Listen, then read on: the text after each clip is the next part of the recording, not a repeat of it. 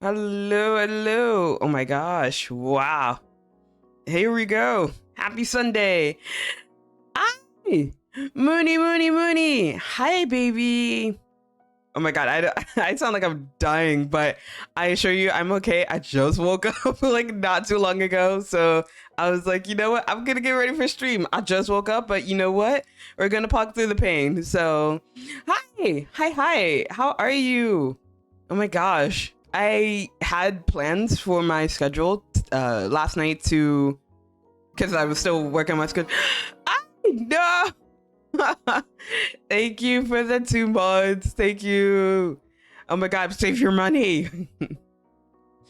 Oh my gosh, but yeah, I was thinking, oh yeah, like after my endurance stream, I should just do another stream like right after, like schedule it for the next day. And I was like, wait a minute, look, I haven't done the 12 hours yet. So no, ow. Not the biddies. Thank you for the bits. I know, save your money. Honey, what are you doing? No. Oh my god, thank you. Thank you for making it shower bits on me. Oh my gosh. My poor wife. She sits over here just throwing money at me. Oh my god, please save your money. Thank you. Thank you, muted speedrun.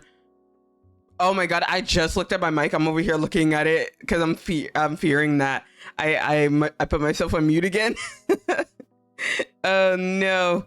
No, I yeah. I'm gonna constantly look at it. I'm just gonna, keep looking. Like, okay, am I mute? No, okay. Am I mute now? No, okay. I'm scared. I got scarred. It happened the first time last week, and I'm just like, nope, it can't happen again. Oh, you're speed running getting mute. Ah, okay. Yeah, good luck.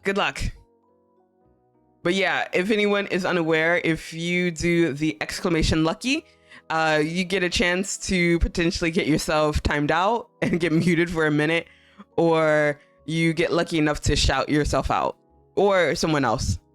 It could be anyone really. So it's up to you. But oh my god, your day was good, just ending. Oh, Pog. Oh my god, I'm so sorry that I'm gonna be the last thing that you see before you go to bed. But thank you for stopping by. Gags, hi. How are you? How's it going? Wait, let me also shout you out. Oh god, if I can type out shout out, because I'm still working with sleepy brain, but I got this. No, my money is yours. Also, 2 endurance streams, girl. Oh, the boy smell. Is that boy smell? No. Oh my gosh, but I love it. Thank you for stopping by, Cags. Hey, I'm glad to see you guys. Why am I so sus? I mean, you have me as a wife. You're at least 50% sus. But I love you. I want to see you more. Oh my god, I know. Like I usually stream at the most inconvenient times for everyone, like in the States. So I apologize. Well, oh, and Canada. But yeah, like on the Eastern Seaboard, it's just like the worst timing for everyone. So I get it. Like it's okay. No harm, no foul. I'm good. How is everyone? I'm okay. I woke up not too long ago, and then I was like, okay, I should probably get ready for stream. So I was like, yeah. But even then, I was still just like, okay, I'm gonna try to get ready. And also, I still sound like I'm tired, but I just make poor choices. It's okay. I'm fine. I'm not sick. I just make poor choices. But we would be unstoppable if it weren't for the sleepy tie. For real. If I didn't have the rest, I would probably be. Actually, no, I was about to lie. And say I would be more productive. I would probably not be more productive. I would probably play more Hades offline or more Our Life offline. But speaking of, I spent a lot of time offline just playing Our Life, trying to just finish it on my end. And yeah, I almost cried at 3 a.m. It wasn't fun. But yes, the boy smell. Okay, I'm gonna stop. That's what I swear. Oh, but wow, pretty sussy. Everyone in my chat's pretty sussy. But I mean, you're watching me. You're kind of sus. No, don't. Yeah, don't bend your sleep schedule for me. Just go to sleep and catch whatever you can in a VOD. Well, if a VOD shows up, because I'm starting to doubt OBS recently. Because yeah, that collab yesterday, I felt so bad because poor Risa, she was just like, yeah, we should just keep going, and I was like, yeah, we keep going, but my OBS keeps crashing. So because like I've been trying to avoid updating OBS, but when it kept crashing the next few times, it was like, you know what we should do? We should upgrade. We should update. And I'm like, no, why did you update? So now I'm dealing with updated OBS, so I'm scared. I'm just like, no, I'm gonna just die. So yeah, for any future collabs at least for It Takes Two, I'll probably just have Risa stream it instead of me, instead of having to kill my computer. So I apologize to anyone who wanted to see from my POV, but like, I don't know if I'm that entertaining during a collab. Cause like I'm too focused, and I'm like, oh no, I want to keep looking at chat, but also I want to pay attention to my wives. So yeah, they're there. They get all my attention. Oh my god, I is so cute. Oh my god, matching. Let's go. You guys are so close. You guys are so close to getting timed out. Oh, Crispy, did I hear sussy wussy? Maybe. But oh my god, those emotes. I love it. I love it so much. Yes, please avoid the OBS update. For now, it looks like it's okay.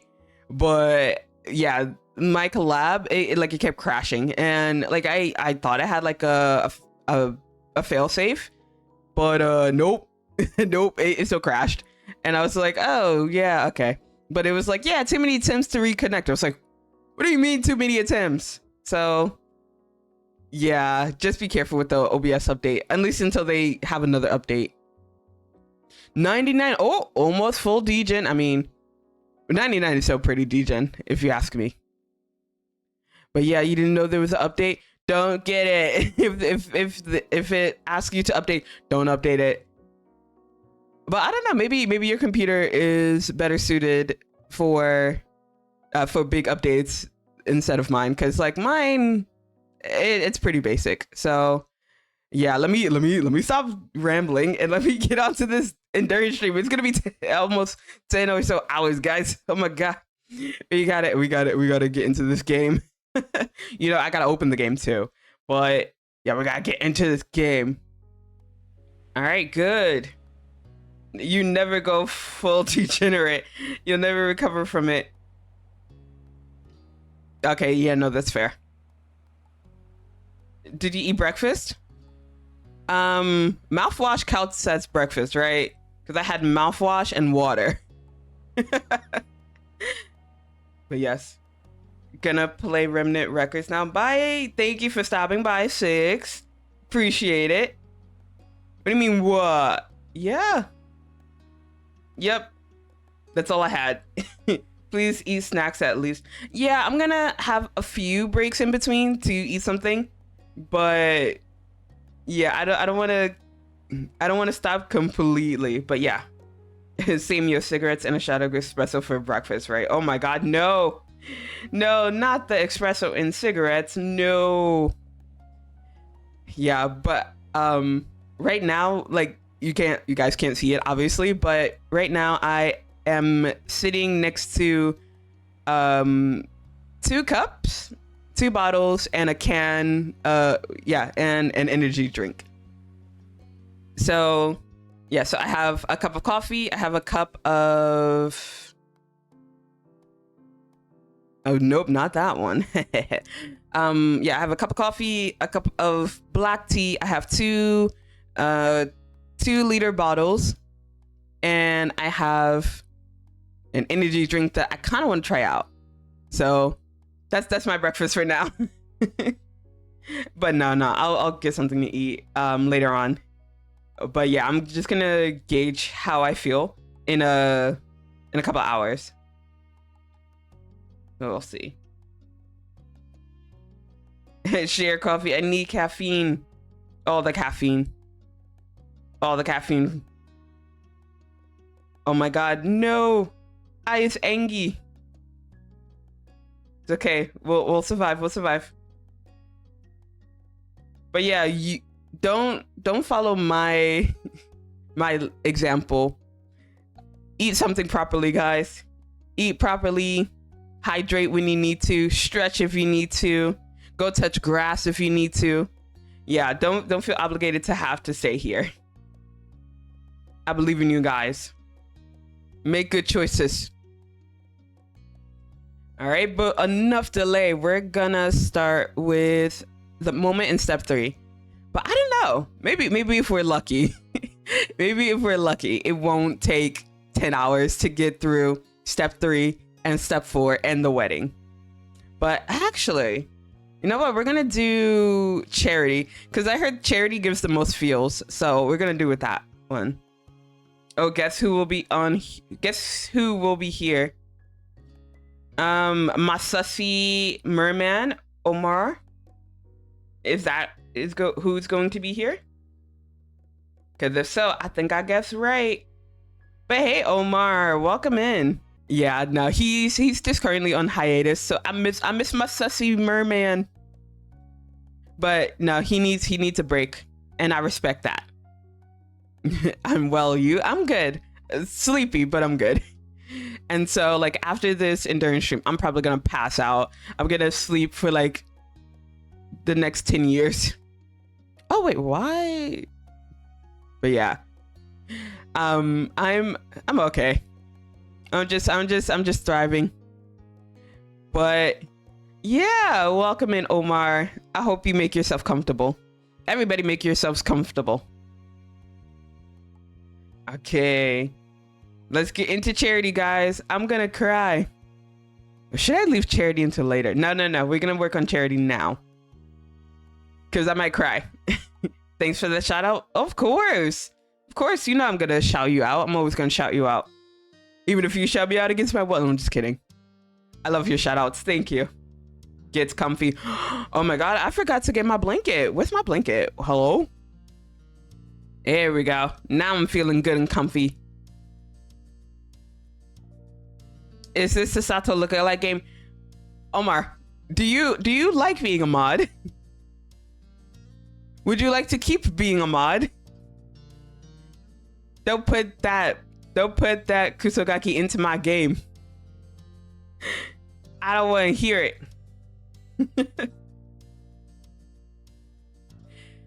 All right, but the start of charity. Sun beamed in through your window, warming your skin as you lay comfortably on your bed. With your arm hovering in the air, you held your phone above your face, squinting against the sun to read the latest text Cove had sent through. He was out with the group he volunteered with, Orca, doing some kind of activity. They'd been at it since early that morning, and he'd been keeping you updated by messenger. The latest one explained how he had just finished cleaning up the beach and was now heading over to man a stall on the shopping street to sell tickets for a fundraising dinner. Oh my god, have you guys ever had to do like a fundraiser? Like I think the last one I had to do was when I was in university. We were raising money for like a local charity. I can't say which one because I think that reveals a little too much, but it was just like a local charity in our area. And it was pretty nice, but it was like a 24-hour thing. I'm not sure why it was 24 hours, but we had to have someone there like for the entire 24 hours. And I stayed for about 6 hours. But yeah, I came in through during the later half of the fundraiser, so I was like, nah, I'm not gonna stay too long because I can't. But also I had class the next day, so I was like, yeah, I'm not gonna risk that. I need to relax. Oh, my cousin danced for charity for like 12 hours before. Okay, so I've always been curious at those kind of events where you have to like dance. because like I've heard about them where like the first couple of hours you have like people like just full on dancing, but like later on, like maybe like 6 hours later, it just gets reduced to like a shuffle. And I'm just like, that would be me. I would go crazy that first hour or two, and then I would just stick to like shuffling to the side. But yeah, I've always wanted to try to do something like that. But yeah, it's a bit of a commitment, so I don't know how much we'll actually get through it. But would you guys like to try that? Because that sounds fun. Well, but before then, he wanted to call. You didn't mind that and replied saying as much. As he waited for it to come in, you let out a big breath, thinking of the formal dinner that Orca organized. Being a completely fundraising focused event for large donors, it was crucial for the organization projects in the year to come. That's why Cove had been so busy lately. All you had heard about it so far was that it was a prim and proper occasion with speeches and everything. And then the notification popped up. Incoming call. You picked up immediately. Oh my gosh. We're such simps. We're just like, nope. We're gonna pick up this phone call as soon as Cove calls us. Anyone else will let it ring, but for Cove, we're gonna pick up the phone. Hi. Sorry. Hey, Jamie. Sorry, I don't have a lot of time to talk, but this was my chance, so you know. Oh my god, I'm gonna be a mom. I'm gonna be like, are you sure you're getting enough rest?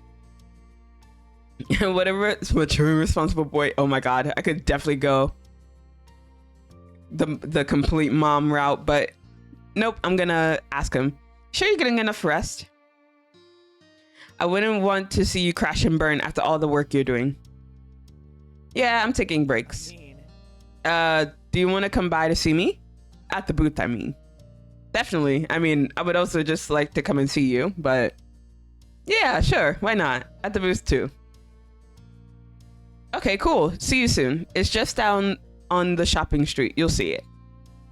All right, bye. See you. After the temporary goodbyes, you tucked your phone away and pushed yourself up from your bed. Ah, Jesus Christ. Boyd.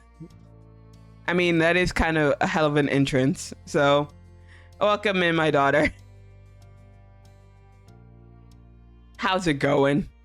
Yeah, we just started playing the game, so welcome, welcome. Yeah, right now we're doing the charity event, so I'm gonna cry. It's too early for this, Mom. I just woke up. How do you think I feel? I just woke up too. Playing favorites. Isn't she your only daughter? No, I have another daughter. Yeah, Nemu's a twin. So there's also Nemu.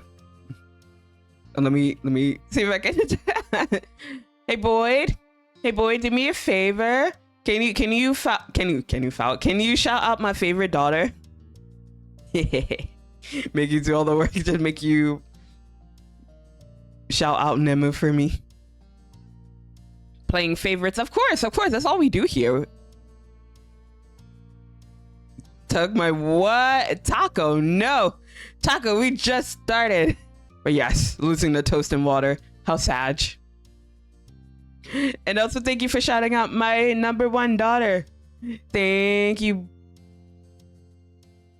Put me on your lap. Taco, no. And also thank you for the love. All right. But yeah, we just started the charity event. I've heard that this one gives you the most feels, so you know what? We're gonna start off strong. We're gonna start off with a lot of feels. So I hope you guys are looking forward to it. Yes. Yeah, I think Taco deserves a bonk.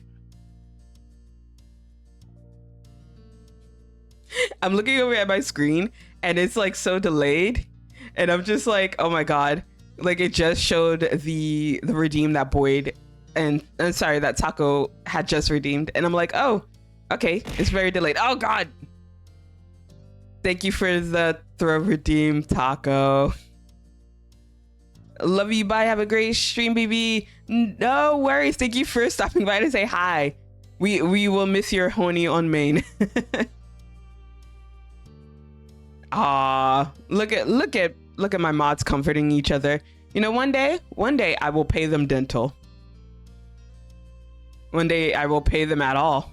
Yep. So you're getting paid in exposure. As much exposure as I can possibly give. I have no clout. But yeah, we're gonna just hand out the clout in terms of shout outs. But yeah, you should do me a favor. You should probably go check out Boyd. She's pretty cool. Well, when she comes back, because she graduated and all. So she graduated, Omar graduated, Oriza graduated. Everyone's just graduating nowadays. It's kind of suspicious. I think everyone's gonna go corpo. That's what I'm thinking. Yeah, I graduated, don't follow. Now you should still follow her before she terminates her channel. At least still getting paid. Right? That's the thought that counts. Right? Oh, well, speaking of people who graduated, let me also shout out Oriza. But let's get back into the game. Because I only, got 3 lines in? Omar, I will time you out. When life gives you lemons, I hate you. I hate you. I hate you. I don't want your damn lemons. What the hell?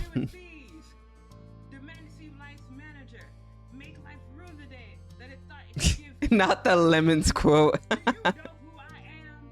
I'm the man who's gonna burn your house down. With the lemons. Is it sad that some of the quotes from my clips I actually remembered? Like the sadist one, it gets played so many times I kind of already remembered most of it. The one where the one where I'm talking about the Howling at the Moon. Yeah, I've seen that one a lot too. So I can quote most of my clips. Almost verbatim. So I don't know. I think that's an achievement. All right, let's see. Can I do the shout out? Hey, there we go. There's the second shout out. Yeah, everyone go follow Omar before he graduates. All right. But heading downstairs, you found Ma lounging in the living room, seated on the couch with her legs tucked up and a magazine in her lap. She looked up at the sound of your footsteps, giving you a smile. Hey, sweetie, what are you up to? Cove just finished his first Orca activity. He's going to the shopping street to sell tickets for their fundraising dinner. I'm gonna meet him there. That's fantastic. Good idea. That sounds wonderful. She nodded happily, and then her face fell a little as she put her magazine to the side. Oh no. I'm still sad your mom and I can't make it to the dinner that night. She seemed honestly disappointed, but her face brightened again when she looked at you next. You'll be going, right? I can buy the ticket for you if you don't have enough. What's the price? Even if I graduate, I'll still be there for you. Oh no, Omar, no! Don't do it. No, you will never graduate. I won't allow it. You can't graduate. If you graduate, I'm gonna burn someone's house down with lemons. That's what's gonna happen. So if you don't want blood on your hands, you can't graduate. just guilt trip you into streaming forever. Like you can't ever stop streaming. I will burn someone's house down with lemons if you graduate. Whose house? I don't know. Just some unlucky bean. So yeah, be careful. Thanks, but Cove hasn't mentioned how much it is. I'll check it out when I'm there. Okie dokie. Perfect. Let me know how it goes. And not on my hands. The blood is on your lemons. Nah. It's on your hands. I'm relaying this to you. It's on you, Omar. We agreed with a nod, walking backwards towards the door. Thanks, sweetie. Have a good walk. And tell Cove I said hello. I will. Bye, Ma. Strolling out the front door, you shut it behind you and let out a deep breath. You had known that the event was coming up and that you most likely be going to Support Cove, but you hadn't thought about it too much before now. With a small nod to yourself about everything you'd have to do, you began the walk to the shopping street. You hit the shopping street and casually walked along beneath the afternoon rays, window shopping and browsing through the various stalls that were set up around the place. It didn't take long until you spotted Cove's bright seafoam hair behind a counter and the banner advertising the fundraising event. Oh my God, I'm gonna see my man. Where's my man? He caught your eye as you headed over and stood from his seat with a smile, pleased to see you arrive. Raising a hand from the clipboard he held, he gave you a wide wave in greeting, inviting you to approach the counter. My man's waiting. My man's waiting for me.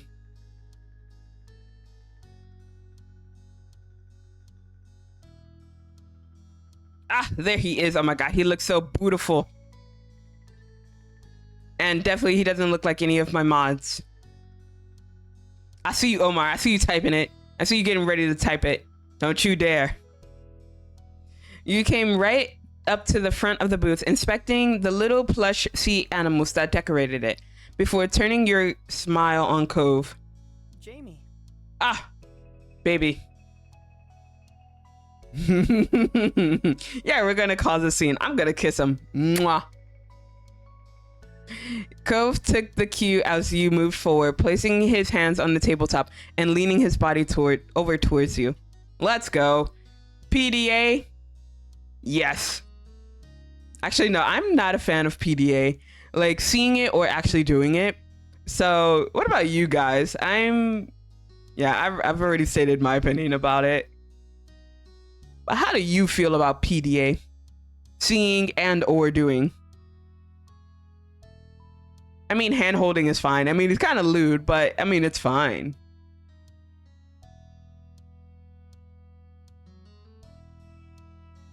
Oh no, not me hitting the mic.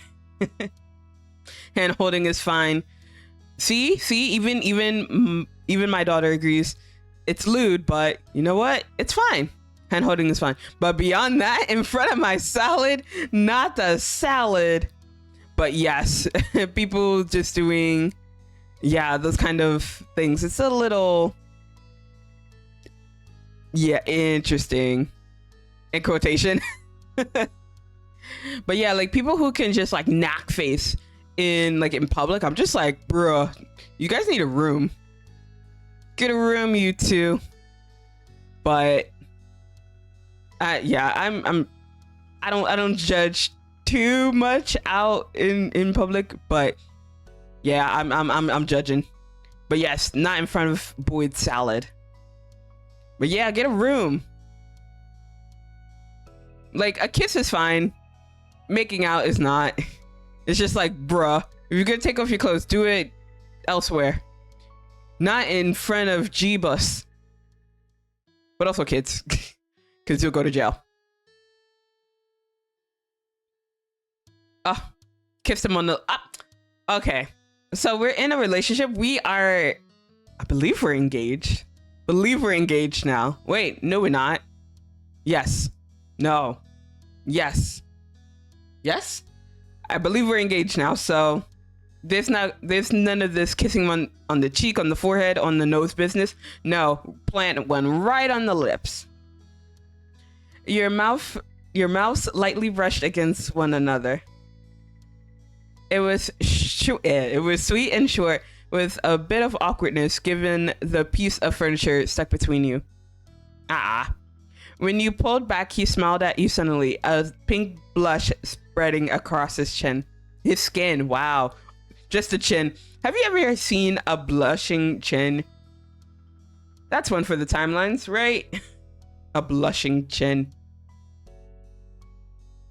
Lifting a hand, he reached across to run his fingers along your arm gently. Then he moved back and stood up straight, clutching his clipboard tightly. Hi, hopefully you're not out of tickets already. Hey, you made it. And not yet. Have you settled in and everything? He nodded, taking a quick survey of the simple booth. I appreciate getting to take a seat for a while. The beach was great, but it's nice to be off my feet for 5 seconds. He chuckled. You were glad to see that despite all the work he'd been doing, he was in high spirits. He seemed to really be enjoying working with the charity. So, how much are the tickets for the event? He hesitated for a moment, rubbing at the back of his neck awkwardly. Oh no, it's gonna be like $500 or something, right? Oh my god. Cove, I'm too broke for this. Oh wait, we took $20 in this route, so... I mean, I have $20. They're $150. I only found out today. I mean, that's expensive, but... I mean, I can pay for that, right? I had part-time jobs. But $150? Yeah, that's slightly more than what I paid for my emotes. And yes, I'm exposing myself. Yeah, I paid about that much. Well, including like, you know, tipping them because, you know, I wanted to support them. So about 150. Well, no, less than 150. But yeah, now I gotta pay for that ticket, bruh. Nah, that makes sense. It sounds like a pretty reasonable price for such a fancy event. I've seen way more expensive ones. Cove shrugged, glancing down at his clipboard as he answered. It's definitely not something I would normally be at, but it seems to fit the type of people who are into that kind of thing. Most people that have bought tickets wrote a check for it. I've never written a check for anything before. I have. I've written 2 checks. But what about you, chat? Have you ever written a check before? Have you got, well, hopefully, have you gotten a check? Yeah, like I feel like the form, like the art form of, you know, filling out like a check, I feel like it's just, it's becoming outdated, but because obviously no one writes like that big of a check anymore. You could just like send it through like Venmo or PayPal or what have you. You don't need a check. Throw the check at stripper. Oh my god, Crispy, I need to go to the club with you. I need to see you do that. Be like, okay, how much do I make this out for? Who am I sending this out to? Your name is Cherry Thunder. Okay, Cherry Thunder. Okay. Make this check out to Cherry Thunder. I don't know why, but that name just came to mind.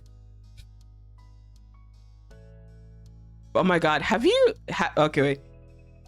Well, we're not even an hour in, and I'm gonna be sussy, but have you guys been to a strip club? I've already exposed myself, so I'm not gonna answer. But yeah, I'm curious, have you guys been to one? What about drag bar? Or yeah, so strip club, drag bar, any kind of club. Cherry Thunder, and another one for Diamond Doll, and another for Jade Sparkle. Let's go. Exactly. Crispy, I want to go to the club with you. I want to see this happen. I want to watch them try to cash that check too.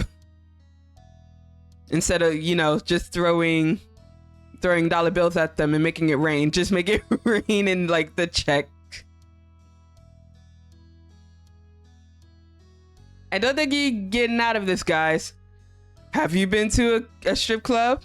I'm gonna assume with Crispy's response, maybe. Omar, I'm gonna say maybe no, because if he wants to uphold his, yeah, okay, I figured. I was gonna say, if he wants to uphold his being pure and innocent and say so, he would not go to such places. He's not a degen. Or at least he pretends not to be. But yeah, no, he's totally sus, guys. Don't believe it. He's not pure. He's not innocent. He's not say so. He's sus as heck. I'm pure, innocent, and say so. Lies. These are all lies. I do not believe it. X to doubt. Nah, but I wouldn't be opposed to go. Taps say so meter. Yeah, taps say so meter. Yeah, my shit's empty, yo. Yeah, no, same. Yeah, okay. Mine is like, I think if I had to put my my say so meter anywhere. You know, like how in the how in the cars it'll have the gas, like the gas tank. Like my say so tank would be close to like E, not like halfway, but like E. Like bitch, we need to stop. You need to stop and get some say so. Like nah. We have just enough. So E stands for enough to get to our destination. So that's where my say so is.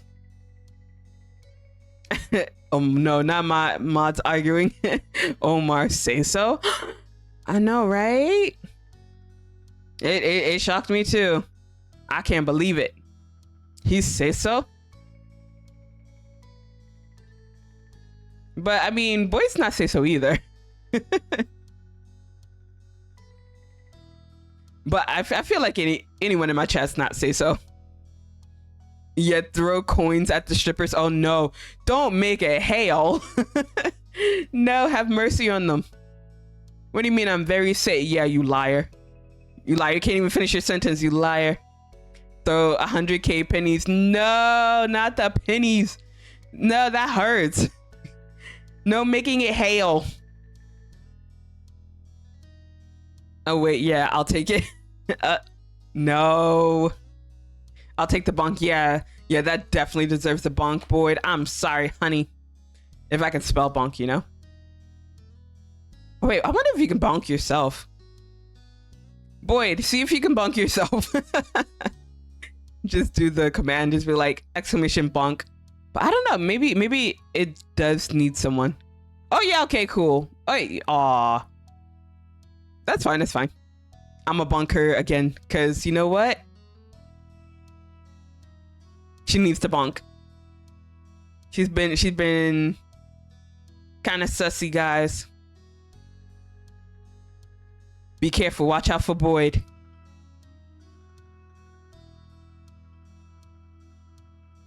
Hunkapotonkas. Crispy, no. Mom, yes, darling. What is it? Just pretend.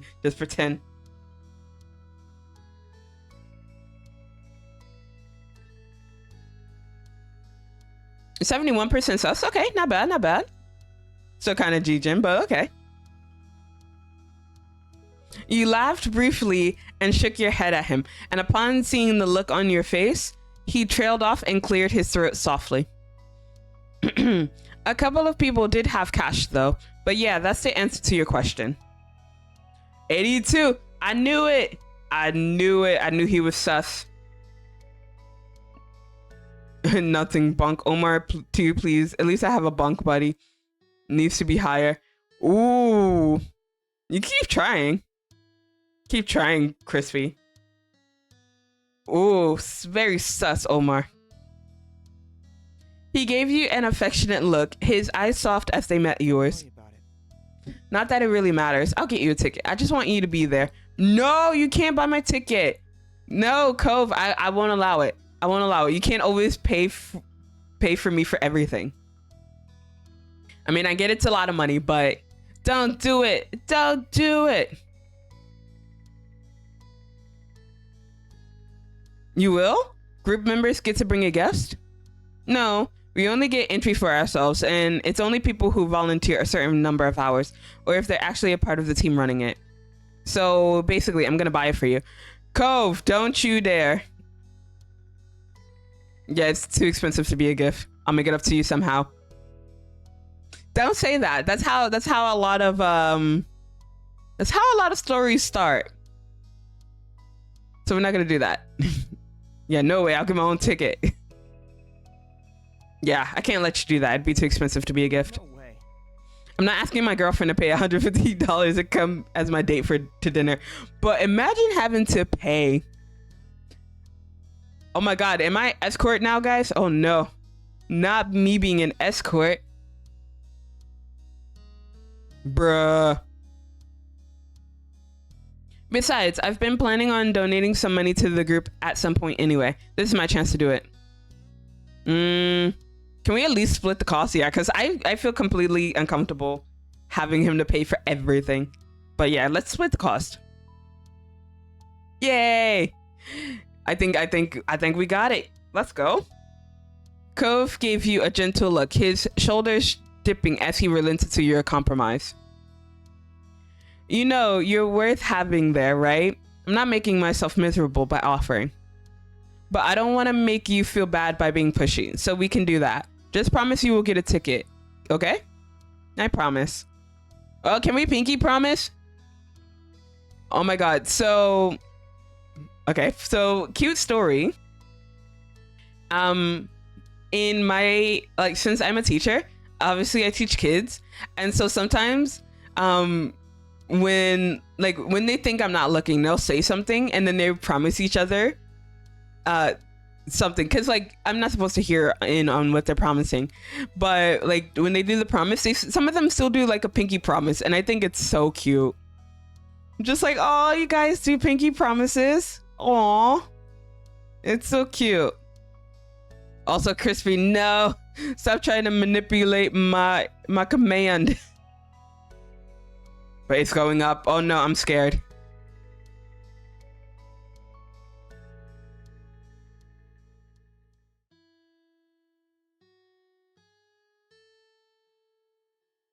You smiled at him, satisfied with an outcome that you were a lot more comfortable with.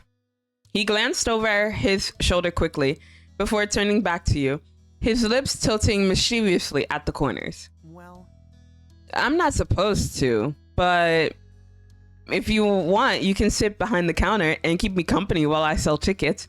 No. I'm gonna help you. I'm gonna help you, baby. I'm gonna make sure you sell these tickets. I'm not just gonna sit there. Dang it. You're such a troublemaker, even when doing volunteer work. He chuckled and gave you a guilty look as you rounded the table and took the extra seat beside him. The afternoon passed in a blur, with you and Cove laughing and chatting in between ticket sales. As the time drifted on and the sun sank lower in the sky, 6 p.m. finally rolled around, and you helped him to get everything packed up to call it a day. As you headed back home together, you thought of the fundraising dinner and how close it was now. There was still plenty to do before the big night arrived. The days continued on in a normal flow, and before long, the night of the Orca fundraising dinner was upon you. It was early evening, and you were in your room getting ready as the minutes ticked closer and closer towards the time you needed to leave. Ooh. Yeah. Ooh, we can have both of them help me. Okay, let's go. Liz was helping you get ready while Cove was on speakerphone. Yeah, my sister has the fashion sense. I'm not that fashionable. You are currently in the midst of picking out an outfit, which Liz was helping you with, while Cove gave his input from the phone. Of course, Cove couldn't see any of the items you and Liz were choosing between, but he was trying to help all the same. Aww, Cove. The event had strict guidelines, and you wouldn't be let in unless you were dressed to code. That meant having to find a truly professional outfit, but one that you were also happy with. Yeah, I just wanted to be practical about it. It was going to be quite a long evening, so you wanted to make sure you were dressed comfortably, while still sticking to the letter of the code. Your nose wrinkled in thought as you rifled through the options, silently weighing the pros and cons of each. You don't need to get too in your head thinking about the look, but you do need to hurry up and pick something. I like how this is just like, hey sis, I love you. I love that you're looking for the right outfit, but please hurry up. Whatever you go with, it'll be great. Cove, no, that doesn't help. Oh, aren't you helpful, Liz? Ooh, but yeah, I mean, normally he's not a formal kind of guy anyway, but yeah, I never thought I had to see the day when Cove Holden would encourage me to wear something formal. A quiet chuckle came from your phone, and you smiled at the sound. Yeah, this is really a once-in-a-lifetime event. Taking a deep breath to refocus yourself, you looked over the options one last time. It was time to decide on an outfit, and quick! Um.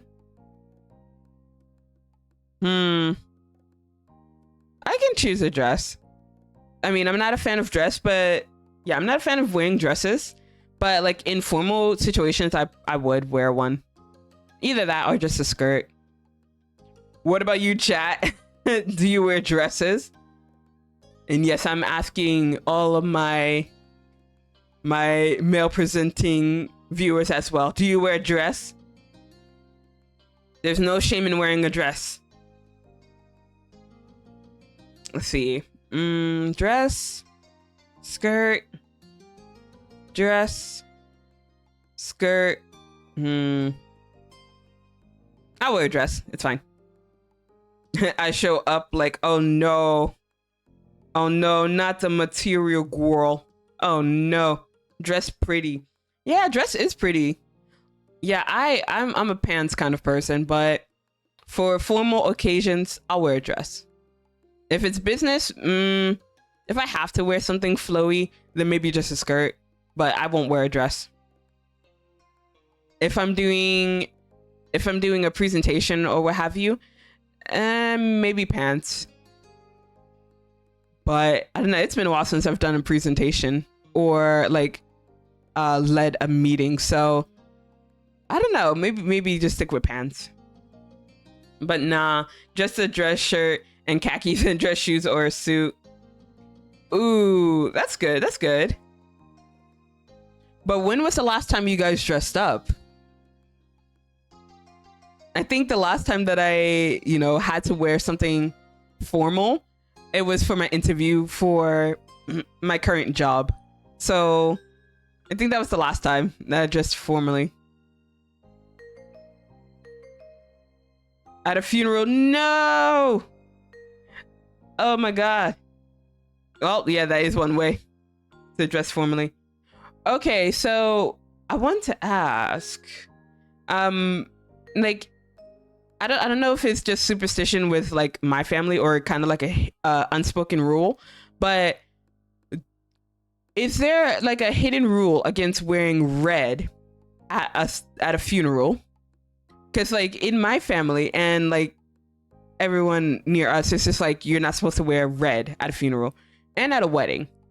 But maybe it's just me. I don't know. It's been a long time since I wore a dress and I didn't like it. Oh no, Boyd. That's okay.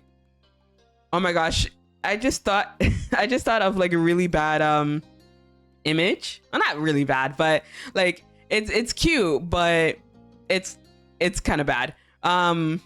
Where you know how like some parents they'll force their daughters into dresses, even though like maybe the kid already states that they hate wearing dresses. I just pictured me trying to put Boyd into a dress and she's just like, I hate this dress. I hate this dress. And I'm like, no, you look cute, sweetie. But yeah, it's kind of bad mentality, but yes. I don't look in dresses, but that's all you probably look pretty though, mom. No. I don't look it in a dress. I'm okay. Like I prefer pants. Why me? Cause Nemu, I feel like Nemu wouldn't like retaliate if I put her in a dress. I feel like with you, Boyd, you would be like, no, I don't want to wear a dress, and then I have to like fight with you to actually wear this dress. Be like, no, you look cute. Can't catch what you can't see. No. I'm gonna run after Boyd. I'm gonna put a dress on her, and she's gonna look so cute. Nah, Nemu's fashion sense and pretty. I just winged it. Boyd, no, honey, no. This is why mommy's gonna have to dress you. Mommy's gonna have to put all the cute dresses on you, and then I'm gonna do your hair. Oh my god. Actually, no, I have no fashion sense. I'll just throw whatever at you. Be like, here, try this on. It's time to hide myself. No, you get back here. You get back here, Boyd. You can't lurk in the forest forever. I know the forest. I'm gonna find you. I will find you. And I'm gonna put a dress on you. Good. Finally, we're making some progress. That sounds like it'd be totally fine. I'm just wearing a shirt with buttons and slacks personally. Cove, you basic bitch. It's okay, we still love him. The forest is calling me. How dare you? Actually, that used to be my my go live notification. It's like the forest is calling you. And then I changed it because I was just like, it's kind of cringe. But also, like I noticed like other people change theirs sometimes. And I was like, wait, why don't I just change my go live notification? So like almost every stream, I try to come up with something new. But if not, I'll just put, oh yeah, Zela's live. if I'm being uncreative, just be like, yeah, Zela's live. Just come see me. Come by sometime, honey. Standing in front of your mirror, you quietly assessed your outfit. Yes, I'm gonna add an accessory. Ooh, can I add an anklet? I wanna add the anklet, but I don't think that's appropriate for business kind. I mean, not a business, but a formal setting. Just have on an anklet, have my man lose it.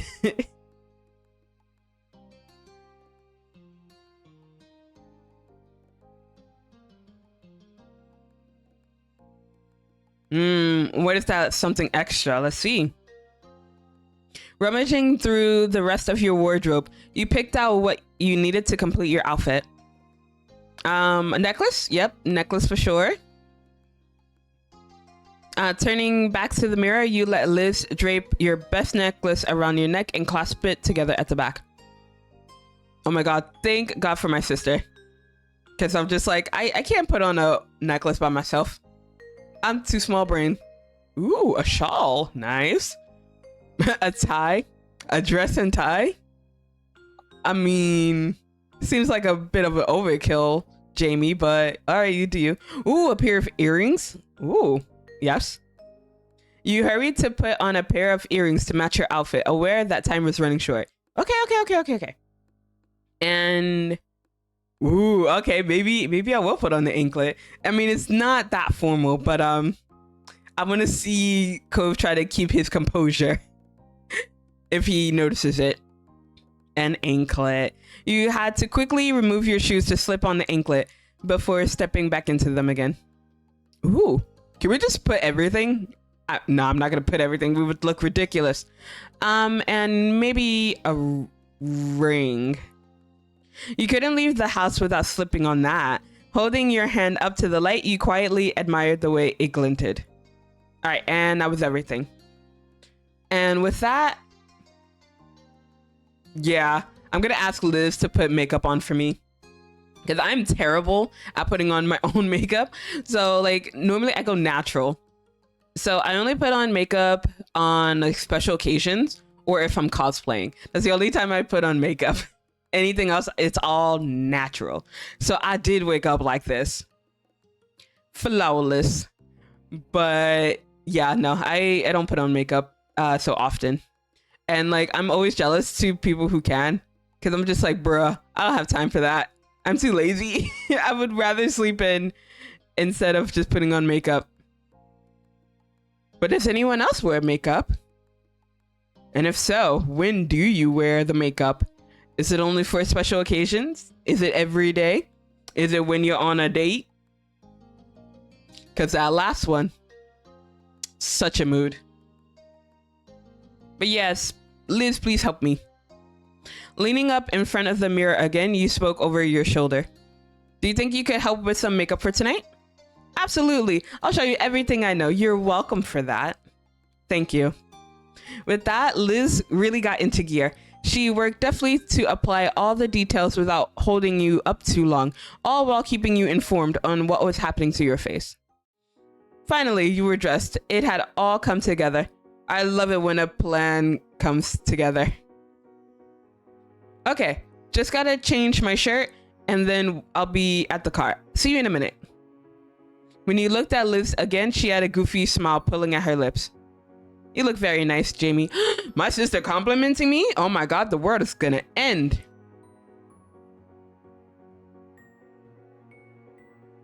Like, I don't know, like with my siblings, like we don't compliment each other like this often. like if we do, like we immediately have a feeling like, oh, you want money. So like anytime my siblings say, oh, Zela, you look really nice today, or Zela, you looking good, did you lose weight? Or with the doozy, I love you. Because like right after they say that, they're just like, yeah, I need money. So I don't believe it. I don't trust anyone who compliments me. Well, no, my siblings mostly. Did makeup once during Valentine's Day, but didn't take it off before my mom got home, especially my eyeshadow. And she's like, why do you look so tired? Do you have bags under your eyes? And I couldn't tell her I did makeup and wore hoops and skipped school. Oh no, not the troublemaker Crispy skipping school. That's the worst. Actually, yo, now that I think about it, I don't think I've ever skipped school. Like even on senior ditch day for high school, I didn't have to go to school that day anyway, so it didn't really count as me ditching. Like I did go to like the game center. Yeah, I went to the arcade that day, but it wasn't technically ditching because I didn't have any classes. So yeah, normally I went to school. I didn't skip because I was too much of a goody two shoes to skip school. Like going home late, yes, that was me. But skipping school, no, not in a million years. But like once I was in university, that kind of changed. I skipped classes because I was like, I don't feel like going, especially for like an 8 a.m. class. Like, bruh, no, I'm gonna sleep in.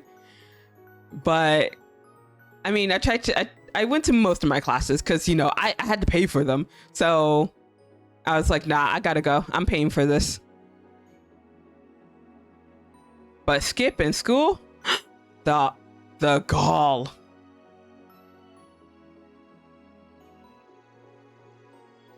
Aww. I do look good, don't I? Damn. The ego boost. And now you're talking like our moms. Let's go. You stuck out your tongue and scrunched her nose. When did Liv get so matronly? Her eyebrows dipped at the statement and she smirked with her arms folded. They did raise me. She had a point there. Liz wiped a pretend tear away with her finger, sniffing dramatically. Oh, precious Jamie, you're really all grown up. It happened in the blink of an eye when I wasn't even looking. Now you're really starting to sound like our parents. She chuckled to herself, nudging you towards the door. All right, time to get downstairs. You're very official. You're very official, though still kind of baby boyfriend awaits. Okay, I guess we're not engaged. All right, never mind. Oh man, I ditched a lot. Like I swear I sat in a park for a whole year skipping school, only showing for lunch to say hi to school friends. Crispy, no. Stay in school, kids. But oh my gosh, yeah, I was too much of a baby to skip. But also like in elementary school, my mom obviously walked me, so I couldn't just ditch. In middle school, my siblings walked with me, so I had to take care of my little sister, so I couldn't dip unless she went with me. And my little sister had a big mouth, so yeah, she would have told my mom if I decided to ditch. And then in high school, I had we had a security system in our house, so like my mom would check it because like my sister used to ditch sometimes, and so because of that my mom would check whenever the alarms are turned on and off in the house. So if we ditched, we couldn't go home. I mean, you could probably go to like the arcade or something if you decided to ditch, but you couldn't go home to ditch. But my sister, she went home to either do some inappropriate stuff or to just like relax and just sleep. And so my mom, she kept an eye on that. So if I were to ditch, I would just go home, but there was the security system, so we couldn't do that. Don't be like Uncle Crispy. Stay in school and don't do drugs. That's right. Wait, hold on. Let me pin that. It's so true. Stay in school and don't do drugs. Drugs are bad. Okay. Don't be bad. Drugs are bad. Okay.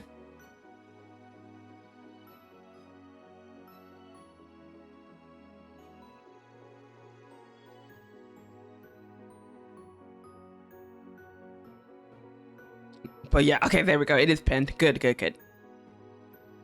You carefully headed down the stairs and into the living room where your moms were waiting for your appearance.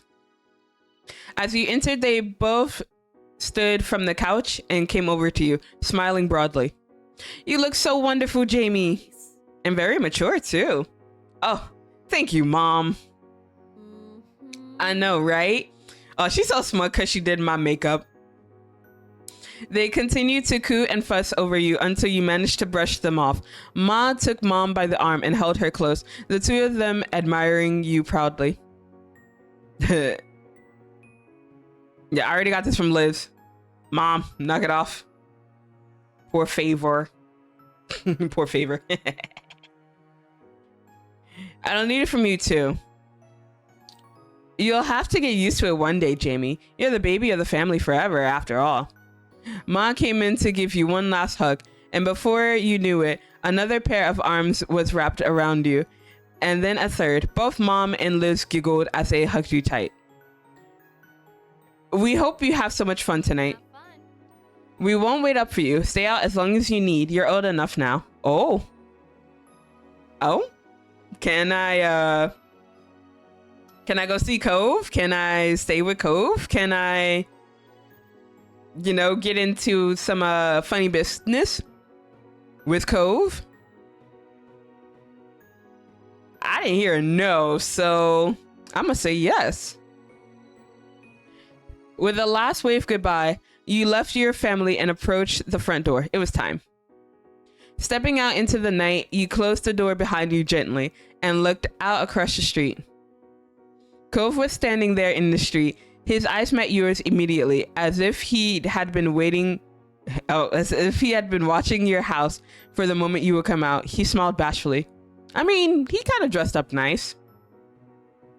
Still basic though. No, I'm just kidding. I don't want to trash talk my man entirely. He looked good. He looks good. Hey, Jamie. Hey, stranger. I barely recognize you, right? Because like him and being formal, didn't think that'd be possible. You took the chance to check over his outfit as he walked across the way to meet you.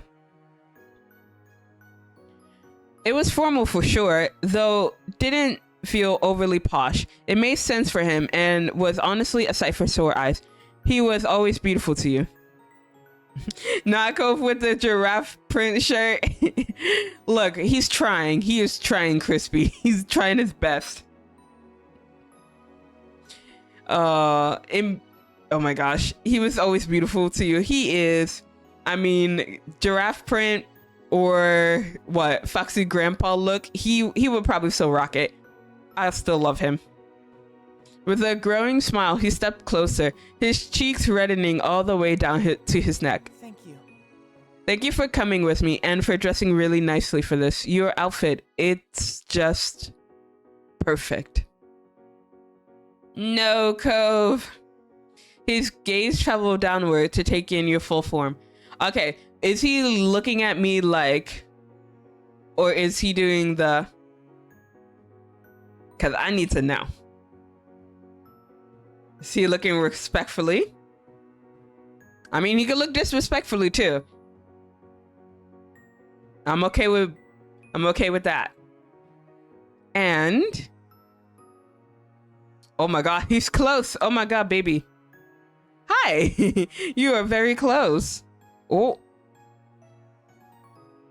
Cove. I think we need to stop meeting like this. Oh my god.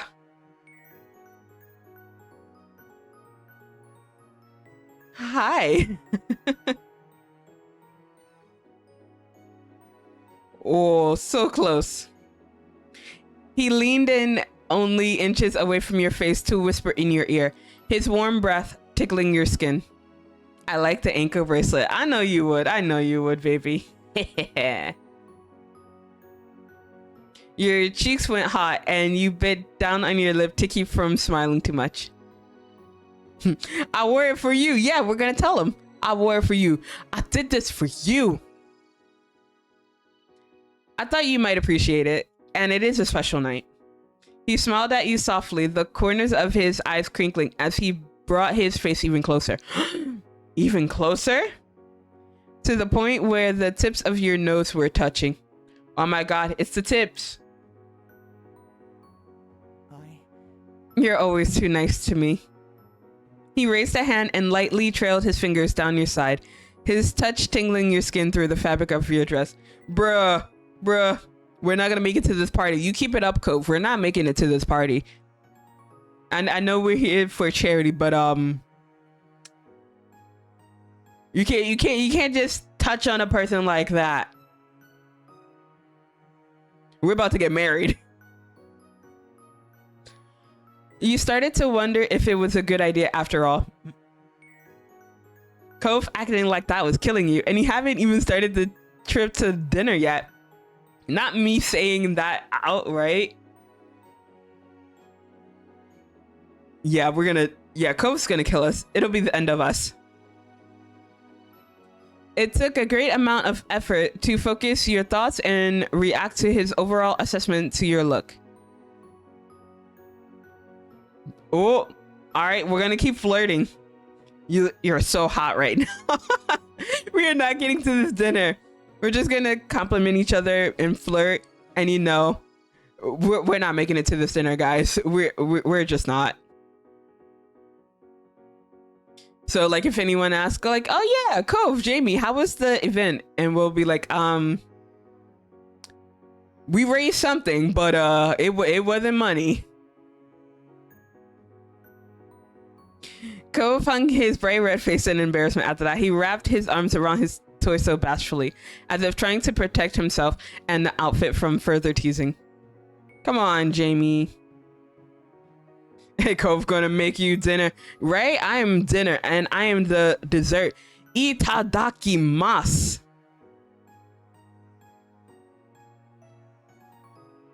You laughed at the reaction. Then he shook his head, glanced back towards the garage, and throwing a thumb over his shoulder spoke. We should probably get going. We wouldn't want to be late to such a grown-up event, right? Yeah, let's go. You headed over to Cove's car together, hopping in and strapping on your seatbelts. You were on your way. The event was held at a place you'd never been to before. You brought up the location on your phone to help Cove navigate there. Yeah, that sounds right.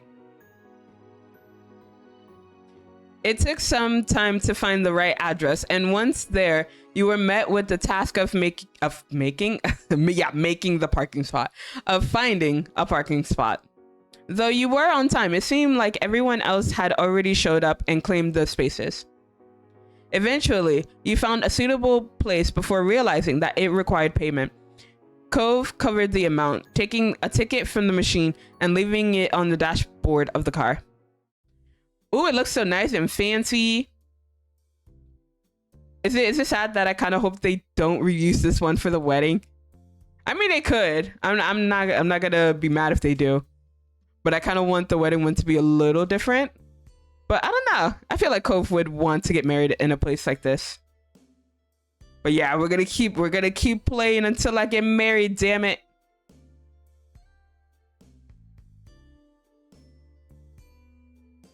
Well, despite the small holdup, you managed to ultimately make it to the event and confirm you were on the guest list before being shown into the dining area.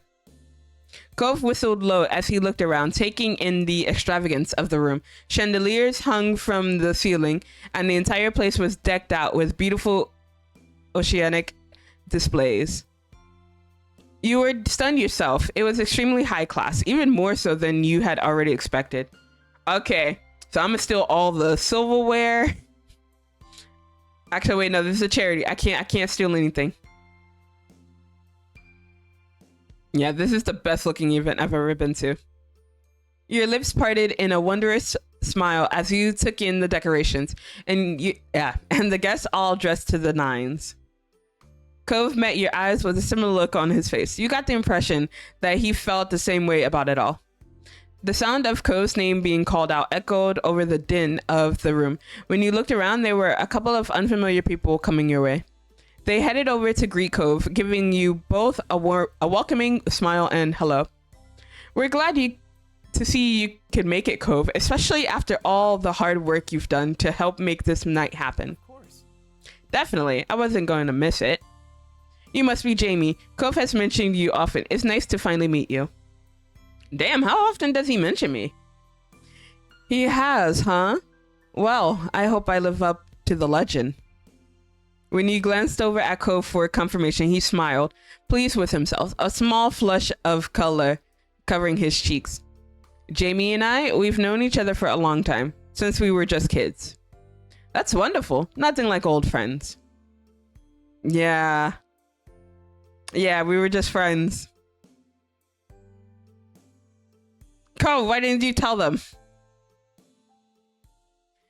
I mean, it's kind of like awkward to be like, yeah, so my girlfriend, and my girlfriend and I. So after this, my girlfriend and I, it's kind of obnoxious to just throw that out there. So I get it. I get you, Cove. Cove, we have to thank you for everything you've done for Orca. You're always welcome to join in on more activities when they come up. You too, Jamie, if you ever decide that's something you're interested in. You nodded your head in understanding, giving a small smile. Well, we'd better head off to greet the other guests. It was lovely speaking with you both. You all said your goodbyes and they faded off into the crowd, leaving you and Cove on your own once more. Cove shrugged then, eyes darting around the place with an awkward look. So... I guess we should talk to more people. There isn't much else to do at an event like this. You found your way into groups of people who were standing around chatting, while some light music played in the background. Servers with large silver trays were gliding between the guests, offering drinks and canapes. Oh my god. It's so fancy. I want all the fancy stuff. But yeah, I think it's been, oh my god, maybe years since I've been to a fancy event. Maybe since I was a kid, actually, now that I think about it. Because normally any event that I go to, it's not that fancy. But yeah, maybe it was my uncle's wedding. It was fancy as hell. My uncle was getting married. I'm over here just eating finger food. Sorry, the reception, not the wedding. At the wedding, everyone was obviously not eating, but the reception, just eating all the food possible. And it was fancy as hell. Oh no, almost accidentally hit quit. No, we can't quit. We can't quit until we're married. Cove approached various people as you wound your way through the guests. He managed broaching new conversations well. Oh, hey yo, let's go. Step up. You were enjoying talking to so many different people, both guests and members of the organization alike, and you found yourself enjoying the company. Hey, let's go. I'm very social. Yeah, I don't want to avoid talking to people at all. Yeah, it's not like I'm gonna hit the mute button. I was so tempted to touch the button. The sound of a microphone crackling came from the podium at the other end of the room. Someone who you assumed must be the host for the evening was asking everyone to sit down in preparation for the meal and speeches. You and Cove looked for your table, finding it easily enough by the little name cards that were placed delicately beside the napkins. Oh my god, we also get seating cards. Oh my god. This is fancy. This is fancy as fuck.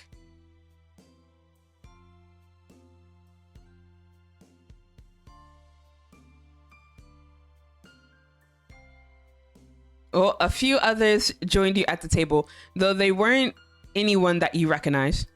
The host was still speaking as people were settling, starting off the speeches by giving a welcome to everyone attending. She went on to provide some more information about Orca, which you supposed was for the guests who weren't a part of the organization, and the purpose of the fundraiser tonight. Orca's goals, as she explained it, were to aid in the conservation and restoration of oceans and beaches. There were many people who had helped to make the group as successful as it was. When she read off a list of several volunteers who worked on making the event happen, Cove's name was one of the first to come up. His chest puffed out in pride at that. Aw, baby. As she continued on to thank the large donors for the event, you checked over at Cove. He was still grinning happily to himself and tapping his fingers over the tops of his knees, pretty pleased to have been mentioned by name. Oh my god, he's such a golden retriever. Cove, baby, I love you. Don't ever change. Yeah, it was good to see all his hard work paying off, but his giddiness was also funny.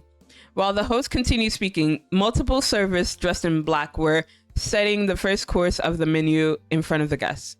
One of the servers set down a plate in front of you, and you thanked them quietly before looking over the dish with interest. You recognize the dish as a simple Caesar salad. Caesar! Oh my god, every time I see Caesar salad, I always get reminded of JoJo. Because every stream is going to have a JoJo reference now. So, yes.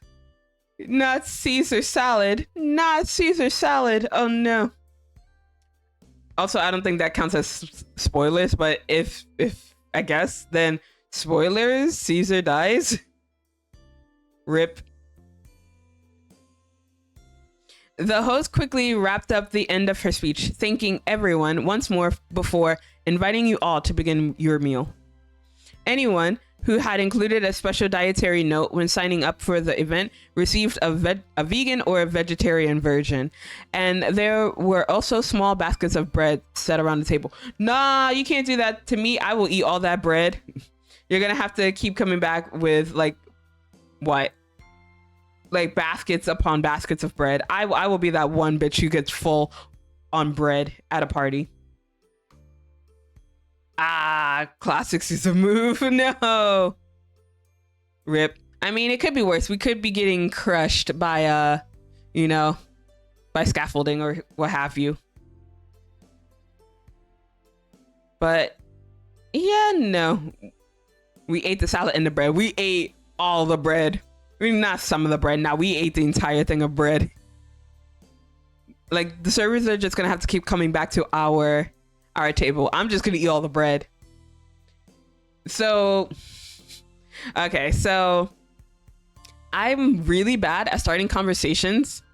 And when I was in university, my starting conversation, okay, it started off as a joke really, but then it kind of devolved into, being less of a joke. Was like after I met someone and I didn't know what to say, I would say, so you like bread? Because I like bread. I like bread a lot. But yeah, I would just ask people, be like, yeah, you like bread? And this is pretty awkward. But I mean, I've just fully embraced this being in an awkward silence. I don't try to do too many conversation starters anymore. See that bakery? I personally put it out of business because I was buying too much bread. Oh my god, this is why I could never be near a bakery. I would probably go in every day. I would be a regular and they'll be like, oh hey Zela, how are you? And I'm like, oh yeah, I'm good. Can I just have the usual? Actually, I think that's one of my things on my bucket list. It's a weird one to put on my bucket list, but I want to be a regular somewhere and have a usual. So where I used to work at the tea shop, we had a regular who would come in not at the same time every day, but he would always come in and we knew him by name. I'm gonna call him Gavin. So Gavin came in and we were like, oh hey Gavin, the usual. And he always ordered like a matcha just like a regular matcha with like, but I would of course have to like whisk it and everything. So yeah, he would always come in. He's a person of like few words. He would just make very small conversation, but he would just like leave money, and then he would always tip us.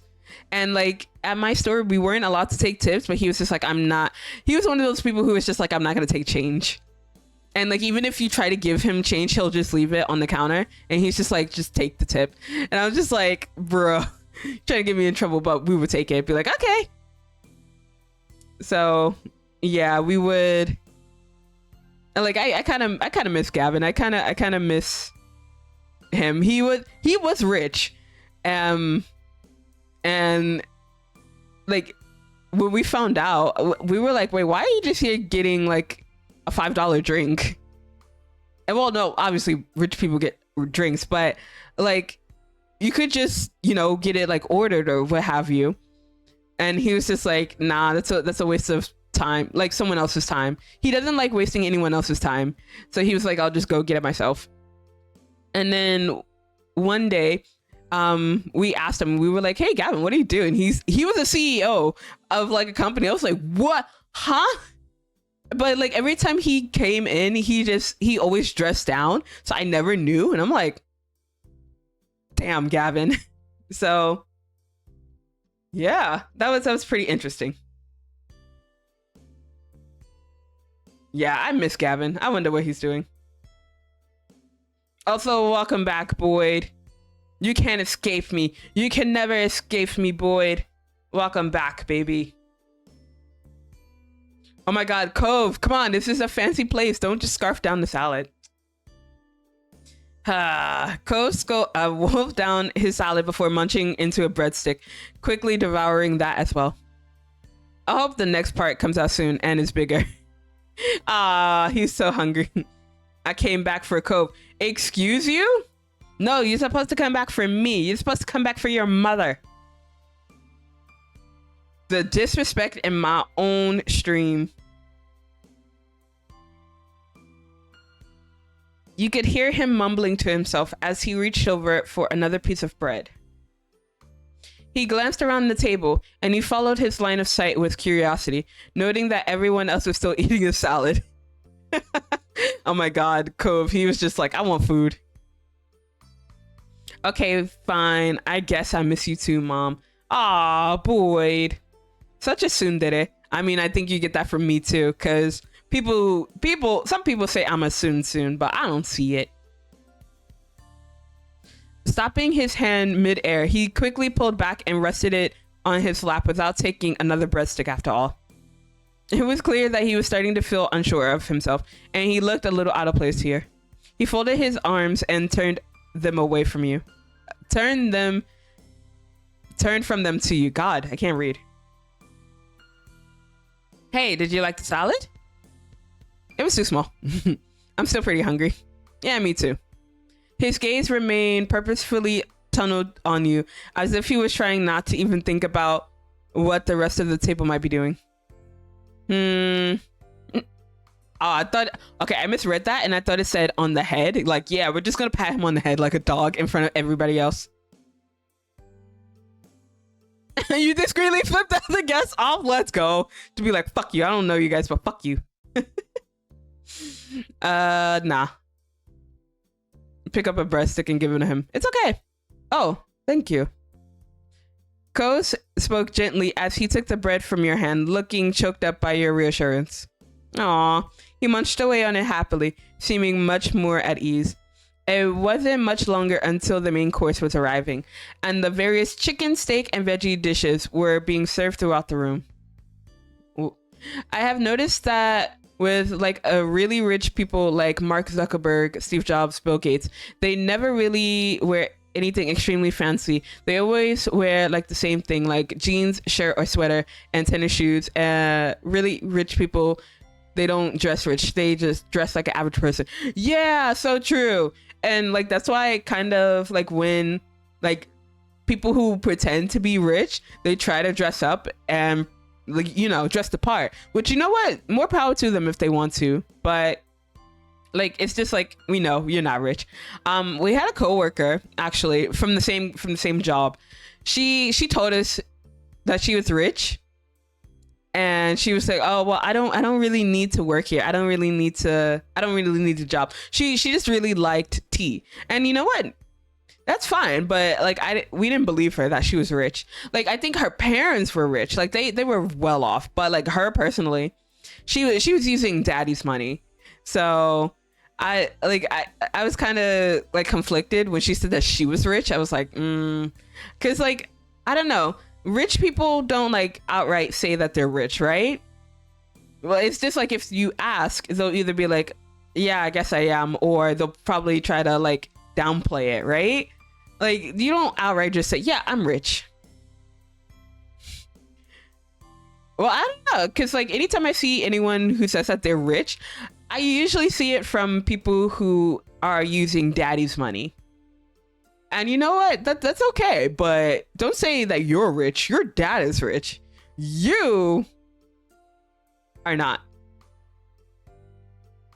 But yeah, I wish I was rich. Actually, no, I don't wish I was rich. I wish I was like kind of like really well off. Like I'm okay. I'm not like struggling, but you know, I would like a raise. I would like a raise. I mean, I think everyone would like a raise, but yeah, I would like a raise because, you know, inflation and everything. I can't afford everything. So yeah, I can survive. And also I have Rumi here. So like, if I'm desperate, I'll just borrow money from her. Be like, hey, Rumi, can you give me money? She'll probably be like, no, but I could always ask. True, right? Right? Like, no one who's rich is gonna outright say, yeah, I'm rich. They're gonna probably show it through their actions. Be like, oh yeah, I'm going vacation in Switzerland on our private jet. Be like, oh, you have that kind of money. Oh yeah, that rich. But yeah, I feel like they would say in subtle ways that they're rich.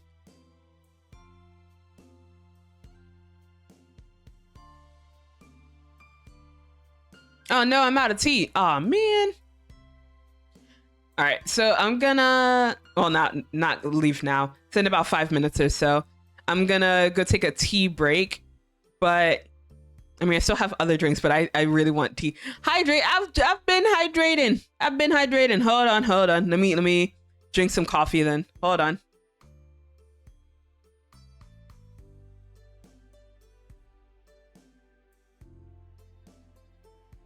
Hydrate with coffee, right? That's what she meant by hydrate, right?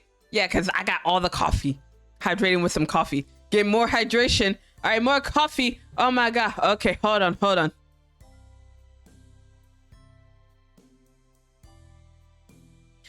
H2O water, huh? Well, what do you mean? I don't know. I don't know what you're talking about. Wakarimasen. Coffee ain't water. Yeah, it is. It's bean water. What are you talking about, Boyd? It's bean water. Right? It is hot bean water. Exactly, crispy. I told you it's hot bean water. I got hydration. But don't worry. Oh, someone thought I was rich, and it was one of the rudest things I've been told. I didn't want to do the assignment in class, and someone said, why don't you ever do the work? And another kid was like, because he's a white trust fund baby. He has money and doesn't even need to work. Like, I'm like, wow. It's kind of rude. I wouldn't outright say to someone's face like, oh yeah, you're a trust fund baby. Instead, I just do what everyone else does and just shit talk behind your back. Be like, oh yeah, he's a trust fund baby. No, I'm just kidding. I'm joking. I don't do that. Or do I? No. I'm joking. But yeah, that's kind of a shitty thing to say to someone. Like, even if you're well off, I wouldn't say, oh yeah, he doesn't want to do any work because he's well off. If anything, I would probably just yell at you. Like, even if you were rich, I'd be like, look, you're rich, but you're gonna do this fucking work, all right? I'm not doing all the work. You come help. Bonker. Why? Why am I being bonked? I'm being good. Actually, no, I'm not being good. I'm over here exposing myself on how I shit talk people. But no, I haven't shit talked anyone recently. And you know, that's a good feat. I haven't shit talked anyone recently. So we're doing well. Actually, I was shit talking Jeremy from this game, but he deserves it. Don't doubt me. Don't doubt. You doubt me, my own daughter. Rude. I should time you out. Hey, Juke. Hi. Welcome in. You can shit talk me, and I would still love you regardless. Aw. Like, you can try to butter me up, but your rank is not gonna change, Boyd. You're still number 5. But yeah, welcome in, Juke. How's it going?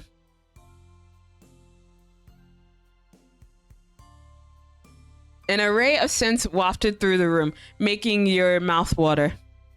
Ooh. The vegan meal, the vegetarian meal, the chicken, or the steak.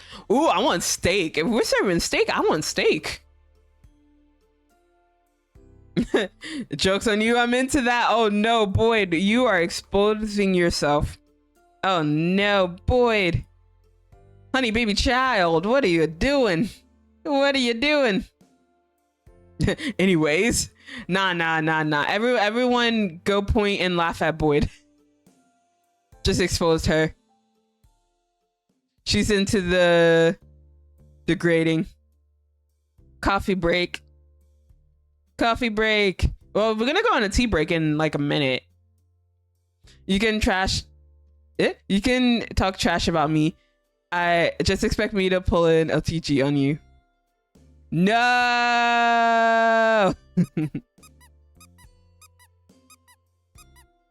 Ow.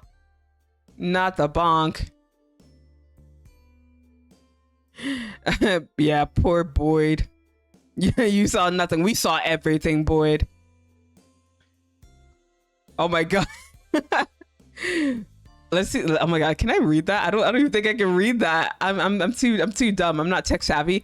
Caught in 64K UHD surround sound, 16 gigs RAM, HDR GeForce RTX TI-80 Texas Instrument, AAA Duracell battery, ultra power, 100 Corridor compatible iPhone, 1A5W, 5 watt, 1400 plus cable, 100%, 1 Metro Blanco compatible iPhone, 55C, 5S, 6 SE, 6S, 7, 8X, XR, XS, XS, Max Grow Pro Hero 1, 2 terabyte Xbox Series X Dell, ultra sharp 49 curve monitor, U4, oh my god, U4919 DW, Sony HDC 3300R, 2/3 inch CCD HD super motion color camera. Oh my god, I struggled. I struggled. 90 so that what? What's what, Juke? 10K in one sentence. Oh my god. Yeah, that's a lot. It is so much. Yeah, I can say for a fact that one of the iPhones that was in that list, I actually do own. It's actually being used to track me right now. So it's, yeah, I mean, I got it used because it's an old phone, but it still cost me about $300. So yeah, like I've been thinking about upgrading, but I'm also just like, I don't want to spend like a gazillion dollars. Hey, at least you got it. Nah, you being way too nice. I didn't get anything. I didn't get shit. Lurky lurk. Hi, Stormy. Hello. How's your throat feeling? Do you still feel like, do you still sound like death? How's it going? Correction, 100K. Oh my god, that's even worse. I can't even count that high. Guess who can't sleep but is tired? Hey, I bet it is Stormy. But how are you doing? Oh, and god dang it. So I apologize for everyone who just came in. But I gotta go get a tea break because I ran out of tea and I want some hot tea because, you know, this is gonna be an endurance stream. So I'll be like at the most maybe like 2 minutes. But it won't be long. I'll be right back. But yeah, to any of my mods still here, can you shout out people? You can shout out whoever you want, except for me. I know who you're gonna shout out, you fuckers. If you shout me out, I'm timing you out when I get back. So you can shout out anyone else. Just don't shout me out. Sorry, I'm a demon of ska. No, not even. My stream yesterday, it was so bad. So I was hosting the game that we were playing yesterday. It Takes Two. And so I think with my computer hosting the game and streaming, and other programs being on in the back, I think it was a little too much for OBS, and so it kept crashing. And Risa was like, "Oh, why don't we just try to finish the demon? I like the demon. Try to finish the baddie, and we can just do a new stream or like move on to like elsewhere." And I'm like, no, I can't play, I can't stream it, because like every time we went against this certain boss, like it kept crashing, and I was just like, okay, this is the second time it's crashed. So I was like, you know what, I can't host it and stream it. So I was like, okay, I'm just gonna do it on your end. So yeah, I think if I'm gonna host, like do a game share, I think I'm just gonna do it offline because I don't think my computer can handle it right now. But yes, one day, Boyd and me and Nemu, we will do a Phasmo. We will do a Phasmo collab. And I'm gonna stay in the truck, and I'm gonna make sure everyone's sanity is okay. And if everyone dies, I'm just gonna do a random guess. Both of you wanting to stay in the truck. I can't carry you both. Okay, well, I guess we're gonna have to junk in for it. Be like, all right, rock, paper, scissors. Oh boy, I guess you're gonna have to go with, I guess you're gonna have to drag Nemu out of the truck. Well, that's only if I win junkin. If I lose, I guess I'll go out. But I don't know. As soon as Boyd dies, I'm out. She's gonna be the only one carrying us during that stream. Oh my gosh. Speaking of food, oh my god. Because I know we're getting served food now. Like, my stomach is growling. It's just like, yeah, food, feed me. And I'm like, how about some coffee? Because I didn't eat breakfast before this because I woke up late. And my original plan was, to eat something before the stream started. But nope, it didn't happen. I might order a pizza, but I don't know. We'll see. Bro, it really did be like that. So true. Cursed. It was nice that you had been given the option of how you liked your steak cooked, and the meal on the plate in front of you seemed perfectly to your taste. Ooh, how do you guys like your steak? Do you like it rare, medium well done, burnt? So I was one of those people who didn't know. But I used to like my steak well done. It's okay. I learned. And then when I got to high school, it was medium well. And then as I got older, I like it medium rare.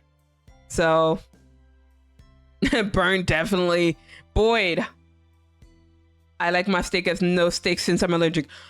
Yeah, that's totally valid. Please do not eat steak. Please do not cause an allergic reaction. Yo, I feel like ooh. Wait, why am I getting bonged? Rude. But like for me, I feel like my body, it doesn't take well to much of anything, because for dairy, I'm lactose intolerant. For meat, like I feel like it's any kind of meat. If it's pork, beef, chicken, what have you, my stomach has a bad reaction to that too. Bread, sometimes I have a bad reaction to, and I'm just like, bruh, Am I just gonna have to become like vegan? And no, it's like really bad. I'm just like, no, I don't want to have to cut out things in my diet because I like certain foods. I don't want to cut them out. So like, I'm lactose intolerant, but I'll still eat nachos. Like, I have bad reaction for beef, but I'm gonna still eat a steak. So yeah, I don't do well for my body because I like the squeaky.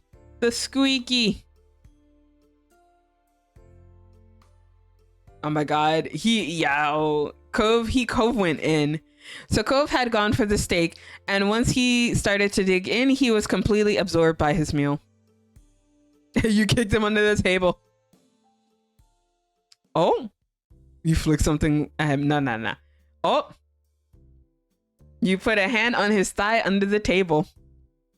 Is that all I did?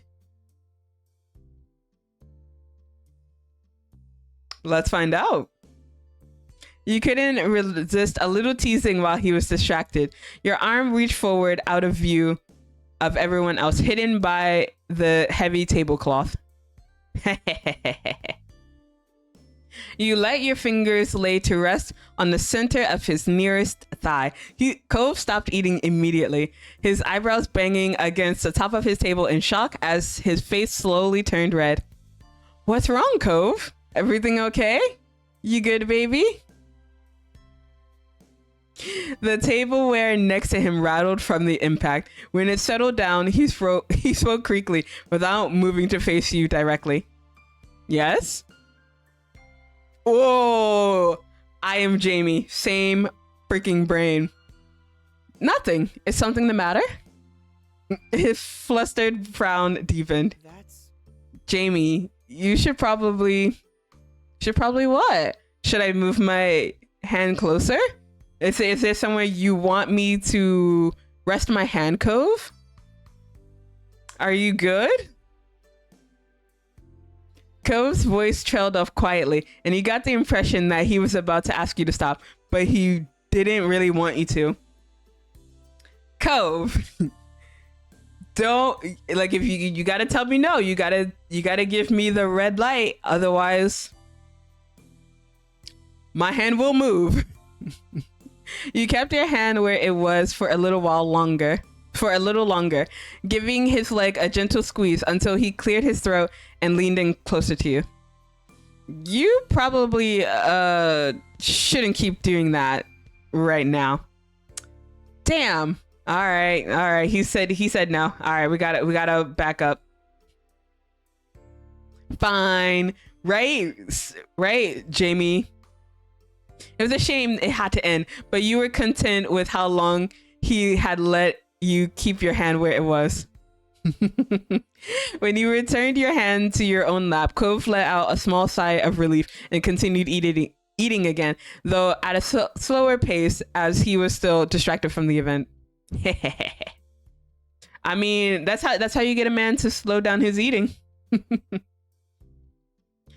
Oh, what?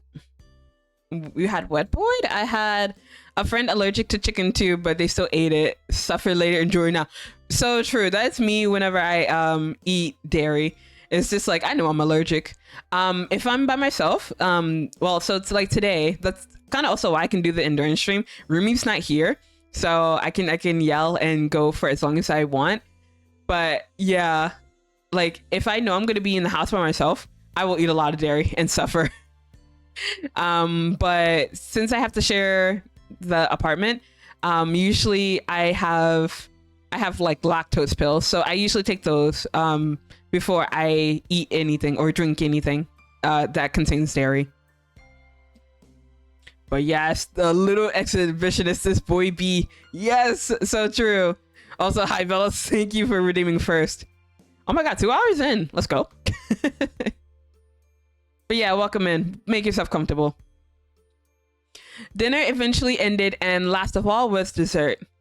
Lemon sorbet that had been partially dyed blue. Ooh. The mix of white with bold streaks of blue made the little scoop look like a ball of roaring ocean waves. The effect was very pretty, but the serving size was small. Perhaps it was the price to pay for artistry. You turned to Cove to find him pouting a little at the size of it.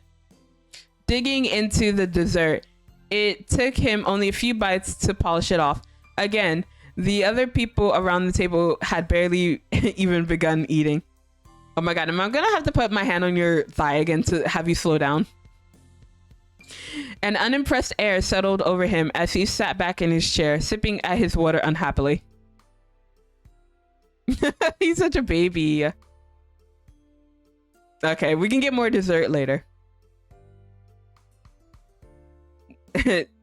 No one hit the first. Nice. Oh, thank you for contributing to the totem, Bellows. We appreciate it. He looked up at you sheepishly, embarrassed to have been caught sulking over such a thing. He fumbled for a defense. It was just really good, that's all, and now it's gone, but I'm okay. With a slight grin, he shrugged to show that he was really fine. Would you like a bite of mine? Oh my god, can I feed him?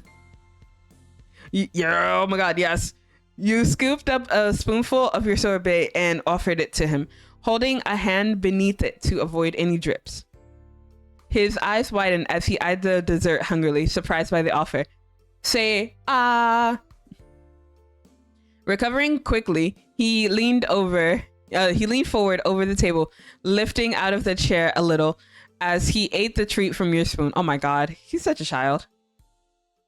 Oh, Zela, did you ever find the spicy DLC for this game? Are you talking about the one on their Patreon? I did, and I don't think I can stream it, but I found it. But yeah, I can't play it on stream. I mean, it's not that spicy, but yeah, I can't play it on stream. You guys gotta do it yourselves. You gotta go support them too. But as he sat back, humming happily with his mouth full, you couldn't help but smile at the sight. Oh my god, he's such a golden retriever. I love him. Cove swallowed the faux ocean and let out a satisfied sigh. Even though it wasn't that much more, the simple fact that he had gotten more hit the spot. Thanks, Jamie. You're welcome. You were pleased to see he was perkier, and you went back to eating the rest of your dessert. Another person from Orca got up on stage to make a speech as everyone was nearing the end of their meal. They spoke mostly about the individual projects that the organization was working on and their plans for the near future, as well as encouraging anyone who was interested to consider volunteering. Cove bent forward over the table with his chin balanced on a hand, listening attentively to the words. I should really be in bed, at least attempting sleep, but like, no, you should be attempting sleep. Go to bed, Stormy. Get some rest. You can always catch the VOD. I don't know how long it'll be, but as long as it's not like cut into like 10 parts, you can catch it later. As they came to a conclusion and everyone gave them a round of applause, Cove caught your eye and smiled. You wonder what would happen now. And then the lights dimmed. A couple of spotlights came on, projecting a water light effect around the room. Ooh. The guests gushed over the ambiance, and you looked around with wide eyes at the ripples on the walls. The DJ that had previously been playing some soft mood music in the background announced that the floor was open for dancing, slowly turning the volume up so it drifted through the space. Ooh, we get to dance. Oh my god, Cove, are we gonna go dancing? But Cove and Zela, no, bud, nothing, Stormy. Go to bed. Get some rest. When you glanced at Cove, his eyebrows had shot up and he mumbled quietly. I didn't know there would be dancing. I guess it makes sense now that I think about it. He gave an awkward laugh as you both watched as people rose from their seats. It was clear now that many of the donors were couples. And maybe we should join them. Maybe, Cove. I'm just throwing that out there. Maybe we should also join them on the dance floor. No.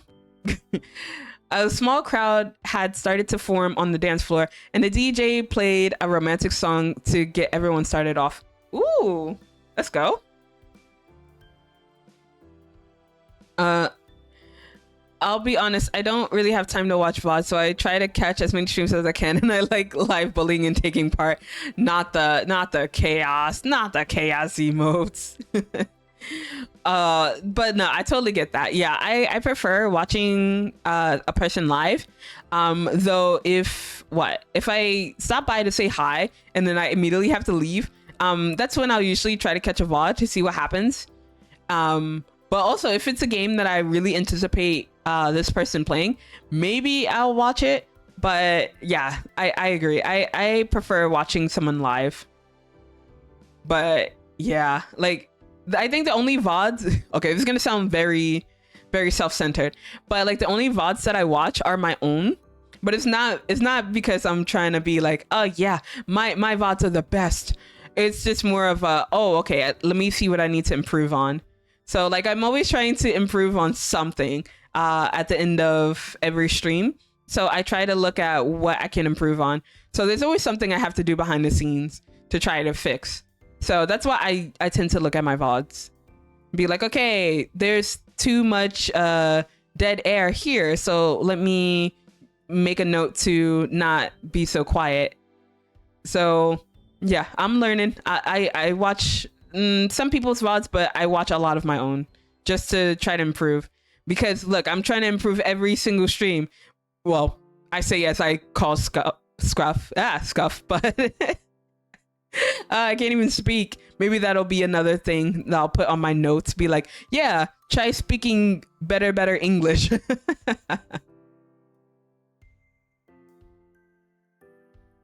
Bruh, what is it, Ash? Also, I don't know if I said hi, but welcome in. Make yourself comfortable.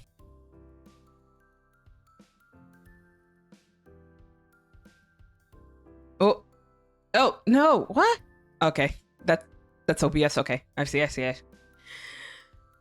Cove let his gaze float over the small sea of guests who were moving onto the floor, his hands twisting in his lap as his lips pulled into a tight line. And then, with a breath, and the lift of his hand, he turned to you.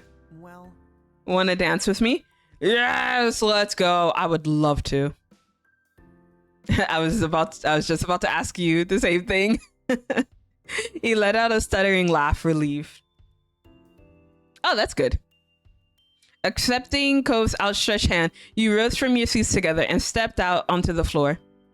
When you had found a spot for yourselves amongst the other guests, you turned and faced him, standing close.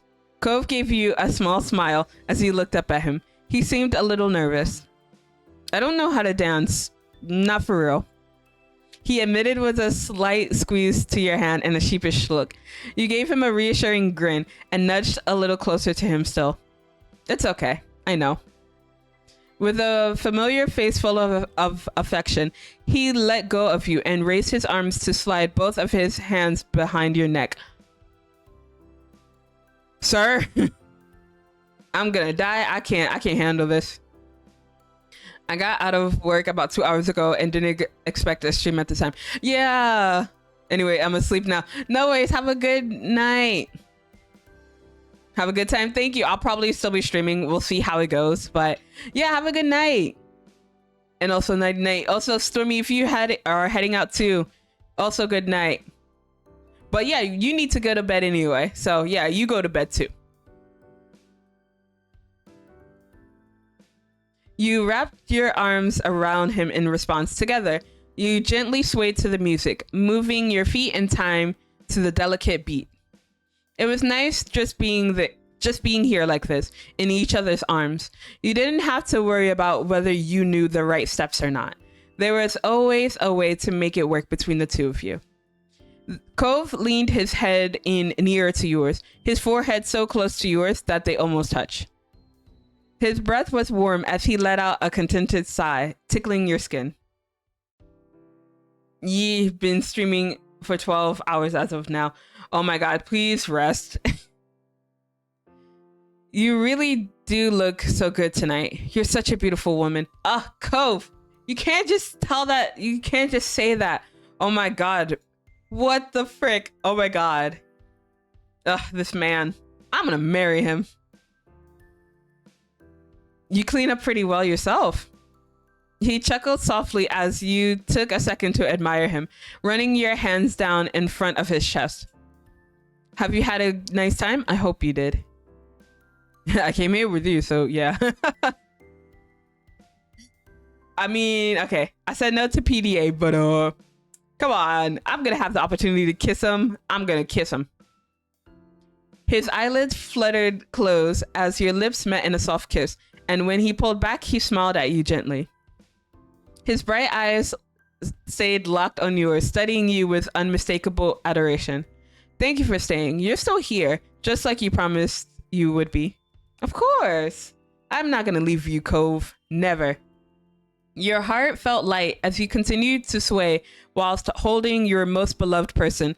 So glad to be able to share a moment like this with him. Aww, that's so cute. A lot has happened, huh? You nodded faintly. You weren't sure if he meant just today, this summer, or your entire time knowing each other. But it didn't really matter. It was true either way. Thinking back on the years that you and Cove had been neighbors, it was difficult to even try to reflect on it all at once. So glad. I'm glad we ended up here. Oh, Cove, me too. Ugh. This man. I love you. He gave you a soft look and you beamed, knowing that could also mean many things. But from his tone, you were certain he didn't only mean here at this event. It was more than that. Oh my god, what if I just started crying? Oh my god, what if I told him, like, yeah, I have to tell your dad things. If he didn't try bribing me, we wouldn't be here. Nah, there's nowhere else I'd rather be. Nope, I was gonna sing Rather Be. You guys can sing Rather Be for me. You loved him, fully and completely you did. His smile widened and he pressed his body against yours. Ooh. Resting his head into the crook of your neck, stroking the back of your head with his fingers. You tightened your grip on him and let your head fall against his shoulder. As the night drifted on, you held each other tight, swaying to the music as if you were the only ones in the room. Oh my god. Zela singing Stream Doko. Probably never, because I can't sing. I can't sing, Boyd. I don't know why you guys expect it. Maybe if I hit like a huge milestone, I'll probably do one. But yeah, it gotta be special. My first time singing on stream gotta be special. I was thinking about making it a redeem, but I don't know. It would be like 1 minute of me singing like either a cursed song or like a legit song, but with zero reverb. So you're gonna have to listen to all the squeaky high pitch with, you know, sing for the fun of it. Nah. I mean, like I tend to do that off stream. So like if I'm just like, you know, walking around or if I'm talking to somebody, a random song would just stick into my head and I would sing it.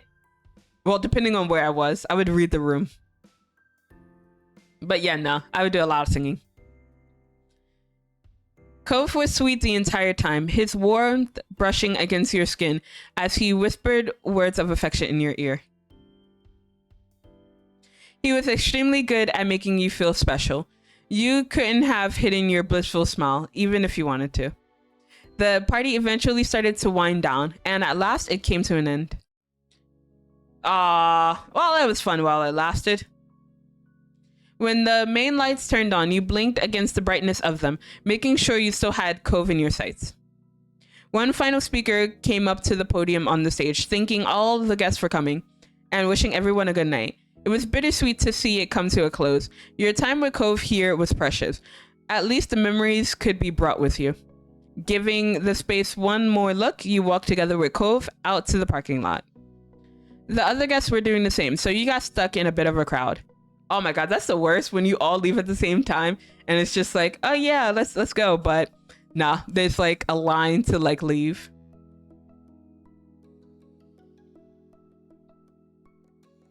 Though Cove was so tall, you could always see him, and it was easy enough not to get separated. The parking lot itself was quite big, and even more noticeable now with fewer cars blocking the view. It took a little while to actually locate Cove's car across its expanse. Eventually, you found it, and the two of you bundled inside the vehicle and buckled up. The trip home was quiet as you both silently reflected back on the experience. The event had been the biggest night of the year for Orca, and now it was all over, just like that. Outside your window, the surroundings soon became familiar, and you found yourselves back in your neighborhood. Cove pulled the car into his driveway and put it in park before letting out a relieved breath. Home sweet home. Yeah, that's me. Like every time I get back from vacation, I'm just like, it's time to just relax at home. I don't have to deal with, traveling or like being social. I mean, I stream now, so that's kind of out of the window. But once I get back from a trip, I'm just like, I can relax. But how about you guys? Are you guys just raring to go like after you come back from vacation, or are you just like, yo, I'm tired, I'm gonna sleep for the next 20 years? Because I'm in the latter half. I'm ready to sleep for like 10 years once I'm back from a trip.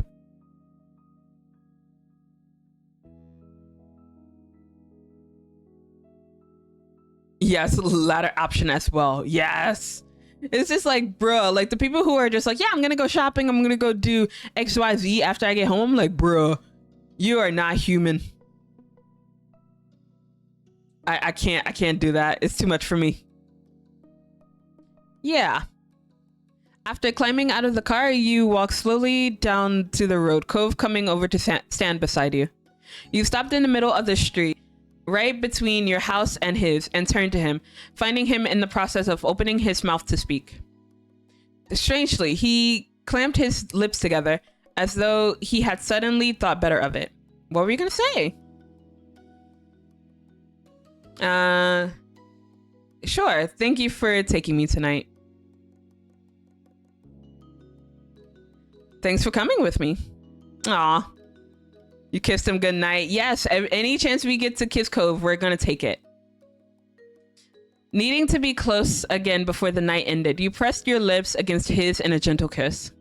He smiled as we separated, running his fingers over the side of your face.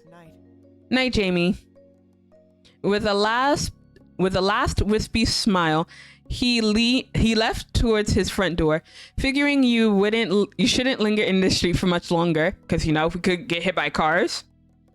You crossed the remainder of the road and did the same. When you reached your house, you pulled out your keys and stuck them in the door, trying your best to be silent about it. Opening the door a crack, you turned back and looked at Cove from over your shoulder. Your eyebrows lifted in surprise to see he was doing the same, holding his front door open, but waiting for you to go inside before he did. You shared an amused smile before you both stepped into your own houses, locking the door behind you. It was quite late, so everyone else was already asleep. As quiet as a mouse, you tiptoed your way to your bedroom and changed out of your formal clothes into your pajamas. Now that you were finally home, you were exhausted. You brushed your teeth and got ready for the bed in darkness before crawling under the covers and letting out a heavy breath. Yes, that would be me. Just be like, I'm done. I'm tired. It was so strange to think about how that was it. The build up to the event had felt like so much. Now it was completely behind you. Your mind was busy with rapid yet muddled thoughts as you faded closer and closer to sleep. As unconsciousness creeped up on you, you felt more content. It was a big deal, but there would be more in the future.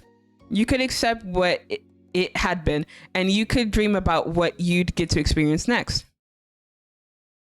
Oh, and then you were taken away from the dreams right back into reality by sound. Your eyebrows pinched together, fully unprepared to be a part of the waking world again. The day was over, and it had been an eventful one. But you heard another noise. It was a tapping. Your eyes flew open. The window. There was a tapping that came from your window. I wonder who it could be. I wonder who is at my window at this time of night. Cove, motherfucking Holden. You rushed over to him. Yes, it's probably hot out there.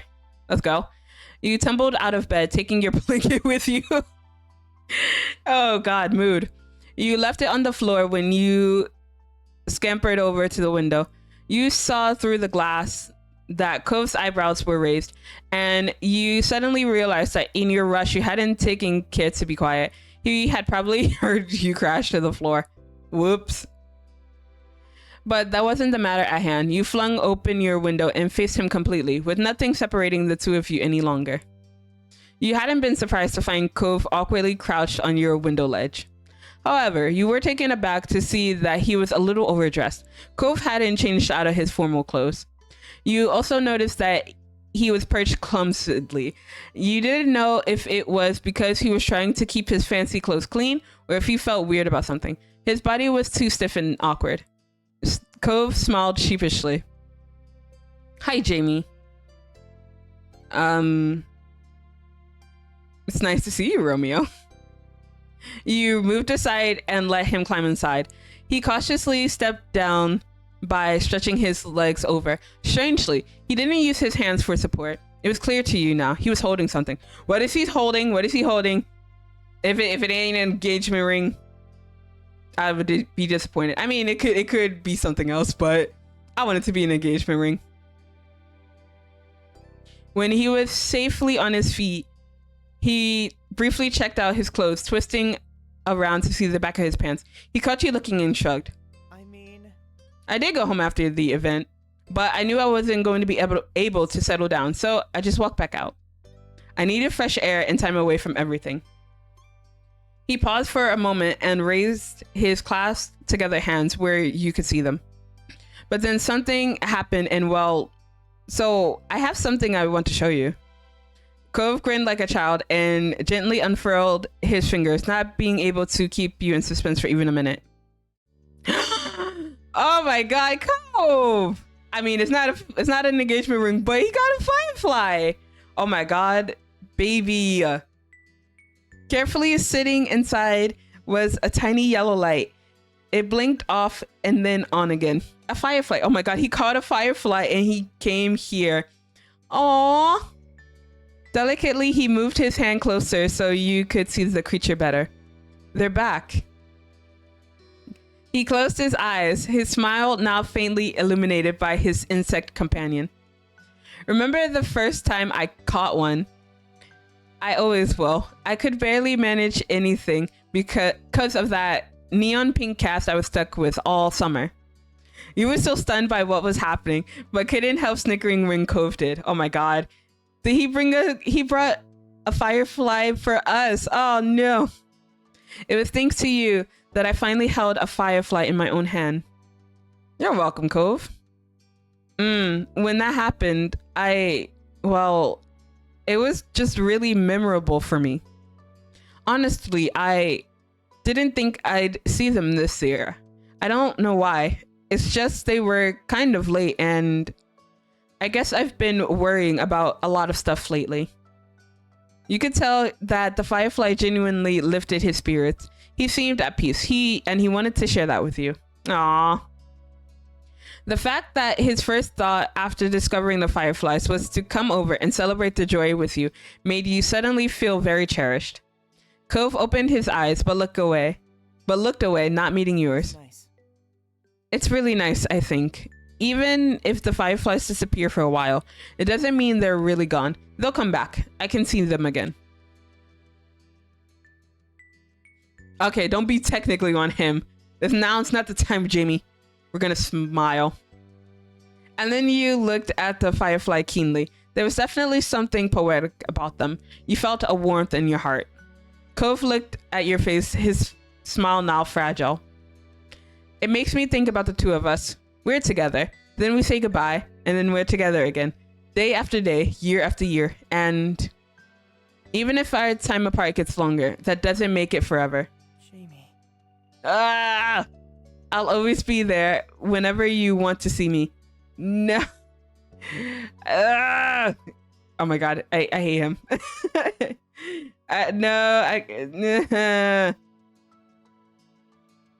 God damn it. I love you, Cove. You were so in love with him. There's nothing else you can think then, and he needed to know. Hydrate. Oh, thank you for the hydrate, MB. Thank you, thank you. And a stretch. All right, I got you.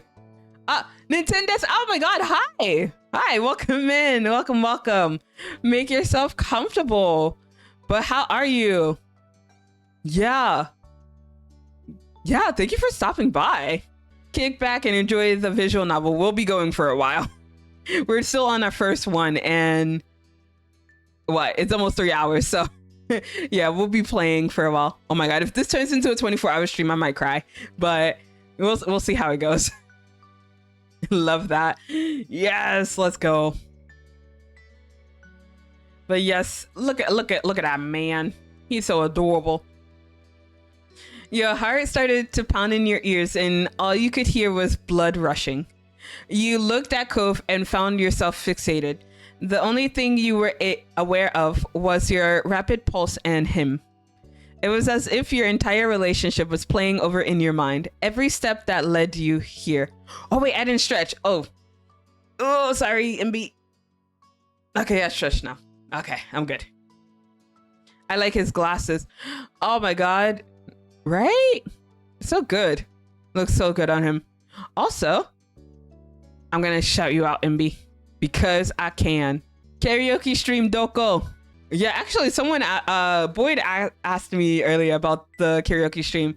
I don't know if I'll do one this year. We'll see if I reach a nice milestone or something. But I don't know. I don't care about followers or anything. So it will never happen. No, MB. I need a karaoke stream. I need more singing from you. Karaoke? Yeah, karaoke. I don't know when that's gonna happen, but yeah, karaoke. Yeah, but I don't know. Like I don't really care about like hitting follower like milestones or like subscriber milestones. I mean, I kind of care a little bit about the subscribers, but it's only because I want to unlock more emotes for you guys to use. Because like, you know, with Twitch, they're just like, yeah, you have this many subscribers, you can unlock a slot for emotes. And I'm like, I want the emotes. But they're like, yeah, you want the emotes? Well, you got to get more subscribers. And I'm like, okay, well, that's fair. But I'm not going to push anyone to subscribe. I don't care about it. Nah, yeah, no. You should, no. You should do it. Please do a karaoke stream. Please do it. Yeah, do it, you coward. But I might do one eventually. We'll just see. I was thinking about doing one for my birthday, but I don't really want to sing for my birthday. Cause like spoiler, I think I might go not like on hiatus, but like I might take a break later on in the later half of March, because one, I have to make videos and such, but also one of my friends is potentially coming to Japan, and I want to give my attention to her. She did say it was okay if I was streaming, but I might just do like one stream if anything while she's here, because I don't want to like have her just like sit around or just watch me stream. So she said she wanted to watch me stream at least once, so I'll probably have like one stream scheduled. And then I'll just give her all my attention. I'm fine with being a coward. No, no, you have to do it. Don't be a chicken. I still haven't filled my current emote slots. I filled most of mine. Well, the tier 1 anyway. The tier 2 and tier 3, I don't really feel obligated, like at least right now, to fill those out, because it's just like not many people, like when they support someone, usually they go for tier 1. So I didn't want to kind of keep like all the good emotes hidden behind like tier 2 or tier 3. So like I think that's why I've been kind of wishing for the more subscribers, so I can unlock more emote slots. But it's just I just want to fill in for tier 1. I don't really care about tier 2 or tier 3. If anyone did sub me at tier 2 or 3, I would be immediately angry at you, because it's just like, one, there's nothing there for you, and also two, stop spending your money. Yeah, I don't want to do tier 2 or 3. Seems too paywally. Yeah, like unless I'm really down bad for the streamer, I don't normally do tier 2 or tier 3. I thought about it with someone that I've been subscribed to for like 6 months now, but I'm just like, I'm still okay just being at tier 1 for this person. I'm not that down bad, but I don't know. Maybe another streamer will come along and I'll be down bad and I'll be like, here, take my tier 3, and they're just like, what? Why? Because I'm a simp. Oh my god, maybe if there was like a Cove Holden VTuber, if anyone debuts as Cove Holden, I'm a do tier 3. Be like, just take my money, you look like Cove. But yeah, no, I tend to focus more on the tier 1 and tier and the, what is it, the bits one I kind of want to work on too. But like, yeah, again, I don't like having the emotes hidden behind bits, because it's just like, it's fun, but it's like those emotes, they're pretty cool. So yeah, but Cove Holden VTuber, I'm ready for it. I'll help commission that. If there's like a GoFundMe or what have you, I will pay for it. I'm that much of a simp. So yeah, hint hint, if anyone wants to re-debut as like Cove Holden, I'm your girl. I will pay for it. Mommy will foot the bill. I checked the bits once. They look like a lot of bits to unlock though. Yeah, I believe from Twitch it's like, what, it's at 1k, 5k, and 10k.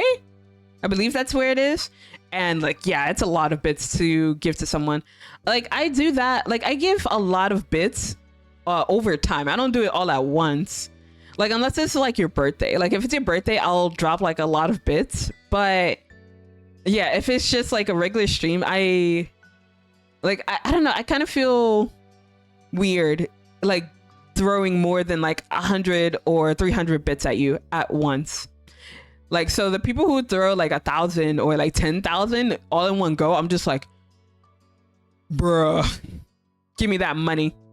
Yeah, that's $10. Over $10. Yeah, that's over $10. You know what I could buy? I could buy 2 drinks at Starbucks with that.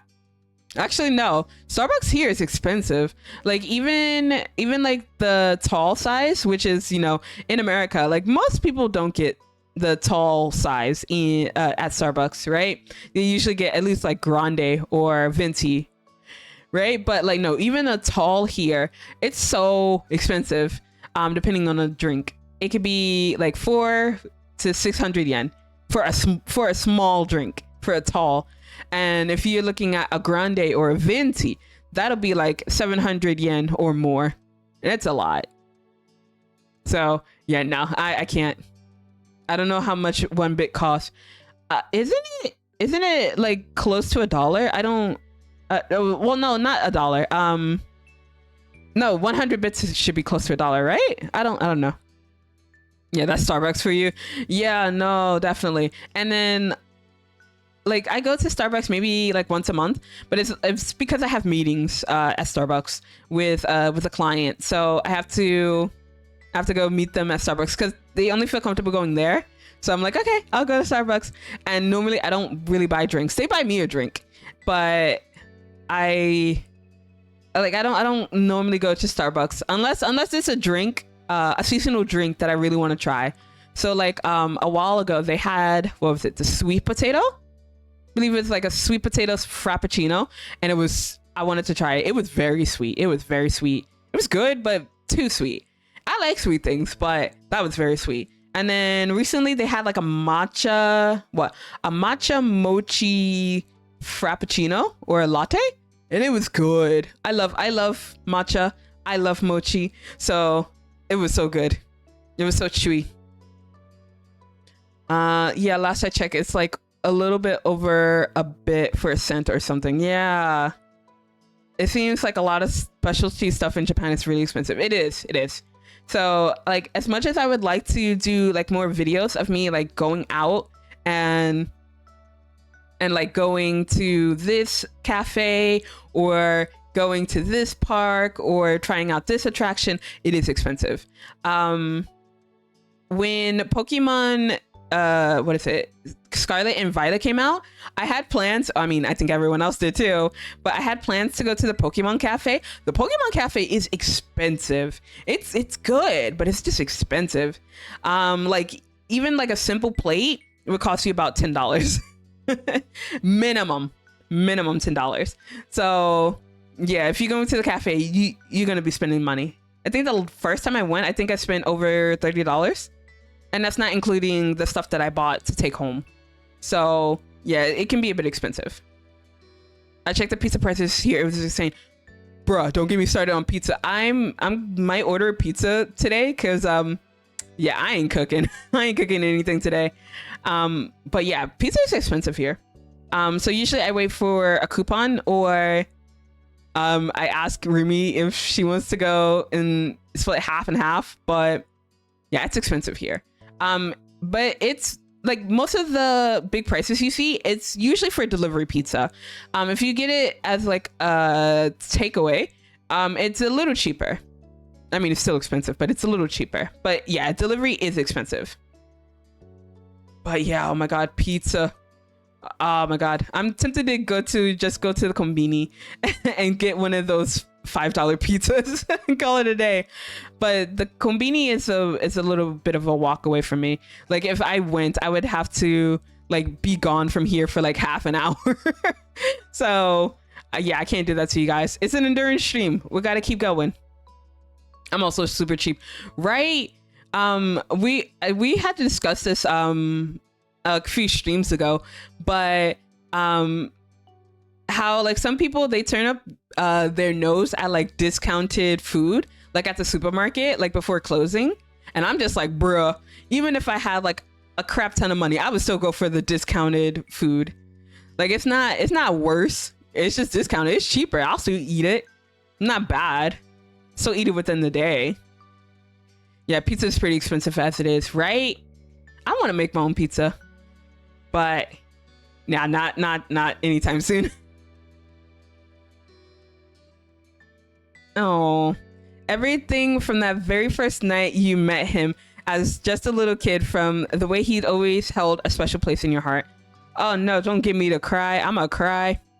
To the first time you saw fireflies together, to the first time he snuck in your room, and then to every other moment you shared, all of it came back to you. Cove's expression had turned curious as you left him waiting, wordless. He tilted his head in a question. His lips parted to speak, but you went first. Should I say I love you? Should I say I love you? Should I say I love you? Or should I say I love you? Pretty difficult decision. I love you so much. Oh yeah, that's right. We didn't say the L word yet. I was the first one to say it. Let's go. Be direct, say his name. Oh. All right. Be direct. All right, we're gonna go back just to say it. So I love you, Cove.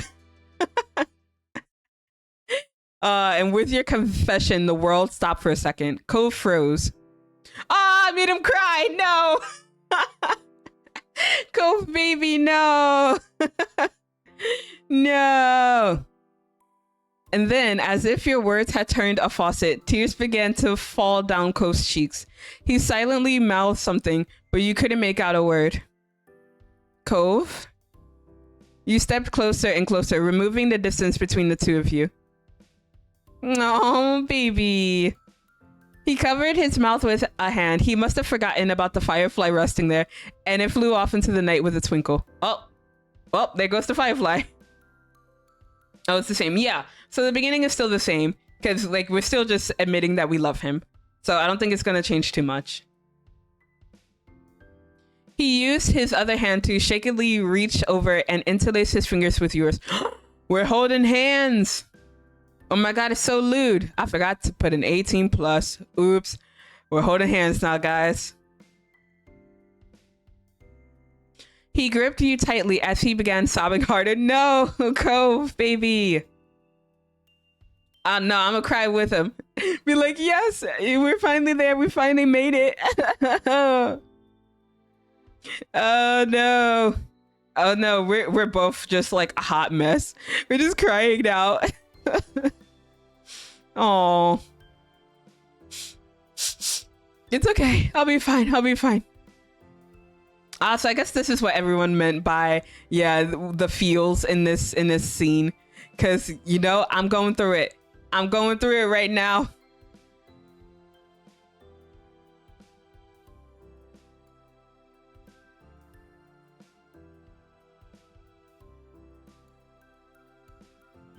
It's okay, Cove. No, I'm gonna tell him again. Be like, I love you, Cove. I love you. I'll say it as many times as I need to. Cove removed his hands from his mouth and he used it to hold the back of your head. He brought your face to him, bending his neck down to be closer to your level, and put your foreheads brushed together. His voice trembled, it cracked, and it shook. This was raw, straight from Cove's heart. I love you. Baby! I love you too, Cove. Oh my God.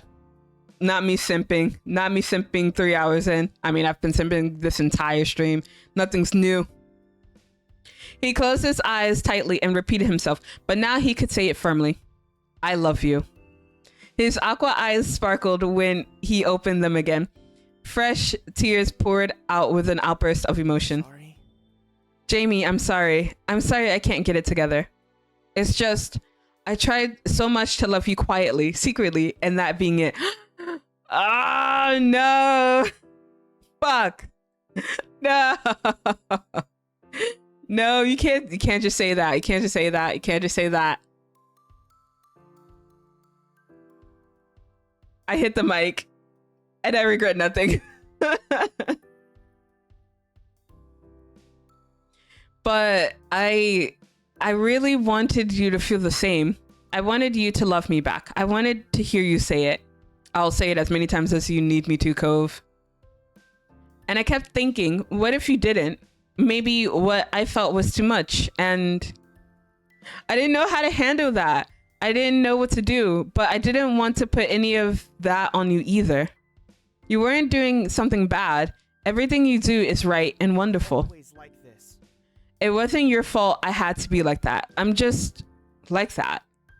He leaned in closer, hiding his face from view, his lips trailing over to your ear. He whispered, but you love me. You love me. Ugh, I love you. I love you, Cove. He moved his head back so his forehead was centered on yours, and then he closed his eyes. He shook. The hand you still held was trembling. I'm so sorry. I'm really always like this. I'm gonna kiss him again. You pulled him into you, kissing his lips. He returned it desperately. Cove managed to bring a fragile smile onto his face. He was still shaking, but there was something decided about him now. Love you. Ah, I love you too. I love you, Jamie. I love you. He repeated it more, as if to make up for all the times he didn't let himself say it before. As he spoke, his tears dried up and his breathing became more even. The reaffirmation helped him calm down. Thank you for telling me. Cove's smile was bolder, even as his voice wavered, and he ducked his head with a childish shyness. He clearly fought against getting emotional again. His watery eyes, his mussed hair, and his tears still drying on his cheek. You loved him so much. Hey, I got an achievement for it. Let's go. Bloomed romance. Because I confessed first.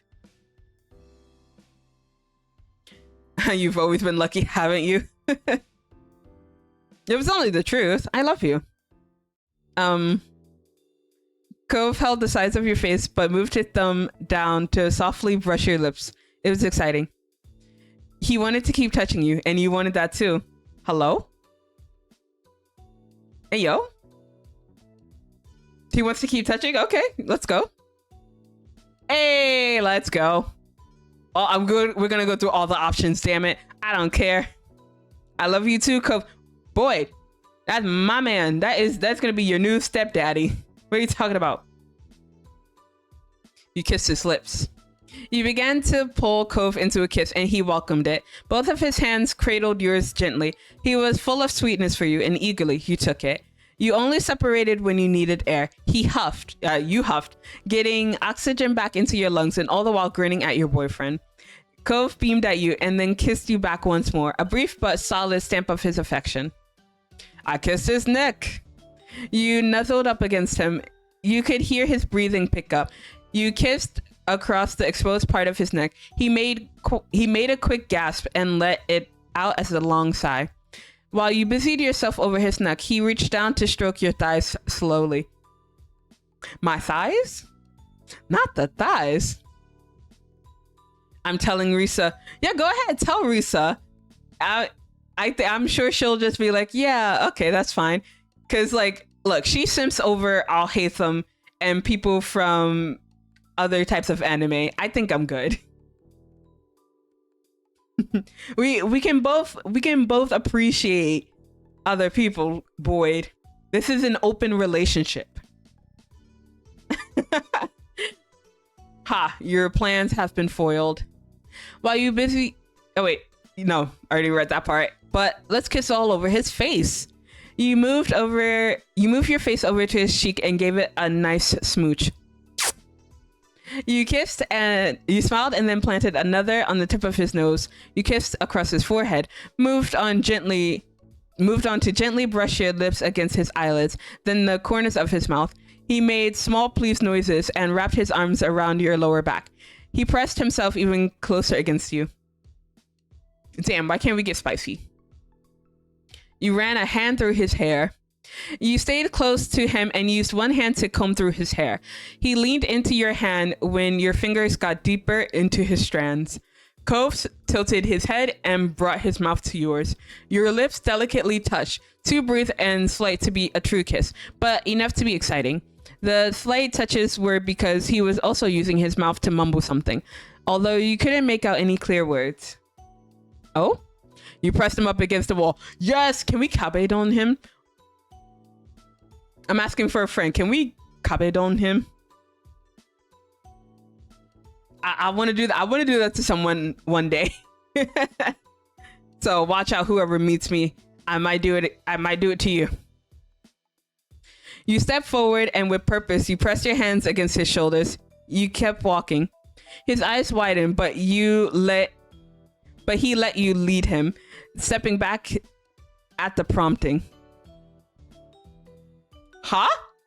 And that whole part you just said just played on speakers. I said what I said. I ain't taking it back, Omar. But damn, I'm on speaker. Oh no. Oh no. Rip. Cove squeaked when he made contact with the wall. You stared up into his flushed face. Cove's body was tense in being in such a position, but you knew with complete certainty that it wasn't in a bad way. You could feel one of his knees rubbing against the inside of your leg encouragingly. Sir. Cabedon by the Zela. Yeah, I know, right? You would be lucky. But be right back, guys. I'm gonna start practicing slamming my hand against the wall. Not really. Hey yo, Omar, you volunteering? You volunteer as tribute? You moved your hands down his chest. You brought one hand to the nape of his neck while you ran the other along his chest. His shirt wrinkled, but neither of you cared. His body was firm to the touch. He kissed your ear long enough to heat it up and down to your jawline, letting the warmth spread while you touched him. Hey, yo. You grabbed his butt. Okay, no. Grabbing his butt will be the last thing. We will whisper his name. Cove. You oh wait, hold on. I gotta do that again. I gotta do that again. Hold on. That didn't sound good enough. Cove. There we go. make it sound all flushed and shit. Flushed. Oh no. Hey yo. What's wrong, Boyd? You're feeling a little flustered? Tascado. What do you mean? What do you mean?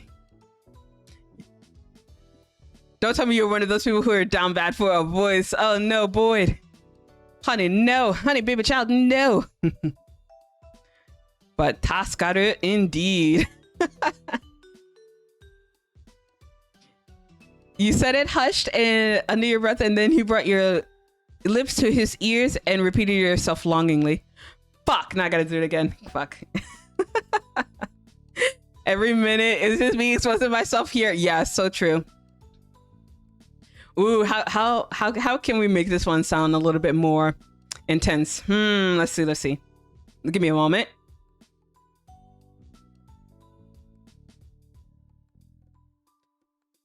Cove.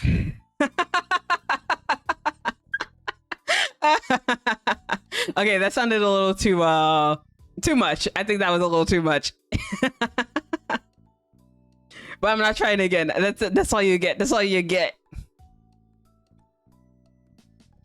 A shiver went through him and his grip on you tightened. He had to, with the way his knees almost buckled. Oh my God, we're making the man weak. I'll give you CPR. Mouth to mouth, let's go. Then Cove restfully rested his hands on your shoulders and looked away. He took a few deep breaths as he kept you there. You could tell he was worked up as he could... No! I want to touch his butt. Damn it. Am I going to have to go back and touch his butt? I might have to go back and touch his butt. All right. I'm going to go touch his butt. All right. Yeah, sorry. I got to go back. I got to go grab his butt. Oh, wait. Oh, no. We went too far. Now we can grab his butt. You slid your hand down his back, skimming the muscle underneath. You could feel them tightening the lower you got. Oh, my God. Do he got the booty? He do. You paused at the base of his spine, fingers tapping with intention, but giving him time to voice disagreement with your course of action. He did quietly murmur something. Oh. It's okay. I don't mind. I mean, it's not just that I want you to... He couldn't muster the last word, but still feeling validated, you let your hands cup his butt and squeeze it. Yes, we're feeling the cake. The cake feels nice. Okay. Kind of sussy question, but are you more of a melon type or a peach type? And that's how I'm gonna word it. Actually, I'm gonna put that as a poll. Let's go. Yeah, you heard me. Melon or peach? Melon or peach, I need to know. Are you a melon person? Are you a peach person? No additional votes for that. Well, make it 2 minutes. Not that long. Yeah, melon or peach. Are you into cupping the melons, or are you thrilled with a peach cake back there? I don't think I'm either. Like, as much as I say boobs, booba, or like butts, I don't think I'm either.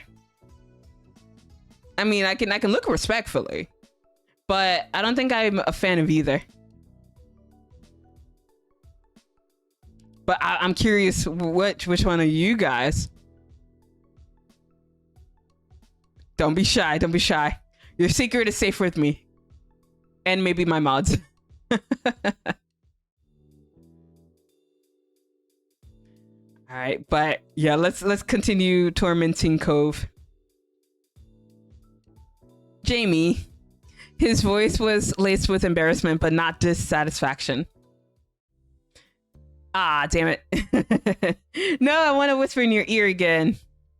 Then Cove carefully rested his hands on your shoulders and looked away. Then he took a few deep breaths as he kept you there. You could tell he was as worked up as he could manage for tonight. That was all right. You were feeling rather satisfied too. You smiled a little and tried to slow your own racing heart. You couldn't help thinking about...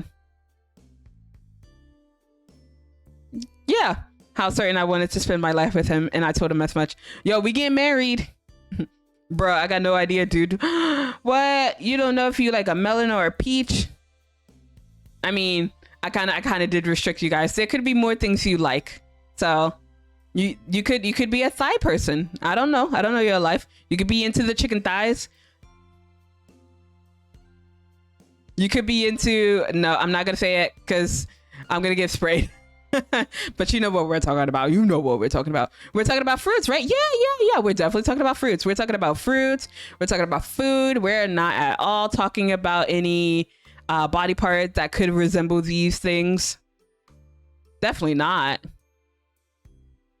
Oh, everyone likes peaches. Let's go. Exactly. You are so right on, Boyd.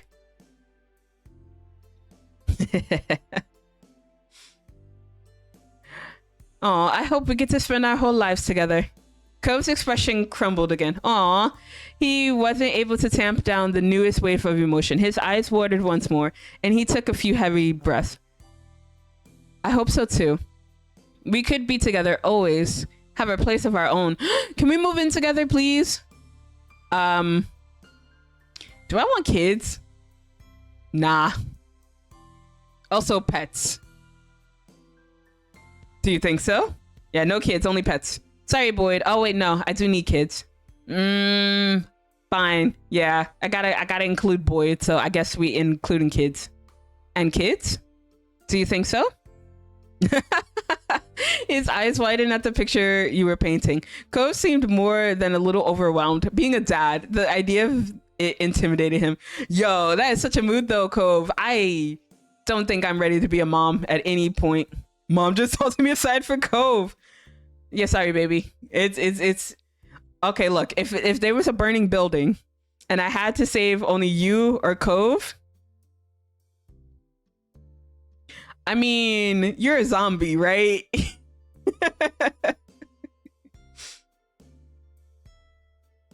Me, right?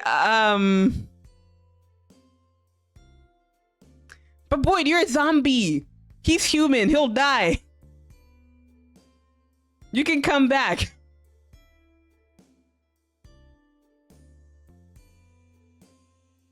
Yeah, let's just move on. Let's just move on. I'm leaving. No. No, she left again. Oh, well, shit. All right. Stream's over, guys. I gotta go get Boyd. Bye, guys. Yeah, I gotta go find my daughter. This isn't the first time she's run away. Okay, I'm sorry. Yay. Yeah, but this isn't the first time she ran away. She found out she was adopted, so she ran away. But you know, that's actually understandable though. Finding out you're adopted, that's some deep stuff. Ah, don't bonk me.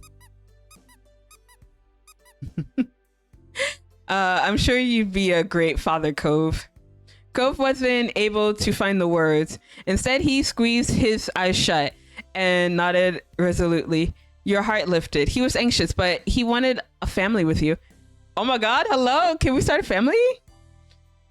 Okay, normally, like, I think in real life, I wouldn't be okay with just, like, you know, having a family, but in this reality, oh my god, we can have a baby. We can have 2 kids that'll look just like us.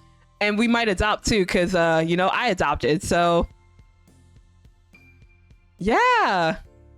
Oh my god, we're gonna have not a big family. I want at the max 3 kids. Yes. So, oh yeah, so it perfectly fits how many kids I have now. I have Nemu, I have Boyd, I have kind of Hotaru. 2.5 kids, because I don't know if Hotaru actually counts. So yeah, I have 2.5 kids. You felt warm being able to talk about this openly. You liked to imagine the life you could have together, and now you could do it with him. He rubbed at his scarred arm bashfully. You know, I thought about having to grow up for real was going to be so hard. I didn't know if I even could, but you, well, maybe it won't be that impossible. So, I mean, I better make sure it's not, huh? I'm looking forward to it. Finally, he was able to laugh softly. The tears were nothing but salty remnants on his cheeks. He brightened up as if finally able to process the absolute joy of tonight in full. You felt good too, and it took a little more time together to simply exist in the new dynamic you had stepped into. Cove looked into your eyes with a soft, slightly shy expression. There was hope in his smile. Do you want to go down the hill with me? I bet there's still fireflies. It's too late, I'm tired. Like, he come all this way for a confession, and they were just like, no, I'm tired. Let's see. Yeah, let's go. Cove brightened. He was practically bouncing at the thought of a secret excursion before he suddenly became bashful. So how should we leave? We could just try the door. We don't have to do the window thing, but maybe that'd bother your family. Oh yeah, that's kind of true. Because like he did sneak in.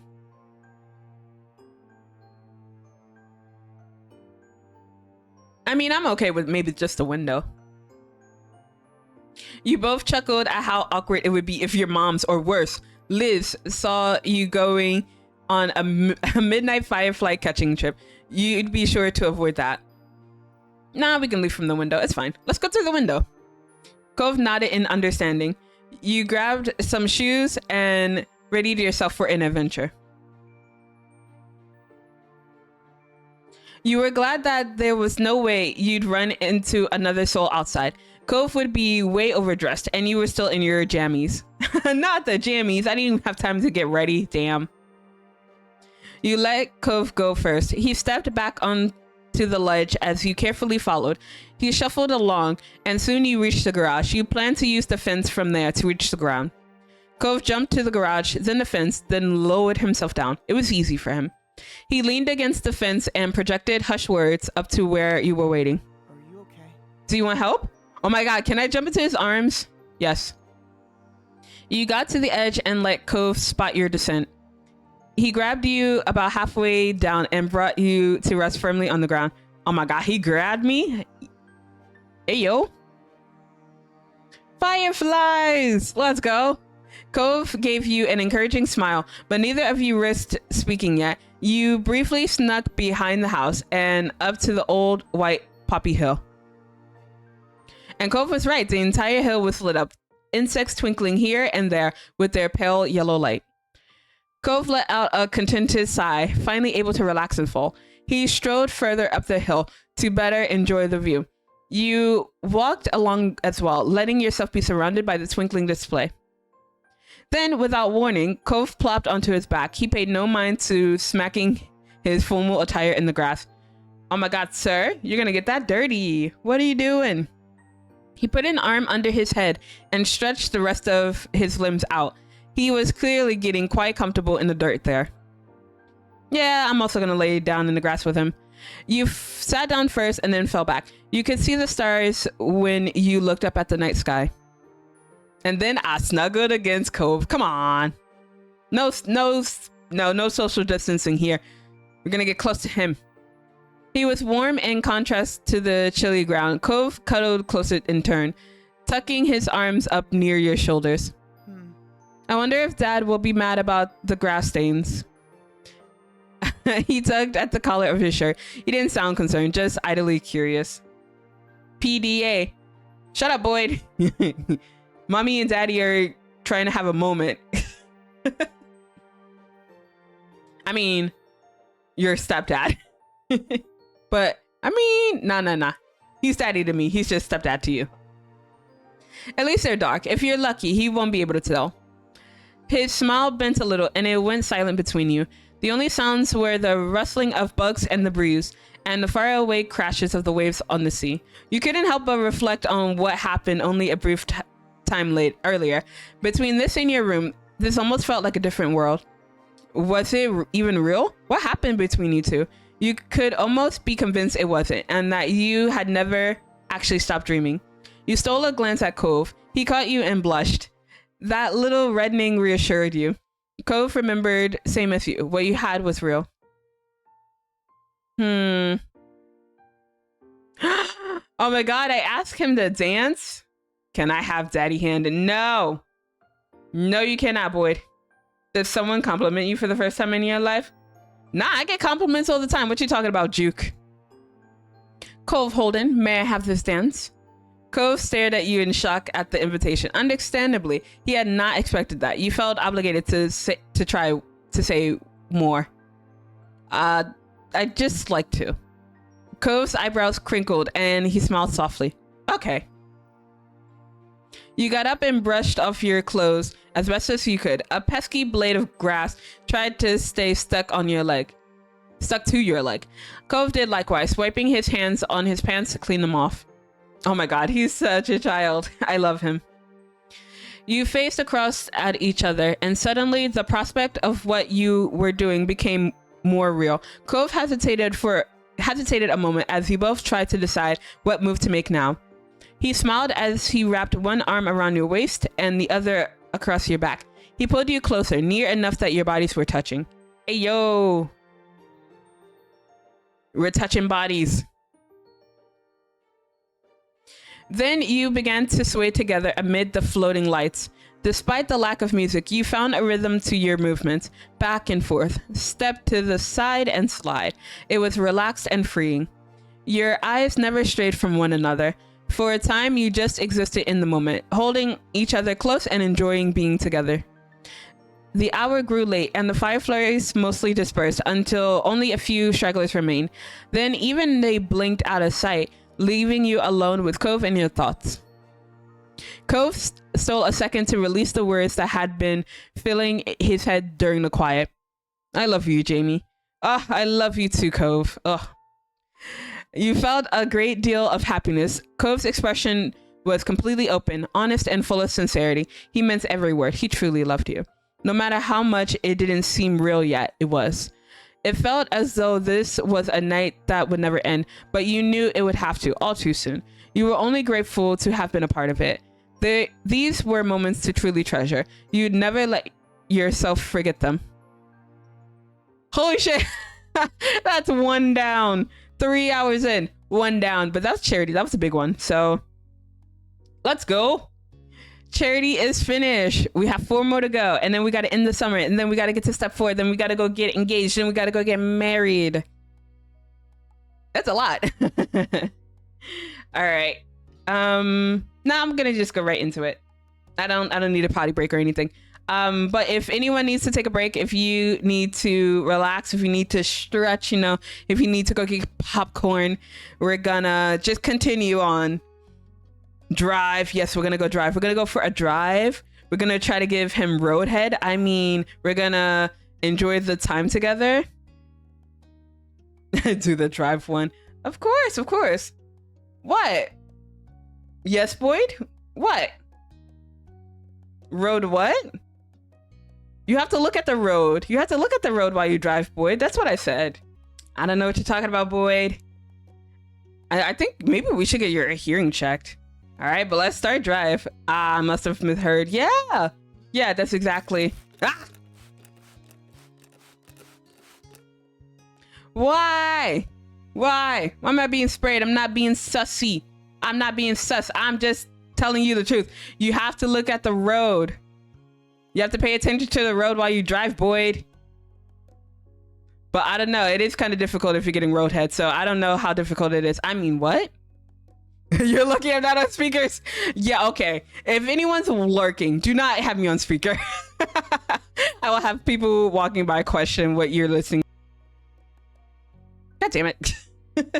But I mean, I don't know. If you tune into any of my streams, I mean, I kind of feel like you're cursing yourself. Just like, yeah, let's just open up Zela's stream and, oh, okay, now she's talking about something sussy. But that sounds like a you problem. You tuned in. All right, let me stop delaying it though. Let's start the drive. We been new? No, not the expose. Nar. But yeah, I mean, I wouldn't be surprised.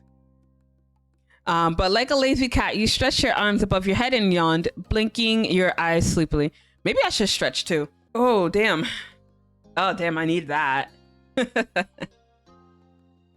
The day was warm and pleasant, and you were lounging on the couch in the living room, finding it difficult to do much in that moment. Your moms and Liz had gone out shopping, looking for some new items for your sister to take back and decorate her college dorm with. I put you on because I was cooking. Who said that you could be listening to me while you're cooking? I'm gonna say all the sussy stuff. I was gonna make some lewd sounds too, but I'm not sure who is around. And also, I don't want them to turn this into an 18 plus stream. I mean, it is kind of automatically 16 plus, but yeah, just completely make it 18 plus. Just like, oh, she being sussy. Who says I can't? I say you can't. You gotta listen to the streamer, Omar. How dare you? They asked if you wanted to go with them, but you declined. For you, today was all about relaxation. Let's go. Cove had dropped by to spend some time with you, content to join in with doing nothing. I think I mentioned it before, but like my idea of doing nothing and someone else's idea of doing nothing, it has to match if we're gonna be dating. The two of you had been chatting idly as you laced around, talking about the other things you had planned for the summer. He said, I want you out. No, I'm sitting next to, oh, we were cuddling on the couch. Of course we would. You wouldn't even know. But yeah, if you stop typing, I know you're doing something else. You have to constantly type in the chat, Omar. Whenever you're not typing in chat, I know. You had an arm loosely slung around your shoulders and his head dipped down against you while you were nestled against his side, enjoying the comfort of his company. The day dragged on and you found yourself yawning more and more often between conversations. Oh wait, hold on. I can do the yawning. There we go. You had almost dozed off completely when suddenly a buzz rang out, disturbing the silence. Your phone was on its charger in the kitchen, so it couldn't have been that. Cove pulled his own phone from his back pocket and checked the screen. His movement had jostled you, so you tried to readjust your position to get it right again. It's my mom.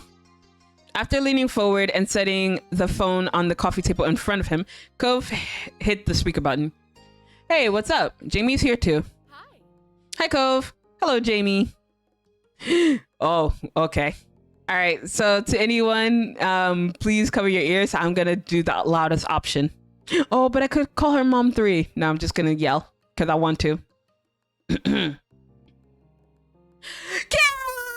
Kara!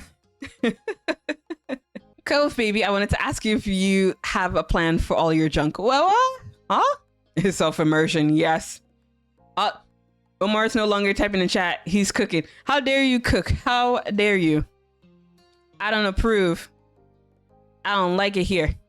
God bless y'all's ears. Look, I gave a warning.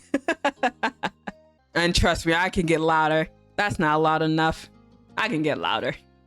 Not a challenge, just stating the facts. I can get loud.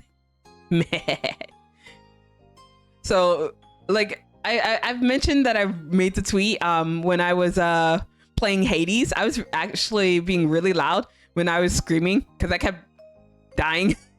So, yeah, I can get pretty loud. So, luckily, on stream, I haven't been too loud. I have a limiter on my mic. So like it still can get pretty loud, but it won't like peak out the mic too much. I mean, it'll still get loud, but yeah, hopefully I didn't break anyone's eardrums. So I apologize if you were wearing headphones. Well, Cove gave a small outraged grumble, giving you a sidelong glance. It's not junk, it's important. Though you couldn't see it, you could tell by the sound of her voice that Kira was smiling. But is that a yes or no about the plan? He looked over at you, his mouth pulled into a tight smile. I'm still thinking about it. Jamie, I'm gonna take the phone off speaker so me and my mom can go over this. It'll be quick.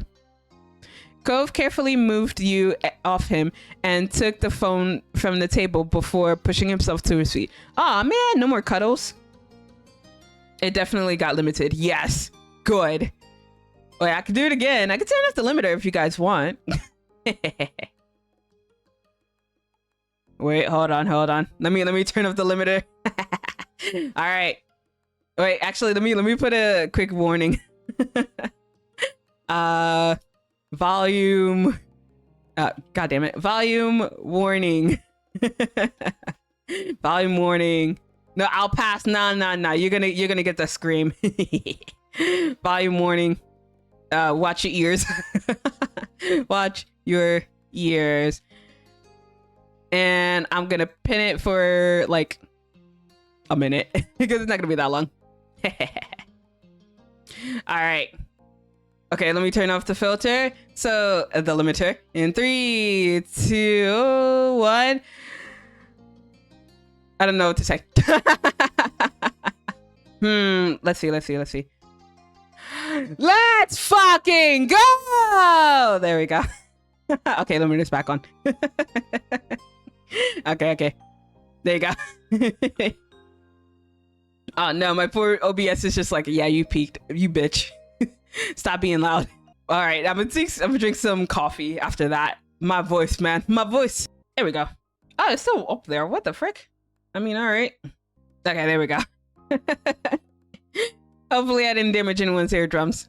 But yeah, let's continue before I lose my voice again. It's 10:30 p.m., but I welcome your voice anytime. Aww. Thank you, Sussy Ami Omar. I appreciate it. He hit the speaker button again to turn it off and continued the conversation with his mom as he headed towards the door. The lock clicked behind him as he exited the house, and he sank back onto the cushions, idly trying to decide what to do next. After electing to grab your own phone from its charger, you resumed your position on the couch, tapping away at the screen. Your mind drifted away from thoughts of Cove and his phone call with all the many ways your device could distract you. It was an effective enough way to kill the time, and you had managed to do various little things when the door opened again and Cove returned. He gave you a smile as he approached, so you figured the conversation couldn't have gone too bad. You watched as Cove strolled over to where you were still sitting. He crossed his arms against the top corner of the couch, resting on them while bending forward to lightly kiss the top of your head. Oh my god, forehead kisses. I'm a weak bitch. Like, yeah, kisses on the lips is nice and all, but a kiss on the forehead? I'm weak. Hey. I'm back. Welcome back.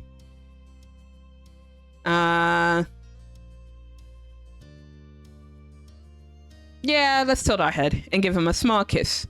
He met your lips with his, closing his eyes and letting you kiss him longer than the one he had given just prior. So, good news or bad news? He turned his head suddenly, running a hand through his hair and letting out an exasperated breath. He seemed nervous, but you couldn't imagine why. It's fine. Nothing, not anything to worry about. Nah, it's something to worry about. I'm worried. You raised an eyebrow at his tone, moving your head to the side to try and meet his eye. That doesn't explain what's going on. He shrugged and gave you a tight smile, trying to play whatever it actually was off as unimportant. There's nothing going on, just stuff I can deal with later, some other time. He was transparently avoiding the truth, and you stared back at him seriously, an indication that you weren't going to ignore what he was doing. Eventually, he broke beneath your stare, hanging his head in his hands and groaning. I need to make another trip to my mom's place. There's some stuff out there that I'm going to use, so I'll have to go pick it up. It wouldn't make sense to ship it, and I couldn't bring the stuff back with me last time since I flew. Oh. Suddenly, you understood what the phone conversation had been about. Cove was going to drive to his mom's house in Nevada. When will you go? Mom thinks it would be best to do it now while I'm still kind of free, but... Cove pouted, giving you an unhappy look, and you can see in the prospect it was already taking a toll on him. I don't want to. I was just there, and for even longer than usual. Why do I have to leave right now when it's our last summer like this? He thought it was cute. He wanted to stay. It showed how much he appreciated being there and spending time with you. Looking up again, you met his bright aquamarine eyes, finding a sad smile tugging on his lips. Oh.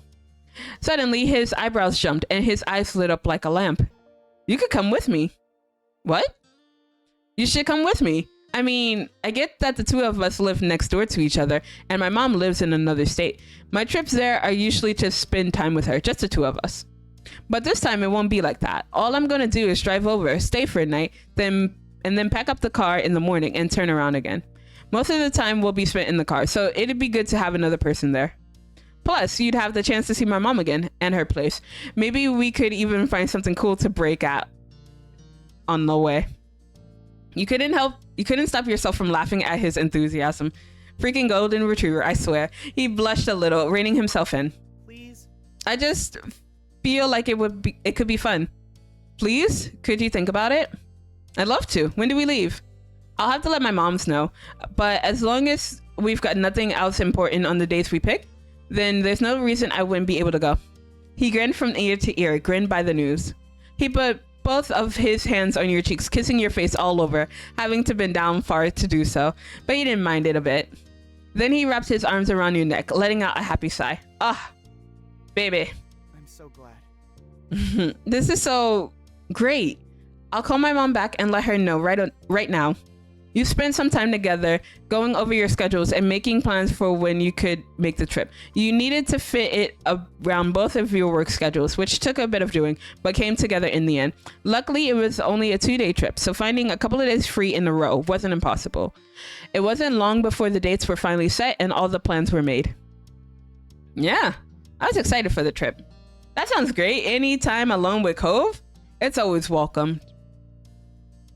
A short trip sounded like a perfect way to spend some time. You could listen to music, eat snacks, and enjoy the open road. No matter what you thought about things, the morning when you were due to leave arrived. It was cooler than usual, the sun barely peeking over the tops of the houses. You stood outside your house on the footpath near the road, waiting for Cove. Oh. You yawned loudly, covering your mouth with the back of your hand. Morning were always a struggle. There you go. With your travel bag clutched in one hand, you watched as Cove finished packing up his car. He had organized all sorts of things, water bottles, snacks, and who knows what else. Cove insisted he had everything under control and didn't need help. At least you could rest easy, knowing that it was all taken care of. Whoa. Citral, thank you for the follow. Thank you. Make yourself comfortable. And no, that did not surprise me at all. But yeah, welcome in. Enjoy the time here. Oh, but as you waited, you glanced over Cove's car. You knew it well. It used to belong to Mr. Holden, and when Cove had learned how to drive, it passed to him. His dad had taken the opportunity to get a newer one. Ah, thank you. Oh my god, I love the love. Thank you, thank you. Thank you for coming. Thank you for being here. Thank you everyone for being here. I love you guys. But if you tell anyone, I will deny it. It was pretty old at this point, but had served both of them well so far. You just hoped it had enough life left in it to survive a trip as long as the one you were embarking on. Yes, I love you. I love you guys. Kisses. Loves. All the loves. Mwah. Mwah, mwah, mwah. I love you guys. But no one clip it. I'm watching you. Yes, all the Zela hearts. Zela pay hearts. Let's go.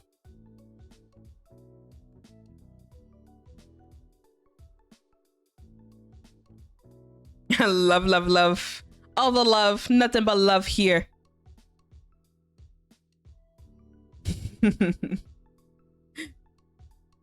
That's it. Ready to go? Yeah, I'm ready. He smiled and stepped aside. Oh my god! Al, thank you for the love, Boyd. I love you too. I love you too. Once everything was safely inside, he glanced back at you. All right. We should get started. It's gonna be a ways to go. Woo! Ah, damn, that probably should have been better without the limiter on. Dang it. Oh god. Yes, all the love indeed. Let's get this show on the road. He chuckled at your enthusiasm, shaking his head slightly. The two of you climbed into the car and buckled up, Cove in the driver's seat and you sitting shotgun. His eyes moved to you. Thank you. Thanks again for coming on this trip with me. Hey, I'm doing this for me too. It'll be fun. After checking the mirrors and starting the engine, you pulled out of the driveway and the trip began. With a small sigh, you got cozy in your seat and watched the familiar houses in your neighborhood pass by. Cove reached over to turn on the radio. A crackle of static mixed with the old snippets of song filled the car as he flipped through the stations. Mr. Holden's car was in good condition, but it was older. There was no way to plug in a phone to play music, so the radio had to do. Expressing my love and passion. Yeah, by yeeting stuff at me. How dare you? I get the aux hands down. Oh no, get that 101.1. You know it. Oh god.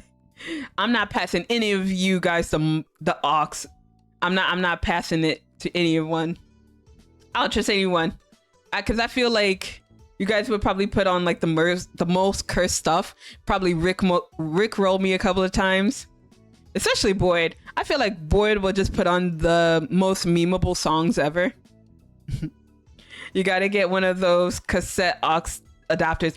Oh my god. So my brother, his car was what was it? I think it was like a 1978, 79 Impala. And I only remember that because I was obsessed with Impalas because of Supernatural. But he got an Impala, but it was like a 79. And he had one of those cassette aux. And like he would play his music. And I thought it was so cool. I'm like, yes, it's pretty awesome. I would put the song of the year, Coconut Song, not the Coconut Song. Not the Coconut Song. No. I'm finna put on that Mario Kart soundtrack. Oh god. I think if I were to hear that while I'm driving, I would just try to like race faster and get a speeding ticket to be like, yeah, why were you speeding? Oh yeah, I was listening to Mario Kart.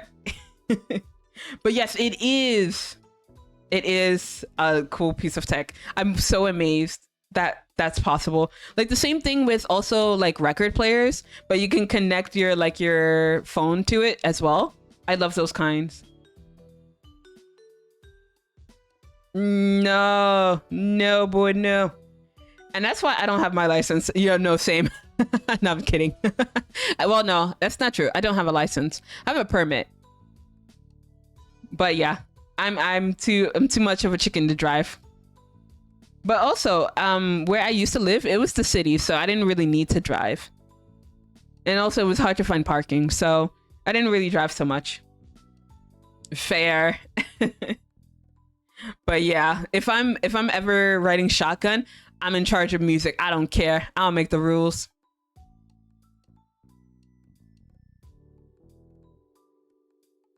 I just got a vinyl player my friends got from the 70s or something. Pog, let's go. Oh my god. I like how like vinyl records are coming back. And I was just like, oh my god, it's so cool. I want one, but I'm too broke for one. And I'm not getting a portable one because that kind of defeats the purpose. Feeling kind of toxic right now. Oh no. Welcome in, Afro Samurai, but why you feeling toxic? Who hurt you? Who do I have to fight? Who have to kick? Whose ass do I have to kick? Cause I lost 6 times in a dodgeball video game. Oh shit. Okay, I'm gonna have to fight the game. I'll fight the game for you. I got you. We're gonna have to rock, paper, scissors because I don't know what to tell you. Nah. If I ride shotgun, I'm in charge of the music. I'll make the rules. 6 times. Oof. But I don't really care about the sound quality. I just think that the albums are cool and feel great to hold. Yeah, I think it's cool. I think if you actually use it to like listen, like I know some people, they'll hang it onto their walls for like decoration for like, you know, the aesthetic. But I'm just like, that's a waste. Why don't you just play it? But actually, I don't know. Maybe people actually do hang up just like maybe the cover or what have you, and then actually play it. But yeah. There we go. So yeah, how the fuck did I lose 6 times? I don't know, man. Sounds like a skill issue. I'm just kidding. I'm kidding. I'm really terrible. I'm really terrible at games like that. So I'm finna get a wasp net in their bed tonight. Not me. I mean, it might not be me because I don't think I'll be able to sleep. So we'll see. If you put me in the driver's seat, you don't follow your life for real. Yo, that's how I feel about Rumi. So Rumi has a car, I don't. And so whenever Rumi drives, bro, I fear for my life because like she curses people out as she's driving. So like she speaks like both Japanese and English. But usually whenever she curses people out, since she tends to use more Japanese, she'll say like, oh, kuso, what does she usually say? She usually says like kuso jiji shine. I was like, bro, I don't feel safe. I don't feel comfortable here. Yeah, so she's like, shitty old man, just die. I'm like, bro. I don't feel safe. I mean, I have health insurance. I think I have life insurance, but yeah, I don't feel safe. I'm gonna die. But Zela, you're on my list. Joke's on you, Afro Samurai. I ain't going to sleep tonight. I'm gonna play this game. I have a couple of holders for them on the wall. It's easy to take down and play. Okay, as long as you take them down to actually play. But if they're just up there for decoration, I would judge you so much, MB. Whenever my brother drives, he literally swerves in between lanes on a 2-lane road. No, I can't. Yeah, Rumi's driving also scares me, but not as much as one of my old coworkers here.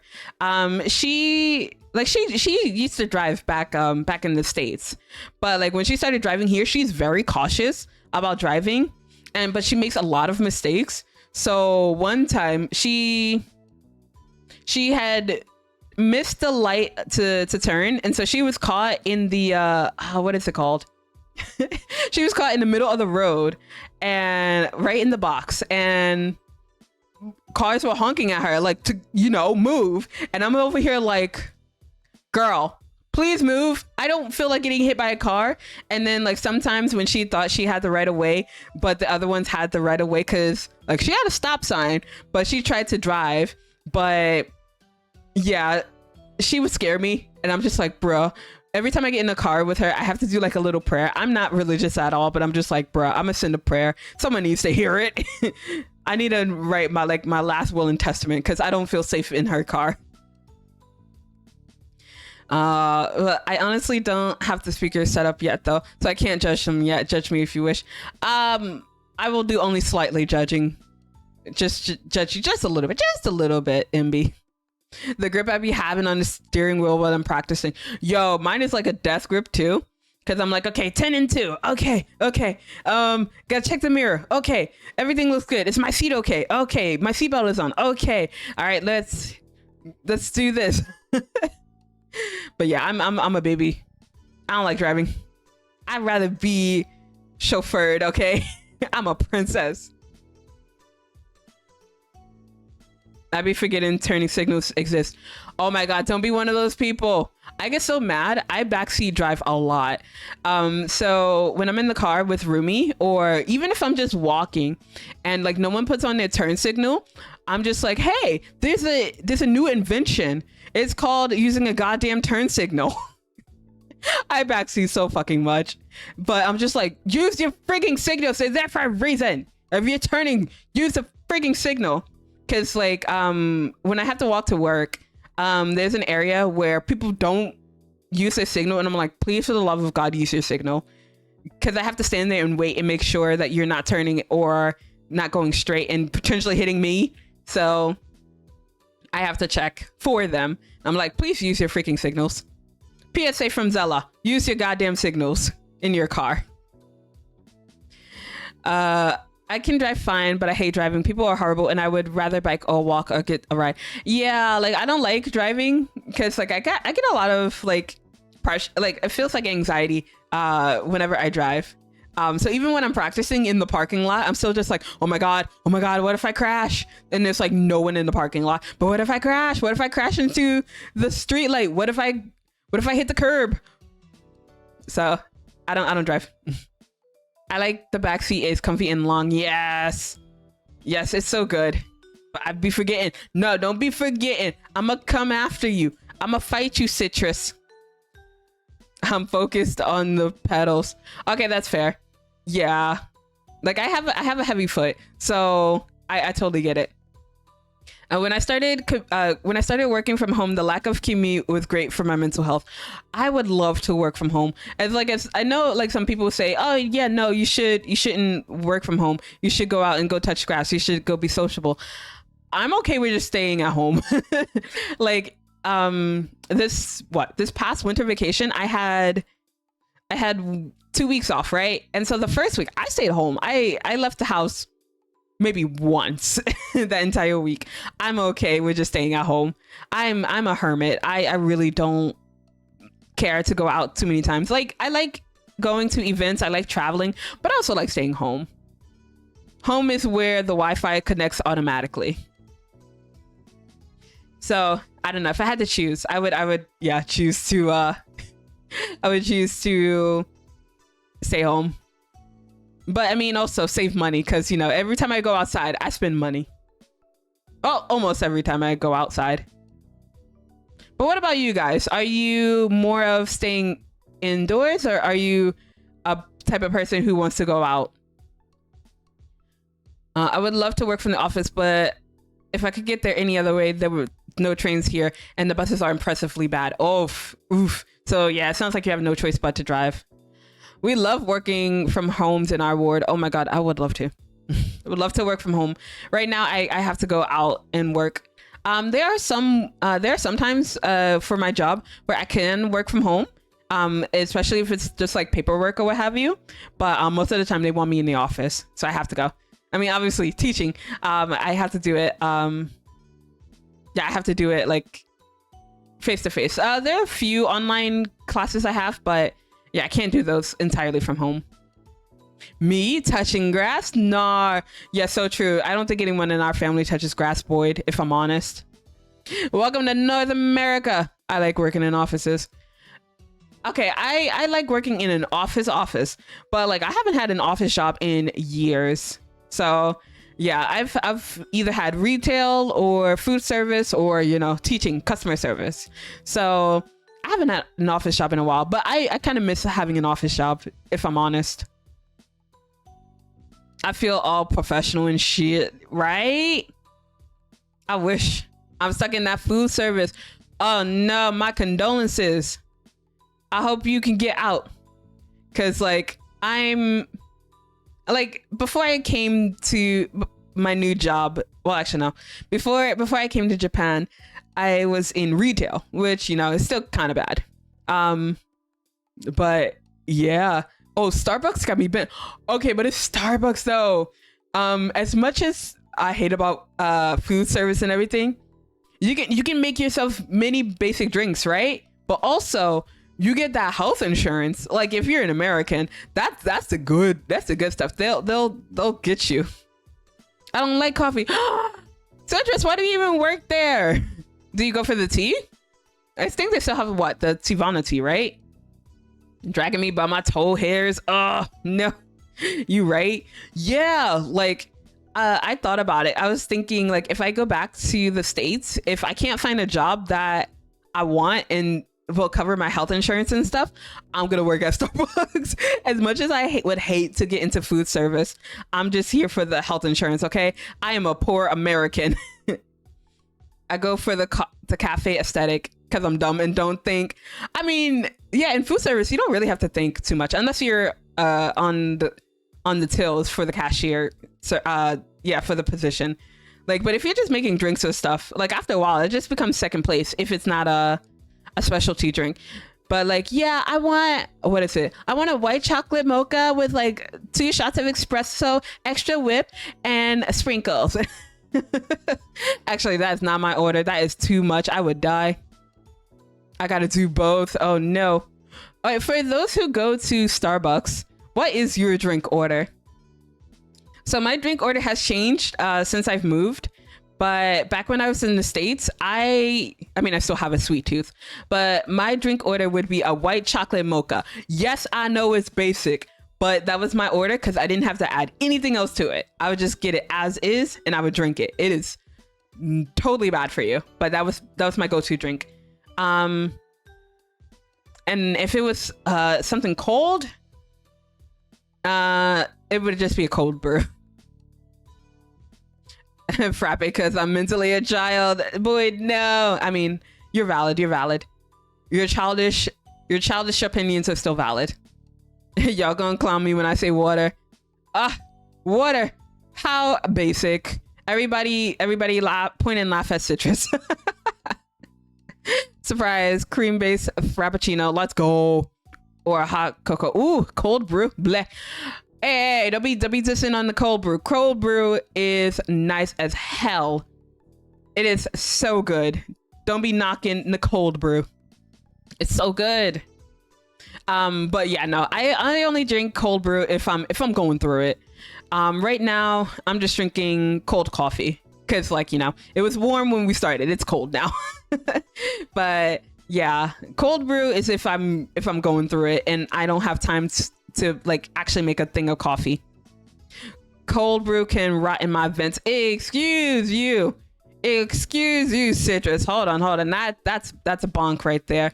How dare you slander the cold brew like that? I don't like coffee and I don't want to get that caffeine addiction. It is too late for me. I have a caffeine addiction. I have to drink coffee every day. If I don't, I will get a headache. And then there are sometimes when I get a headache and I'm just like, why do I have a headache? Oh, I didn't drink coffee for the past 2 days. So yeah, I'm too far in now. And I'm probably going to get another headache too. Cause later on I'm going to be drinking, what is it? An energy drink. So, cause I'm going to keep myself going. At least if I go past midnight, I'm not going to drink it. But if I go past midnight, I'm going to have to drink it. Cause I'm going to have to make sure I stay up for the rest of the stream. I'm gonna get my lick back. Don't worry about it. Ugh. No, how dare you? But yeah, no, cold brew is life. It is a lifesaver. I will not stand for the slender. Yes, you know what I like. He knows what I like. Cove knows what I like. But the only caffeine I drink is in an occasional soda. I tend not to drink so much soda lately. Cause yeah, I would stay up. I mean, I already have trouble sleeping, but like I think I would have even more trouble sleeping if I had soda.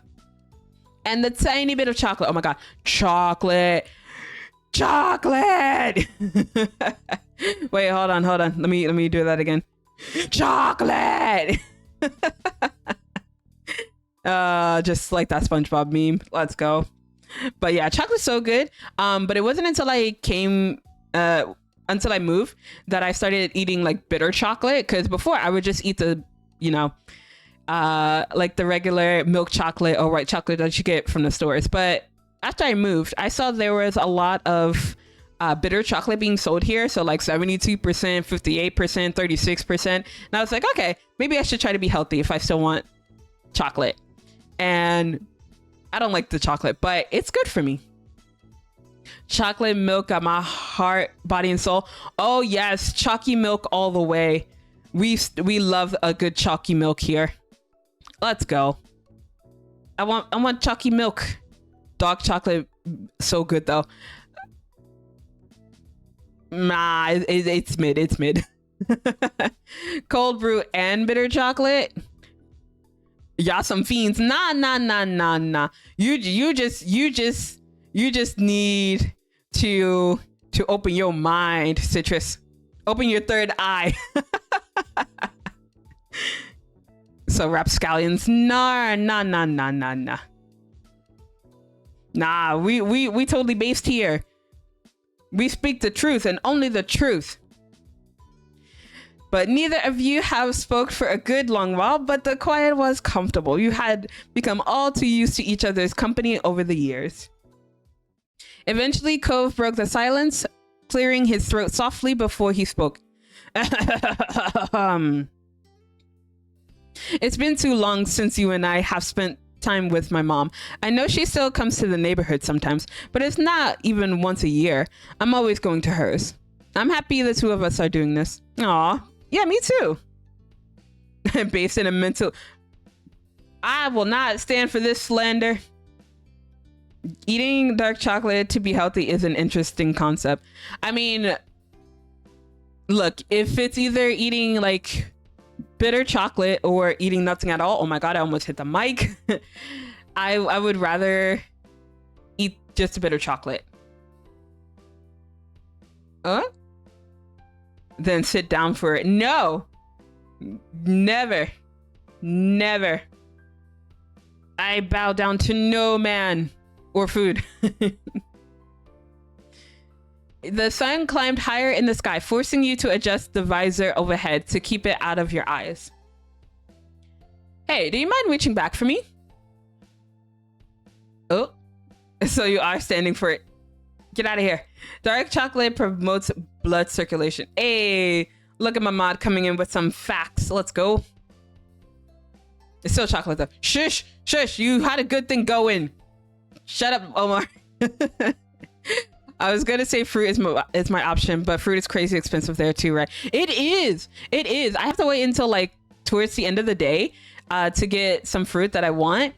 And what? It discounted. It's about, well, I get like the mixed fruit, the cup of mixed fruit that they sell. So that's about $2 if I'm lucky. But that's a discount. So without the discount, it's probably upwards of maybe $4 or more. And yeah, that's a lot. I ain't had a banana in ages. Yo, bananas are very cheap here. So I can eat bananas like no other. But because I can get it so commonly, I don't like eating just bananas as is. I have to have them with like yogurt and maybe some honey if I'm feeling fancy. Dark chocolate for the win. Nah, that's mid. That's mid, bro. Year related age. Oh god. Ah, okay. I don't like how mushy they are. Aw, but those are the best. You get them single plastic wrap bananas. Oh my god, no. No, I can't. I can't do that. Like anytime here where I eat something that has like individually wrapped items, I rage inside because I'm like, because here they're trying to promote, you know, what, the SDGs, the self-developmental goals. No. I forget what it said for. Oh my god. Not developmental. Oh my god. What is it? What does it stand for? Sustainable development goals. God damn. Thank you, Google Sensei. But yeah, like they're all concerned about the SDGs, but I'm just like, you still have stuff individually wrapped. Can you just have it all at once? If I want to binge and eat on some cookies, I don't want to have to eat cookies one by one. I just want to eat all the cookies at once, okay? But yeah, it makes me feel icky. My autism said, no, not my fault. Well, if that's the case, don't try to pressure yourself to eat the bananas then. I know, right? So wasteful. It is. I'm just like, all this plastic. It's such a waste. I need some fruit snacks right now. Oh my god, I want fruit snacks now. I have none. I have no fruit snacks. I want fruit snacks. Some blue raspberry fruit snacks. Ooh, okay. So with blue raspberry, that was actually one of the flavors that I did not like for some reason. Like everything else was okay, but blue raspberry was one of the flavors that I didn't like. Well, no, that's not true. When I was younger, I used to like the Jolly Ranchers, but I think as I got older, I started disliking the flavor. So yeah, anything blue raspberry, I'm just like, I'm okay. Have you ever seen it? Yes. No. Maybe. All right, but I'm gonna take a quick bake. Bake? I'm gonna take a quick bake. Yes, I'm gonna bake some cookies. No, I'm gonna do a quick break. Not quick. 2 minutes. I have to go to the bathroom. And also stretch, because yeah, we finally reached 4 hours, guys. We're probably a quarter of the way there. We don't know.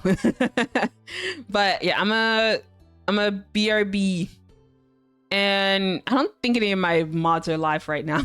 I don't think my mods are alive right now. So I'm gonna run some shout outs while I go to a BRB. All right, no one touches the ox, all right, while I'm out. So I'll be right back. All right, but yeah, thank you guys for shouting people out. Even me, even though I told you not to.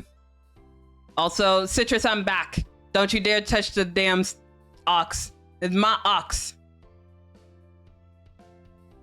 But yeah, I'm back. Tadaima. I mean, it was really quick. I just had to go to the bathroom and turn on the light. It's getting dark now. So yeah, we're 4 hours in. Let's go, Pog.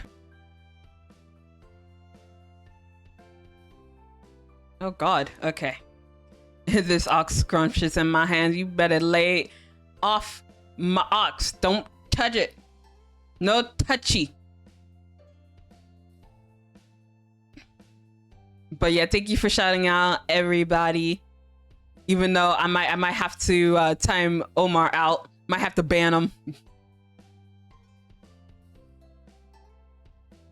Hey, bros out, my besties, friendies. This is a mighty neat ox. Don't you touch my ox. Okay, yeah. Okay, tadaima. Scaretta. I'm so tired. But I always say that. Every time I say like I'm home, I'm just like, yeah, I'm tired. I've been touched it, put my fruity cooties on it. I'ma time you out. Gags, hi. Hi. I mean, I knew you were here before, but yeah, welcome back. Dang, Omar getting banned. Yeah, he keeps it up. He's gonna get banned. Oh no, probably not banned, but timed out. But yeah. Welcome back, Cags. Oh my God, can I do this? No. But yeah, we shouting out, Cags. Shouting out everybody. Oh my God, is this the voicemail one again? Calming coastal mindset when it's -30 Celsius where you live. I don't know. Thank you for the shout out. No, of course. I mean, what? Oh. Wait, what? But my dumpy isn't that big. Very interesting. Omar, you just gonna take this disrespect, bro? I mean, if he wants to keep his title as mod, yeah. He's gonna take the slander. No, I'm just kidding.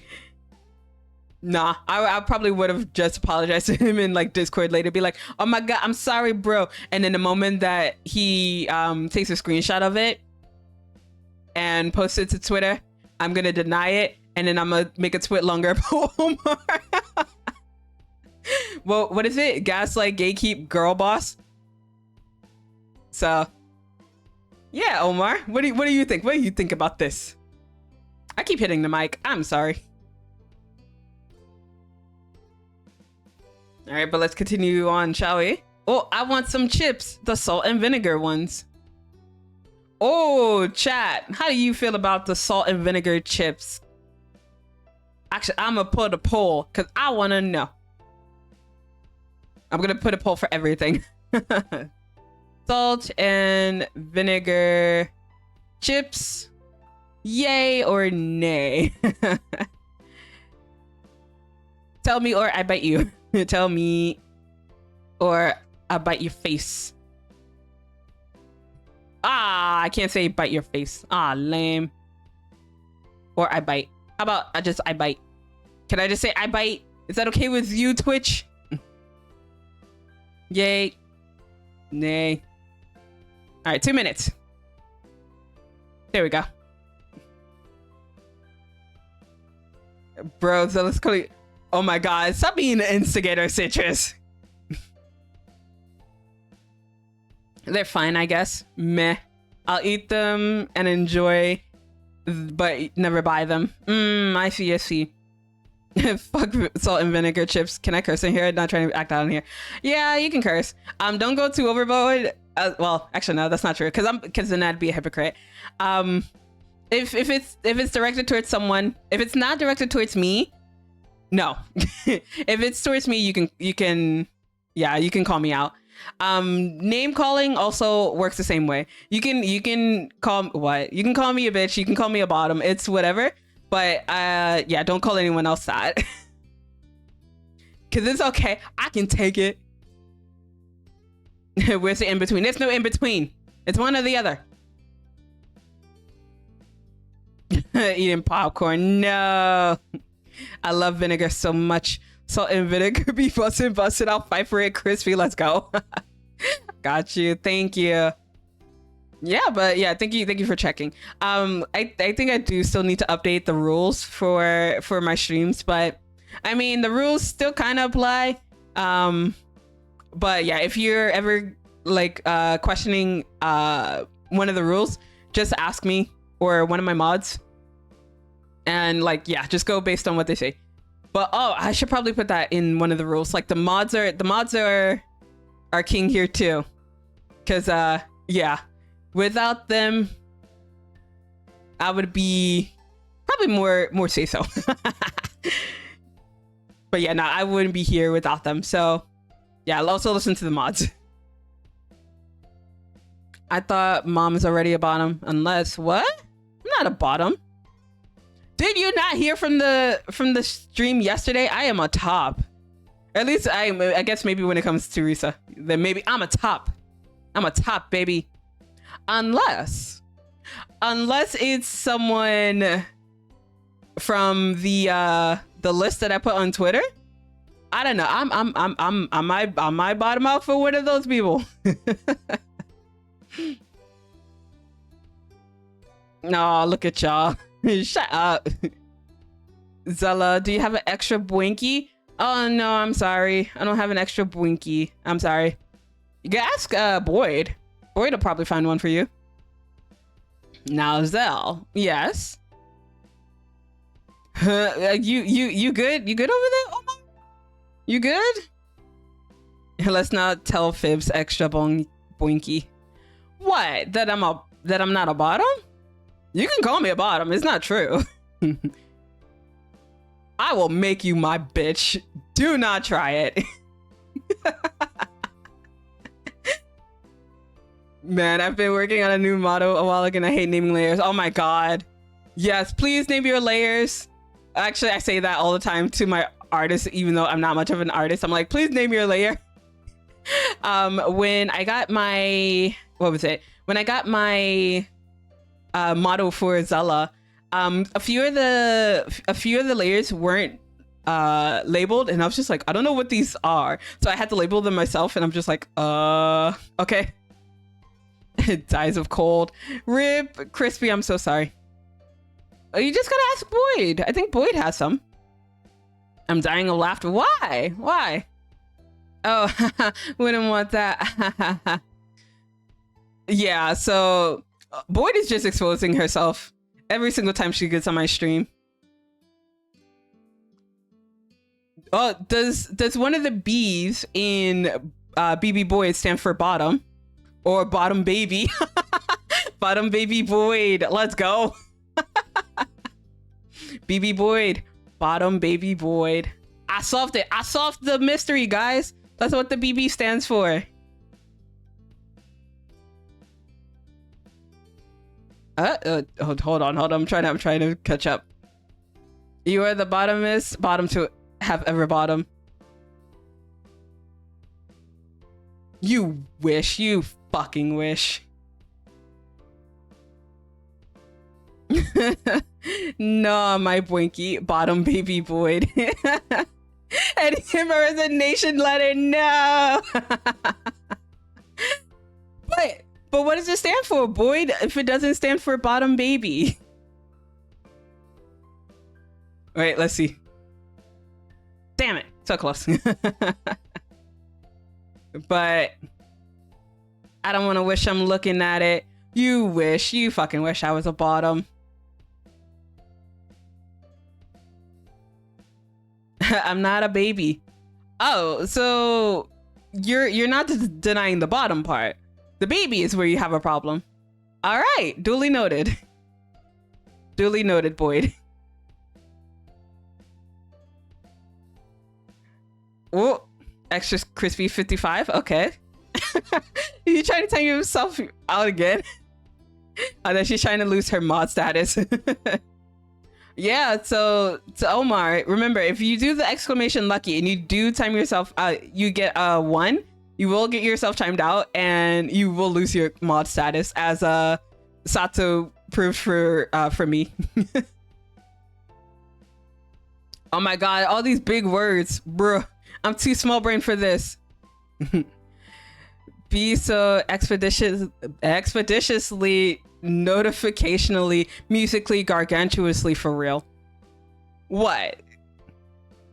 What do you want me to be true about? I am a top, but I don't have to. I don't have to prove anything to you. Why would I do that? Yeah. Void and Sato can experiment. Yeah. They're the ones who are just like, yeah, just throwing balls to the wall. No comment on bottom. We can be versatile. Yeah, okay, no, that's fair. Okay, it is fair. Cause like I feel like I would bottom for certain people. Hey yo. What? Oh my god. Why choose when you can be both? That you are a bottom.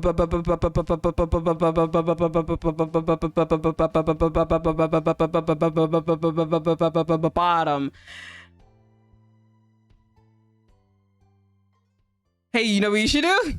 You should shut up. You keep calling me a bottom. It's not true.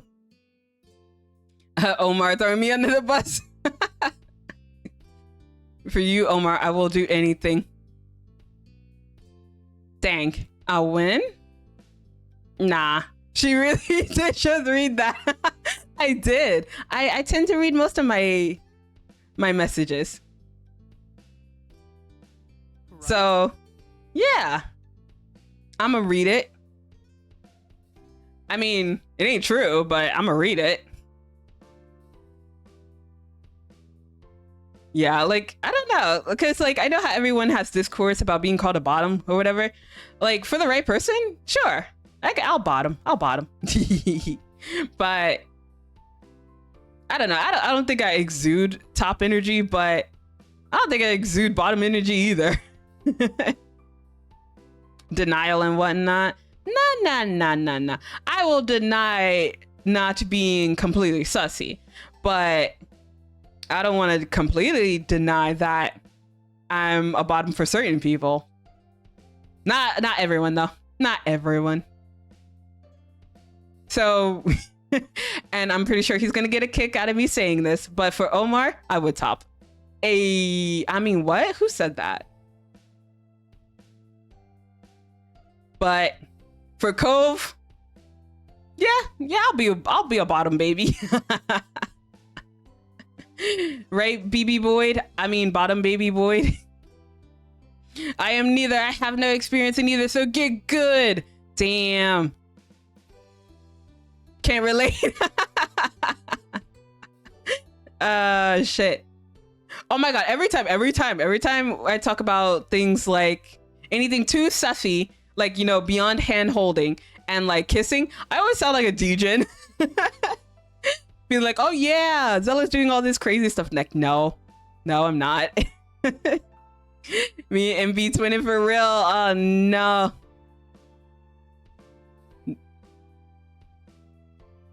In my fate, let me indulge in Cove. Never. We're gonna make you uncomfortable with talks about bottoms. Oh my god, the cat dance. Let's go. Never. You're stuck here forever. You're gonna be stuck here for 24 hours, Boyd. 24-hour stream. Let's go. Actually, no, I cannot do it 24 hours because I need to end by 8 a.m. tomorrow if I go all night. So hashtag team no sleep. But stretching out the seatbelt to give yourself space, you twisted in your spot and reached into the bag, holding the snacks. It took a bit of effort to sort through the collection of goodies stuffed inside, but eventually the bag of chips crinkled beneath your fingers as you pulled them out and back into your seat. You and Cove can bottom together. Oh my god. And they were both bottoms. Oh no. We can't be both bottoms. Thanks. Do you mind opening it? His eyes lit up at the prospects of the snacks, and you shook your head in amusement, popping the top of the bag. You want me to feed them to you? Actually, I did put this as an option when I was offline, but he didn't like it, so I can't feed him. So rude. I held the open bag out towards him. Look at him and tell me he's a top. I don't know. I feel like maybe in a heterosexual relationship, he could be. I mean, but he could also be into getting pegged. I mean, he's also into cuddling. So he could be the little spoon. You can and are. What? Shut up, Citrus. With a smile, he dug into the bag noisily, picking out a couple of chips between his fingers and popping them in his mouth. The sound of crunching and rustling filled the car as he reached over from time to time, taking a few more. Ultimately, he elected to drag out an entire handful at once, losing a few of the chips to the floor. Oh my god, not being messy. Messy, Bessie, no. I stay correct now. You keep saying wrong. You keep missing. I don't know what's wrong with you. After that, you rolled up the top of the bag and stowed the chips safely in the back again. When you turned to the front, it was to find Cove crushing the fistful of chips into his mouth, crunching loudly. He wiped his hands on his pants absentmindedly before gripping the wheel and spilling crumbs all over the place. Cove, we're gonna have to clean that up. Come on. And let's be nice. I'm impressed. Not really. Not impressed. I'm annoyed, but can't say that to him. Man, I want some Cheetos. I want some Doritos. Cabinet. Cabinet. These nuts. Ayy. Got him. Cove mumbled through his mouthful of chips, giving you a brief thumbs up. You smiled back, shaking your head in amusement at his antics. The hours drifted by much the same way as that, with the two of you smacking and chatting as the day stretched on. It was fairly calm and quiet, traveling along the open road, and you found little in the way of interruptions. I think I did it. You named them all. Pog, let's go. Nice work, MB. GG. All right. And so at one point you passed a welcome to Nevada sign, and Cove gave a tiny cheer. It was in disbelief that the two of you were seriously all the way in another state like this. Nice. Eventually, you had to stop for gas and made a detour at a small diner to grab a proper meal that didn't consist of chips and candy. Okay, but that's actually like legit reason to stop. Also, MB gets a shout out. Go follow MB. Fiddlesticks.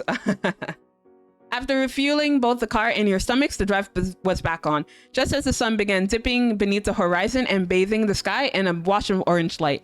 Cove informed you that there wasn't too much longer left to go. You were almost there. Yeah, we took shifts. Yeah, why not? No, yes, you get a shout out. You get a shout out, and you get a shout out. Everybody gets a shout out. The route was fairly straightforward, and you had enough practice with driving to feel comfortable doing so. When night eventually fell into a blanket of darkness, the drive finally came to an end. I just know it tastes like dried spicy tissue paper over there in Cali, Nevada. Wait, what? What the heck are you talking about?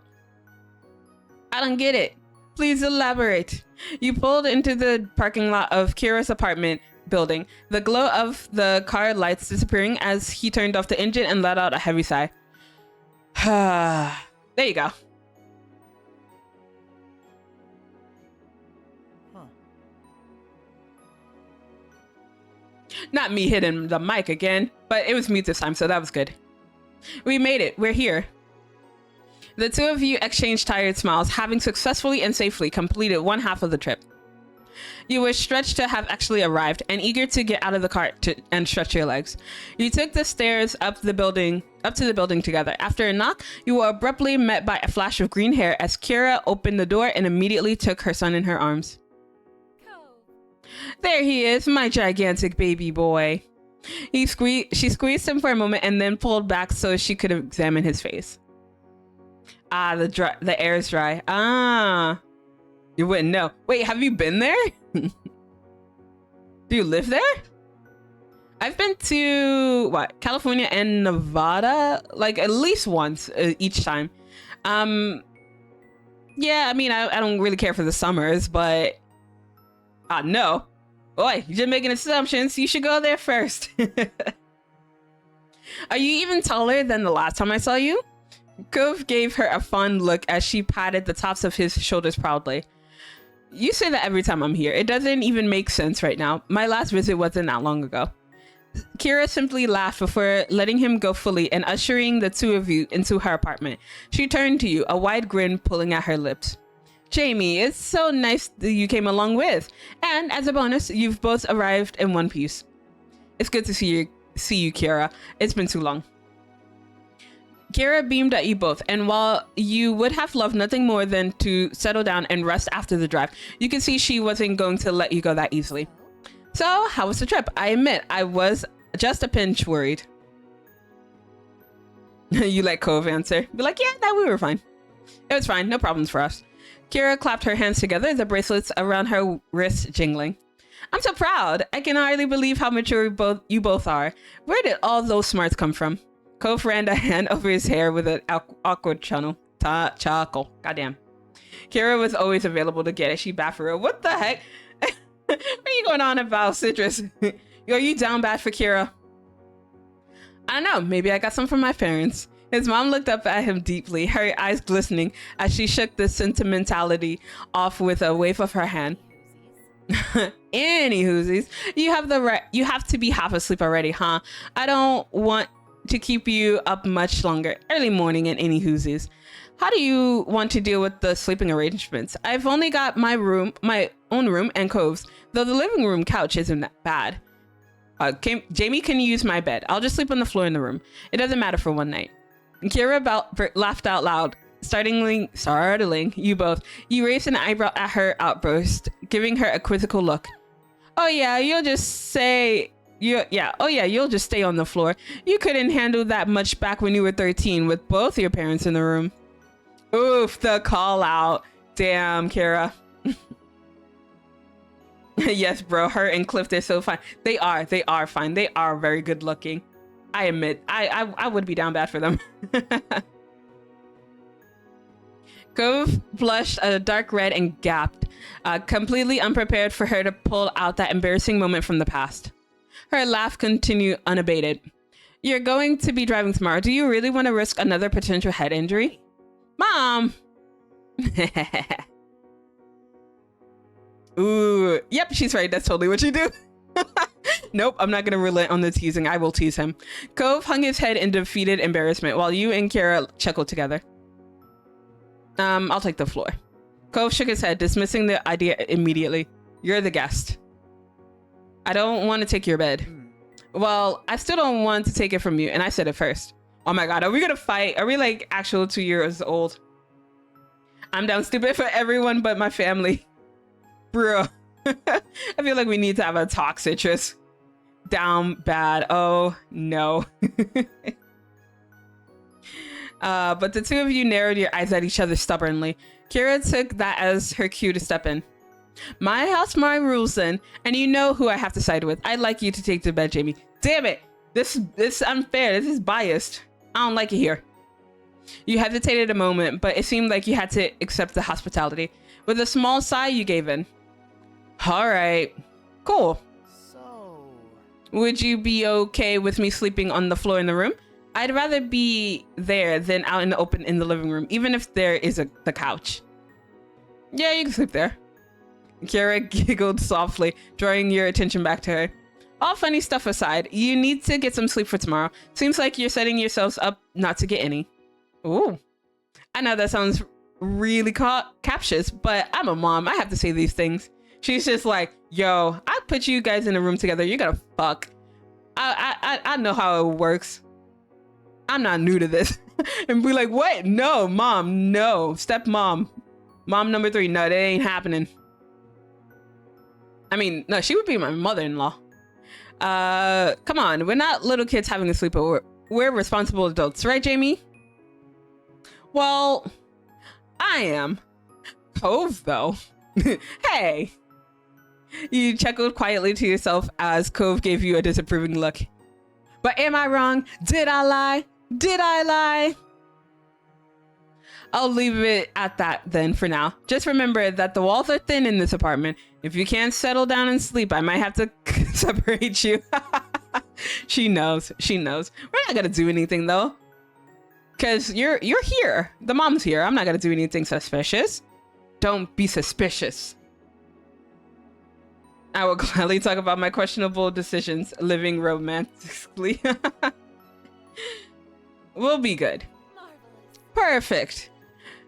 Kira clasped her hands together, her bracelets softly tinkling against each other again. It's only getting later, so I better let you prepare for bed. She nodded towards the hallway and gave you a small smile.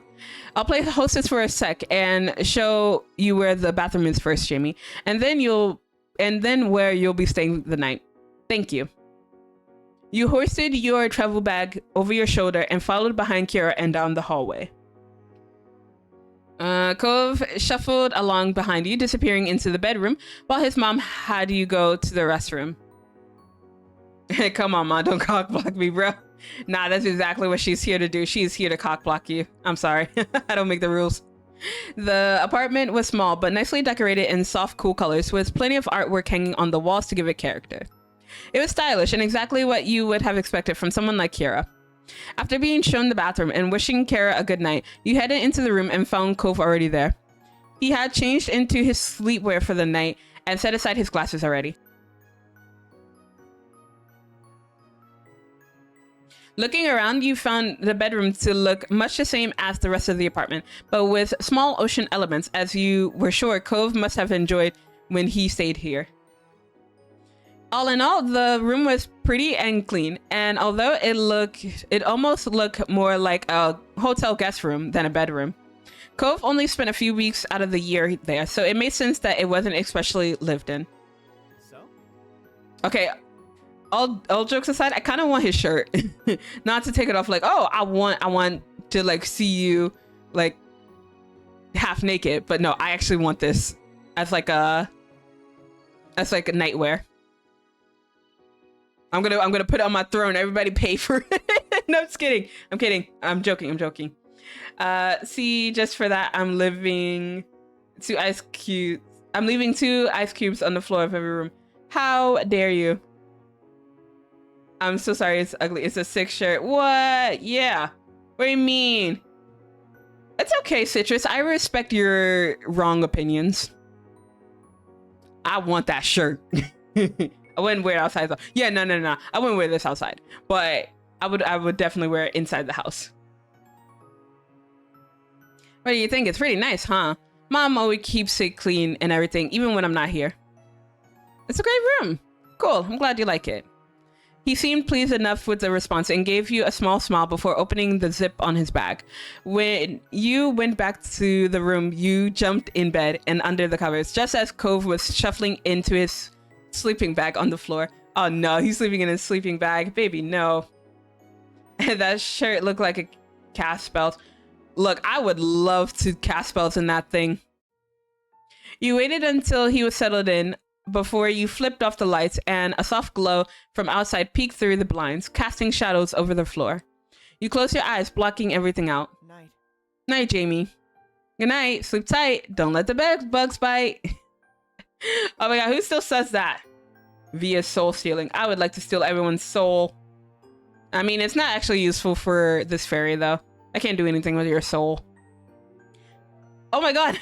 Oh, wow. Oh my god. Hello. Welcome in. Welcome, Raiders. Oh my god, Ace Raid. Let's go. Welcome in, Raiders. Welcome. Oh my god. And thank you for the follow. Oh my gosh. How's your stream? Oh my god. So many follows. Thank you. Yeah, how was your stream? How'd it go? Wait, also let me shout you out as well. Oh my god. Oh my god, so many people. Oh my gosh. Oh my gosh, but Ace Raid, let's go. I love that. Not even my son. Pokemon! My son. No longer my dependent. I love that. It's hilarious. Also, let me put that down a little bit. just no longer my dependent. Yeah, how'd your stream go? My taxes. Oh my god, Saving taxes. My taxes, please. Smoke that motherfucker. That's a dangerous sugar drunk. Hell no. I never Yeah, knew just safe. sugar was this dangerous drunk. That's actually hilarious. It's so dangerous. Oh god. Have a good stream. No, thank you. Thank you. Bro, what the fuck, man? Oh, thank you for the other shout out. Let's go. You know that's such a dick thing to say to an accountant as Hey. well. Like, come on, man. But yeah. You rely on that more than Stream was anything quite else. Come poggers. on. Let's go. I'm here for it. Oh, Sophie, hi. Hi. Welcome in. Oh my god, I didn't even introduce myself. I'm over here just like enjoying everyone being here. But hello everyone. My name is Zela Petalcliff. I am a Thunderfay VTuber. I play a lot of indie games and The Sims. Right now we are doing an endurance stream for our life. We're not stopping until I get married. So if you are okay with visual novels, grab a snack, sit back, and get comfortable. But if you are tired from the raid and you need to head out, don't worry. I'm not going to hold it against you guys. Hopefully I'll see you guys again in the future. But yeah, make yourselves comfortable, everybody. Full of chaos and drunk people. That's the only way to do a stream, right? I wish I could. I wish I could do a drunk collab. I feel like that would be totally chaotic. I would love to do it at least once. God, I wish I love your motto. I'm so tired. No worries. Yeah, you can sleep. You can rest. Yeah, don't feel pressure to stay. Yeah, like anyone who hopped in on the raid, you don't have to stay. It's okay. Zela here drinks cold brew and likes Doritos. Okay, and your point? I said what I said, Citrus. A drunk Zela? Hey yo, yeah, that might be a possibility in the future because Zela's birthday is coming up in March.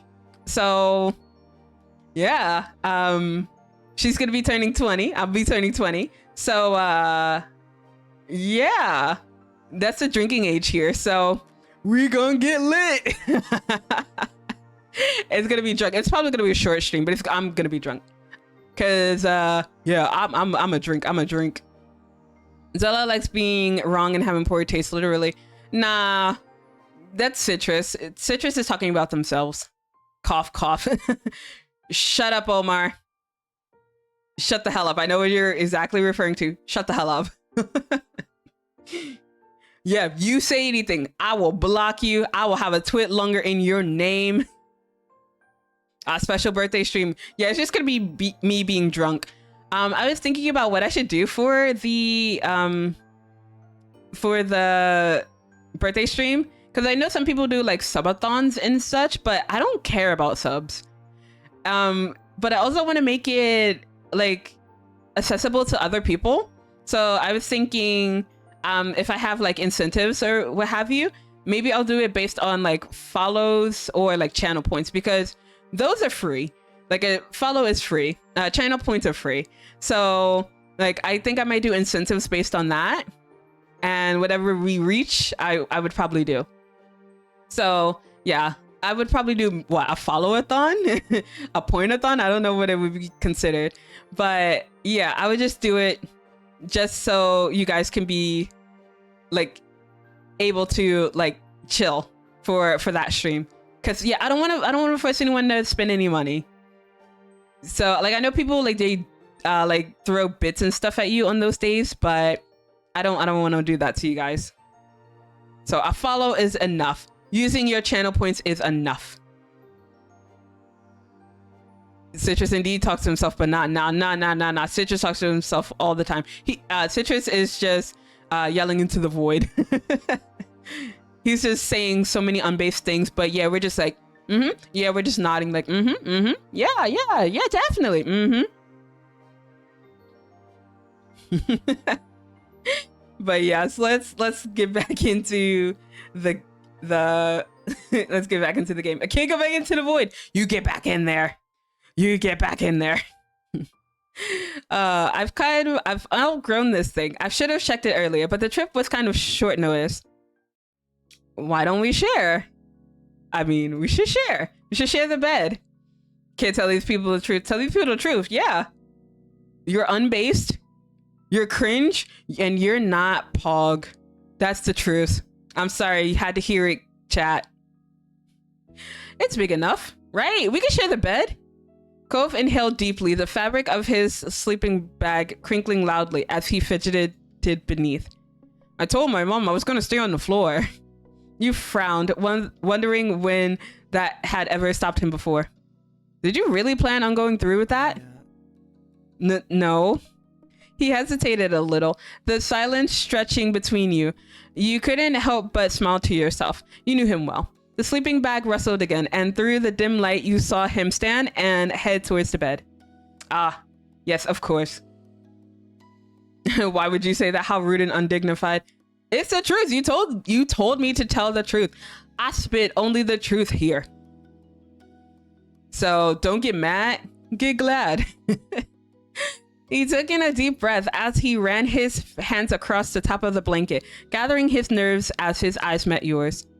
And then he paused, head tilted to the side, as if silently asking permission.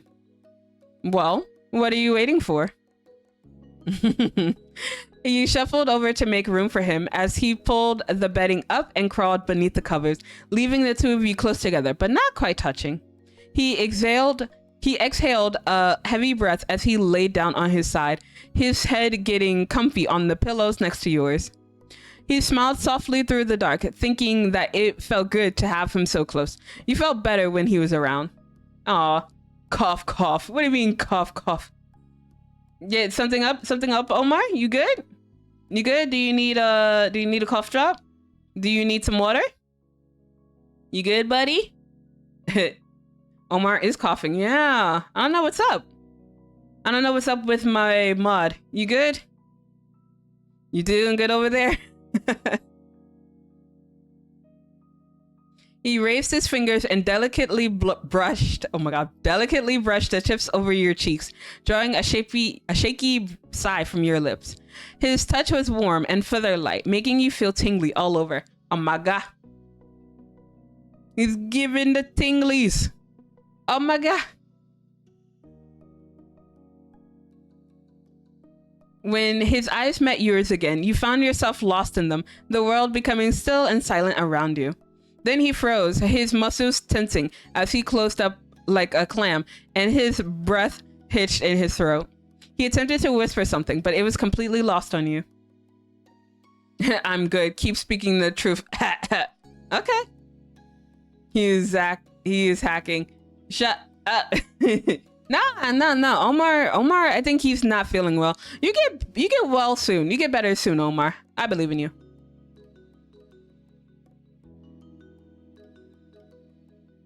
With that having to suffice as a warning, Cove jumped out of the bed and crouched down on the floor, his head held in his hands as he took in a few deep stuttering breaths. Oh no. You bolted upright in the bed, staring down at him with a mixture of alarm and bemusement. Ayy. Yeah, Omar does need some soup. Oh no. I don't think Cinder's here. If Cinder was here, they would give you some soup. But yeah, I think Cinder's not here. That's okay. Yeah, someone get Omar some soup, please. I am asking. Actually, no, I'm not asking. I'm demanding. You get my mod some soup. Hold up, I want some soup. No, you can't get no soup. We're gonna get to this later in DMs. No, we're not. We're not doing anything. I don't know what you're talking about, Omar. I speak the true. Why? Yeah, why, Omar? Why do we have to take something to the DMs? Oh wait, what'd you do? You know what you did. You know what you did. No soup for you. Are you okay? I'm always like this. I thought it'd feel like it did before when we were younger, but it's different now. I'm sorry, Jamie. Really sorry. I'm just so... Hey, yo? You're just so what? You're just so what, Cove? He panted deeply in and out as though he had just finished running an entire marathon. I'm thirsty though. Dude, we're all thirsty. You ain't special.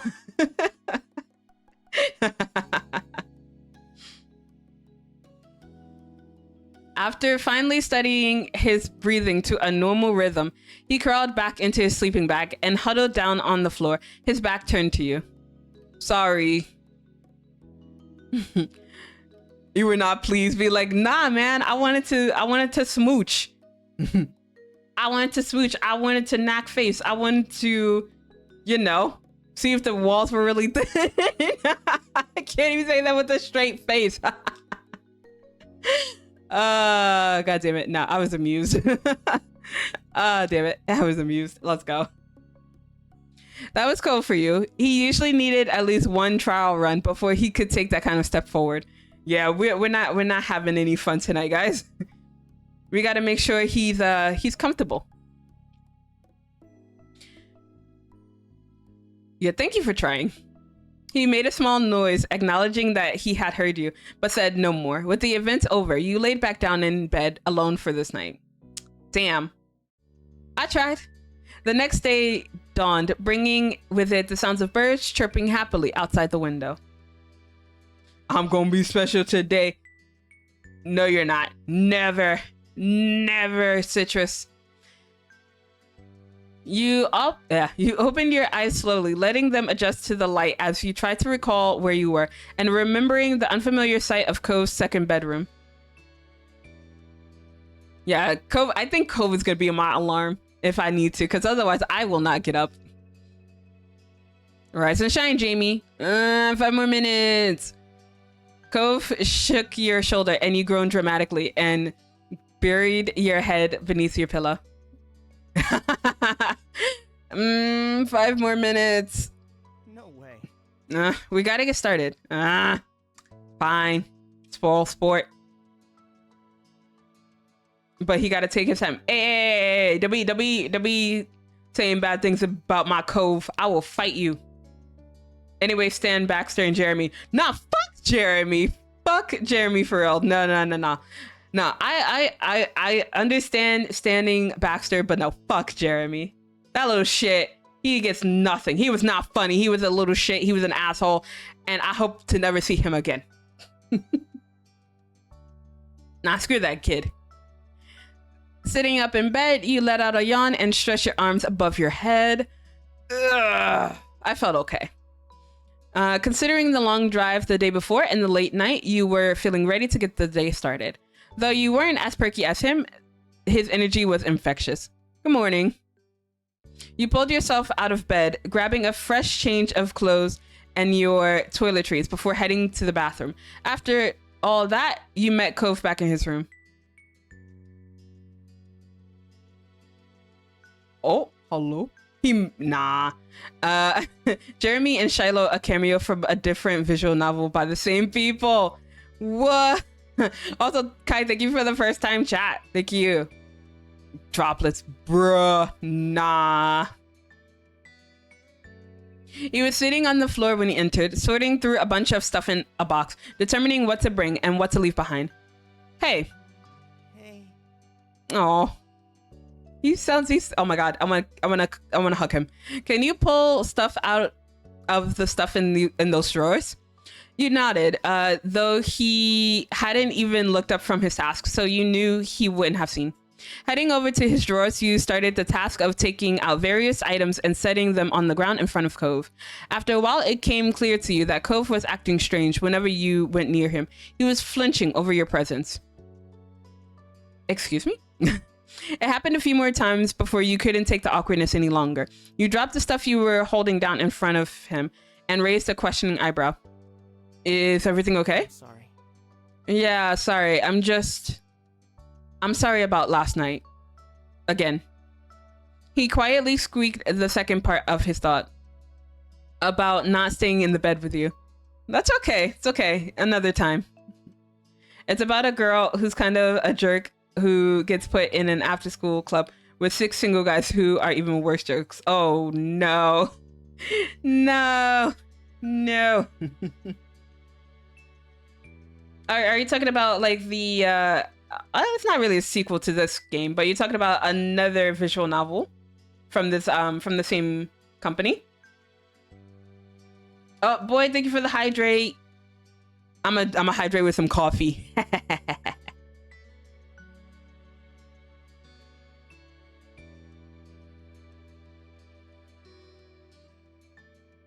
And a stretch. Okay, I got you.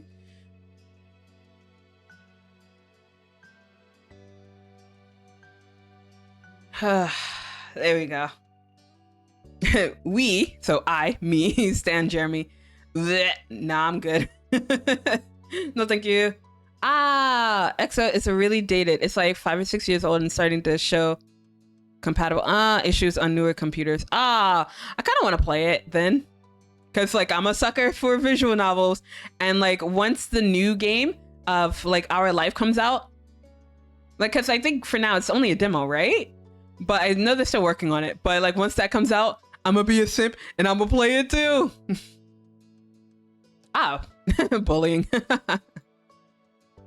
Yeah, stop bullying Citrus. No bullying here. Now Shiloh, I don't fucks with Shiloh. Oh my god, I was so mad when we met Shiloh and he was just like, yeah, I don't know who you guys are, but have a good life. Like, fuck you. We know who you are. My fault. And that's okay. But yeah, like I feel like people here, they get bunked for like the weirdest things too with like auto mod. Cause like a while back, when we first kissed Cove, people in the chat, they were spamming like kiss him and they kept getting bonked. And I'm just like, oh, well, I had to accept and make sure that you guys were able to say kiss him. I mean, I think you might still get bonked if you say it, but yeah, I'll keep an eye out for it. I think now and forever it's going to go over big time and be a big deal. Yeah, I think so too. I can't wait. I can't wait till it comes out. I mean, I kind of want to play the demo, but I don't like just playing demos of a game. I like playing it once it's done. One little freckle. Oh no. So much bullying in my chat. I'm so excited for now and forever. Yes, same. I can't wait. I can't wait till I get there. But for now, I can just love upon Cove, my adorable himbo. His cheeks flushed with color, and he immediately trailed off. His eyes firmly fixed on the floor. Do better next time. What the hell? Bruh. Dang, that's a lot. Nah. It was that intense for you, huh? Maybe I'm the one who should apologize. Yeah, maybe I should apologize for once. I'm sorry, Cove. His eyes widened, a pink tinge creeping onto his cheeks before he could duck his head enough to hide it. Just don't worry about it. You don't need to do anything. Let's get back to packing. Yeah, okay, let's get back to packing. I'm holding out on the Baxter DLC so I can experience it all at once since I'm on the Patreon and have access to the beta, but I choose not to play it. Yeah, I really want a Baxter DLC. Like, out of all the people that we met briefly during the summer, I was so bummed.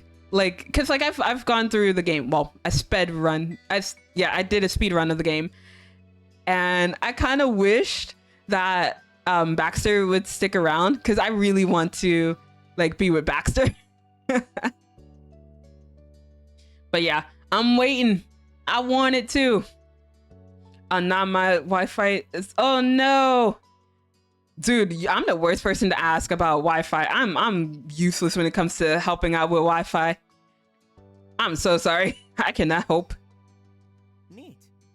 So like when I did a tweet for this stream, I was like, yeah, we're gonna keep playing until I get married or until the internet craps out. So we'll see. So if I like, knock on wood, but the internet hasn't crapped out just yet. But if it does, I'll give it two attempts. After 2 attempts, I will end the stream because I'm not going to fight with my internet. So I mean, it's behaving so far. So we'll see how it goes. Baxter should be coming out in 2 months. So, oh my god, I will play that. I will definitely play that on stream. I don't care. So after this endurance stream, like I'm gonna be playing until we get married. I like the other DLCs and the other steps. I'm gonna do those offline. Well, once I get them. But the Baxter DLC, I mean not the Baxter DLC, the Derek DLC, I might do on stream. But I don't know. I need to start distancing myself too much from our life because I've been obsessed with it for the past 2 weeks. So I'm gonna try not to spend too much time on playing this game. Cause look, I love visual novels. I just can't be known for just one, right? just me being down bad for Cove. I gotta be down bad for other people. Baxter, my shorty mookie bookie, baby yum yum for real. What the hell, Citrus? But Baxter is going to be the last extra content added to this one. They're going all in on Now and Forever after Baxter. Yes, let's go. I can't wait for Baxter. I loved him. Like I loved him from the moment I met him. Well, not from the moment I met him. From the moment he opened his mouth, I stand him. She has been obsessed. I have been obsessed. I've been playing this almost every single stream, and aww, you started to feel emotional. Yeah, I'm feeling some things. He kept this. What the hell? But yeah, I've been obsessed. I've been playing this game for almost a full week. Like after like every game that I would play that wasn't Our Life, I would play it for like an hour. I'd be like, oh yeah, let me play an hour of this. Let me play 2 hours of this. And then I'm like, but I do want to play Our Life. And then I would just switch over to Our Life and play. So even when I wasn't streaming and I played it offline. So I got over 30 hours like prior to, this stream already on this game. So yeah, to say I'm obsessed, it's a bit of an understatement. You think 2 weeks is long? I was a hard super fan for 8 months. Oh my god, I would be terrible if I was a fan. I would be yelling at people to play Our Life. Be like, no, play Our Life. It's so good. It's free. Play it. You'll simp for Cove. Oh god, you guys are twinning. Oh no. The voice pack. Oh god. I can't read it. Oh no. The voice pack has my IRL name, and I got the full-blown Cove experience for my first time, and it is experience I would get again. Aww. That's so cool. Unfortunately, they did not have Zela in the voice pack. Not even my not Zela name, so I didn't get that experience. So when I started playing this game, I didn't download the voice pack, so that's why we're stuck with only Jamie. But like afterwards, I downloaded the other one. But the name that I use for like my visual novels was on there, and so I used that, and I thought it was kind of cute how Cove said my character's name. I'm like, babe. Congrats on 200, my fairy buns. What the hell kind of nickname is that? What the fuck? But also thank you. I didn't even notice.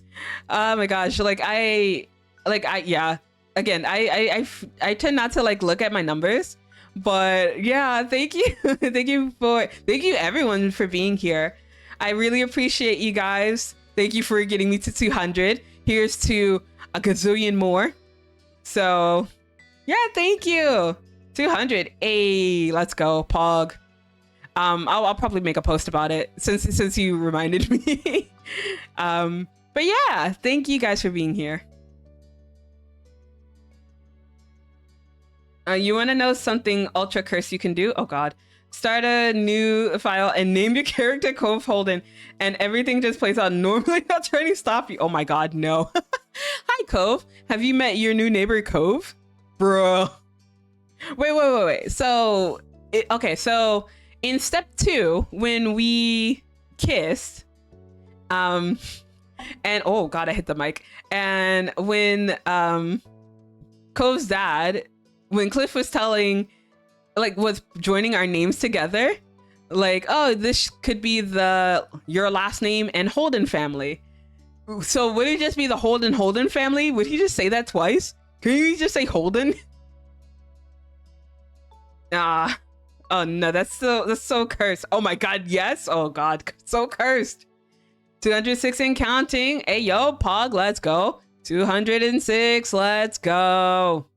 The Holdens. 200. Way, let's go. We're not gonna stop there. We're gonna stop once I get to 200,000. Yeah, I'll graduate once we get to 200,000. Oh my god, I can't even count that high. Oh, Jesus Christ. Thank you for the love. The held. Yes, just the held. Oh my god. But that's so interesting. I kind of want to try it offline. I won't do it here, but that sounds funny to try out.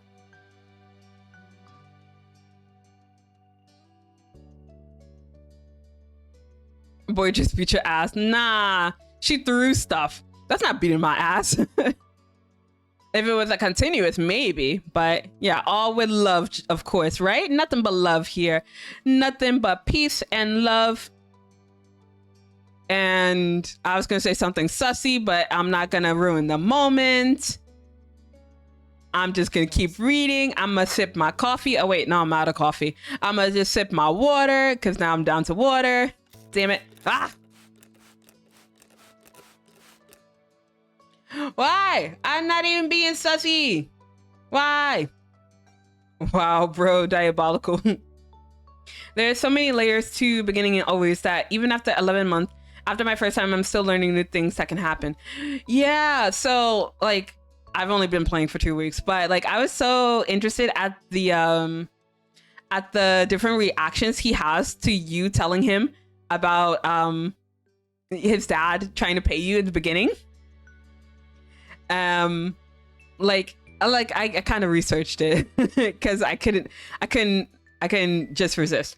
But like yeah, in step 1 he starts crying if you tell him, and I was like, no, I can't do it. Like he's upset, but like he also cries, and like when I did it, I just started crying as well because I'm like, what do I do, and then start crying. And then yeah, his dad just tries to make him feel better with the money. Like, yeah, sorry kid, but here's some money. And step 2, he throws a fit. He's so angry. Step 3, I believe he cries, but it's just like, oh, I'm sorry that you had to hold on to that for so long. But also, what if we didn't, like me, what if our past had changed? And I was like, oh no. And then step 4 is a little bit of the same, but he's just like, damn, I'm surprised you waited until we got engaged before telling me. So I'm gonna wait until we get to step 4 because yeah, I can hold out a secret for that long. But also I did take the money, so yeah.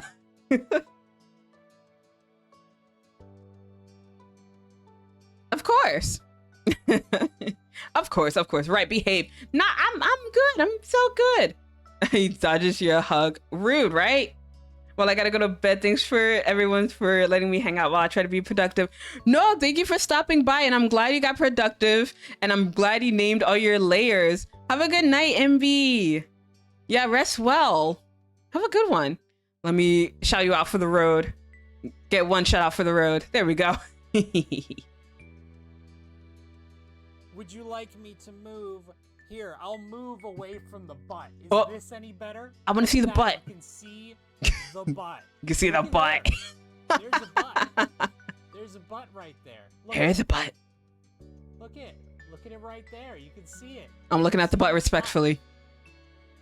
Look it. Where's the butt? Okay, the butt's gone. In the DLC, you get a moment that me and a few others call the Mr. Holden redemption arc. Oh my god. So in step 2, when Cove gets angry and like when both Kira and Cove get angry at him, And he's just like, God, what is wrong with me? I'm just like, bro, I feel completely bad. I feel like such an asshole for saying it. So I kind of want to see that redemption arc, if anything. But bro, I can't. It's too much for me. I will die.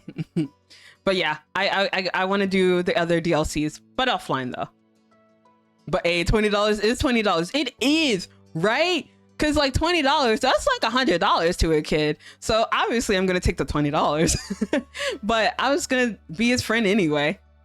It was love at first sight. I already told him. Well, I already told my moms I was gonna marry him, and it's true. I am gonna marry him.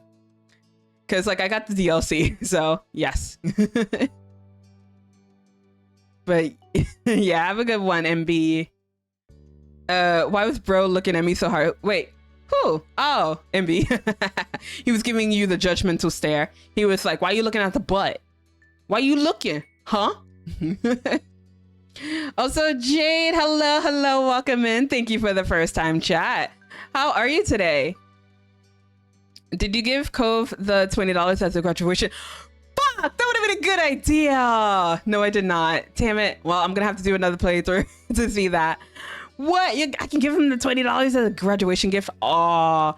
Wait, how would he feel about that? Be like, yeah, yeah, this $20, you know, this doesn't seem like a lot, but your dad gave me this, so I'm just returning it to the family.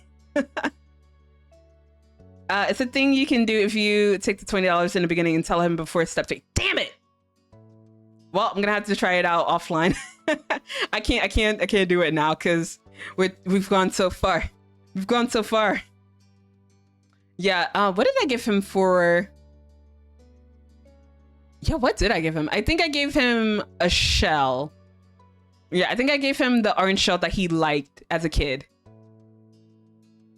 Cause like he wouldn't take it, and then I finally was just like, no, you got to take it this time, and he started crying. So I would go for the sentimental gifts. But yeah, the $20 would have been a good idea. Damn. You tell him, no, Cove, this isn't just a 20. This is the 20. Cove is best boy. Yes, we do not argue that here. Cove is best boy. I'm so down bad for this man. I've played this for about 2 weeks, and I'm down bad for this man. Yes, Boyd, thank you for the pin. He is best boy. He's such a best boy. Thank you, Boyd. Based mod. Thank you.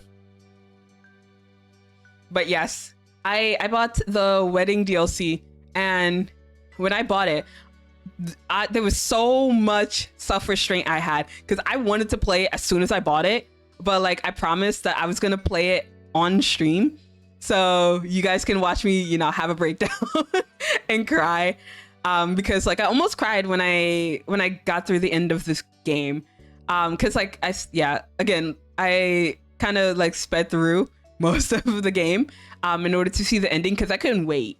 Like I read it, but like I was just speed reading to get to the ending, and then I almost cried at 3 in the morning. So that was fun.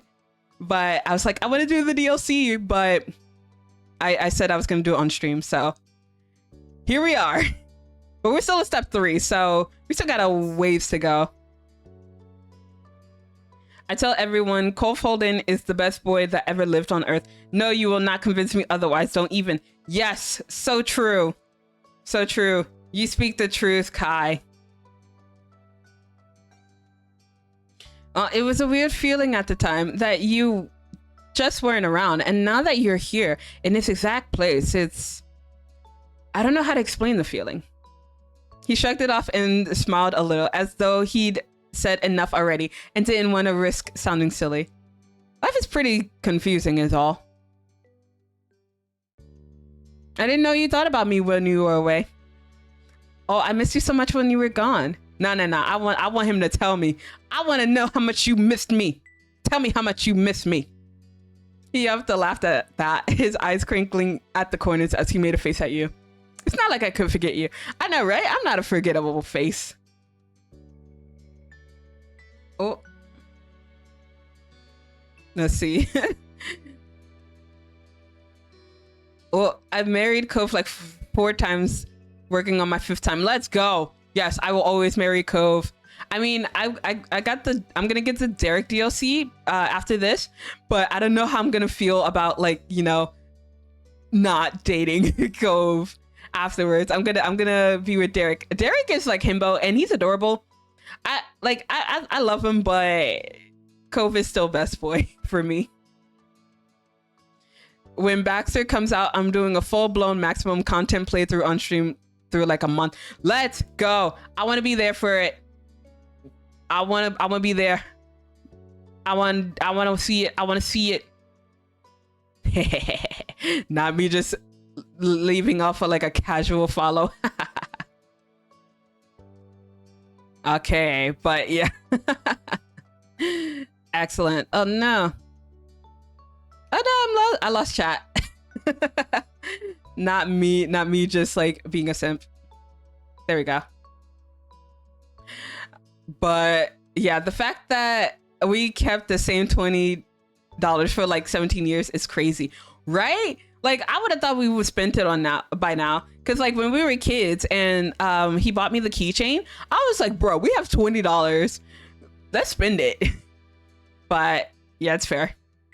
All 38 moments, both alternate variants for the extra moments, all all 3 step 4 variants and the wedding.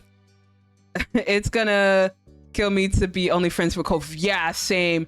I'm not ready to be just friends. Cause like he still feels for you, even if you're just like indifferent towards him. He's just like, you mean so much to me, Jamie. So like even if you don't feel the same way, I still appreciate you. But that unrequited love, I can't. I'm gonna be weak. Honestly, if I marry Baxter, it better be worth it, right? Just not marry Cove just to marry Baxter. Yeah. During his DLC, I better get a marriage, damn it. Unless he's not the type to get married. But yeah, he better declare that he's gonna stay with me forever. Cause look, I want a declaration that we'll be together forever, damn it. I did 2 friend runs. It was hard, but Baxter tee. Oh my god. Okay, so I've played through this maybe 3 times. No, 2 times fully. No, once fully. Once to step 4 because I stopped just before the wedding, and then now. So I guess a total of 3 times. But I don't know if I can do a friend run. I can't just be friends. Omar, stop eating your popcorn. I watched a full indifferent run and it is pretty suffering mode. Oh my god, I don't know if I can do an indifferent. I would die because it's just like I love this boy. He's Jesus. Hi Rose. But yeah, no, I'm weak. I love this man. I don't think I can just be indifferent to him. But yeah, welcome in, Rose. How's it going? Also, thank you for the love and thank you for the hydrate. Everyone else, you hydrate as well.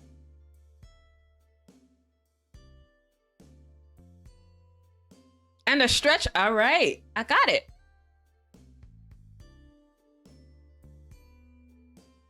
Oh, goddamn. How are you doing, Miss Zela? I am doing well, Rose. I am just vibing. I'm over here showing how down bad I am for a character in a visual novel, and we're gonna do an endurance stream, but it might turn into like a 24-hour stream if I'm not careful. I gotta try to get through this. Get to the wedding.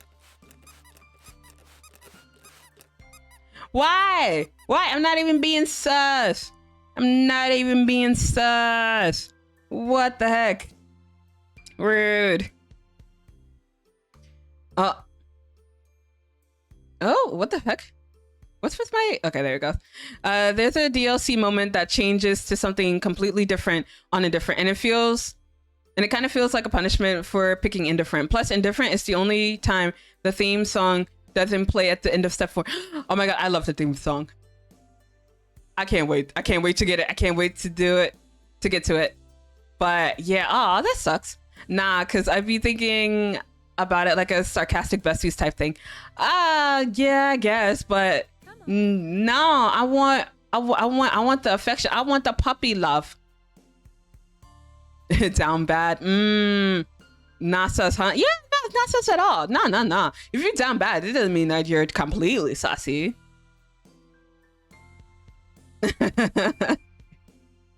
Exactly, Citrus. Look, thank you for the lurk, Rose. Just be careful. Just be assholes together. Ooh, that is a good analogy though for it. See, jokes on ya. I'm affectionate with all my besties. Yeah, if I don't tease you just a little bit, we ain't friends. We're not friendly. So I joke on Omar a lot, but we're cool. We're buddies. I do the same with Sato, my other mod, but he's a fucking gremlin. So that's to be expected. He's a gremlin. So, but yeah, we're pretty cool. So yeah, if I don't tease you just a little bit, if I don't bully you just a little bit, we're not friends. We're not friendly. Boyd gets bullied all the time. I constantly say she's my 5th favorite. And I don't think she's here anymore. So Boyd she's my number 1. She's my number 1. But don't tell her that. Don't tell her I said that. If I can't put my face so close to your face that Augusta Wind makes us kiss, then we ain't really friends for real. No. Citrus, no. Ow. What? I didn't say anything. I didn't say anything, Boyd. I didn't say anything. I didn't say nothing. You can't prove it. I said nothing. I said you are my 5th favorite. I love you. Say it to my face. Yeah, I said it. You are my 5th favorite. Boy, just rocking your shit. She did. It's how rude. I said it. You are my 5th favorite. Okay, I can't lie. I would date either Cove's mom or dad. Yo, if that ever became like an option, well, provided we were older, when we first met them, I would definitely date them too. Cause like I'm over here like also thirsting for Cove's dad, like Cliff. Hello. But yes, I would definitely date him as well. I mean, Kira as well. She's pretty nice. listen. Y'all keeping it in a family wall. Tomar, no. Don't word it like that. No. Yeah, my favorite mom is Risa too. Understandable. Boyd, you're gonna get blocked. You're gonna catch this block. Ah. Vi. Hi. Welcome in. Welcome, Gear Raid. Let's go, Gear Raid. Vi, hi. Welcome, Raiders. Oh my god, I think you guys probably got caught by pre-rolls on. Dang it. Sorry guys. Hello. Oh, thank you for the follow. Hey Vi, how's your stream? What were you playing? Were you playing Hades again? Oh wait, no. It's Pokemon Scarlet and Violet now, right? You traitor. I mean, yeah, bestie. How's it going? Pokemon. Traitor. Yeah, she abandoned Zagreus just to play Pokemon. How dare she? But yeah, welcome in, Raiders. Yeah, she does. She doesn't love us enough to play Hades again, right? I don't think she was too down bad for anyone in Hades. So that, yeah, I get it. But yeah, let me show you out. Let me not forget. Oh, speaking of Pokemon, traitor. But yeah, how's your stream? But yeah, welcome in, Raiders. Yeah, sorry. So again, I'll do my intro really quick. I think the ad would be over by now. But hello, Raiders. My name is, I was about to say Zero. Why Zero? My name is Zela Petalcliff. I am a Thunder Fae VTuber. I play a lot of indie. I play a lot of Sims. I simp over a lot of characters. And right now we are simping for Cove Holden in our life. And this is going to be an endurance stream. So if you're ready to stay for the ride, grab some popcorn, grab some drinks, and get comfortable. But if you are tired after Vi's stream, Don't feel obligated to stay. You can leave. You can go touch grass. You can sleep. Same goes to you, Vi. But yes, yeah, we're just gonna keep playing until either my internet dies or until I get married. So we're not married yet. We're still 18. So we're not getting married for a while. We simping for Coves and his foreign parents. So true. Now we love our life. I am here, bro. It's been a while to get through. It takes like 3 hours for me to get through like one memory. So you might be here for a while. We're not even on step 4 yet. We're still on step 3. We're visiting my mother-in-law. So yeah, welcome in everybody. Yeah, I'm just too encased in chat being down bad for certain people in our life that I'm just like, yeah, no, that's the mood. But nah, everybody, okay. I need to ask, for the people who are here and who have played our life, how do you feel about the following people? How do you feel about Derek? How do you feel about Cove? If it's anything less than Cove's best boy, you can leave. How do you feel about Baxter? How do you feel about Jeremy and Shiloh? How do you just feel about everybody in general, actually? How do you just feel about the entire cast? Aw, it must be a mom thing to know stuff like that. Baxter, I love. Yeah, so I want the Baxter DLC. I will play this live. I don't care. This will be a thing. But yes, I love Baxter. I was so sad after he left the past summer. I'm like, no, come back. Cove is a sweetheart. Baxter is no for me. Ah, okay, that's valid. Oh crap, I left. Oops. Jade ain't me ain't twinning. Oh no, you guys are disagreeing. Oh no, we hate to see it. But yeah, I love Cove. Like every time I've played so far, I've always dated him. I've always gotten to the engagement stage with him because, you know, I can't be without him. He is bae. Baxter and Jeremy, my ride or dies for real. Ew, hard pass. No, thank you. I'm good. Sure. No, thank you. Oh, he said sure like his dad. Ayo. But nah. No Jeremy. No Jeremy here, please. Jeremy can go suck it. He can suck all the eggs.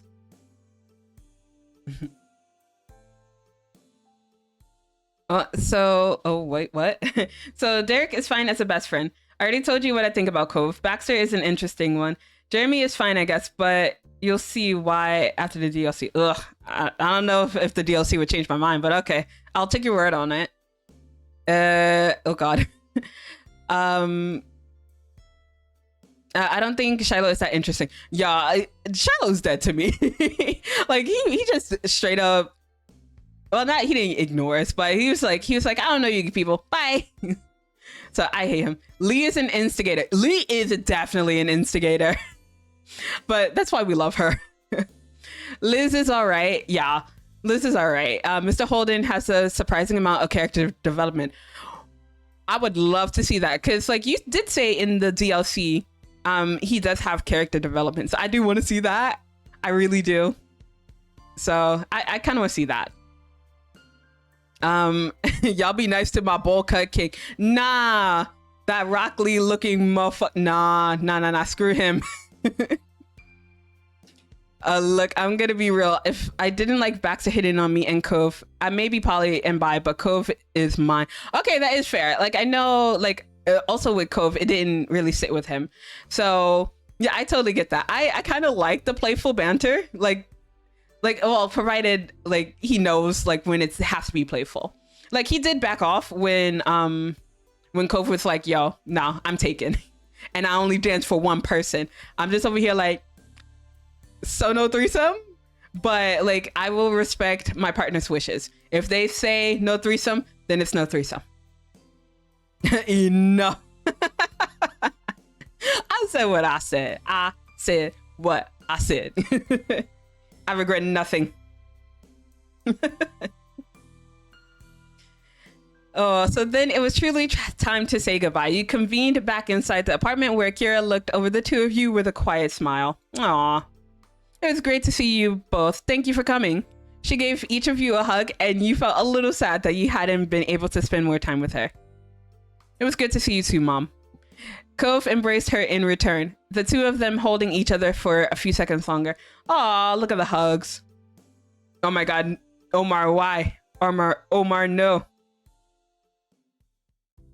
I don't trust you. I'm looking away. I'll miss you, but I'll visit again soon. Of course. You better. Hey, we should make plans for you to visit us too. I'll let you know when it's settled. I'd love that.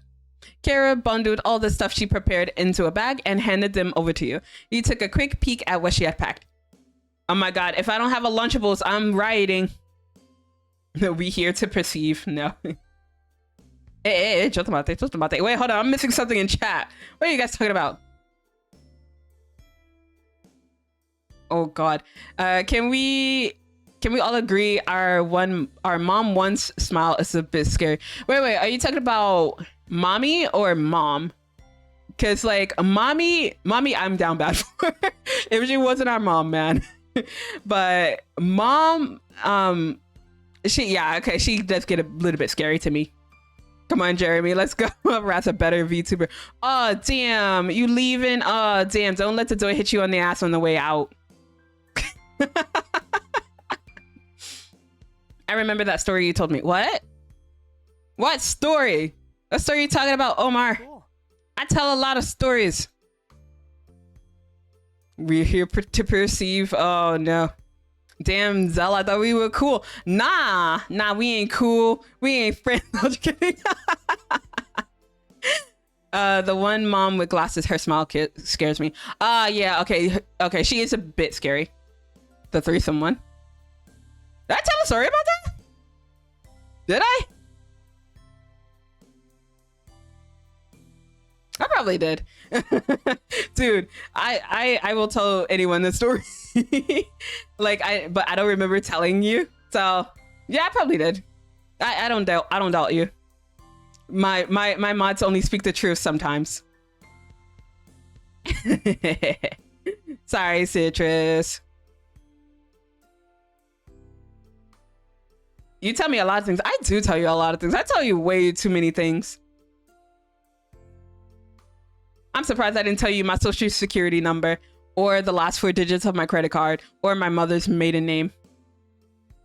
But if there's anyone listening, my mother's maiden name is Petal.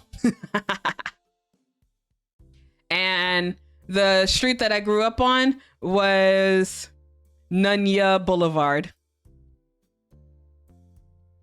It's just a matter of when. Nah. What I've told you is all you get. I ain't telling you nothing else. I'm gonna be a closed book. Oh, unless I get drunk, then you probably could just ask me anything, and I'll be like, yeah, you want my mother's maiden name? Yeah, it's Petal. And the last 4 digits of my number, of my credit card, it's 1111. I'm a patient man. You're gonna wait a while, Mr. Patient. It's gonna be a while. Your height. Oh, you need my height too? Oh, my height is 164 centimeters. I'm short. That's about what? 5'4" on a good day? But like 5'5".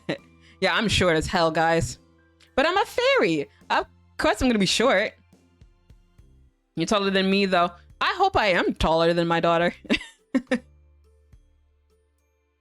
Oh, yeah, you did tell me you were shorter, too. I don't know. I don't know centimeters. That's okay.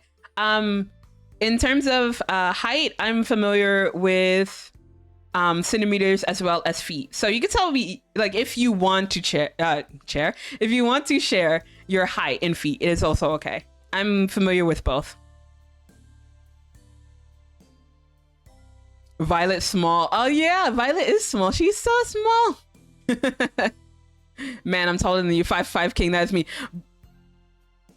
Damn. Not everybody being taller than me. That's fine. I'm at the perfect level to bite your ankles. It's okay. Okay, I'm not that short, but 6 foot, bruh. Yo, how's the weather from up there? Let's all embrace our shortness. Yeah, why not? Why not? Bro, what? Me too. A fellow 6 foot shorty. Ayy. Oh, besties. Besties in the club. Oh my god, we'll be together again before you know it. You know it. We won't be forever. I hope so. Kira put an arm around you both, pulling you in tight to her sides for one final squeeze. Have a safe trip. We will. Ayy, we're finally leaving. Hashtag love yourself. Ayy. How does it feel to live my dream? I mean, platform boots exist. You could just wear those. I'm not tall either. I tell the government I'm 5'8". Not lying to the government. You're supposed to tell the government. Well, actually, no. The government already knows. They listen in on you. They're just like, yeah, 5'8". As they sip their tea. But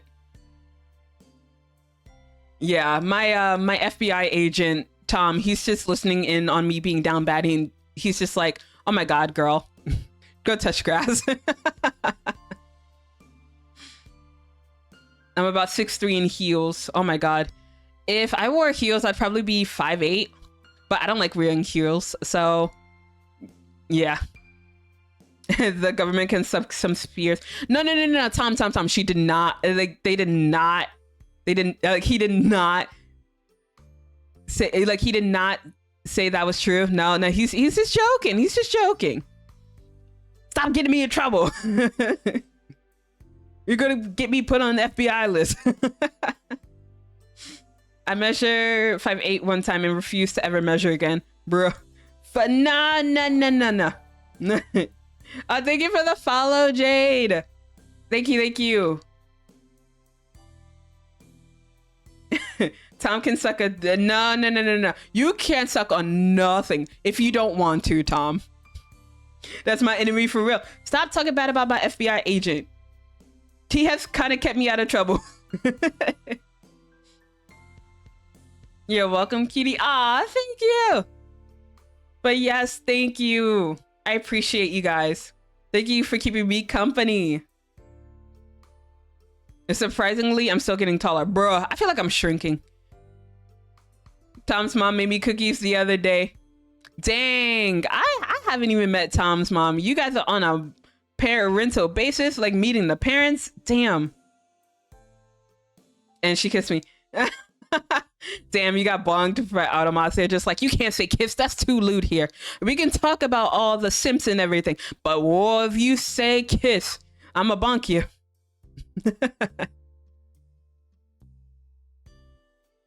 Damn, you gotta keep careful. That's too. Yeah, you said the forbidden word. You can't talk about kissing. I think hand holding is fine, but if you say kissing, I don't think the mods like it. The words that shall not be named. Like kiss, hug, cuddle. Oh my god. Damn, I feel like I should change the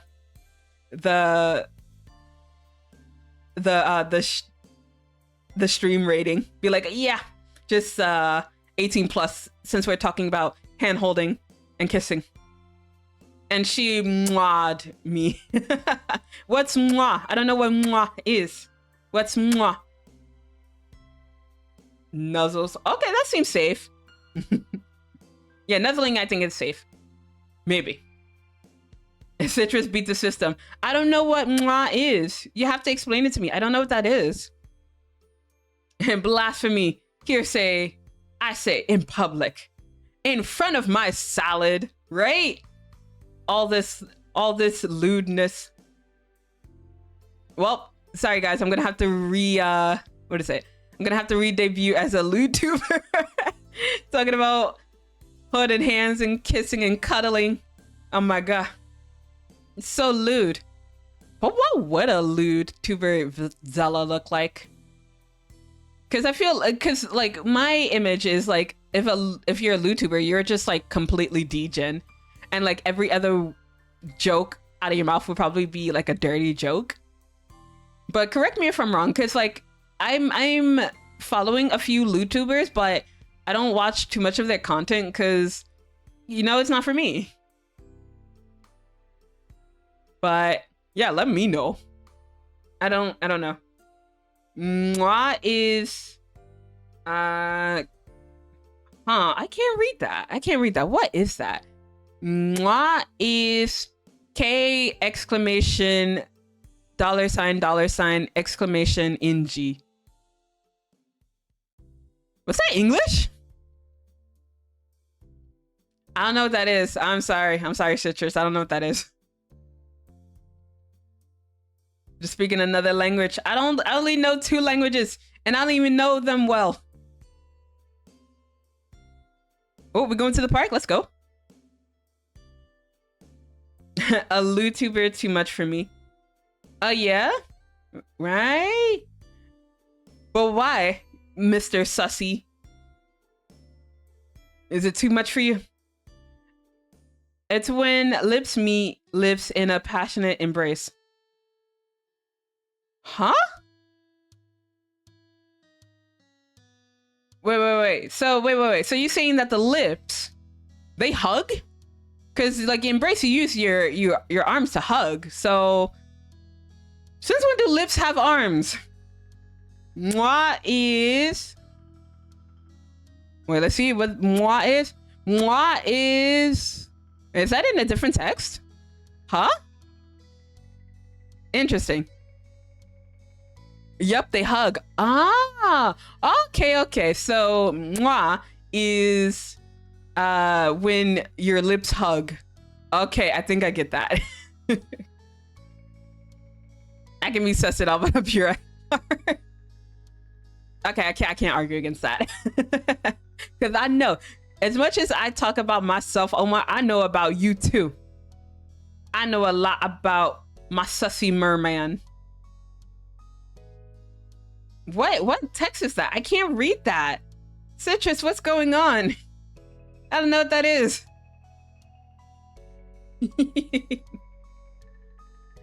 But yeah, thank you guys for the definition of what a moi is. Again, I can't read that. What is that, Citrus? I see the bold, but I can't read what that says.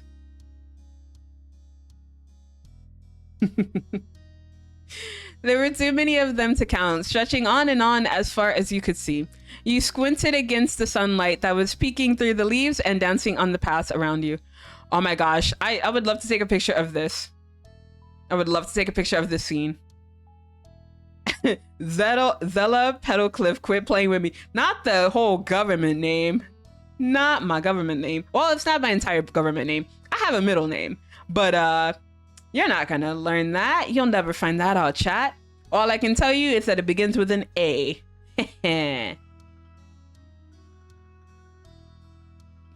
It's great, right? It is great because we were here before when we went on that road trip and we almost kissed. I remember that. Oh, see, he brought it up. He's just like, remember that trip our families took here that one summer? Yeah, I remember me almost trying to kiss you. And then you got, wait, no. I think in this round, I don't think we kissed. Or did we? I believe we did.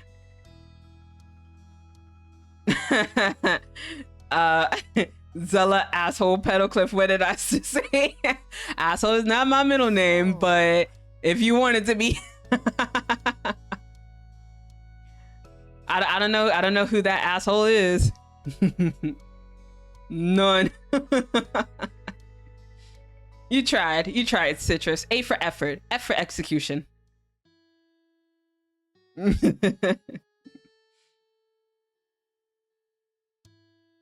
Oh, but it seemed like a good time to stop by. Who knows when we'll get another chance? I mean, we could stop by like once we have children, because like that's also an option, right? Because I want kids with Cove, but this is only in this reality. If we're talking about real life, I don't want any kids. Because I could barely take care of myself. I can't take care of a kid. That's why I don't have any pets either. I can't take care of a pet goldfish. I can barely remember to go to sleep on time. And sometimes I forget to eat. So, no, if I had a kid or a pet, they would not fare well. Fuck the kid. Oh my god, like every time I see that, I get reminded of I don't even think he actually said it, but like you know, like those motivational posters, how there was one of like Michael Jordan and it said like fuck them kids. I don't even think he said it, but like I get reminded of that every time. And it's just funny. I need to find that. But like I don't think I would ever post it though. But yeah, just type in Michael Jordan fuck them kids. You'll probably find it. There'll be more chances in the future, I promise, right? Because I want to keep coming back here. Aw, Cove smiled, shoving his hands in his pockets and dipping his head. Aw, baby. I'm gonna hold you to that. Oh, please do. Because, I don't know. I tend to forget a lot of things, so... Yeah, just remind me, Cove. Alright, but... Fuck them kid. Citra, stop trying to get me in trouble.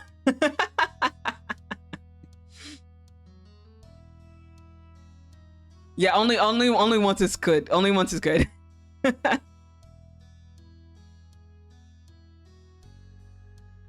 Oh no, Boyd is lurking. Is it because I said I didn't want children? Oh no, Boyd. No, I don't know what you're talking about. Rude. Head in alligator milk BRB. No, I'm never gonna hear from Boyd again. No, Boyd. Mommy loves you.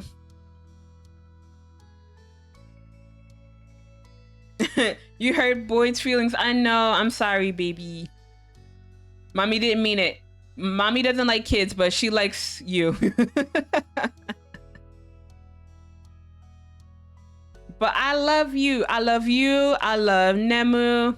I love Hotaru, even though he's not my kid. I love Toast. I love Water. I love everyone in the top 5. Everyone else, they can kick rocks. I love you too, Risa. I mean,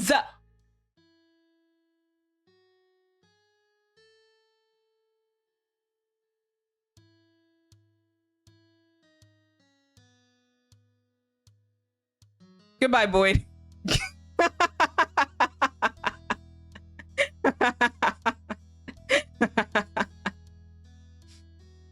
Bye, Boyd.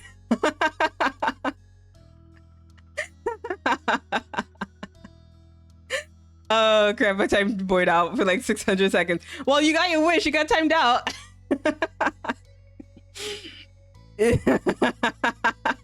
Don't worry, I'll untime her out.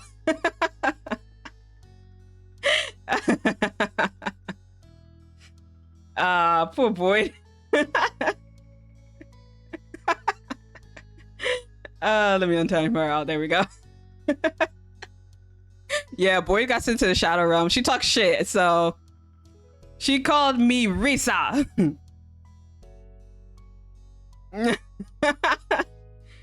How did you enjoy your time out? We're gonna hold hands. Welcome back.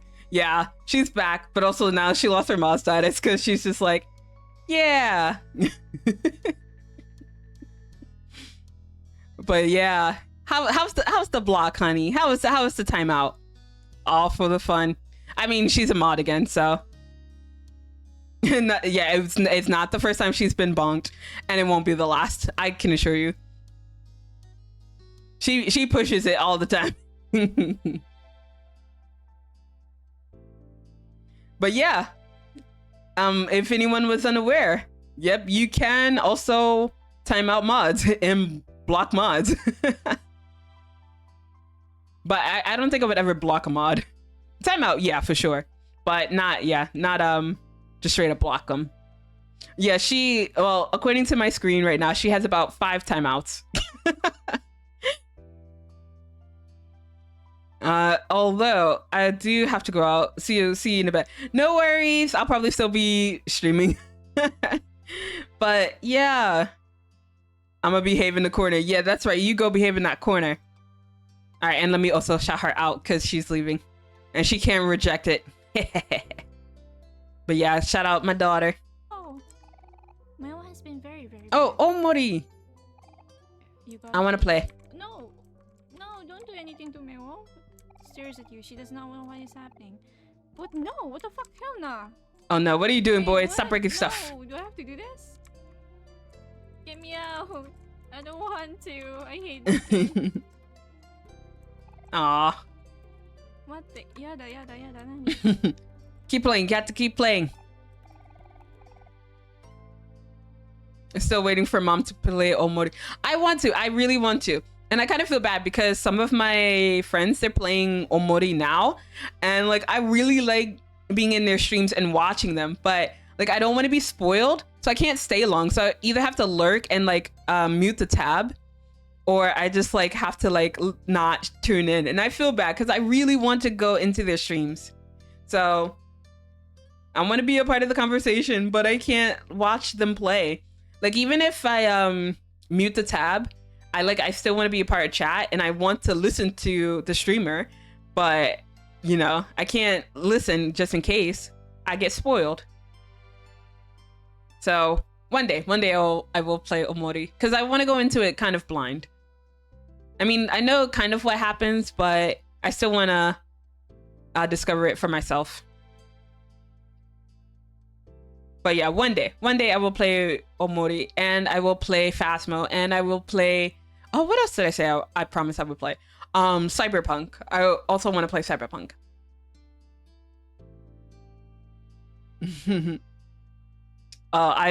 Yes, let's go.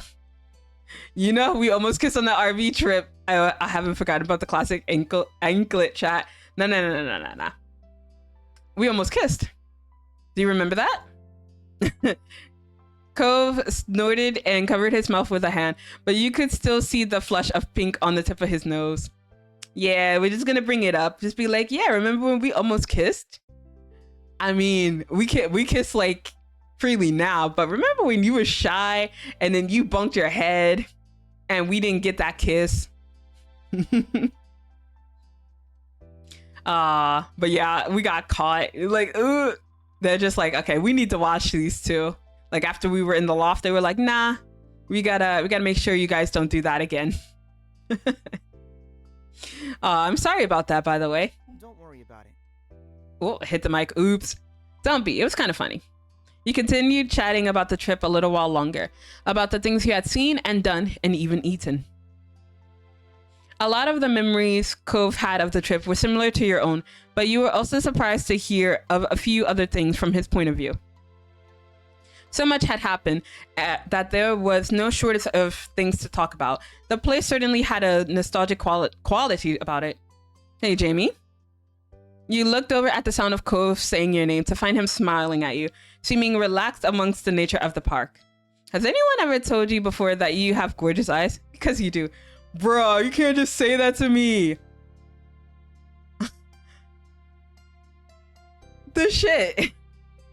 The words left his lips and you froze, completely taken aback by the compliment.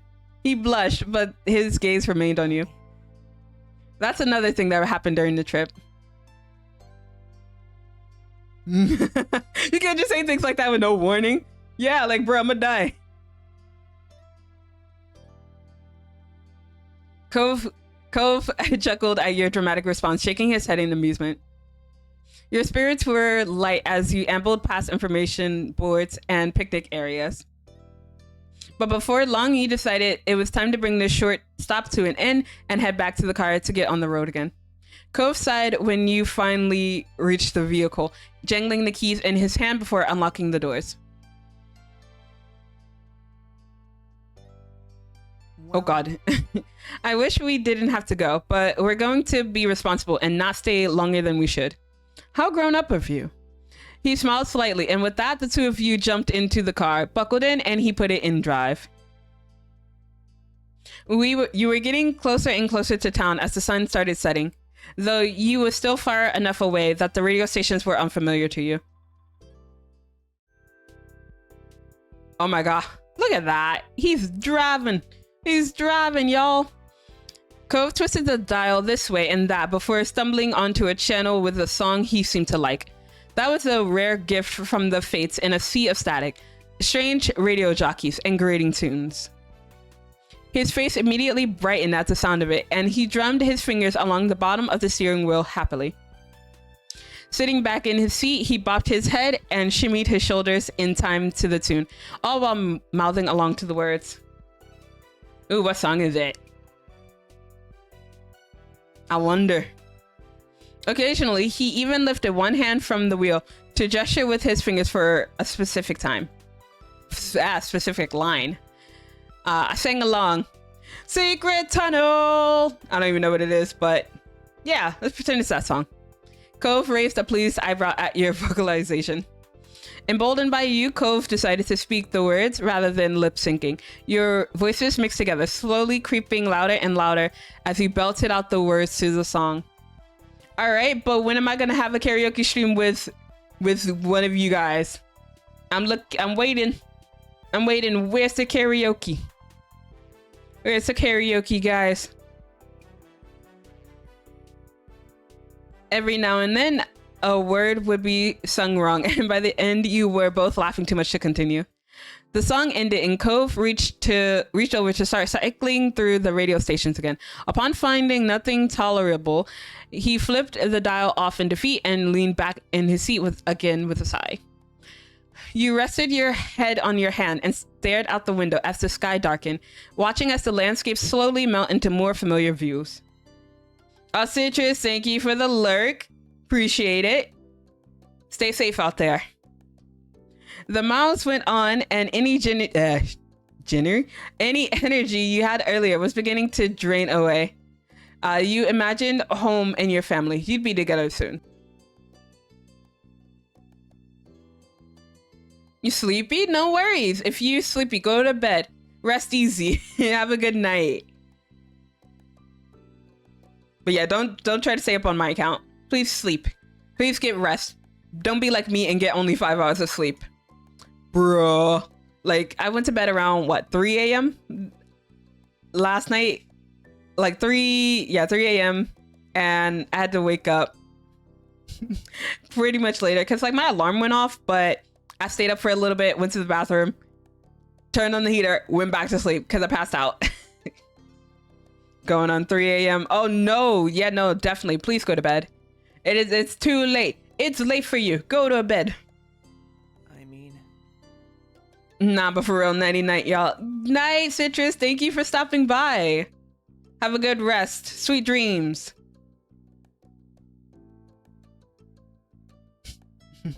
But yeah, that goes to everyone else. Sleep if you need to. Oh my god, Citrusy out now. Not the Citrusy. Not the Citrusy. Oh my god. Oh god damn it. I'm excited. I'm gonna be a real adult. I'm gonna be a real boy. I mean, girl. There are so many experiences we've yet to do. Like, you know, sharing a bed together, because, you know, some people aren't ready to share a bed. Cove's mouth pulled into a tight line, though he gave a small nod. Cove stared straight ahead, down the long, long road. The path looked like it'd never end from where you were, but that wasn't true. Eventually, he found a few more words to say. I'm so glad. I think it's good we were able to do this trip without any parents or chaperones. It was just us. We did it all. I don't know. I feel a little more independent now. A little more ready for what's ahead. Yeah, I felt ready for a while now. It's exciting. The topic seemed to wear on Cove, and he made an attempt to find something else to speak on. So I'm kind of sad about getting back. I'm gonna miss having you right there tonight. Aww, baby. He cleared his throat quietly, though said nothing more. You smiled to yourself a little at hearing him say something like that out loud. I want to miss it too. And with the feelings confirmed as mutual, the two of you fell into a comfortable silence. The sky outside grew ever darker as the hours passed by, the stars blinking on like tiny fireflies painted onto a canvas of blue. The scenery continued transitioning between open roads, industrial areas, and beach towns, becoming increasingly recognizable as time went on.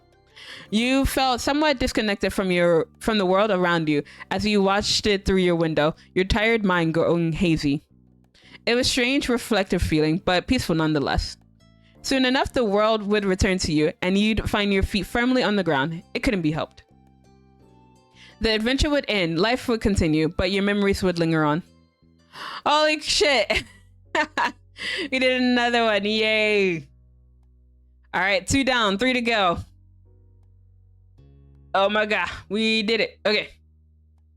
I'm gonna take a quick stretch break because I need to get up and stretch. It's going on 6 hours. So yeah, I'm gonna take a quick break, do some shout outs, and stretch. Oh, damn. It felt good. It felt good to have a full body stretch. So I think yeah, since it's going on 6 hours and everything, I think after every hour or so, I think I might do like a stretch or so, just to make sure that, you know, I don't stay stuck in my chair for too long. But yeah, we're just gonna keep going. Oh, I wanted to end summer. Like, yeah, let's end the summer. But no, I need to do these before I go. So let's do the talks, because we've been doing a lot of talking. But let's see. Another placid summer day was drifting by. Your daydreams were chasing each other, none sticking around long enough to become a firm plan. But you really didn't mind that right now. Also, Omar, thank you for the shout outs. Appreciate it. Appreciate your face. A tapping worked its way into those dreams. Focusing more, you realized it was coming from your window. A grin popped on your face, as though it had been waiting all day for this moment. Heading to the window, you could see Cove outside. His habit of climbing this way was really a true Covism. He'd rather scale your house than wait the extra couple of minutes for you to come down. Bruh. Not him Jacobing his way into my house. I held out a hand to him. You offered Cove a hand to help him. Once he was mostly inside, he took it to help steady the last bit of his entrance. Though, considering how many times he'd done this, he hardly needed help. Yeah, he just wanted to hold my hand. It's fine. Hey, Jamie. What's up? Welcome home. You think my mom's should invest in some bigger windows? Yeah, I mean, at this point, because all he does is just climb in. Cove laughed at that and took one last look at his exclusive entrance. He hummed with a teasing look on his face. It'd make my life easier, that's for sure. This man. Cove's voice came out quietly with a strangely pleased smile on his face. This fucker.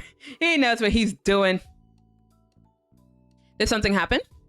Cove opened his mouth to answer, only to have your phone ringing cut him off. You both turned to where it was rested, a little further up on your bed. It was still face down, so you couldn't tell who was calling. It's okay. Your attention shot back to Cove. He smiled at you awkwardly. Go check. It could be important. I'll wait. Thanks. You shuffled forward and scooped the little noisemaker into your hand. You flipped it over and checked the caller ID. All right, who calling me? You interrupting on some Cove time. It's Miranda. Fucking Miranda. Oh, you should answer it. I want to say hi too. With a nod, you accepted the call and set it to speaker. Hi, Miranda. Hi. Oh no. What's wrong? Oh wait, is this the... Wait, I don't think we're there yet. But like, I know there might be a fight between... Oh wait, maybe that's also DLC. About Miranda and, I guess, spoiler, Terry getting into a fight. But I don't know. There was something off about her tone. Cove met your gaze, and you saw the same confusion in his expression. Have you heard from Terry? Or did you hear about her from Cove? Oh, what? Cove, you didn't say anything. What the hell? Huh? No, she hasn't called me, but Cove is with me right now. Hey. Oh, hi, Cove. Is that what you were going to say? He shook his head no, before realizing that it wasn't a good enough answer when one person couldn't actually see it. No. No, Terry hasn't called me today either. Is something wrong? At that, Miranda couldn't hold herself together any longer. The muffled sobs from the other side of the line were unmistakable. Terry doesn't like me anymore. If she ever did. What? What? Hold up. This is a shock. What the hell is happening? What's happening? That doesn't sound right. You're probably her best friend out of all of us. Yeah, why do you think that?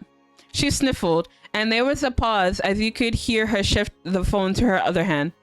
Terry was here the other night watching movies with me. We were up super late. She realized her parents probably went to bed, so they couldn't pick her up. My mom and dad were definitely asleep then. Dad works early. I tried telling her it was okay to just spend the night and she could text her parents what happened, but Terry really didn't want to.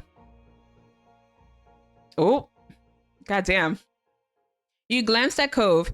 He looked equally unsure as you about where this story was going. It didn't sound like a friendship ending situation. I suggested things to make it easier if she was nervous, like she could sleep by herself in my room while I stayed somewhere else. Yeah. And I said we didn't have to sleep at all. We could just keep watching movies until one of our parents woke up. I wouldn't have minded. I know not everyone can do sleepovers, but Terry wouldn't even tell me what was really wrong or what I could do to help. I thought we could tell each other anything. I guess I was wrong. Did she stay in the end? No. No. We got too loud in the kitchen and my dad woke up. He offered to drive her home when he heard what was wrong. She texted me apologizing for my dad having to do that when he needed to rest, but that was it. She wasn't talking to me anymore. Oh no. You could hear every bit of the tears and heartbreak in Miranda's voice. This continued to be a shock for your neighbor, but Cove recovered and spoke gently. I'm really sorry. I mean... There's no way Terry wanted to make you feel this bad, or that she's just done with your friendship because of this. Miranda's sniffing continued. You hope she had plenty of tissues handy.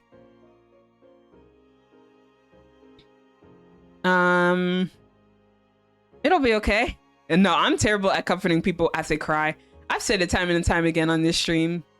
I mean, in our live streams, I'm really bad at comforting people. It had to be. You couldn't imagine any alternative. Miranda's voice sounded a little bit more collected after finishing her story, but you knew that the crying was far from being done. I thought she'd have reacted. She have reached out to one of you by now. Maybe she's not talking to anyone.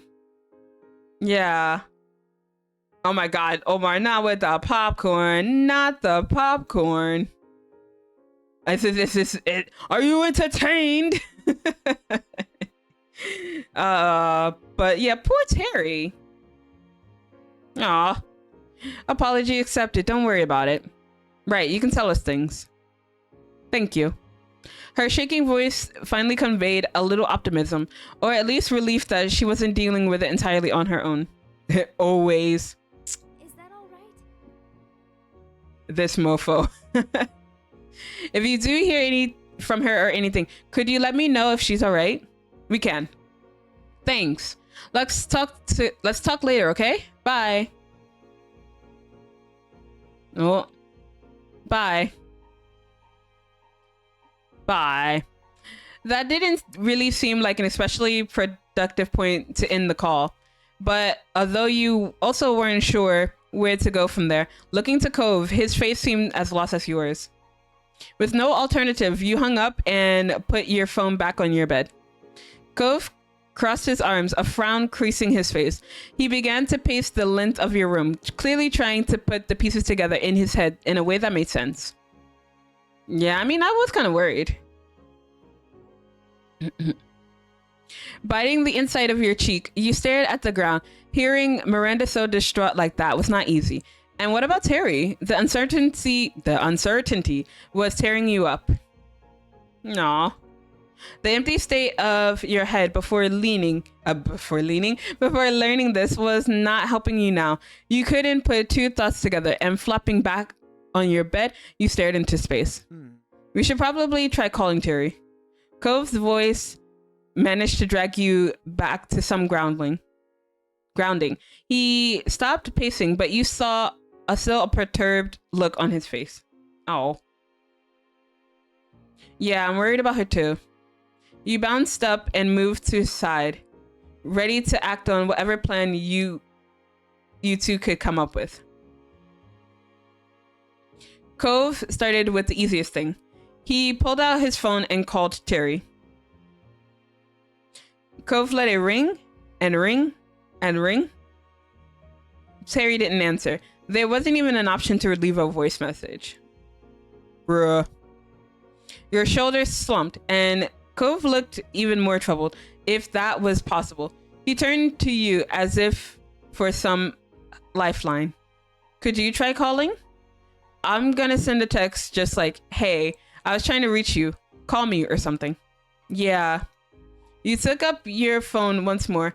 Unfortunately, after another set of interminable rings, the line went dead. No answer, no voicemail. Oh no. Hanging up, you saw Cove visibly deflate. He rubbed his arm, eyes distant, openly struggling with the whole affair. Yeah, I would too. That's kind of messed up. I don't like this at all. They're fighting. We barely know anything. And we're supposed to just wait and see? Oh, he's upset that they're upset. Oh, baby. Despite it only being a minute since he texted Terry, Cove checked his phone again. He was desperate for progress, for something.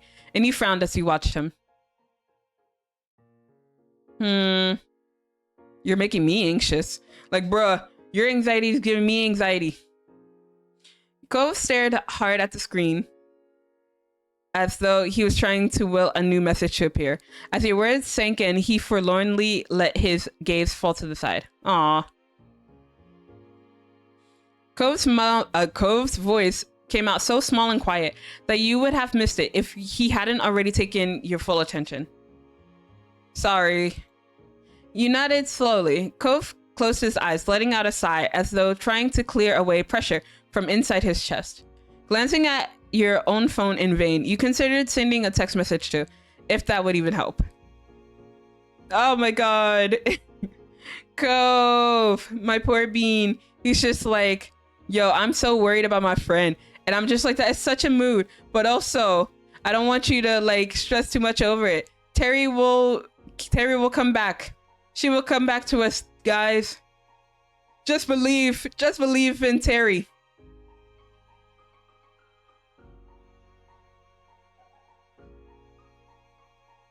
Did you know that you can actually sort of argue with Cove in this part? I think I read somewhere that, yeah, you can argue with him.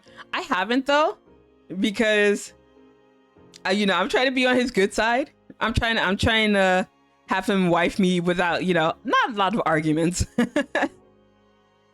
But yeah, I think I did read somewhere that what, Miranda and Terry had this argument.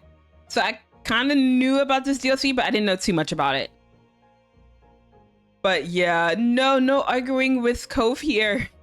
At least we're gonna try. I mean, I don't know. We could get angry. We could get mad. Oh, you could hear it in both of your voices how much you wanted to give and receive reassurance. You tried to believe the sentiments, weak as they were. Should we... What do we even say if we do hear from one of them? His pacing resumed as he attempted to answer his own question. Oh no, not the pacing. Now he's gonna pace back and forth. No, Cove, don't do it. Don't pace back and forth. We should probably tell them to talk to each other instead of only us, maybe. He slowly came to another halt, like a gear winding down. I wonder why I had to come up with things, right? Why are you always asking me? Why me? I don't know.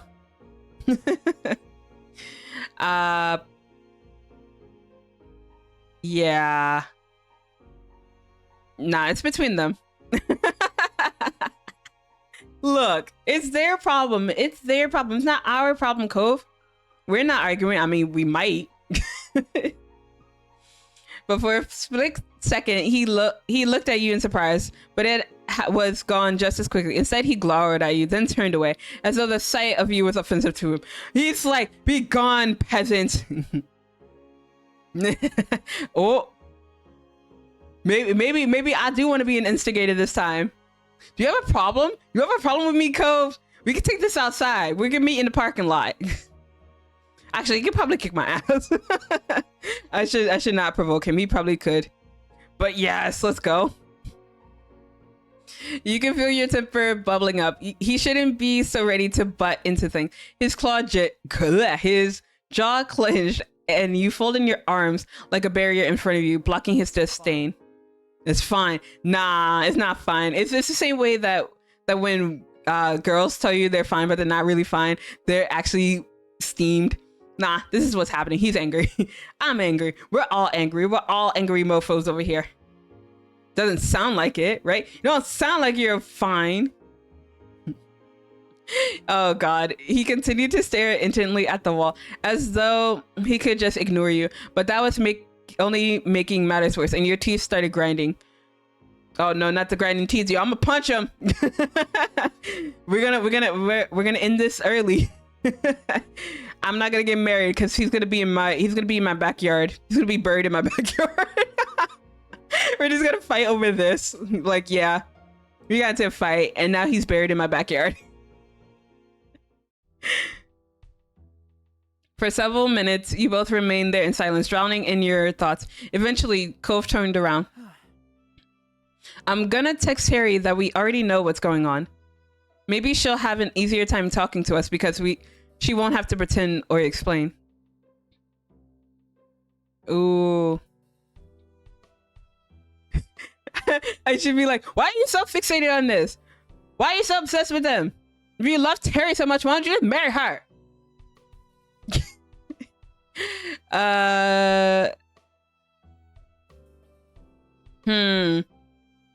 Yeah. No. I'm gonna be an instigator. You could see Cove tighten the grip on his phone out of the corner of your eye. You wondered if he was even aware of it. Maybe not with the way he was glaring at you. I don't want my friends to stop being friends. You both stood there staring at each other for several beats. Ooh. Oh my God. I kind of want to be an instigator right now. Oh my God. I'm gonna be a total bitch now. Even though we're dating, just be a bitch about it. Be like, at this rate, you're gonna push people away. Oh my God. I'm so sorry, Cove. We're on our gremlin arc right now. Cove's eyes widened as though the realization had both never occurred to him and was the farthest thing from what he wanted. Cove, no matter how much you care about them, you can't force people to get along. He wouldn't meet your eye, but Cove nodded along to what you were saying. A small noise escaped his lips.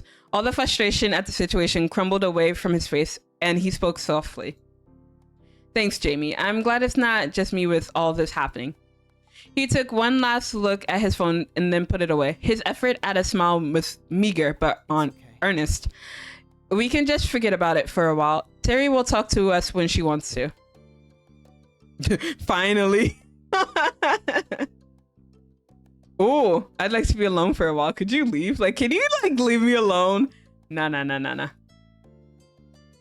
I just nod. Yeah, I'm just gonna nod. Be like, yeah. Exactly.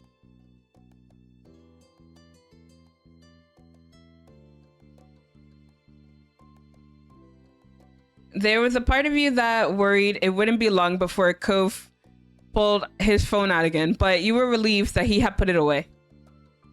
The last thing you wanted was to fight with him, especially over this. Taking a deep breath in and out, you were thankful for progress of some sorts. A silence stretched on in what felt like hours, but it wasn't that long before there was a knock at your bedroom door, and Mom peeked in. Just wanted to check in on you. Oh, Cove, when did you get here?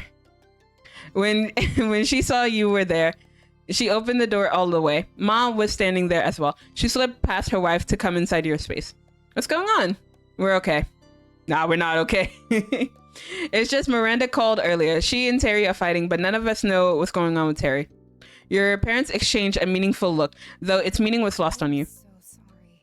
That's too bad. I'm sorry there's trouble with your friend, sweetie. Is there anything we can do to help? Out of the corner of your eye, you saw Cove rub his arms awkwardly, unable to add anything. No, we're just waiting to see if Terry calls or texts, or if Miranda does. Well, we can at least help you take your mind off things while you're waiting. Another great idea, Lonnie. We can get the whole gang together for some quality time. Yes, it'll be wonderful. Let's go. I'll go see what Liz is up to right now. Excited, she flirted a few steps away and then stopped. She pivoted on her heels and raised a single finger, flashing a big smile at Cove. It's no trouble. And of course, Cliff will be welcome too. Ah, just including the dad. Let's go. Knowing your family was always there for you, that couldn't be underestimated. In fact, it meant everything to you that your mom's cared so much. Thanks, Mom. Yeah, thanks. That's nice of you. You're welcome. You're both very welcome. Don't sweat it, not so kiddos. Leave it to us. Just relax and we'll call you when it's all together. You nodded and your mom's dispersed for now, springing into action for their impromptu get-together. You flopped down on your bed, feeling like you could sink into it and disappear. Cove, meanwhile, took a spot on a chair off to the side.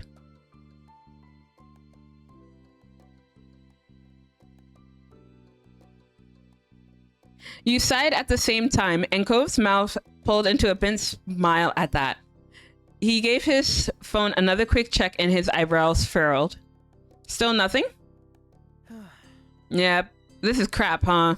Yep. Cove chewed the inside of his cheek as if to mimic the stress that was clearly eating away at him. Cove, what's wrong? What's really wrong? One disagreement doesn't make you act like this. That got a pointed pause in his movement. Cove was carefully trying to put his thoughts together. He spoke in a fragile voice. When people you care about, when they're unhappy with each other, there's nothing you can do. At least when you're in a fight yourself, you have some responsibility, some control over it all. I wish it didn't have to happen, but that isn't possible. So, oh well, I guess. His attempt at giving a nonchalant shrug after that was pitiable.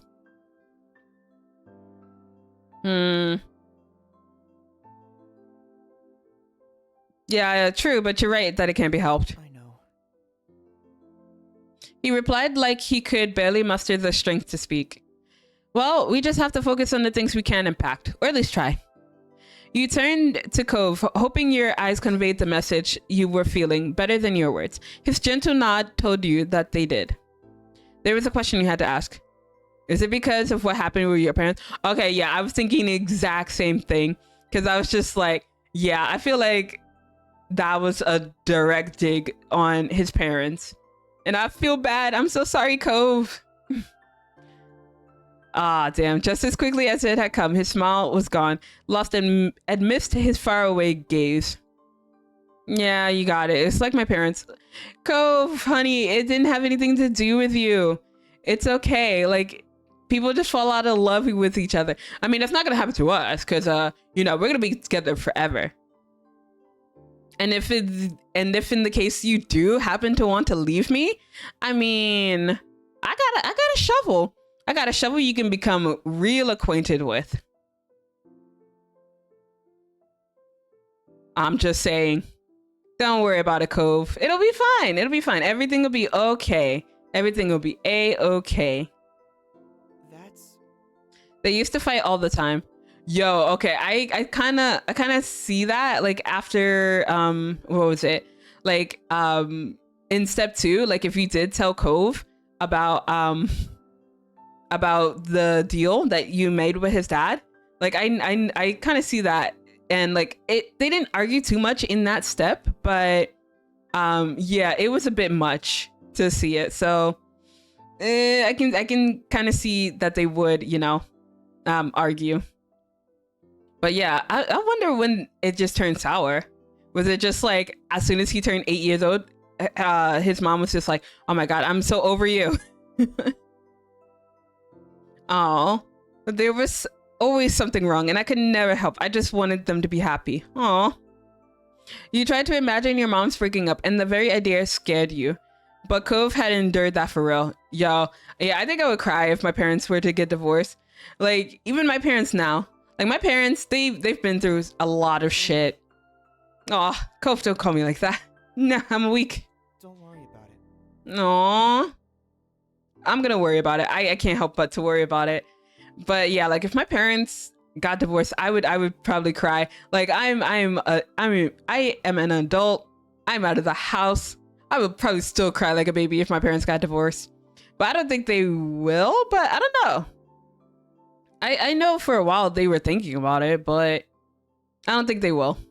They'll be together forever. They'll deal with each other's shit. But just like us, we're never gonna get a divorce. Right, Cove? Right, Cove? But again, the sorrow reasserted itself. When he continued, you could barely hear him.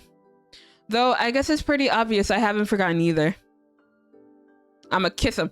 I don't think this is the best time for it, but you know what? We're gonna kiss him anyway. Any opportunity we get, we're gonna kiss the man. You crossed the room, picking up a little bit of speed, and Cove's eyes widened. He shot out of the chair and stood waiting for you with a nonplussed look. Oh, he's crying. See, this is why. This is why I can't deal with crying people. I'm weak. I'm a weak baby. He's like, you crying? Oh no. Okay. You poor thing. Oh, okay. Now he's no longer crying. It's good. It's good. We're cool. We're cool. We're cool. But when the situation struck him fully, he responded in turn. Cove used his hands to grip the back of your head. He pulled you in tighter, buoying you up further. After a brief parting to get some air into your lungs, he kissed you again longingly, without hesitation. You both needed the comfort and closeness for just a little bit longer. Hey, yo, is this how we, solve through our trauma? We're just gonna kiss. Just kiss through all of the arguments. Just be like, yeah, we're gonna kiss. Oh my god! But once he starts feeling comfortable, he's gonna infer some other stuff, isn't he? But I mean, like, our parents are here, so I don't think we would try anything too sussy. Well... Today was a lot, huh? Yeah, it was. He caressed his hand. Oh my god. So lewd. Hand caressing. Oh my god, this is a lot. I am shy. I am blushing as well. What is happening? Oh. Cove studied every move you made with a doting look. No matter what happens, we can make it work. His mouth pulled into a bent smile at that. You chuckled. I think so too. He couldn't sit still anymore. Oh, we're getting back into the loose stuff again? Okay. Cove leaned in, delicately pressing his lips to your forehead to kiss you once again. He raised one free hand to lightly touch your jaw. Despite having just initiated one yourself, a breath got caught in your throat at being touched that way. Hey, yo, we're doing something. We're doing something. What's happening? Cove, what's happening?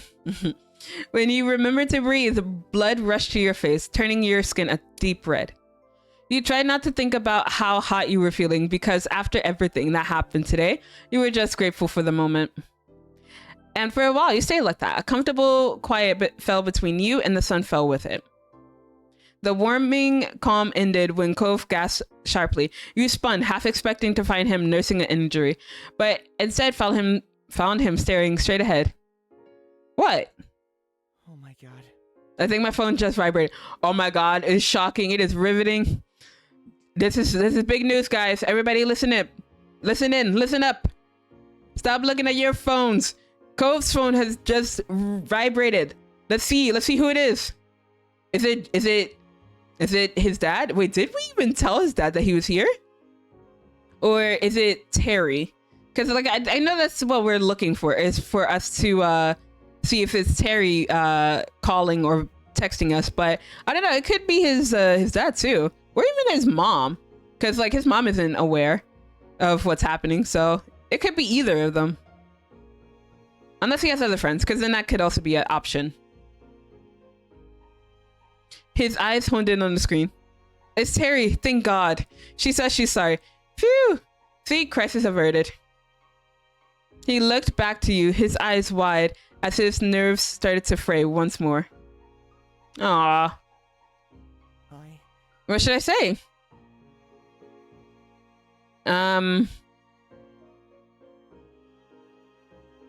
Yeah, let's be nosy. What's going on? What's up with you and Miranda? What's going on?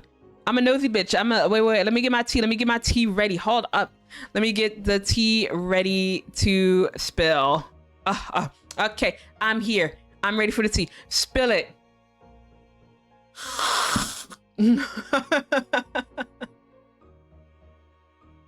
Yeah, I'm here for the tea. Give me the tea.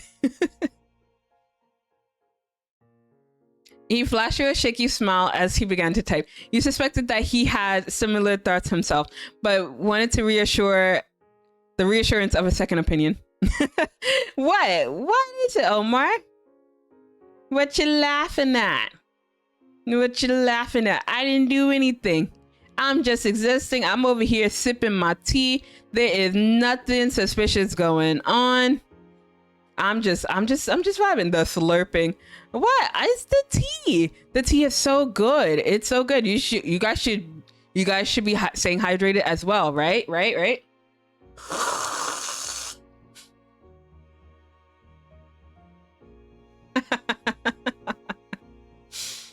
There you go. Gotta make sure you stay hydrated. It's been 6 hours. We gotta make sure that we stay hydrated, Omar. I don't know what you're talking about. We're just drinking some tea. We're existing. We are thriving. But yeah, make sure you guys stay hydrated. Right. Oh, she's actually gonna call. Cove held his breath as he waited. Though he was good with people, he'd never been at ease managing conflict. His phone rang out. Cove jammed the answer button, his reflexes instantaneous. He switched the phone into speaker mode, allowing you to participate in the conversation. Yes. Okay. Tell me everything. I want to know. Why? Hey. It was tentative. A white flag fluttering in the wind. Oh no, not the cowardice. Jimmy's here too. Hey, Terry. Hey, buddies. Oh no, not my phone reacting. My phone was just like, I think I said the forbidden words. I said, hey, and then I said a certain 4-letter person's name, and my phone just reacted and it froze my tracking. It's just like, oh, you talking to me? Like, no, I'm not talking to you. S-I-R-I. I'm not talking about you. I'm talking to Cove and Terry. I'm watching you, phone. Are you okay? I don't know. Probably not. Cove tense, his free hand coiling into an anxious fist. Can you talk to us about what happened? You heard Terry sigh over the phone as she unburdened herself. Pretty much. I was at Randy's house. We decided to watch some movies she super liked that I've never even seen before. Turns out there's a lot of those. We watched one, then another, and another. We were having so much fun. Each one finished, and she had another one to share with me. I didn't really think about the time. I only wanted to say yes to Randy and watch her movies. She spoke wistfully, but her words were full of affection. It was Randy, you know? I wasn't thinking about my schedule or what time it was. Totally. Then I finally saw the time, and oh no, it was way too late. I already knew I couldn't stay. She took a deep breath, her voice becoming softer when she resumed talking. I was so stressed out. I just couldn't deal with it. Miranda wanted to help. She kept coming up with ways to make it better and trying to figure out why I was so upset and stuff. I was trying to answer her questions, and there were so many, but I couldn't really answer all of them. I didn't even know why some of her ideas didn't work with me. It made my head ache. I still had the first problem, and Randy there trying to help, blasting all these questions and suggestions at me faster than I could even think. Yo, just got overloaded, and you're just like, bruh, I don't wanna deal with all this stuff. This is too much. She gulped audibly, sniffing. I got frustrated and I just told her to leave me alone. But then she wanted to talk about why I wanted that. And we started having a fight in the kitchen. It woke Randy's dad up. We told him about how I wanted to go home, but my parents couldn't get me. So Mr. Eckert offered to do it. Problem solved? No, I mean, yes, kinda. But I accepted because I definitely couldn't stay then. Not after throwing a racket and turning it into a big deal. But I feel awful and embarrassed. Why did I yell at Randy and hurt her feelings? And I made her dad lose sleep by waking him up and having to drive me home. What do you say after that? I have no idea. I don't know where to start. And I don't want to make it worse by saying the wrong thing and fighting again. So I'm not talking. Bro. I mean, I kind of get it, but yeah. Terry, Randy isn't mad that you didn't want to stay or that you fought. She just wants to feel like you can talk to her. I mean, I can say whatever you want. She'll listen. Sorry, you can say whatever you want. She'll listen. Not talking to her at all is pretty much the only wrong way to go about it. Right? I mean, it doesn't help. You need to talk to your friends. Communication is key. Like, if you don't like something or if they're bothering you, you need to tell someone. Because, like, I don't know, I still sometimes have a problem with that kind of feeling too. But no, you gotta talk, you gotta communicate. Communication is key.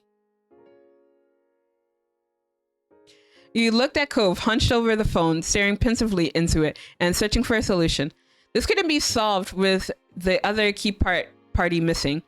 But what if you brought them in? Your phone was still free. Yeah, just ring her up. Just be like, surprise! we're now on another call with Miranda. Yeah, because like I feel like if we do tell her that, yeah, we're gonna call up Miranda, she's gonna be like, no, don't talk to her, don't call her, we're gonna bother her. No, this is exactly why I'm doing it, because I'm an instigator. We're gonna invite Miranda into this conversation. So, whoops. Oops, my finger slipped. Oops, now it's on speaker. Oh, welcome back, Boyd. Welcome back, honey. What did you find out there? Oh, and are you back with the milk? Because, yes, please. What I miss? Not much. I mean, we kind of had a fight with Cove, but that was basically it. You didn't miss much, baby. But yeah, let me shout out Boyd. What was that? Nothing. There was nothing. Not again. Always. Yes, I got myself a cappuccino. Let's go. Yes. Mom. Yes, Boyd. Yes, honey. Oh shit. Holy. It's okay. Don't worry. Don't worry about it. Oh no. I know, rip. No milk for you. Well, that's fine. I'm lactose intolerant anyway. I can't have it. So you can't keep me away from the milk if I can't even have the milk. Damn it. Damn. I foiled your plot. Nice try though. Randy? Terry? It's all going according to plan. It's all according to Keikaku. Oh shit. I mean, what do you mean I gotta give an explanation? No, my finger slipped. Oops. My finger slipped. Oops, now it's on speaker. Oh, oops, sorry. Oh, yeah, now you guys happen to be on speaker together. I guess you guys have to talk. I guess you guys have to talk through your issues. Also, Pog 6 hours mark, let's go. Not the first time, but yeah. Let's go. I think this is probably like the... I don't know. Maybe like the 7th time, because it's just like I've hit the 6 hours marks a lot of times, but yeah, I'm worried about going past 10 hours because I haven't gone past 10 hours yet. So we'll see how it goes. But yeah, 6 hours, let's go. For another 6 hours, I probably might die. Also, I want food. Yeah, I haven't eaten anything, so yeah. Halfway endurance. Oh wait, what would be your limit? 12 hours probably would be my limit. But I don't know, I could keep going further because I kind of want to keep going until like my voice is shot. Like it feels like a little bit scratchy, but it's just like I'm probably still gonna keep streaming for a little bit longer. But also I want to see how long my internet can hold on before it craps out on me, because like I need to put this through a stress test as well. And what better way of doing a stress test than with actual streaming, right? We're just gonna do it live with a bunch of people watching. You good? Yeah, I'm good. Do get some food though. Yeah, I said I was gonna go order some pizza. I've yet to order the pizza though. Maybe with the next break, maybe I'll order pizza. But actually no, I can wait until maybe 2 hours and then I'll eat something. Only because I don't like calling around this time because it's around rush hour, but also it's around dinner time, so everyone is gonna be requesting them, so I would have to wait longer. But like the pizza place is like right up the block, so I could go and get it, but I'm not going to. I'm not gonna go touch grass. Pizza, yes. I mean, I could do like other types of delivery, like sushi and such, but I'm not gonna do that. I just want pizza because we were talking about it earlier, so like I might take bites in between in between the streams, like if I order pizza. But I want chicken. Oh my god, I want chicken so bad. Ooh. Oh my god, I want chicken, guys, and pizza. Oh my gosh. I want to place the order. Sorry. Oh. Oh no, now they're crying. No, I can't get into this. I'm gonna cry even though we're technically not supposed to be able to see them, you know, crying and such, but yeah, I'm gonna cry. I like how Miranda's just like, what? Bitch, why you crying? Why you sound like you about to cry? Like, duh, she's about to cry. It's emotional for both of you. Yeah. Her tone was defensive. No doubt a result of her wounds from last night still being raw. What? No way. Everyone likes Randy. You're wonderful. Oh my god, you guys should just make out. You guys should just start dating. Your eyes met Cove's. His phone was tilted towards you, capturing the call indirectly. You moved your phone closer to his, hoping that the signal was strong enough to convey every nuance of tone. Cove did likewise, bringing the cell phone right next to yours, even bumping against it as he shifted his grip. Oh my god, our cell phones are touching. You know how big this is, guys. Our cell phones are touching. I don't know what to say. That's the only reason I wouldn't talk to you. If I had known the answer, I'd have told you right away. Miranda murmured on the other end of the line. You didn't want to stay. Anything I tried to do bothered you, and you could have told me you didn't know. Yeah, I think I was angry at myself. I did a dumb thing, and I didn't want help with it. I wanted to be mad and just deal with it myself. It made me keep doing dumb things. Oh. But oh my god, I want pizza. Yeah, because like now all I'm thinking is like, yeah, let's fix the relationship, but also pizza. This is what happens when you don't eat before stream. But yeah, I think the last thing I ate was lunch yesterday. Hey, we're doing well here. Not really. We're suffering. We're suffering in silence. I'm sorry. Well, at least she said she was sorry. Now, kiss and make up you too. Because you wasted my minutes. Wait, I don't even know if the minutes still count on the phones here. Or is it like free? Is this free hours? Actually, no, I don't think that's a thing anymore. Like, I don't think you have to like talk during free time now. I think it's just like, it's just per minute or so, right? Damn, I'm just showing how old I am. Exactly. Miranda Eckert having a flaw. I never heard such a crazy thing. Oh my god, you two should just make out. This is too much for me. Yes, thank you, Cove. Just clear your throat. Like, we're still on the line.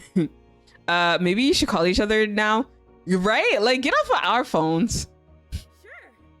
Can do. Thanks for giving me the kick in the butt to do this already. Randy Mandy, I'm gonna call you right now. Oh, Randy Mandy. Ugh, that's worse. That's worse than Omar Zelly Welly. That is awful. Bye, Jamie and Cove.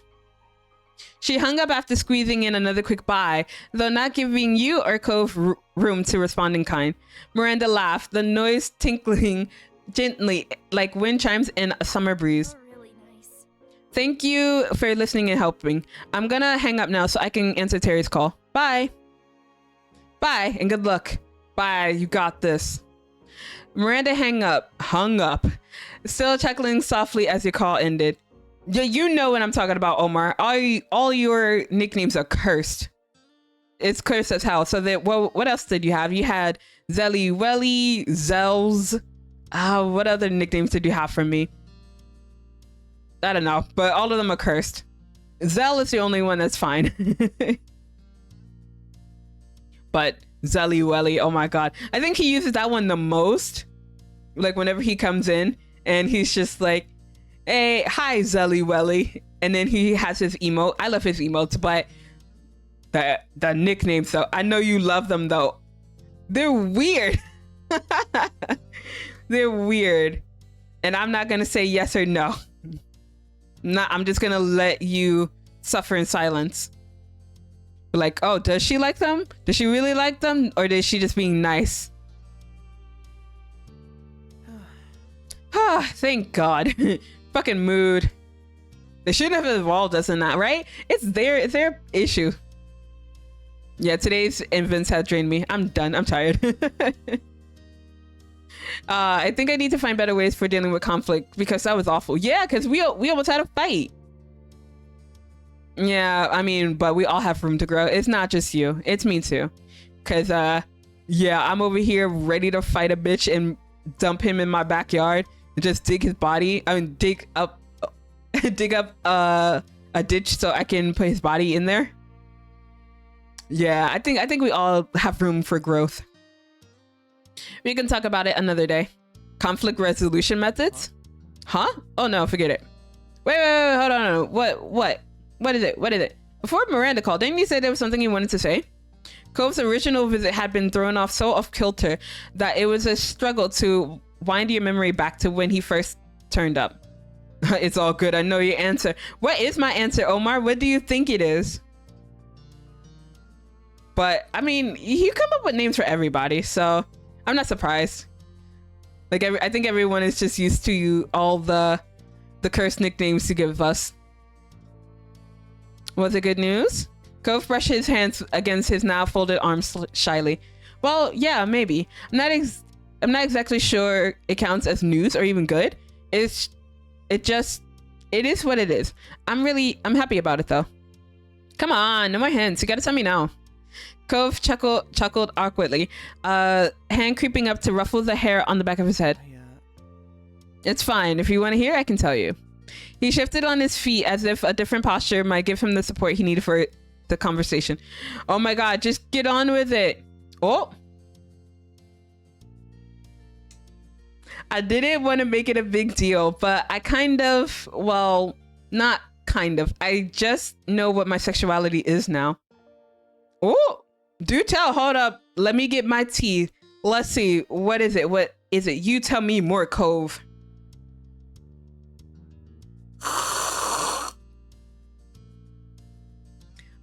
A real subject change, huh? He chuckled. True, it was unexpected, but you were excited that Cove had come to understand himself more, and glad he wanted to share that with you.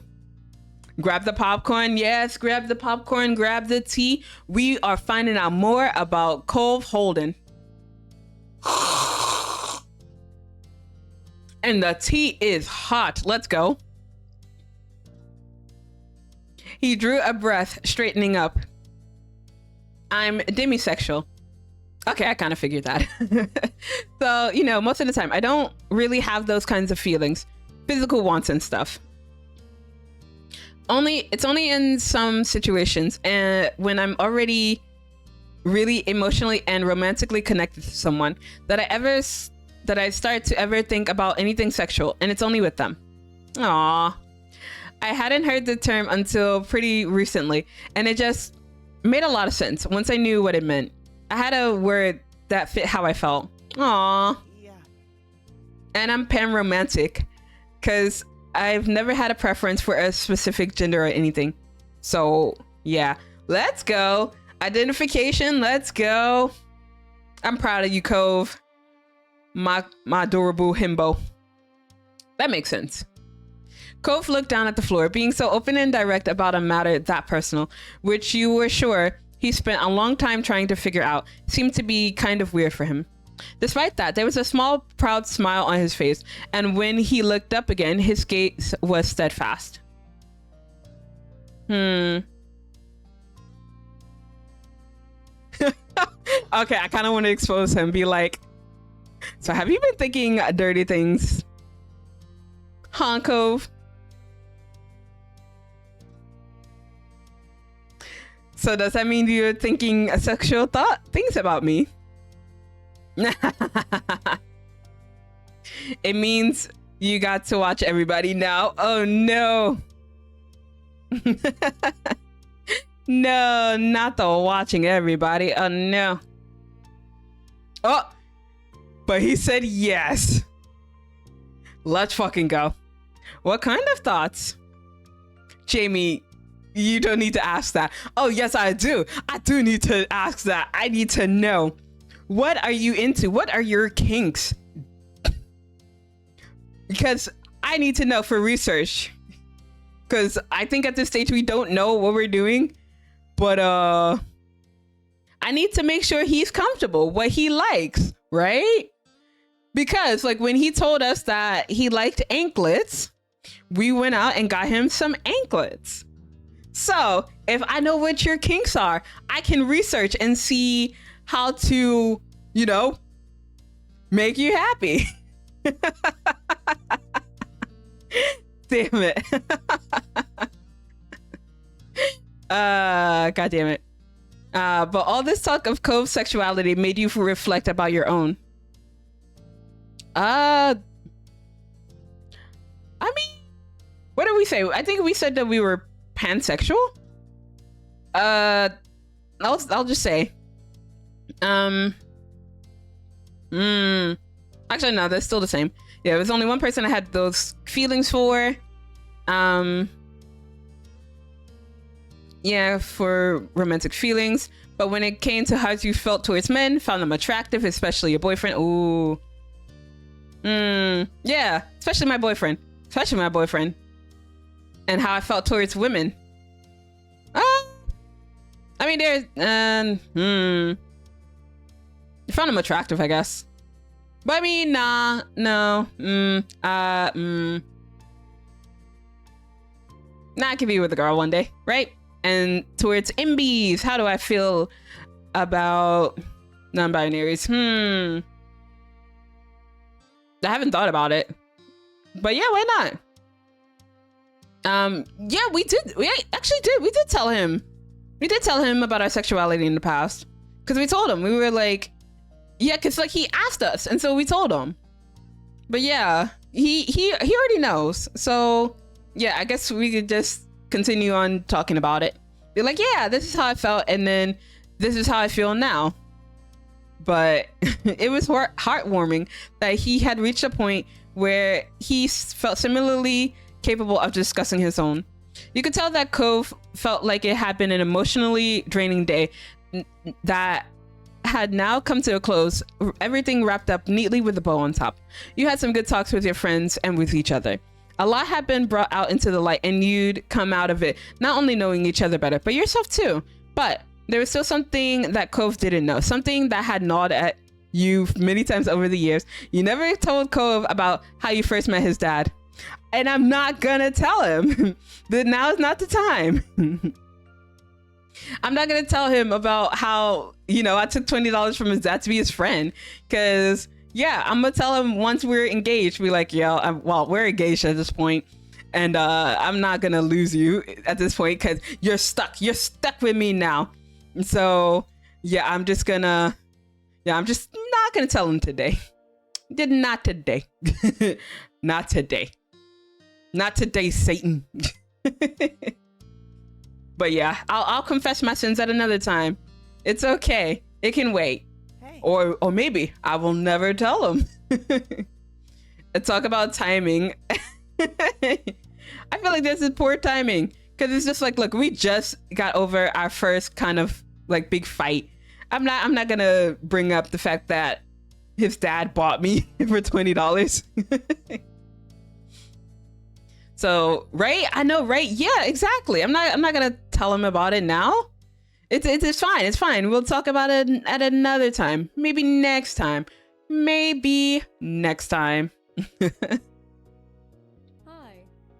Hello. Hey. Good to see you both. Hey, it's Daddy. I mean, it's Mr. Holden. How you doing? You look good. Also, I like his shirt. Like at first I thought it was like how should I say? It was like one of those shirts that have like where it can reveal your skin, but I realized that was the design on the shirt and I'm like, oh, he's not showing skin. That's just the design on the shirt. Never mind that they're two different tones, but I'm over here like, oh, he's showing body. Oh, hello?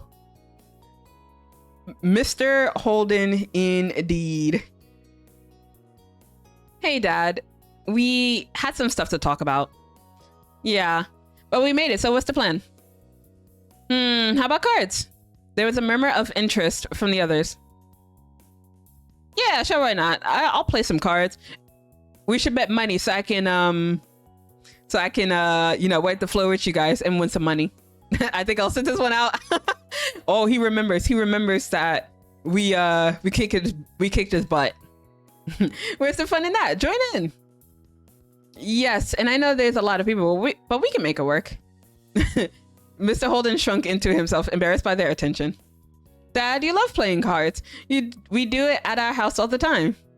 Gove's right. Remember that time I played over there? We played for real. For cold, hard cash. Dad. Mr. Holden broke under the combined force of everyone's attention. Cove and Jamie, you're adults now. You deserve to know the truth. What? I used to throw the card game so you could win. What? Not him lying. What? You liar. No, I won those fair and square. Don't tell me it was on easy mode this entire time. No. God dang it. You trying to say that I'm not a good card player? He's so rude. I know people wanted to be taken seriously and fake wins don't mean as much, but I couldn't help myself. It's so much better when everyone else got the chance to be victorious. Kira knew and went along with it. The motherfuckers. This is the worst. What do you mean? I mean, trying to tell me I didn't win fair and square? God damn it. I mean, it could have been worse. He could have paid a kid to, you know, be friends with his son. Oh, wait. He did do that. So what? Lots of parents do that. I hadn't guessed it, sure, but looking back, it makes sense. That's right. What's the big deal, Cliff? You can finally take the kid gloves off and give them a run for their money. Mr. Holden smiled coyly, his gaze lowering. I'm not sure that's a good idea. Hi. And why not? He waved his hands expansively. The movements fluid and vague. It's just actually, I am something of a card shark. Oh no. I used to make lots of fast cash off games. Casual players don't have a shot unless it's a game of pure luck. Cove's jaw hung open, his wide eyes fixated on his wide eyes fixed on his father. Really? There was a touch of amazement, even admiration, nestled among the shock. The other members of the Petalcliff family exchanged looks, ranging from Liz's disbelief to Mom's intrigue, with Mom somewhere in the middle between the two. She's just like, okay, let's go. Let's see how you go. Right? Be like, yeah, let's go. Let's see how good you are. and watch us all lose our money. Oh no, I'm not betting a lot of money. I'm scared. You sure about that? Definitely. We gotta see this so-called non-casual player in action. Well, I might be able. Though, who knows? Maybe I've gotten rusty. His coyness continued to rile the gang up, and he was getting a kick out of it now. Alright. Alright. I can dust off the old tricks. Yo, imagine if it was something stupid like, oh, what's that over there? And have us all look so he can just switch out cards. But that'd be such a dick move. But, I mean, I wouldn't put it past him, yeah? Hands well dealt. Mr. Holden wasted no time proving his words true, wiping the floor with all of you. You played several rounds, even switching games, but none of you were a match for him. Bruh. Rip our money.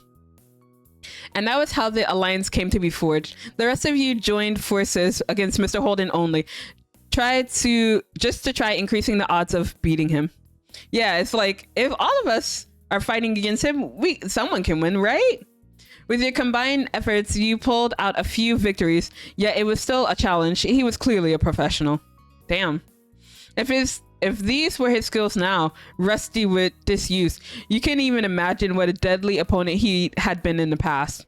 Yo, we probably would have been crying. Despite that, you still had fun. Working cooperatively actually fostered a sense of camaraderie with the others.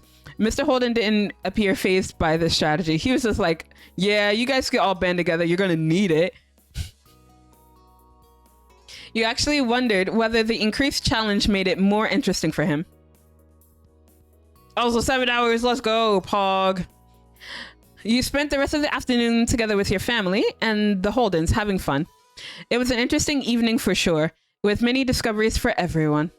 It was freeing, and yet simultaneously you felt more tied together than you had been before. Hey, we did it! 7 hours, Pog. All right, we're gonna take a bathroom break. I need to go to the bathroom. And also I need to put in my order for pizza. So yeah, I'm gonna get pizza. I mean, it won't take that long. Hydrate and stretch. I mean, I'm about to go stretch. I'm gonna go do a full body stretch after this. What pizza? A pizza these nuts. I'm just kidding.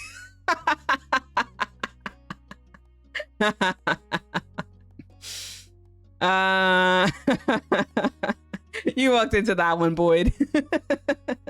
Omar, you're on your own. No. Well, sorry, I gotta end stream now. But I'm gonna take maybe like a 3-minute break. Go to the bathroom, stretch, get some more water, and then make this order. It's probably gonna take longer than 3 minutes, but at least 3 minutes. I'll be back here by the end of 3 minutes. So, but yeah, I'm gonna leave Boyd and Omar to doing shout outs. I hope all your pizza has pineapple in all of them. Well, joke's on you. I'm into that shit.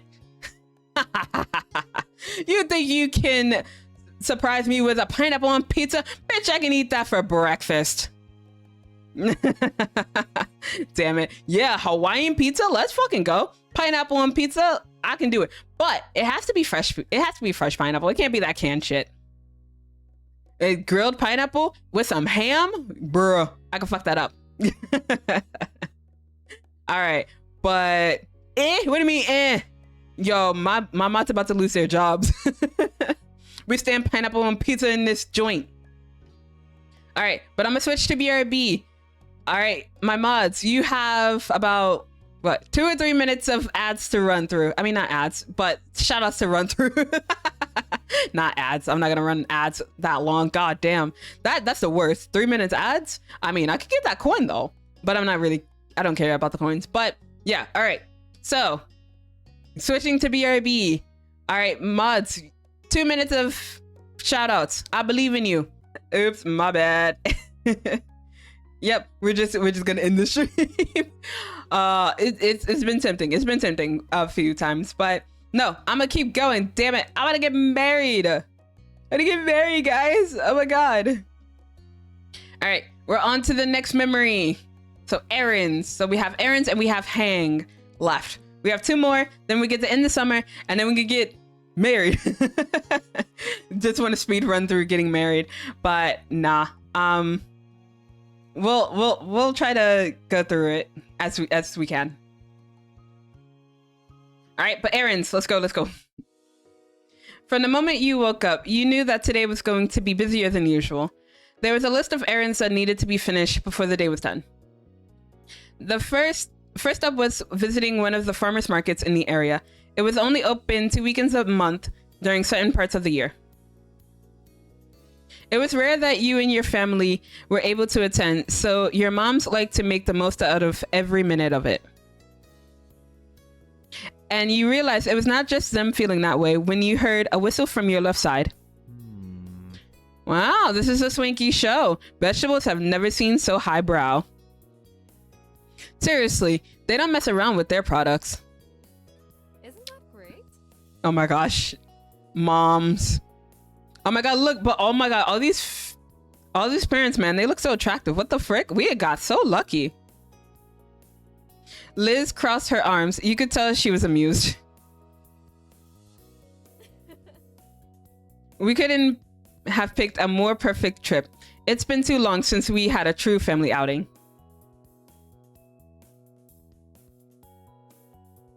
Oh, but her teasing tone said more than she actually did. Your next door neighbors had joined you on this day, and that's what made it a true family outing. The 3 parents laughed approvingly. Out of the corner of your eye, you caught Cove looking at you sympathetically. Some things never change, and some jokes never died. You'd long accepted that. Yeah, this might be fun. You smiled, trying to imagine how many stalls were set up. You were curious what hidden gems were waiting for you to discover among them. Well, I'm ready to get started. I've got plenty of dishes in mind I could use ingredients for. Before your moms responded to that, they glanced at each other and smiled. Yeah, that's a very good idea, Cliff. This place is much larger than it seems. It's difficult to visit each part in a single day. I got it. I'm sure we can make a decent dent together at least. Actually, since there are so many of us at this time, we could take different sides of the market. Divide and conquer, eh? That sounds brilliant. I'm scared. Everyone watched your mom surprised. No one had considered that an option, but your mom flashed the group a dazzling smile, continuing with the thought. Okay, sometimes I see, like whenever I see her smiling at me, like mom, not ma, but mom with glasses. Like sometimes her smile can be a little bit scary. So I totally get like just being a little frightened of like whenever she smiles. But also whenever ma, like our non-glasses wearing mom, I kind of feel like it's a little mischievous whenever she smiles. I feel like she's always up to something. She's always plotting something. But Cliff scratched the back of his neck and slowly met Cove's stare. They both seemed unconvinced, but weren't sure what to say about it. Don't worry, we'll be apart for only a few hours, and then we'll have something to talk about at the end of it. Father and son ultimately nodded. This wasn't an argument they were going to win. Yeah, that kind of outcounted by you know, what, 1, 2, 3, 4 women? Yeah, 4 women and 2 guys. Yeah, the women are gonna win on this instance. Sorry. Ma clapped her hands together at that. Wonderful. Are the teams ready to go? Hey, I didn't agree to anything. I didn't agree to shit. I like how it was just like, yeah, we understand that, but you're still stuck with our choices. Like what? Okay, I guess I didn't get a say in it. All right, that's fair. Not really, but that's fair. Ma hooked an arm around you in a little side hug. Oh no, not the please. I'm a baby. I will say yes to whatever my mom says, because like I don't want to see her when she's angry. So Yeah, I guess I'll just have to go with it.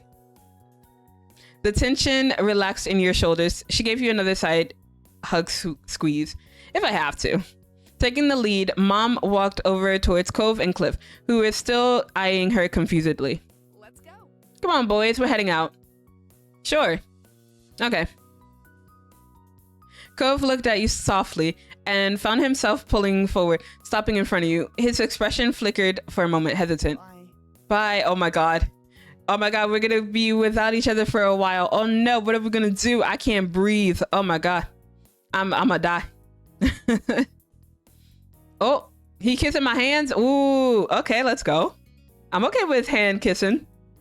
I don't know about hand holding, but the kissing is fine. And when instead he stopped midway, his whole body stiff. He jerked his gaze back at your mom, and you realized that she had grabbed the hem of his shirt. She gave it a small tuck before letting go. No. She's just like, nah, you ain't kissing on my watch. No type of kissing until marriage. She's like, nope, you can't kiss my daughter. Damn. But mom is strong, and she's getting older too. Yo, she is not playing around. The two of you can snuggle and make out as much as you want later. We have one point shopping to do now. Damn, not mom caught blocking us. Ah, no. Cove gasped at what he felt was a truly obscene thing to say. I mean, but is she wrong though? She's not kind of wrong. She's like, we would make out. His face burned red, but that was ignored by him. He spoke with an unimpressed roll of the eyes. You don't need to literally pull me away from Jamie. I'm not that clingy. Exit out. Dang it. I can't respond any further than that. Oh man. I thought I would have a prompt to actually call him out on and be like, wow. Oh. But mom snickered with a shake of her head. Cove's eyebrows raised over the reaction and he turned to Ma. She wouldn't meet his eye as she whistled innocently. She's like, ooh, ooh. Liz smirked ear to ear, and Cove whipped his head towards his dad. Mr. Holden couldn't offer anything more than an apologetic shrug, right? It's just like the two women are against you. It's like, you're not gonna win this round, son. Just accept it. Just accept it. It was only then that it dawned on Cove that everyone did think that he was that needy. Oh no, sorry, you had to find out this way, Cove. Finally, he dared to face you with wide, pleading eyes.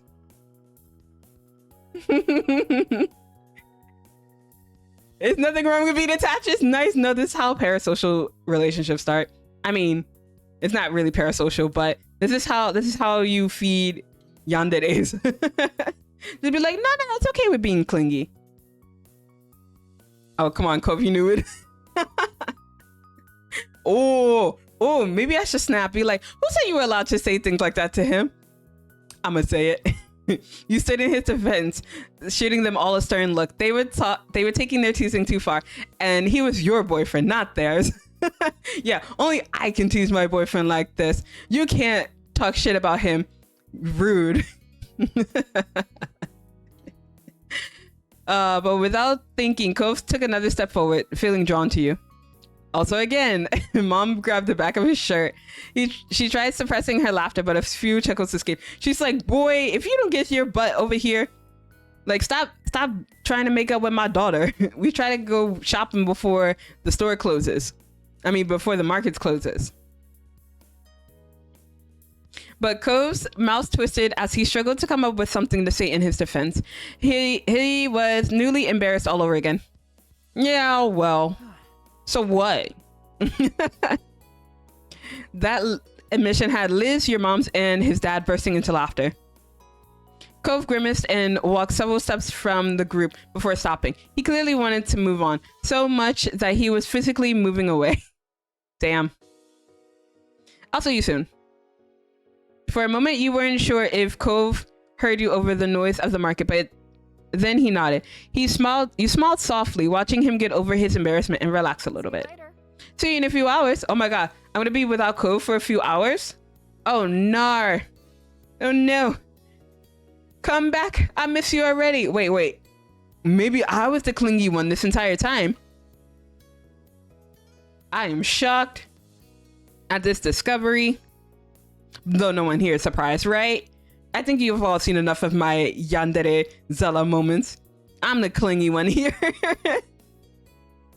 But after that, Mom picked a direction and set out into the market with Mr. Holden and Cove following behind her. Grinning, Ma set them off with a huge wave. Liz gave a daintier goodbye wave herself. Well, that put a damper on your good mood. Be like, yeah, I wanted to hang out with Cove, but I guess I'm gonna have to hang out with everybody else. Ugh. Yeah, that's fine. I'm still glad to be here. It wasn't what you imagined, but that didn't matter. There was a whole market to explore, and you couldn't wait to find some good stuff. When they were gone, Mon cheerily turned towards you and Liz. She put her hands on her hips. Do you think there'll be any nice ginger around here? We'll have to find out. Oh my god, I haven't been to a farmer's market in forever. Like, I used to go to a farmer's market like every other weekend when I was in the States. But like, now that I'm here, I don't go to many.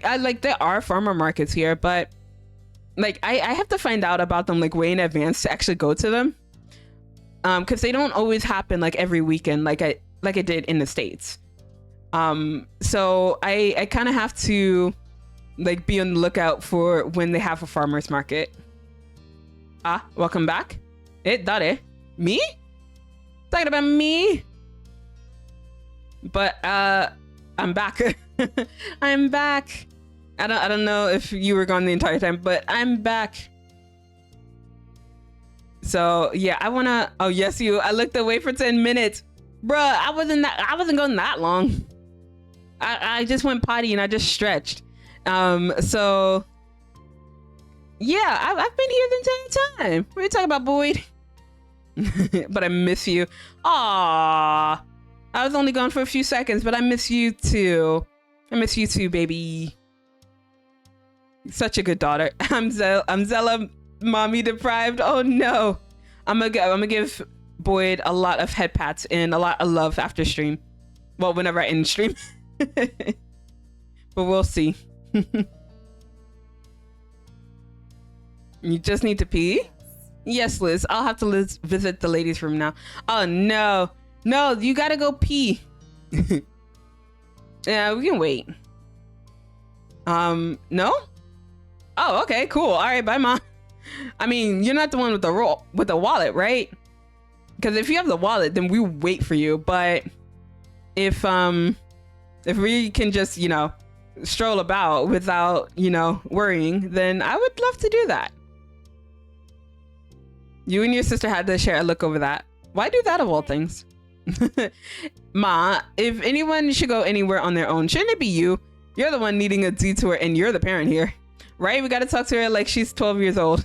We're like, do you have to go to the bathroom? Do you really have to go? All right, you better go now because we're not stopping once we get on the road. Yeah, my mom still had to talk to me like that, like even as I got older. And I'm just like, yeah, I know that we can't stop, but I gotta go to the bathroom. But yeah, so car trips were a good thing, in quotation marks, a good thing when I was younger. But okay, I do kind of miss road trips as much as I talk shit about them and bash them. I actually did like car trips. Like I really enjoy going to just going for like a night drive. I kind of wish I could do that. I mean, I could do it now. Well, not me. I don't like driving. I just like being in the passenger seat as like, I look outside at night. But at night, I mean, I guess walking at night counts too, but it's not the same. Have fun. Have fun. We'll find each other again later. Oh my god. Are you guys leaving me alone so I can go find Cove? Was that the plan the entire time? All right, bye. All right, if you're gonna leave me alone, I'm just gonna go and find Cove. Be like, oh, all right, where's Cove?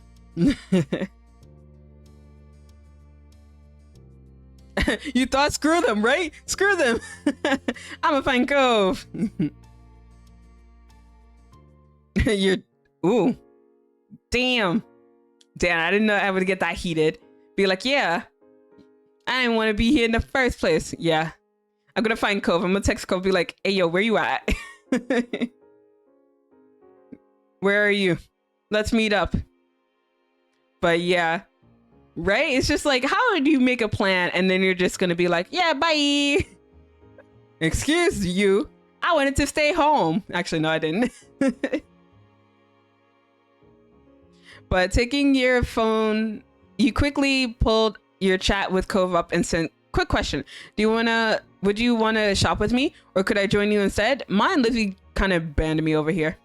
It wasn't long enough before you got a response back. Yo, he is looking at his text. He's just like, oh, Jimmy messaged me. All right, let me go find you. Where you at? Oh, I'm over here by the pumpkins and the tomatoes. Okay, I'll be right there. And he would zoom his way to me. I mean, I could do that too, but but yes, he's just like, what? Tell me where you are. I'm gonna come after you right now. Let's go. Where are you? But yeah, I'm over by the seedless watermelons and some bananas and some flowers. And yeah, that's where I am. Can you come find me? When your phone receives a new text, you breathe a sigh of relief. Okay, I'm on my way. You're a lifesaver. He is, because I mean, I can deal with being alone, but not without Cove. I need Cove in my life. When you were certain Cove wasn't sending any more messages for now, you went to put your phone away. The familiar keychain caught your eye, bringing a warm smile to your lips. Oh yeah, he got us that. Aww. It was still too easy to remember those early days of your relationship with Cove. His pink cast, his big sad eyes, his frustration with his parents. But through it all, he was here. He was there. Since you met him, Cove had always been there. You had grown up to really appreciate what it meant. It means that I'm gonna marry him. No, okay. Every time we go through some things like this, I'm always just like, oh my God, one day I'm gonna have to do like an indifferent route. And I can't do it. I can't do it. I am weak. I am a weak simp for Cove. I don't know if I could just be indifferent to him. We love him. We stand him in this house. Oh. Fudge? Oh my God, let's go fudge. Oh my God, I haven't had fudge in forever. What about you, chat? When was the last time you had fudge? If you ever had fudge.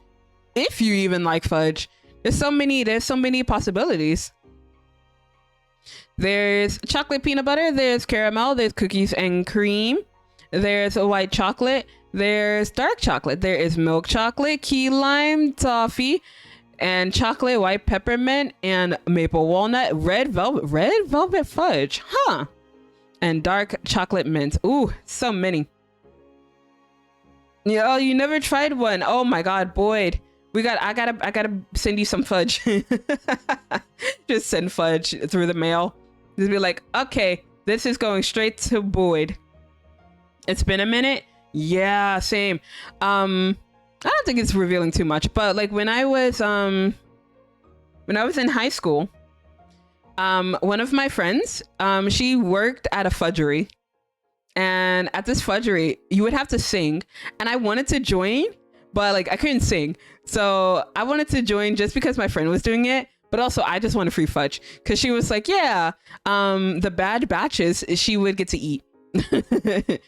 But like, yeah, she got tired of eating fudge, so that was like, it was a I could have been working in a fudgery. Missed opportunity. Wait, what? What are you talking about, Omar? Let's get closer. Let's see what fudge I can get. You can try. Just ignore him, Boyd. Just ignore Mr. Sussy. Not a big chocolate fan, but I will eat it if it's from you both. What? Chocolate fudge, right? We're talking about fudge, right? I don't know, boy. I'm starting to second guess what we're actually talking about. But I hope it's the chocolate kind. Bonk. Yep, yeah, he deserved that. He was being sussy. The owner smiled and approached you to explain their shop. Irashamase. The fudge is sold in pieces of in boxes of 4 pieces. They can either be all the same or all different or mix any you like. Are you looking to buy any today? Yeah, sure, buy that. Let's buy some fudge. Yeah, let's get a box out. No, just for Cove. Never mind. I don't want to just get it for myself. We're getting it for Cove. Looking at the treats you made you think of Cove, you grinned, hoping he liked what you picked out. Yeah, I want to give myself a box. Like, screw everybody else. It's just for me and Cove. Your mind was already filling with thoughts of sinking your teeth into delicious fudge. There was no walking away empty-handed now.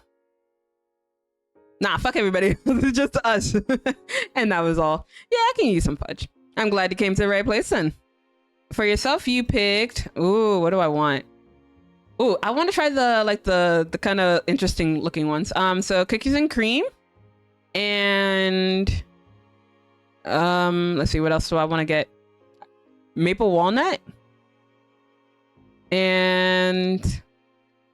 Let's see, what else? Oh, the red velvet. Red velvet looks good. And... Ooh, the chocolate peanut butter. Okay, chocolate peanut butter. For Cove, you picked... Oh my god, I don't know what he wants. Oh my god.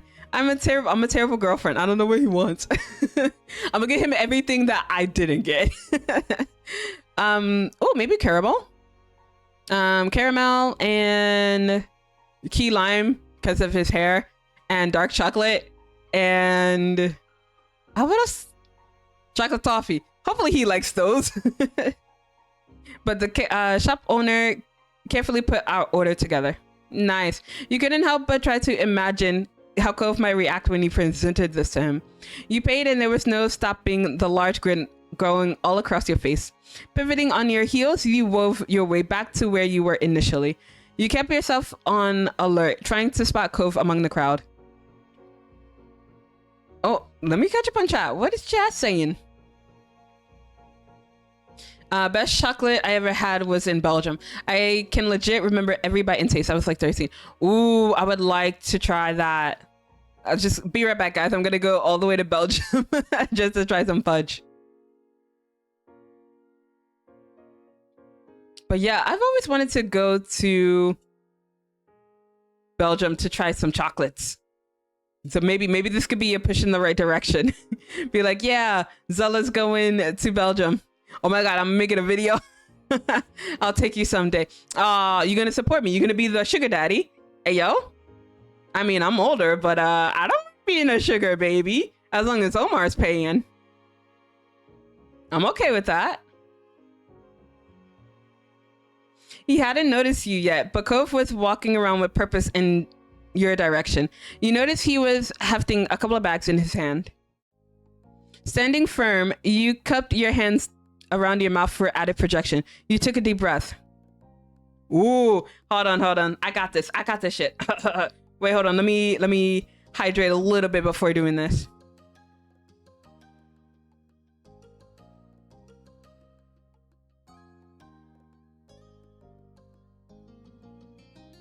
Cove, bold it! Oh my god. Cove, Holden, get your butt over here!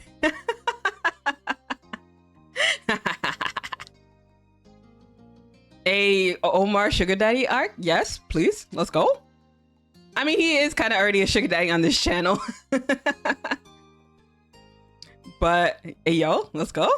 Sugar daddy. He instantly stopped dead in his tracks. Alert, Cove's head snapped up and his eyes searched the crowd until they landed on you. His whole demeanor brightened at the sight. Oh, this freaking golden retriever. Cove Bolden. I mean, he is a bit bold. He gets very bold in step 4, and I love it. Jamie, Ah, hi. How you doing? I missed you. He looks so angry. He's just like, oh my god, I hate it. I hate it here.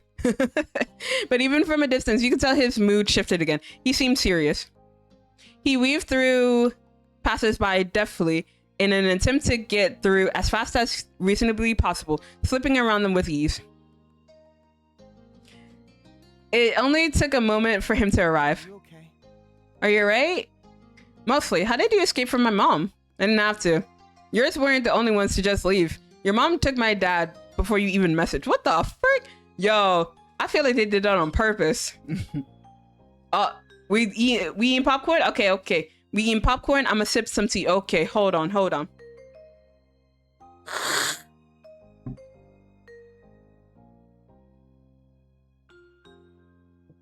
Oh my god, look at all that tea. It's scalding hot. You're kidding. I wish. I can't believe this happened to the both of us. Yo, I feel like they did this on purpose. They're just like, no, I think you guys need to spend some time alone, get lost together. I mean, all right. They planned it. They had to, right? That's what I'm saying. But I don't know why. Are they pranking us? I don't know either. And you meant it. You couldn't fathom what your moms were up to. Cove shook his head, trying to clear his mind. So... Well... His change of tone caught your attention. You watched his eyes start to twinkle with mischief as his mouth pulled into a cheeky smile. Ooh? What are you thinking, Mr. Holden? No, it is technically later, and your mom isn't around this time. Cove Bolden, indeed. Not Holden, but Bolden. Because I think that means he wants to make out with us. You chuckled, knowing exactly what he was implying. That incident was already replaying in your head. I mean, I could kiss him right now. We just start off now and be like, yeah, why waiting to find a corner to make out in? Let's do it now. Mwah! You step closer, placing a hand on his upper arm. Cove beamed and leaned in. You stepped closer, placing a hand on his upper arm. Cove beamed and leaned in. It was quick, too quick, but you could feel him smile through it. When you both did part, Cove chuckled affectionately. I'm glad it's later. Me too. Ah, baby. So, his gaze wandered off as if one of your parents might suddenly simply appear if he kept checking. And you could tell he was still processing the situation. He scratched the back of his head, looking sheepish. Oh, do you still want to go shopping with me? Obviously. Cove beamed, and you were ecstatic at the thought of spending the rest of the trip with him. It was finally time to take some control back over your day. Don't worry about it. Even if we have to make our own fun, we're gonna have a good trip. Hey, gonna have our own fun? Let's go. Cove smiled at you encouragingly. It made you feel, more optimistic. Let's go. Having him there was already comforting, and now he also seemed determined to improve your day by any means. That had you looking forward to what was coming next. So, where to first? I don't mind going back the way I came, if it's new to you. Aww. It's not hard to miss stuff, even if I've gone past it. What have you gotten? Ooh, did he buy me anything? Did he buy me new anklets? Please buy me new anklets. I will be okay with that. I will wear them for you. I will model them for you.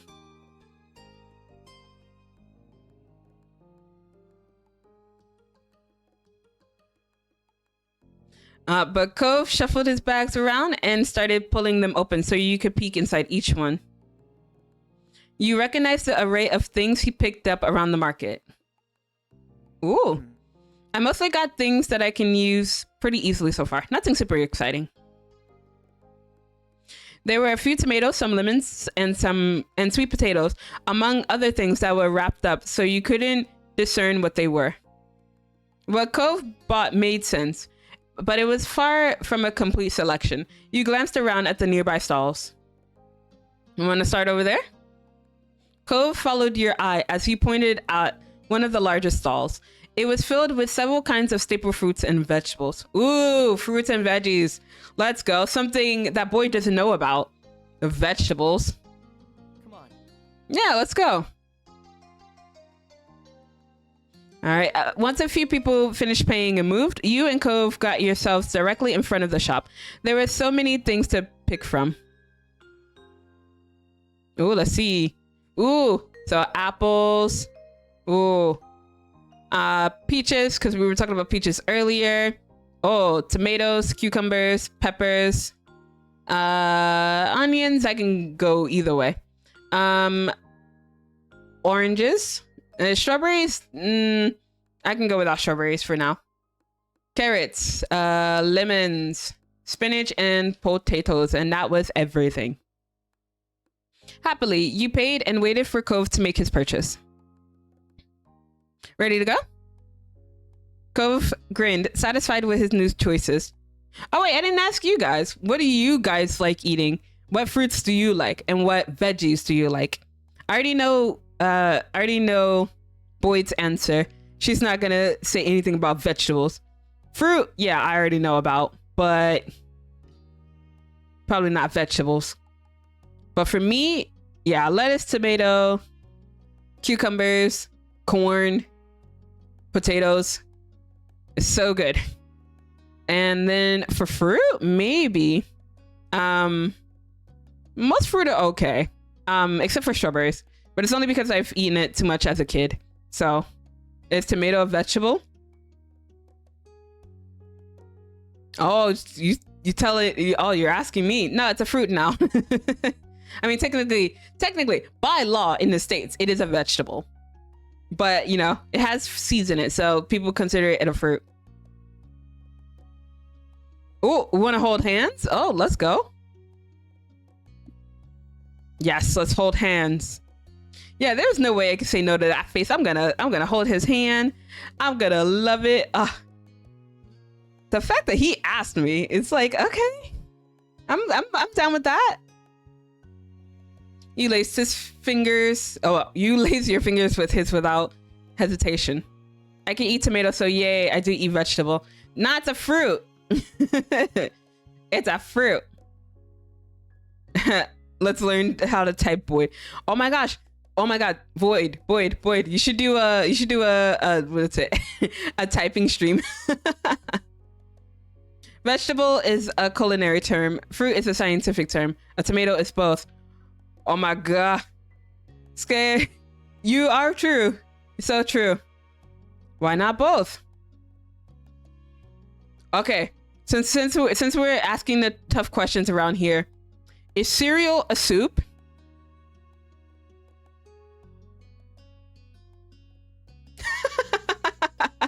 Oh my god. So on my computer, it's voice activated by a certain 4-letter name, and they gave me the answer. They were just like, yeah, I've been listening, here's what it is.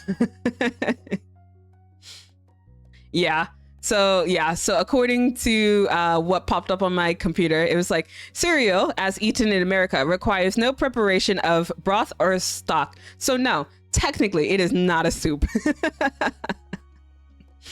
So yeah, I got my answer. So is a Pop-Tart a sandwich? Well, if my computer's listening in again. No, I suck at that. I typed too fast, thus mistyping everything in progress. Same. Yeah, milk is in a broth or a stock, yeah. So yeah, it's not technically a soup. I was gonna say something Chris like, but what if you did make cereal with some chicken stock? It just have the, what is it? It'll have it be on the fucked up food Twitter. Just be like, yeah. I know my stream is delayed, gotta refresh. No worries, take your time. All right. Okay, now let's go. Together, you and Cove wandered the market on the lookout for any stalls that caught your attention. Cove was walking around with a spring in his step, talking about the various meal ideas he had in mind. After a while, you had to go great distance to find something of interest. Several of the stalls were selling the same goods. It was only a matter now of which you wanted to buy from. Ooh, I want to buy everything. Let's buy everything. But yeah, cereal also doesn't require you to eat it with milk. I cannot picture just eating cereal any other way. I mean, actually, no, that's not true. There are like some of those like milkshakes or ice cream that have like cereal pieces on them. So, I mean, I guess that still counts, even though it's still dairy. But yeah, I would totally see that elsewhere. So technically, you can put cereal into a broth and have it a soup. Ugh. No, I'm good. I'm good. I'm so good. That is something truly cursed, and I don't think I would ever do that. I'm way too much of a chicken to actually try that out. Cove? But by itself or with milk, it isn't. Ooh, okay. Yeah, I mean, someone's gonna have to test it out. First time for everything, Mom. No. Nope.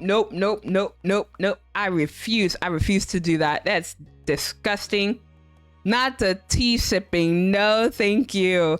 I'm okay. I don't need to try that out. I will take your guys' words for it.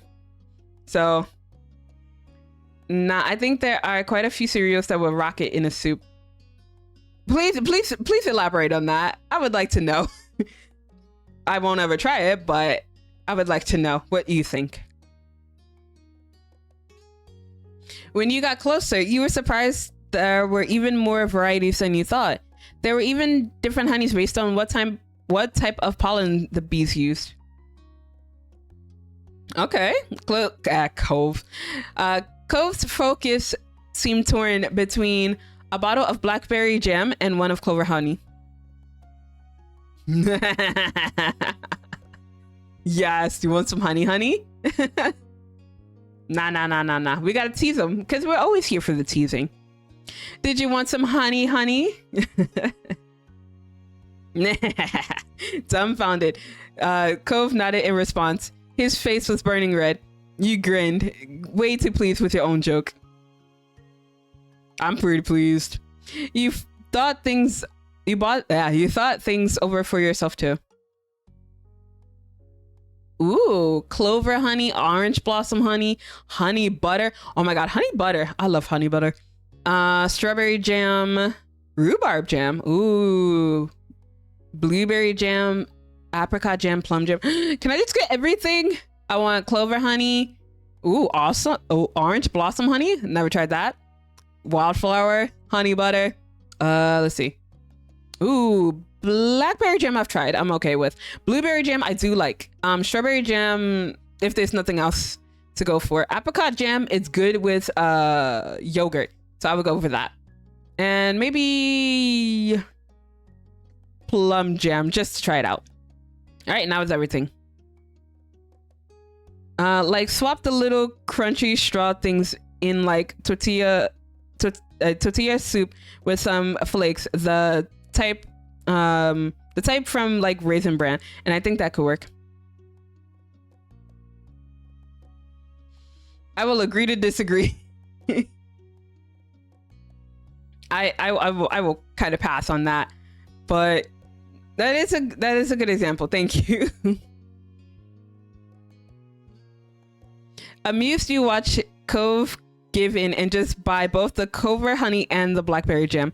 He also went all in, getting spring wildflower honey and plum jam too. The shop owner thoughtfully wrapped each in brown paper to protect them before putting them away in a bag. He handed the purchase to Cove. Thank you. Aw, he's so polite. You both stepped away from the stall, not hall.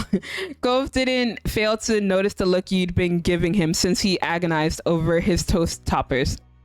Hey, this doesn't go bad for a long time, so why not stock up? I could have chosen one if I wanted to.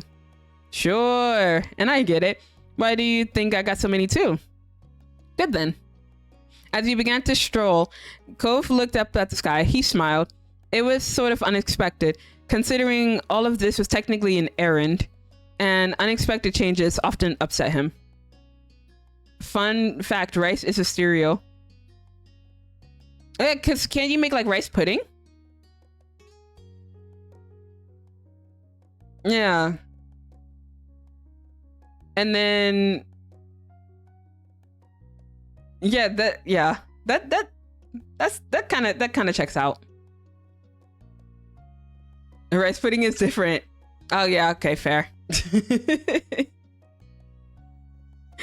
Ah, damn it. Just calling me out. Oh. It's a cereal crop. Ah. Risotto. Ooh.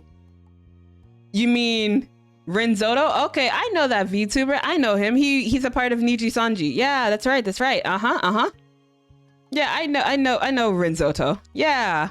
He's from that last wave of Niji Sanji.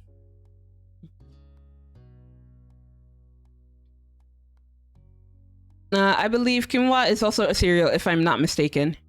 You're not wrong. There's a wheat-based cereal. Oh my gosh. Ooh. Yes, we're blushing. It felt more than normal or mundane. It felt right.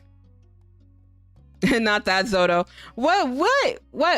Which Zoto are we talking about? We're talking about Ren Zoto from Niji Sanji Luna Wave. We're so domestic.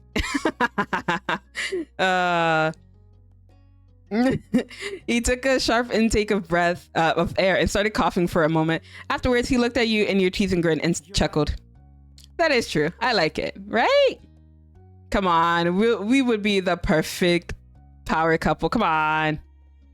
He'll be great, you know, saving the ocean from stupid humans, and I will do art.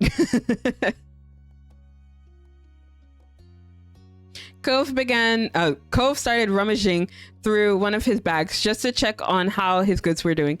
A smile grew on his face as he went on to the next. Corn is another one, if I recall correctly. Ooh. Okay. The things you learn on stream. You held a hand in front of your face as you squinted upwards. The sun had moved quite a bit. You'd been at the market for a good while now. Neither your feet nor your arms were sore right now.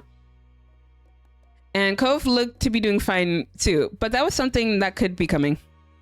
There was a price to pay for this much shopping, and it wasn't always just in money. Hey, oh my god, I can give him a piggyback ride? Ooh, the tables have turned. I will give my man a piggyback ride. I mean, I don't do it all the time, so I can offer it at least this once. Cove gave you an odd look until he realized you were completely serious. He burst into laughter. Come on. You might have not been as tall as he was, but you had strength. The chuckling died down, and you can tell Cove was somewhat considering your offer, but he shook his head. No, I mean, I've got all these bags, and I don't really do piggyback rides. My dad was the only one I ever got them from. Aw, man, I could have given him a piggyback ride, and he didn't want it.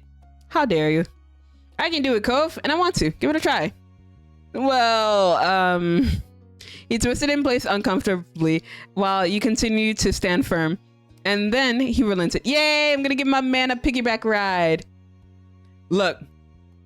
So, listen. If you're ever in a relationship, man, always ask your partner for a piggyback ride. It doesn't matter if she's female presenting, non-binary, or another person. You get that piggyback ride, damn it. All right, we can try. A grin broke out on your face. Somehow, somehow what was meant to be a favor for him had ended up like he was going to the trouble for you, but you had still won this round. Yes. Okay, up you go. Okay, I'm holding on to him. Oh my god. He tried tucking his long legs in as you slowly stood up a bit while you worked on getting your hands around them to help hold, but it was awkward with all the bags. So you continued on. Wait, who's supposed to get the piggyback ride? So I'm giving Cove a piggyback ride right now. So yeah, he's on my back. I am shorter than him, but I'm strong enough to carry him.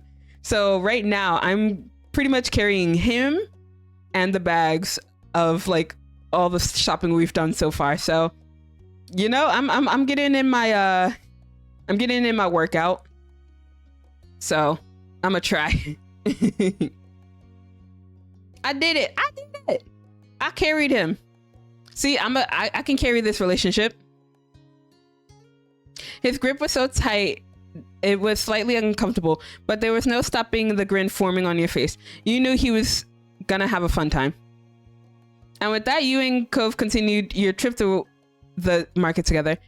Ma and Mob had both texted you during the trip, though only to say that they hope you'd find some good stuff and that they see you later. There were no answers on where they went or why. You and Cove continued to... Whoa, I hit the mic. Goddamn. You and Cove continued to wind your way through the bustling market, the list of outstanding items suddenly shrinking while bags grew heavier.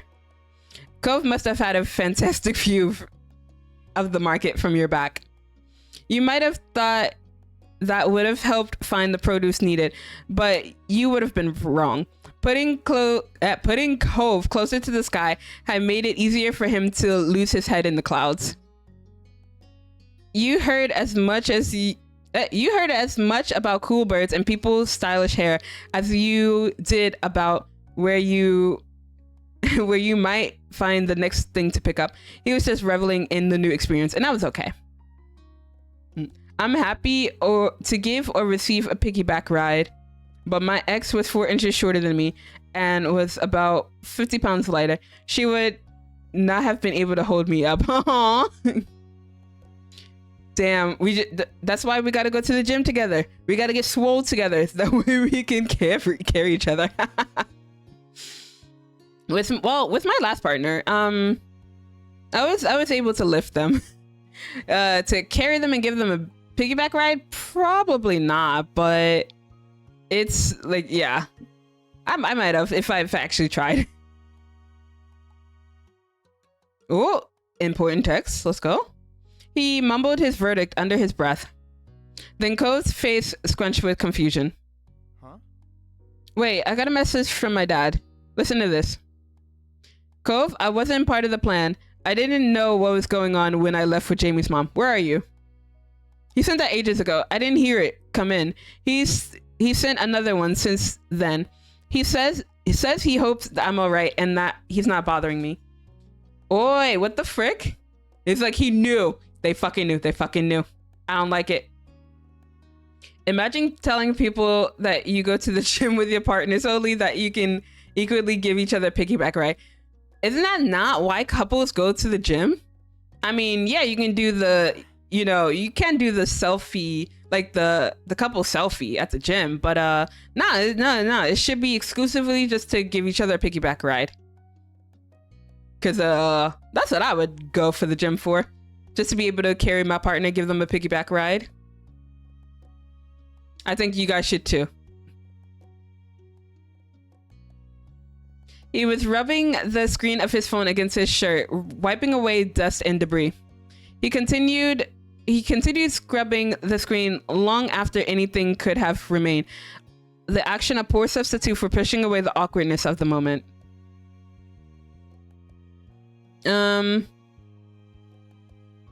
Let's see. I mean, I was a little upset, but I mean, it's okay. It's a little upsetting. The deceit was unnecessary. Worse than unnecessary. It has stripped you of your opportunity to object. Oh my god, am I gonna cry about it? Nah, I'm not gonna cry. Nah, I'll just grin and be like, ugh, these people. Cove leaned down, making his eyes level with yours. He laid his hands on your shoulders, grounding you. Oh my god, he's my comfort. He's just like, yeah, I know, I get it. But I love him. I love this man. I'm sorry too. To be fair, the only gym I have gone to is a rock climbing gym, so it would track, honestly. Okay, that's fair. Like, yeah, I'm going. Like, I've been going to, a weightlifting and just like a regular kind of gym, right, with the weights and everything. And I mean, I don't go with a partner or anything, but if I did, that's what I would do. Just get swole with them. I don't know if you want to talk to them about this, but I can definitely back you up. I totally get that it's sucky. Yeah, it is kind of sucky. That vented just a little bit. I didn't want things to be like this, but they didn't even talk about it. I didn't even get a chance to say anything. Cove listened, nodding gently as you unburden yourself. You then drew a deep breath, the fresh air steadying you. You didn't stop until your lungs were full. Cove watched over you, still concerned. Aw. I'm still concerning him. I'm so sorry. Aw. I'm sorry, though I guess it's not exactly my fault this time. But is there anything I could do to make you feel better? Even a little bit? I mean, you can kiss me. Yes, kiss me. Just kiss me. Just make me forget. You watch the results of your request play out on Cove's face. His lips parting, his eyebrows rising, his cheeks flushing. Once upon a time, Cove would have questioned your choice, worrying that he was misunderstanding or you might regret it. But by now, you'd been together long enough for him to know you were certain. Yeah, no, I am certain. Hotaru, hi, welcome in. Welcome. Hello. Hi.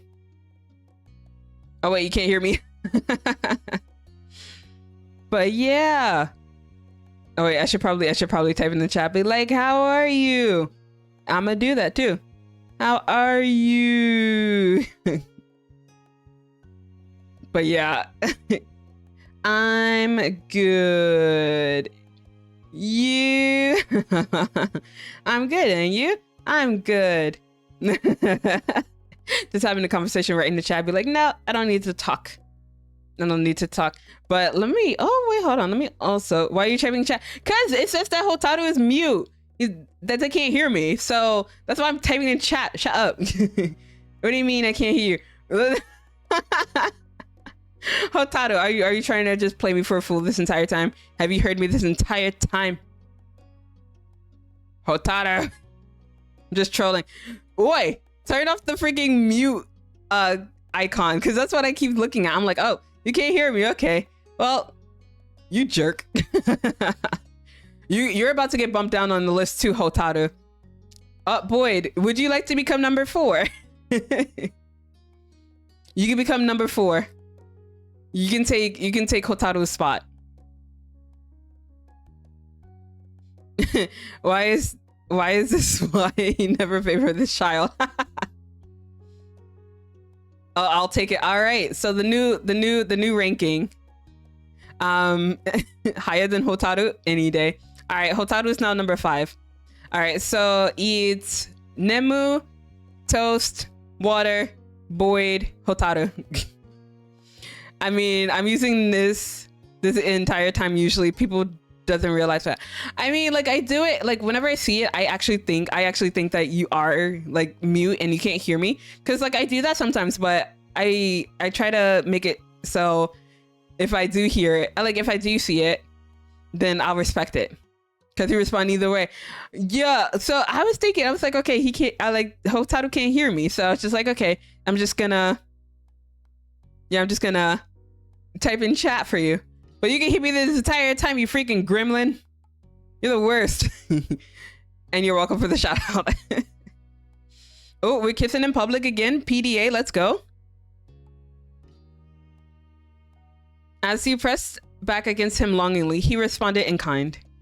When he broke apart, Cove didn't speak or seem inclined to move away from you yet. Instead, he caressed your cheek with the back of his fingers. Hey, let's go.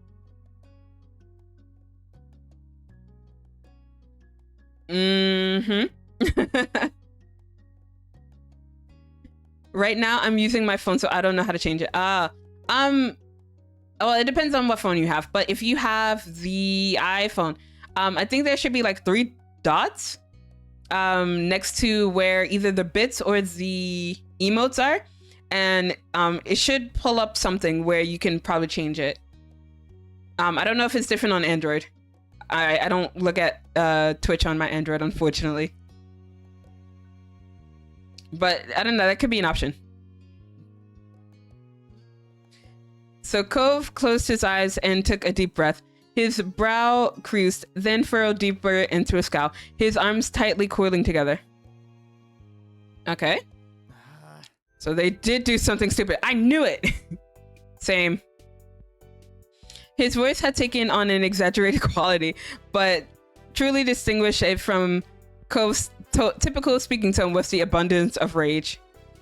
Unfortunately, I don't have iPhone. How dare you?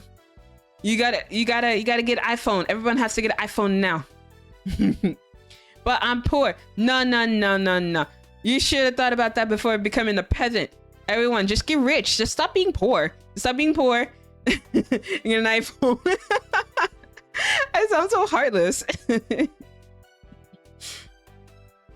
But yeah.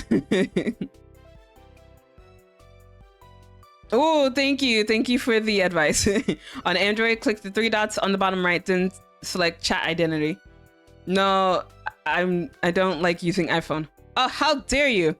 I mean, I'm either way, because I'm both an Android and a PC user. So I mean, sorry, a Mac and a PC user. So like I can use either or. I tuned out and I'm assuming that's what you were explaining. Yes, kind of. But yes, thank you. Thank you for letting Hotaru know. Yeah, Hotaru, you have no excuse now. Okay, I see it. Okay, it doesn't show up as mute anymore. Nice. Also, I am a diehard Android/Google Pixel owner. I still have my old Samsung Galaxy phone, and it's pretty old. It's pretty old. It's like more than a decade old at this point.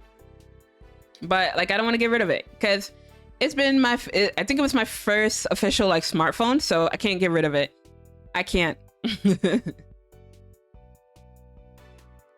Oh no. So to this day, he continued to unleash his impersonation whenever the moment felt right. Oh god, we're bringing up freaking Jeremy. Screw Jeremy. Yeah, I watch Twitch on an iPad and I'm forced to use a MacBook for work. I never used Google Pixel before. My friend had a Google Pixel. I've never had one, but it seems pretty simple. There's like a few things I would find annoying about it, but I mean, it seems pretty straightforward.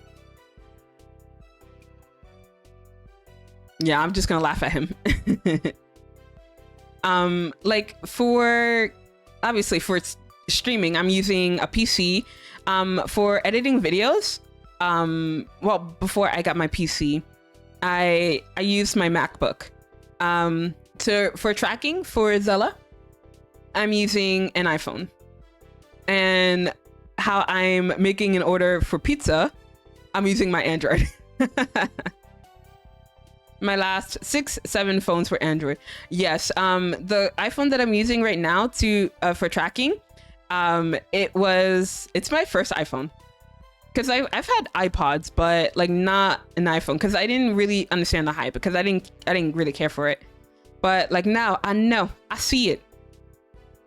But it is kind of annoying sometimes when I say a name and it sounds very close to someone whose name begins with S-R-I. Oh my god, did I spell that incorrectly? S-I-R-I. Yeah, but like whenever I say their name, they like there's a response like, oh, what can I do for you? And I'm like, no, not you.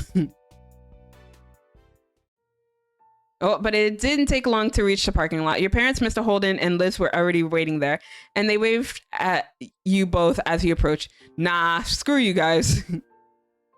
I'm mad at you guys. Your own family seemed to be in pretty good moods, in contrast to Mr. Holden. He stared at Cove with open concern as you got closer. Yeah, you know, we're mad at you too, old man. But you're lucky because you're cute. We'll forgive you because you're so good looking.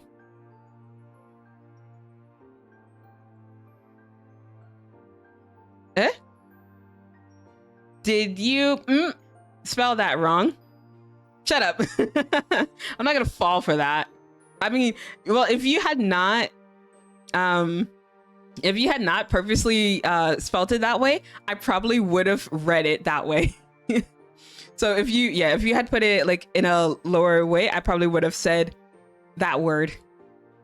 But did I spell it wrong? Yes, I did, because I cannot spell. Look, I'm an idiot on the internet. What do you expect from me? Hey bud, hey Jamie, how are you doing? We'd be doing better if we hadn't been abandoned in a farmer's market by our families. Right? Just call them out, Cove. Call them out. Call them the fuck out.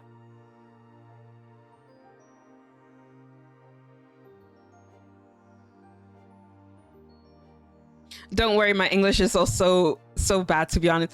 Dude, like I'm very embarrassed sometimes, like whenever my spelling is wrong. Or like if I say a sentence that's not grammatically correct, because English is my main language. It's the only language I can speak fluently, and I still fuck it up. So I'm like, bruh, I can't English good. Someone help me. But just because Jamie tries to make things a good time, no matter what, doesn't mean you can just leave her out of your plans and expect her to go with it every time. You tell them, Cove. Call them the fuck out. Oh, yeah, that's right. You shame them. You shame them, Cove. You make them feel bad. I am so sorry. Yeah, you should be sorry. Your daughter can teach you. They are both good in English. I mean, I think Boyd can help you with the spoken English, and maybe Nemu with written English. Cause I don't know. I feel like Boyd sometimes. I mean, I do it too, but so I can talk shit. Like we type things a little bit too fast, and we'll end up mistyping stuff, so it comes out wrong. So maybe I should leave that to Nemu to teach me. Her words were full of emotion. Mom squeezed Ma's arm. We were trying to make the errand more of a trip, less of a chore. Ma nodded.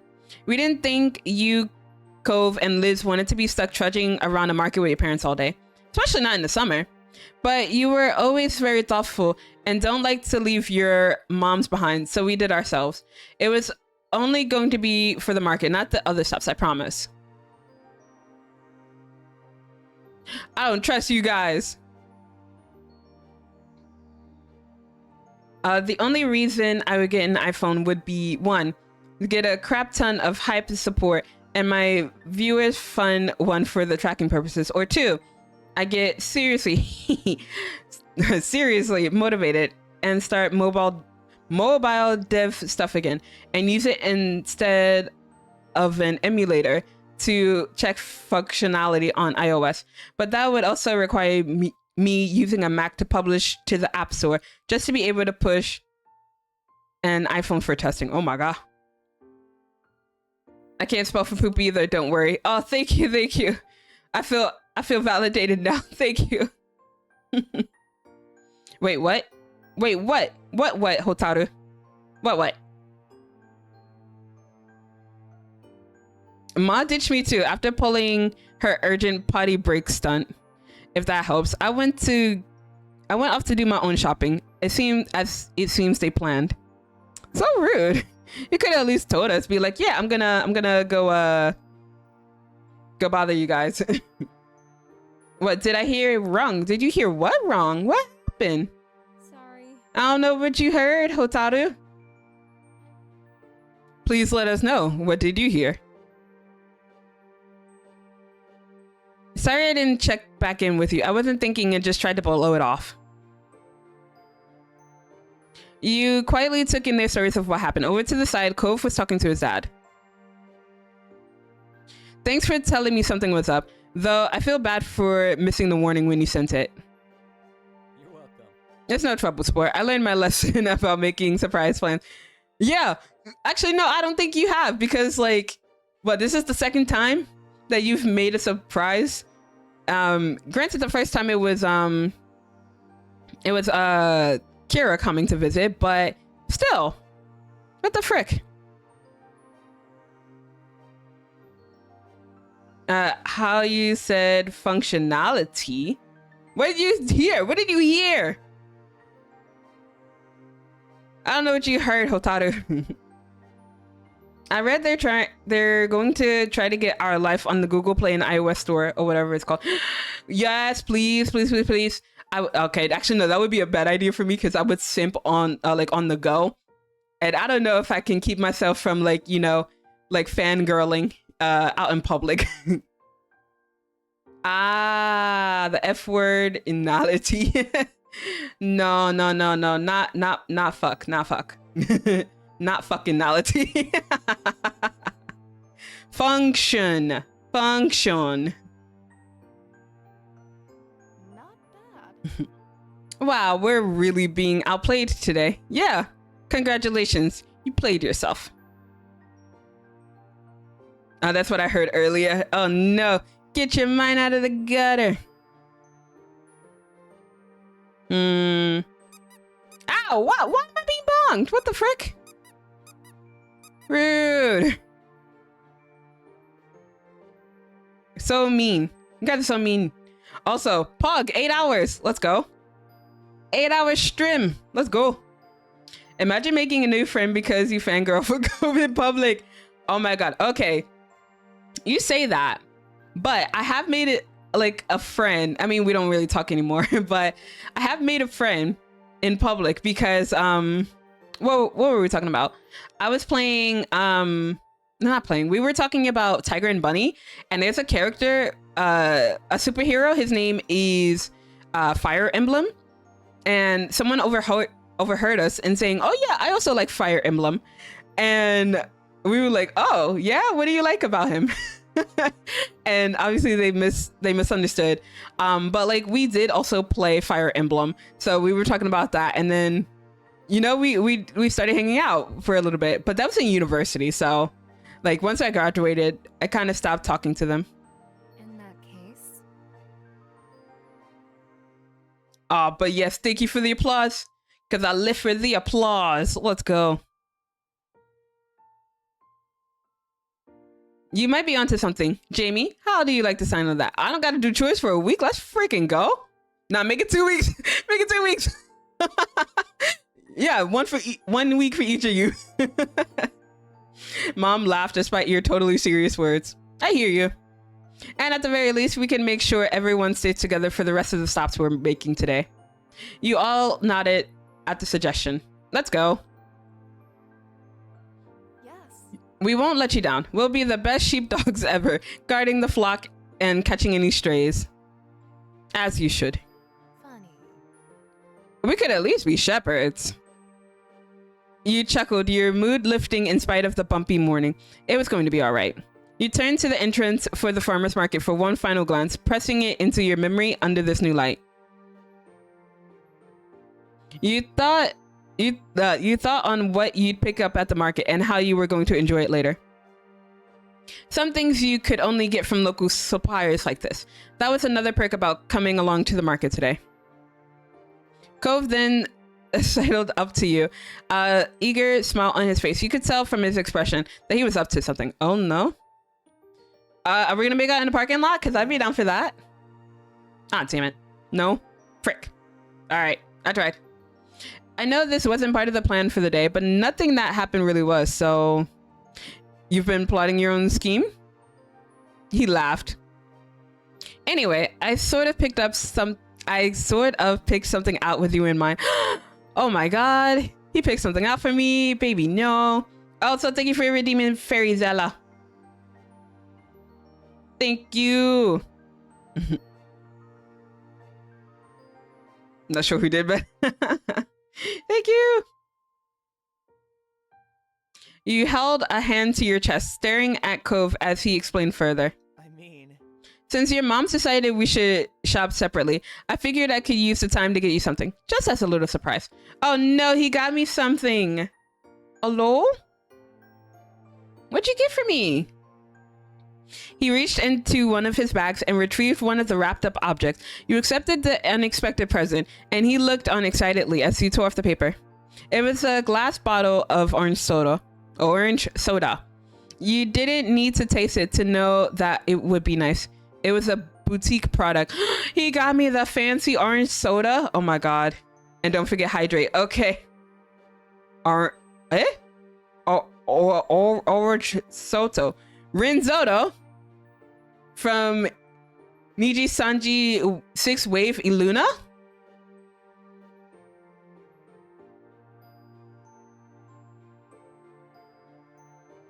And I didn't forget the stretch. Oh my god. My back cracked. I don't know if you heard that, but oh my god, my back cracked. I'm getting old, guys. I'm an old fae. Why am I being bonged? Mom, no. Ah, Jesus Christ. Rude. Stop throwing stuff at me, boy. That's rude. And another stretch. Oh no. Oh my god. Boyd breaking stuff. Stop breaking stuff. Stop breaking stuff. What was it? Bottom baby Boyd. Back into the shadows I go. All right. Don't get lost out there. This stretch is to have you go walk around. I can't. I think I'm almost done. I think I'm almost done with the memory, and then I'll go up and I'll go up for a stretch. Hold on. Let me finish the memory first, and then I'll go and stretch. I'll go walk around. Damn it, fight me. Rude. So rude. I'm not a bottom or a baby. Nah. You're one or the other. Maybe even both. It was heavy in your hands, the container and smart metal cap reaffirming the quality. Even the label, constructed from coarse paper rather than a flimsy sheet of plastic, was distinctive. I can't speak. What the frick? You were practically bouncing in anticipation, and he smiled sweetly at your reaction. It's not a big deal, but I thought you might like it. Oh my god, he got me orange soda, guys. It's not a big deal, but I thought you might like it. I love it. You are so wonderful. I love you.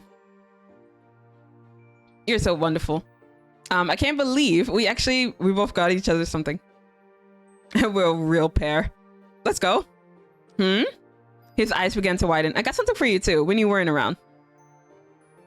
There was a burst of laughter, first from your mom, followed by a chorus of chuckles from the other three. You'd forgotten that they were still hanging around. The interesting BB Boyd, a bottom baby. Yeah, that's what the BB stands for. So, bottom baby Boyd. That's what it stands for. See, I know so much about my daughters. Oh no! So rude! Oh no, Boyd. Misuse of your mod powers. Just deleting messages. So, for those who didn't get to see it, because I'm gonna say it, so Boyd deleted one of Hotaru's messages. It said, "Interesting, Boyd, a bottom baby." And it's gonna be clipped, and I'm gonna clip it, and I'm gonna make sure Boyd remembers it. It's only Hotaru is fine. Not as abuse of your power, Boyd. That's not why I made you mod. No, Mom. Yes, Mom. Good job. Good job. Oh, that's so lovely. A day. It was less than a whole morning. Right? True. I don't even want to think about what happens when you spend real time apart. Don't ask. Don't ask, Liz. Don't ask questions you don't want the answer to. That's my boy. Don't worry. I already screenshot it. Good. Good. Let it live on in infamy. You stuck a hand into the bag and pulled out the box of fudge you picked for Cove earlier. You smirked widely, amused that the others were still watching you. During my time alone, I came across a stall that made me think of you. Fudge! How? Mods a boost, please demote. Right? I can't stand for this mod abuse, Boyd. That's your first strike. For some reason, phone user can still see the chat. Ooh, good. Screenshot it. Yeah, let her not live that down. Seriously? Cove took the box of fudge in one hand and claimed one of your hands with his other. Ah, we're holding hands again. He used the hold he had to lead you closer to him while he lifted the hand to his mouth and peppered kisses all over your knuckles. Oh my god, he's kissing my hands. I can't. It's too sweet. I already got demoted twice. I'm not afraid. Yeah, you should be afraid. You should be afraid, damn it. All right, but thank you. Then Zela promote me. No, I can't promote everybody. I can't promote everybody. I feel like it will just be another bit of mod abuse. I can't. He looked at you with shining eyes. At this rate, it wouldn't just be your little group that knew that you'd been treating him. The whole parking lot was going to learn about it. Good, everyone should. And to be fair, that gives top energy. Nah, don't try to encourage Boyd. Nah, still a baby bottom. Behind Cove, you can see mom watching you both with a smile of hilarity. I love you, never change. No, I don't endorse it. See, this is why he's so attached. You've spoiled him. And what's wrong with spoiling my man? You shouldn't make fun, Pam. It's clearly mutual. Besides, I don't hear you complaining when I'm spoiling you. Yeah, that's right, Mom. Call her out. Call her the frick out. I mean, I'm being mod for people before, but I never know how to delete chat. Yeah, I'm usually pretty quick on deleting messages if it's like a spam bot or something. But yeah, usually I'm kind of slow in the uptake. Like if I'm modding for someone, but I mean, it's pretty okay. Half the time. We love a clingy Cove. Oh my god. But then my clothes would get all stinky.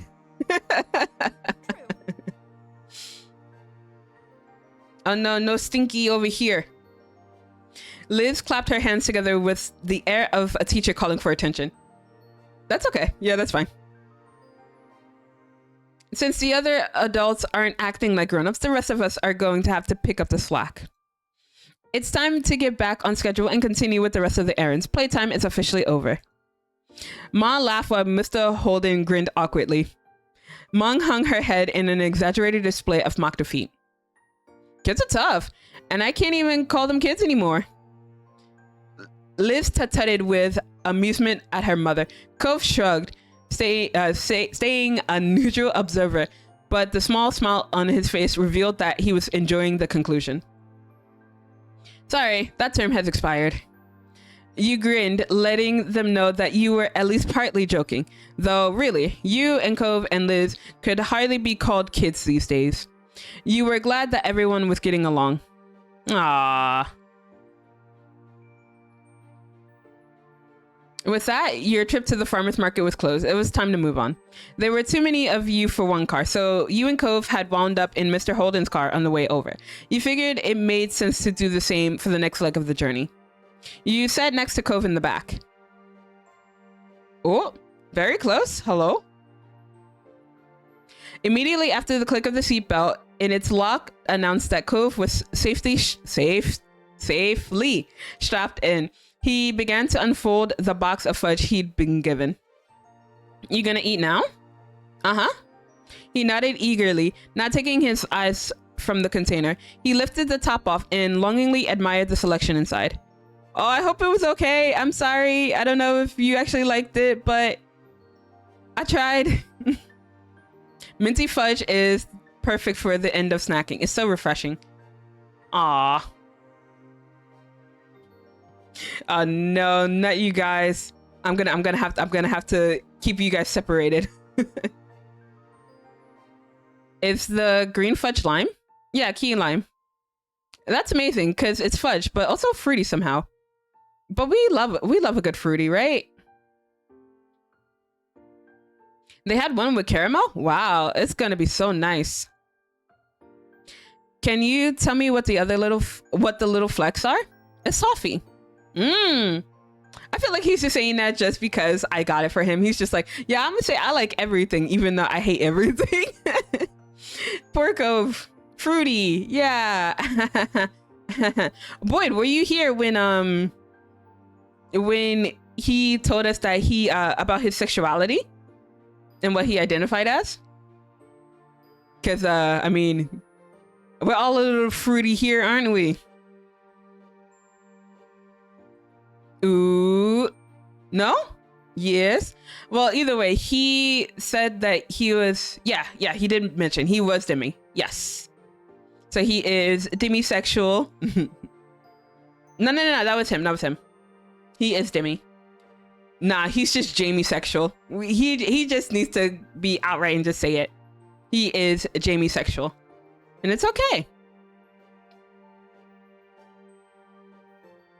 He sighed contentedly. Thanks again, Jamie. Those really were great. Oh yeah. Jamie-sexual. Well, it's true. He is Jamie-sexual. He doesn't want to be sexual with anyone else except for Jamie. We know where his thoughts are. Does that make me co-sexual? I mean, if you identify as demi, yeah, sure, why not? You could be demisexual. I mean, co-sexual. But you can only look but not touch, because that's my man, bitch. From there, he sat wordlessly, gaze drifting to the window. You knew Cove well enough to spot the signs of when he was physically present, but mentally elsewhere. The way he would fall quiet, staring without seeing, all the long blinks, all of which he was doing right now as he looked at nothing in particular. He licked his fingers absentmindedly, getting the last of the melted fudge off his hand. Is it too late to ask for a taste? Just get that taste. Be like, sharing is caring, Mom. Nah, not for Cove. I don't share, Cove. Then my man. You back off, Boyd. Otherwise, Nemo's just gonna be an only child. I said what I said. You back up, Boyd. You waggled your eyebrows at him jokingly. So, what were you so lost in thought about? Well, I was just thinking about how nice you are. Huh? Really? That's what gets you all quiet? I mean, okay. How nice I am? Yeah. His face grew redder. His face grew redder as his hand clenched around the top of his knees. You stared at him, hoping for an explanation, but Cove simply ducked his head. He's just like, yeah, I ain't telling you. Oh no. When he next spoke, his voice was barely more than a whisper. I'm lucky I get to be with you. No. Cove, you can't do this. You can't do this to me. I feel lucky too. That's so sweet. No, I'm just gonna blush. Be like, okay. He peeked at you from the corner of his eye, still too shy to look at you directly. You smiled at him affectionately, eliciting an equally caring smile from Cove in return. You felt content, secure in your relationship with Cove. I'm gonna enjoy my drink now so he can watch me drink it. You twisted off the cap and brought it to your mouth. Before the first sip reached your lips, the scent tickled your nostrils. Fine. Hold handing sharing then. I mean, okay, I will accept hand holding. Only the hand holding. But anything else, that's for mama only. Not bad at all. Thanks, Cove.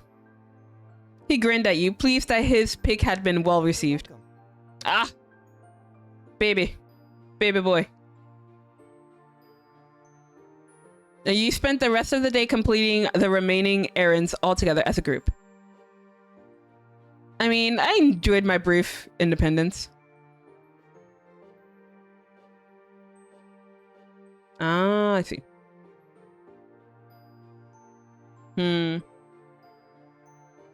Ah, I see. It might not have come out under ideal circumstances, but it had provided you with an opportunity to spend time making your own choices that you felt like you had risen to the challenge.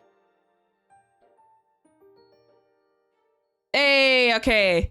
Errands is done. Yay. So we have one more to go through before we get to end the summer. So, all right. As promised, I did promise that that was gonna be the moment where I would take a quick break. So I will get up and stretch for a little bit. Boyd, my fourth favorite daughter, you are on shout out duty again. But yes, okay, it'll be real quick. I don't want to be that long, but I nice. All right, switching to BRB really quick. I'll be back in like a couple of seconds. Don't go anybody. Don't go anybody. Don't go anywhere, anybody. Welcome back. I'm back. Tadaima. I'm ready for this to be over.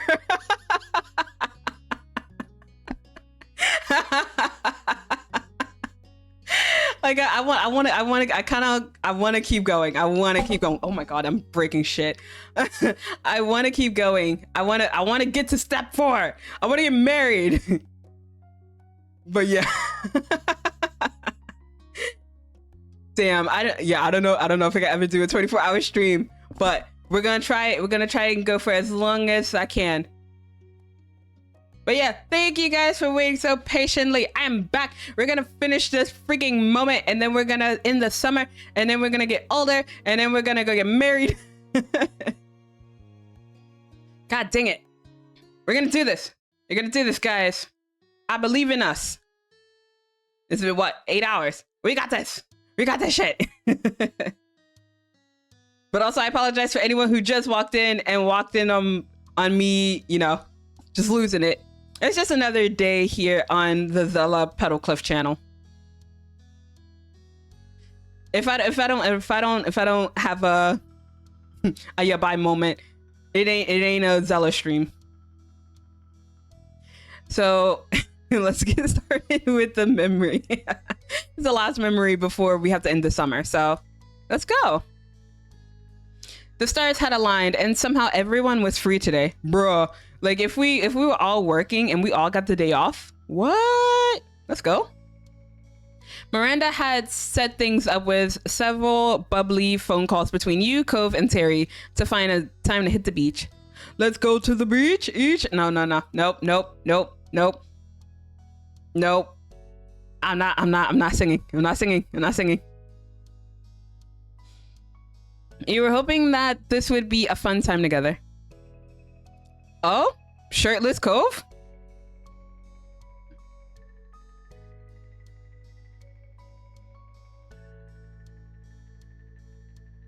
I'm looking respectfully. Cove sat on your windowsill and kicked one of his legs into the air idly. He had already had his swimsuit on, and his towel was bundled under his arm in a misshapen ball. He'd showed up earlier that morning with a surprising amount of enthusiasm. He was chatting as you caught up to his preparation. But seriously, I couldn't find my swimsuit this morning. I looked everywhere. It had disappeared. I had no idea what I was going to do. I mean, you could go swimming in the nude. We are 18. I mean, have you thought about that, Cove? You could have been swimming in the nude. I'm asking the real questions here, chat. I don't know what you guys are thinking, but it's a legit suggestion. Ah, man, it's not even an option. You don't have to be on a swimsuit to be on the beach. Nah. Ooh, just like your old sound pal. Oh, we're bringing back gold stuff. You totally didn't just lose your stuff again. Seriously? Very funny, Jamie. That was different. And I was 8. Yeah, he losing everything. Anyways, I don't know why it was in the bathroom when I never put it there. Maybe your dad put it there. That could be an option too, right? He gave a small smile and readjusted the towel in his arms. You now could see that it had been folded at some point, but then rolled up and carried without much care. So glad. But I'm just glad I found it. It would have been crappy to lose my favorite trunks. It was nice to see Cove so happy and comfortable in what he was wearing. You walked over to your dresser and mused about how you had picked out your own swimsuit. Ooh, luckily, since you were average height, you only needed to worry about finding the right size. When it came to the shape of your body, we had curves. Why not? We had curves. And ooh, muscles, let's go. We're swole. Curves but swole, let's go. I want to be swole. I wonder if Cove would like that. If he would like a woman who could kick his ass. Oh wait, no, but like for a woman, like a biological woman, it like you would have to do a lot of cutting in order to get that body goal. Like cutting calories and yeah, it's a very strict diet. I ain't about that life. Okay, we can have a little bit of muscle. Not a lot, but a little bit of muscle. Your build was turned?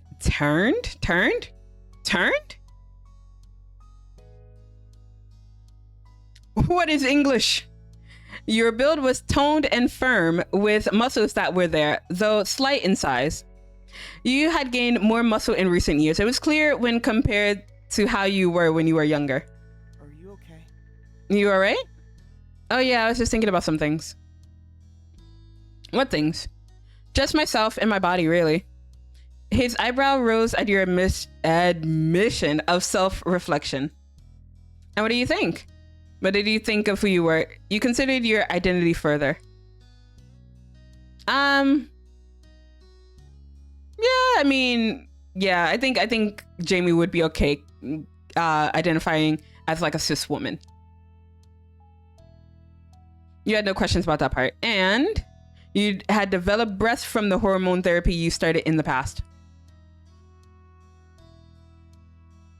Just have big, I mean, I don't know. Would Jamie, would Cove appreciate? Cause I don't know, maybe some men, they appreciate the huge tracts of land. Nah, we'll just do average. We're mid. We have mid-sized boobs. They were medium, you supposed. We used to bind it. Ooh. I mean, we don't have a lot of body dysmorphia, do we? Nah, it's fine. I wish I had medium size. Cause I don't know if you've seen it, chat. These things are huge. Just showing off the goods. As long as you guys look respectfully, it's good. Let me get my blanket back on. It's cold. It's cold in here. A lot of people had a lot of their identity wrapped in their physical form. It shaped their self-image. I mean, I'm comfortable. I mean, there's some moments that you think, oh, okay, it's not so great, but I mean, it's okay. Your body was you, and it was a good one that you felt content in. You used to not feel as good when you were younger, but since you had grown into your body, you felt more at home now and less comfortable. You focused on Cove again. He smiled at you and tilted his head, a question still in his eyes. He was waiting for you to come to an answer, but before you could, you had something to say to him.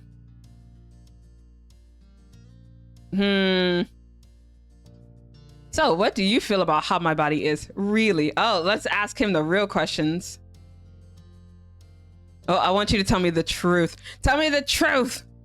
Nothing but the truth, Cove.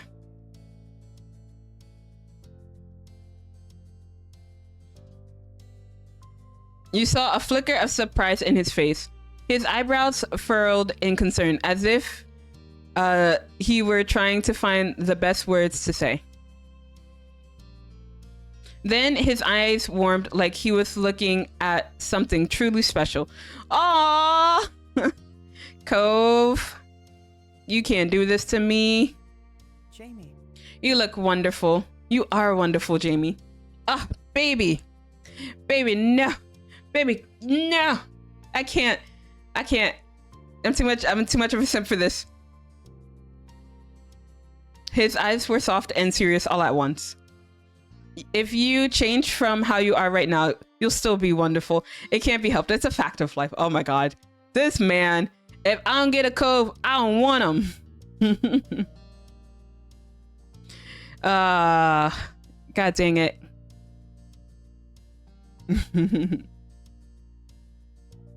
He's too good for me. I don't deserve Cove. I don't deserve this man. Hey, Jamie. Cove gave a bent smile, pointing to your arms. You're looking particularly toned today. He answered not with words, but a solid okay sign with both hands and the same cheeky smile. Oh my God, this dork. Cove suddenly flushed when he realized how boldly he complimented you. He stood by it, even if he was a little red. Oh, Cove, bolden. He's so bold. I love it. You were a little taken aback. That came out of nowhere. You glanced at yourself. I didn't know you liked my arm so much. Yeah. Just start flexing. Be like, oh, I got these muscles just for you, Cove. Yeah, we're just gonna flirtlessly stretch. Be like, oh, yep, we need to just do a stretch. You fluttered your eyelashes and slowly stretched your arms out in front of you towards him. Your sleeve fell down, but instead of fixing it, you let it stay that way. You looked Cove straight in the eye as you openly displayed your arms. Damn, he's into arms? All right. He cracked a huge smile. Jamie, this is too much for me to witness. Cove hopped up from his seat and fluttered his hands in front of you, gesturing for the display to stop, laughing the whole while. You thought on some level he might not have been fully kidding around with that. He was flustered. You gave the poor guy a break and put the goods back down. Yes, put the goods back down, Jamie. Like we're all simping for you. We get it, but put them guns away. He exaggeratedly wiped his brow and let himself fall back into place on the windowsill. Finally, you felt that was enough of that topic for one day. You went back to your original goal before you got sidetracked. You needed to pick up what you wanted to wear to the beach. Oh, what am I gonna wear to the beach, guys? Let's see. You chose to wear casual clothes instead. 1 piece, 2 piece, a tank teeny. Bro, that's a lot. Wetsuit. Oh my God. Just wear the wetsuit. Just be like Cove when we were younger. Just wear a wetsuit. Sure, why not? Let's do a tank teeny. You dug around in your drawers. You tried to think if there was anything else you were missing. Ooh, a hat. A hat sounds nice. With that taken care of, you held your outfit together and looked at Cove. He was tapping his toes on the side of the wall as he waited. You vaguely wondered if he thought that was a comfortable place to sit. You hoped so, given how long he'd perched on it. Regardless, it was time for him to go. You weren't going to put on your beachwear with him just chilling there. I mean, I could. We can break down the boundaries. I'm okay with changing in front of him. But no, I don't think we'll be able to do that. I need to change. Cove smiled, content with being kicked out. Damn, I thought he would be like, okay, well, I would be like, okay, oh, I guess not then. Okay. All right. Cove lowered himself off the window and strolled past you to get to the door. He lightly brushed his fingers against your cheek when he passed by. Bye. I'll see you up front. Okay. When you were alone, you got undressed and put your swimwear on. You also checked your beach bag for the final time, and it seemed like you hadn't forgotten anything. Yeah, I hope not. You left your room and hurried down the stairs, ready to meet Cove. You made sure to lock your front door and walked outside. Cove stood in the road, looking down and scuffing his feet on the asphalt. When you shut your heavy door, he looked up at you and smiled. Nice to see you again. I know, it's been like 2 seconds and I'm going through withdrawals here. I miss my Cove. I miss my baby boy. Hi, Miranda and Terry are going to be here in not too long. Terry even texted me earlier saying she was mostly on schedule. Mostly on schedule? Well, Why don't we just head to the beach and wait for them there? We're both ready. That sounded like a good idea to you. You said as much, and Cove shot off a quick text telling the two of them where you'd be. Cove gave you a thumbs up after the message sent. Yes, let's go to the beach. It's beach time. Oh my god, this is the beach episode, guys.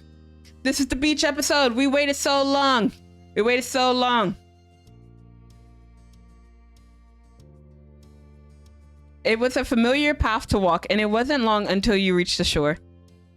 Cove laid out his towel in the warm sand. You set up your stuff beside him and looked out into the ocean. The rolling swells hit the shore rhythmically. God. What is English? I can't English. You had all lucked out. It was a beautiful day. The sky was clear and the waves were good. Oh no, not this falling. It was a balmy summer day, but with a pleasant breeze to keep things comfortable. Essentially, it was perfect. Nice. so? Isn't our life is basically a beach episode overall because it's just summer? Yeah, okay, you're not wrong. You're not wrong, Boyd.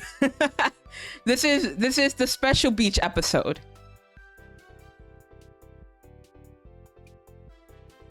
So yeah, it could be. Oh no. Do you feel like heading into the water? Maybe just walk down the shore? Or do you want to do something else? Do something here? Can we make out? I'm done with that. Dang it.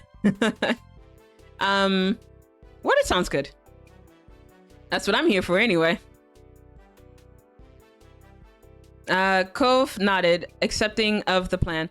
He kicked some sand off his towel absentmindedly. Yeah, sounds nice. You took a deep breath and tasted the relaxing salty air. Cove caught your eye and gave you a small smile. You chatted a little before a comfortable quiet settled over the two of you. Content to watch the waves as you waited for the others. Dang, can we make out while we wait? I'm just asking for a friend. Can we do that? Please? Luckily, it didn't take long until you heard shouts. You turned your head to see both Miranda and Terry running straight for you. Miranda was faster, making leaps and bounds across the sand. Terry followed in her wake, laughing with her towel clutched around her shoulders and flowing like a cape. Miranda started making her jumps more theatric and more precarious as she got closer. Cove waved them on with a bright grin.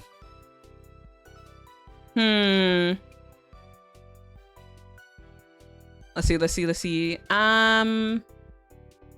Yeah, we waved. Terry tried to wave with both hands while running. One for you and Cove. But she was distracted and lost her balance, nearly falling, laughing all the while. Bruh. I can't.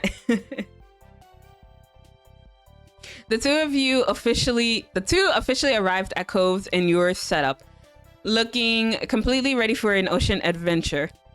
They were already in their swimwear and were raring to go. Let's go! Let's go have fun at the beach, guys. Hey Terry, Miranda, welcome to our beach. God damn it. My phone tracking again because I said hi and then I said to Terry, even though It wasn't the same word, Siri. Knock it off. Hello, hello. She beamed and Miranda nodded with a smile. Oh yeah. Man, I'm so pumped. Yeah, I'm really glad this worked out. What have you guys been up to over here in your town? Cove? Jamie? Have we missed things? Yeah, you missed the makeout session. Cove blinked and then shrugged when nothing he wanted to mention came to mind. You gave a vague answer. Sure. Just stuff. Nothing too interesting. She looked skeptical, but she dropped it. Terry then started talking about her morning and how she almost overslept since she stayed up too late last night. She bounced on her feet as she spoke.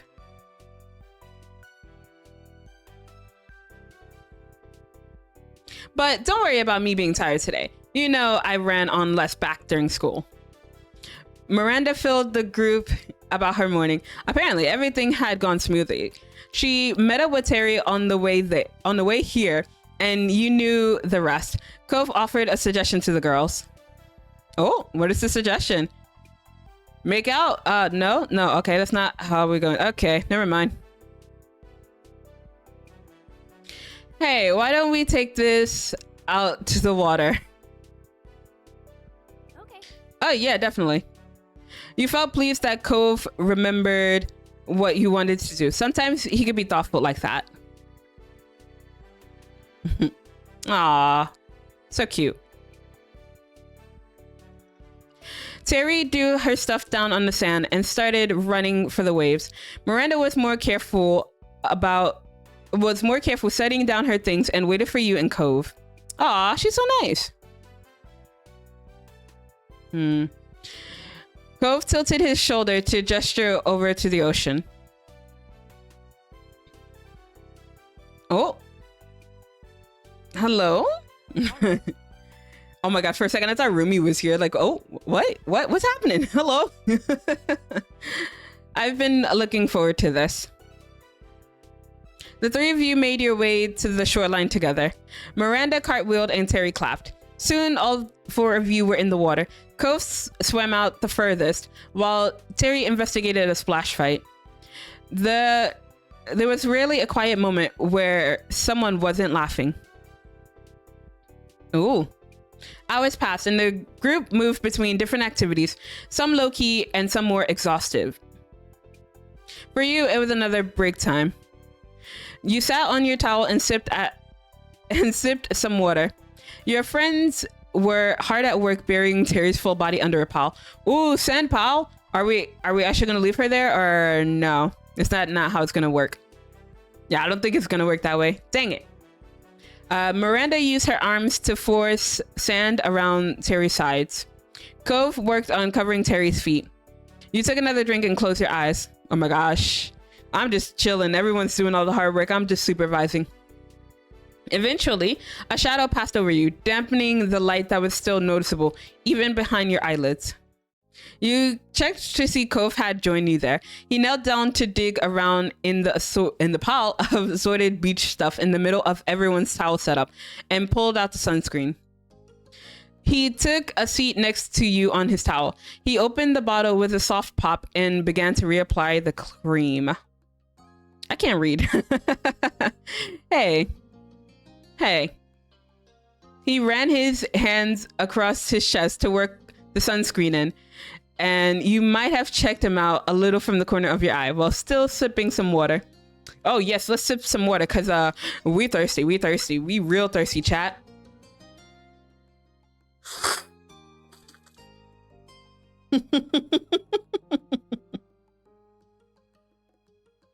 Gotta make sure we stay hydrated over here. 9 hours, Pog. Yep, 9 hours. We gotta make sure we stay hydrated, chat. Already hydrated. Okay, fine. I'll hydrate again. More hydrate. Okay. I know you just want to hear the tea sipping. I get you, Boyd. I get you. I got you.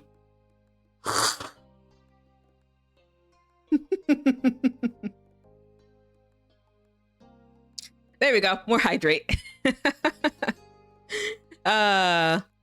Oh no, not Omar coming in with the popcorn. He knew he was ready. He was just like, Yeah, I see Zela being a weirdo. I'm here for it. I'm still here for it, even though I should be sleeping. Why aren't you asleep, Omar? Go to bed. He noticed you noticing him, and Cove tilted his head your way as a smile formed. Oh, shit. I went back. Oops. You want to help me reach my back? Oh. Well, yes. I would not mind at all. Oh, yeah, it's 4 a.m. Go to bed. Go the hell to bed, Omar. It's late for you. You scooted up behind your boyfriend and reached a hand around his front so he could squeeze a small pile of sunscreen into your hand. Hey, yo, let's go.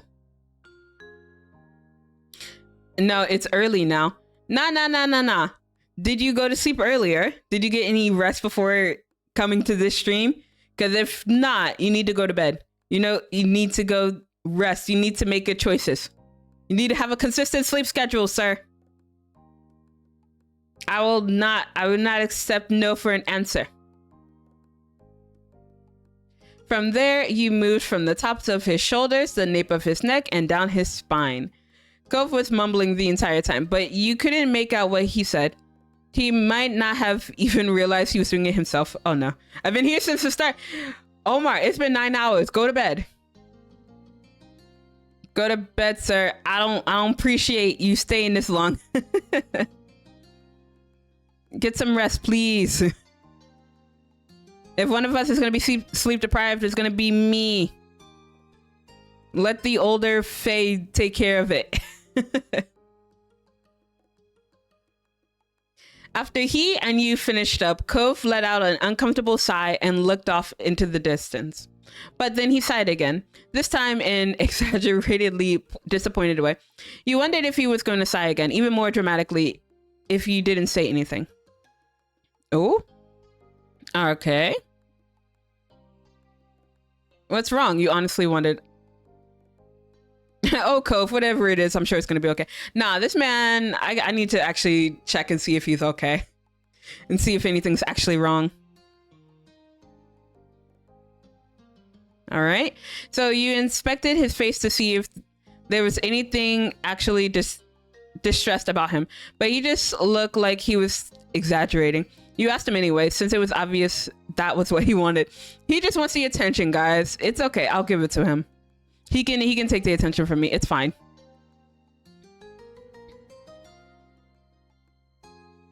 Cove shook his head, comically despondent. His frown didn't match the sparkle in his eye. This little shit. Don't worry about it. I'm just becoming another jaded adult. That's all. Such a mood. I'll head to bed before you hit 10 hours. Okay, good. As long as you head to bed. Because, yeah. Well, that's in less than an hour, so... As long as you get some rest, Omar. Please get some rest.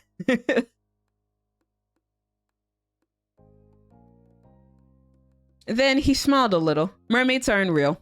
What? That had not been what you were expecting. He continued. You know how much I liked mermaids as a kid? Well, merfolk as a whole. I really hope that they were out there. I mean, the ocean's a big place, right? They could be somewhere. But the older I got, the more I had to accept it. They were just a fairy tale. Aw, poor Cove.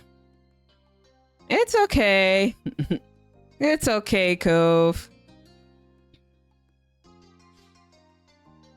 But he jerked his head over to the waterline and the rolling waves.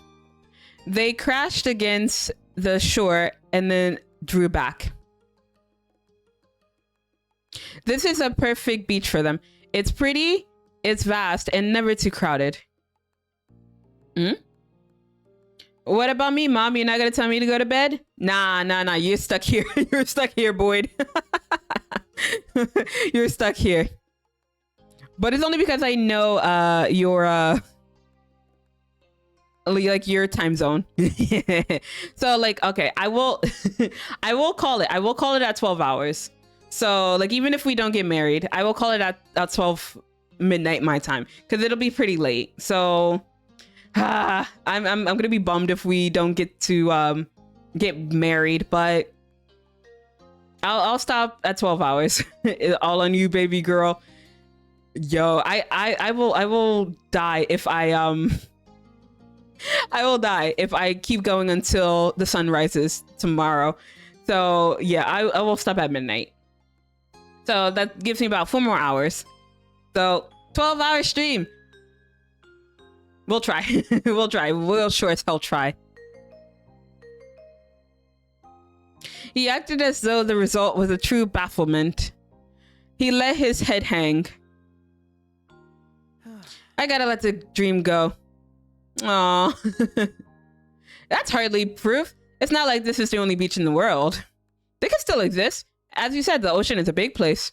Cove chuckled a little to himself, eyes tilted into the sea, his face still low. Maybe it's for the best. Aw, Cove, no. Don't give up. Let's say a mer person did happen to wash up on shore one day. He looked at you with a full, doleful expression. I could have lost my girlfriend to their magical underwater world. Aww, even if I had the chance, I'd stay on shore with you. Cove eyes widened with amazement. Really? You'd pick me, a plain human, over a beautiful mystic mer person? He smiled and continued, very clearly joking around at this point. Are you sure that's the right call? Yeah, I don't know. I don't know if that's the right one. If a beautiful mer person falls for somebody, I'm pretty positive that the sensible response isn't to turn around and say, no thanks, I'm gonna stay on land with a normal guy. Are you warning me that you Yo, I'm gonna turn it around on him. Ooh, I don't want that. I should get to be a mer creature. And then I invite you to I want this one instead. I changed my mind. I changed my mind. What? That wasn't a suggestion he had ever expected. It caught him completely off guard and left Cove fully stunned. That's... You, as a mermaid, that's... I mean... Yeah, it's a good idea. I'm glad you think so. Would you come with me? See, we asking the real questions here. In a desperate attempt to do something, he picked up the sunscreen bottle he had dropped. Cove started playing with the cap, taking it on and off again. Hey, yo, let's go. Oh. Of course I would. Ah, Cove. You're gonna make me blush again. Thanks, Cove. I'd be a happy merfolk. He giggled and continued to look deliriously happy. You couldn't help but feel pleased about how much your words impacted him. Aww. And then you heard Miranda screech. Your attention immediately switched over to your friends. You saw that Terry had gotten impatient and shifted her legs. The walls Miranda meticulously building collapsed into a wet heap of sand. She surveyed the damage critically. Oh no. Oh. We're gonna have to start over on that part. Do you just want to give up on this now? Yes. No way. Damn it. We're gonna keep going. All right, no way. The burial must continue. I'll try not to move anymore. Why are you so keen on being buried? All right, Terry, you do you.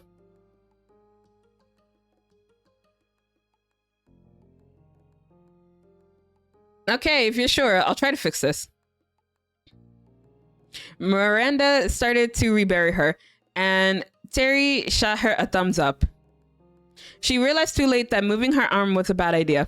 More of the sand on her crumbled, and Miranda put her head in her hands. Oh no. It's just like that, not like this emote. Not like this. Not like this. Cove caught your eye and started to drag himself up. Seems like we're needed. All right. Well, I guess so. You agreed and followed him over to the girls. Miranda nodded at you both with appreciation, and the two of you did your best to finish the job. You all worked out a system of using just enough wet sand to help hold the rest together. With 3 people, it didn't take long for Terry to be entombed. This is a lot. Okay. Terry grinned massively, and Miranda offered high fives. The pile was officially done. Hey, we gotta bury Terry.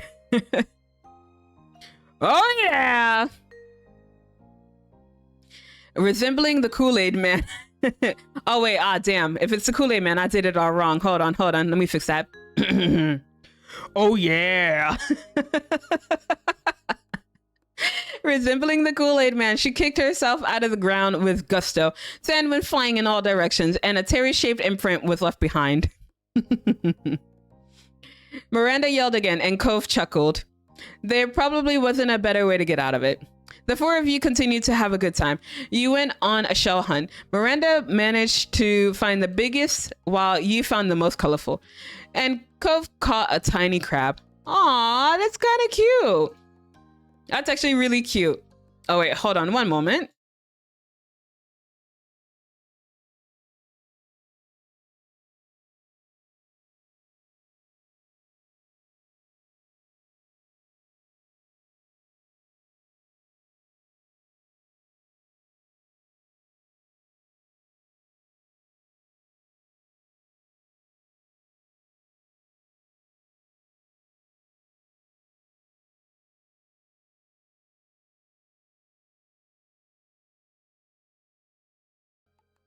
Okay, we're back. Sorry, Rumi was trying to talk to me. They were like, "Oh yeah, I'm back." I'm like, "Okay, yeah, welcome back." But yeah, sorry about that. Sorry about the wait. We're gonna continue. Oh God. It was decided that you'd head over to your Cove's house. Things were gathered, and you started to cheerfully walk up the road. What next? I don't have anywhere to go, so it could be whatever. Same, I guess we can keep hanging out? Terry snorted and readjusted her grip on her things. Don't sound too sure there, Cove. By this point, you could see your house. It hadn't taken you long to make the trip. The conversation continued with everyone throwing out suggestions. Oh, what could it be? What could it be? Where are we going, chat?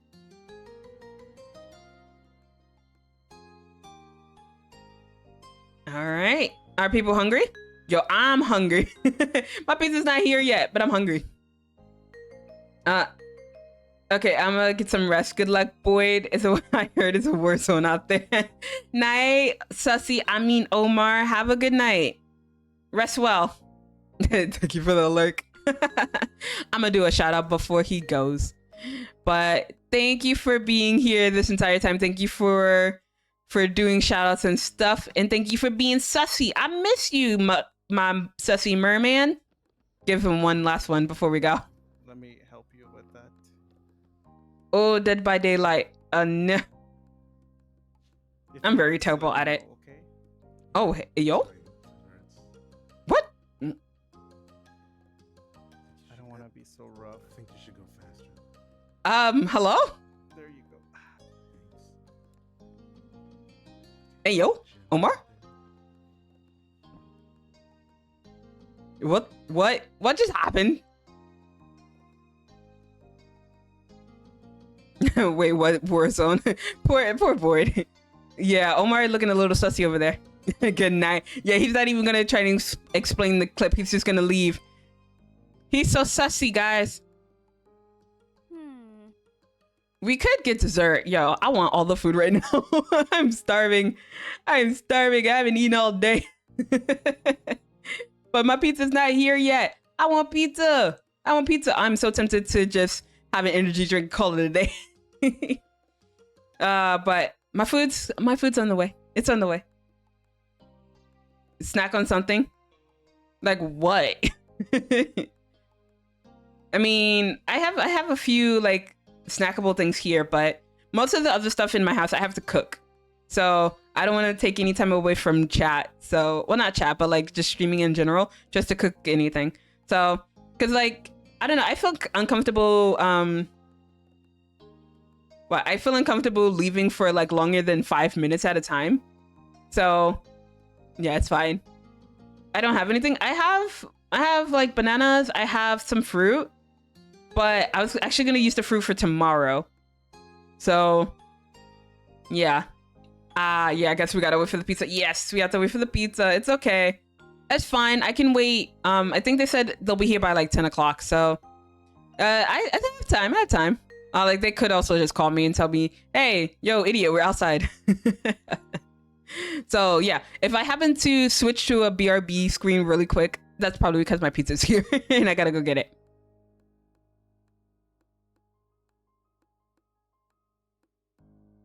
Ten, that's so long. Well, the place that I ordered from, it's not that close to my house, so it's about what, a 20-minute drive. So I already expected that, but also I just placed it. I just placed the order, so that's why it's taking so long. Because I started filling out the stuff around 8 o'clock, and it's been an hour. It took me an hour to you know, multitask and also continue stream.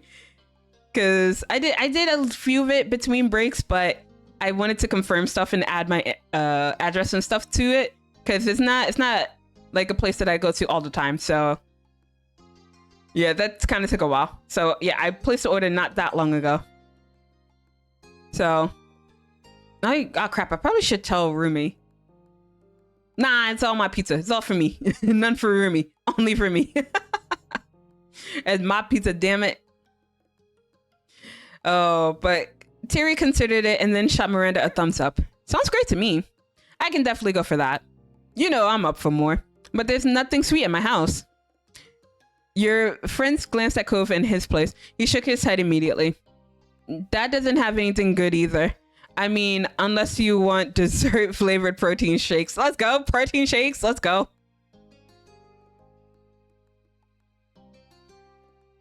Well, you can share a slice, maybe. The poor Rumi. Nah. She's fine. She'll be fine. And besides, she didn't offer me anything. She was out all day. Selfish. No. I can't say that. She's probably listening in and she's like, what you saying about me, bitch? But nah, I'll probably give her a slice or something. But yeah, that's also another reason why I can't go past 12 o'clock, because if I'm simping and I'm like screaming at 12 o'clock, she'll get pissed at me again. She's not a fan of like when I start screaming at 2 a.m.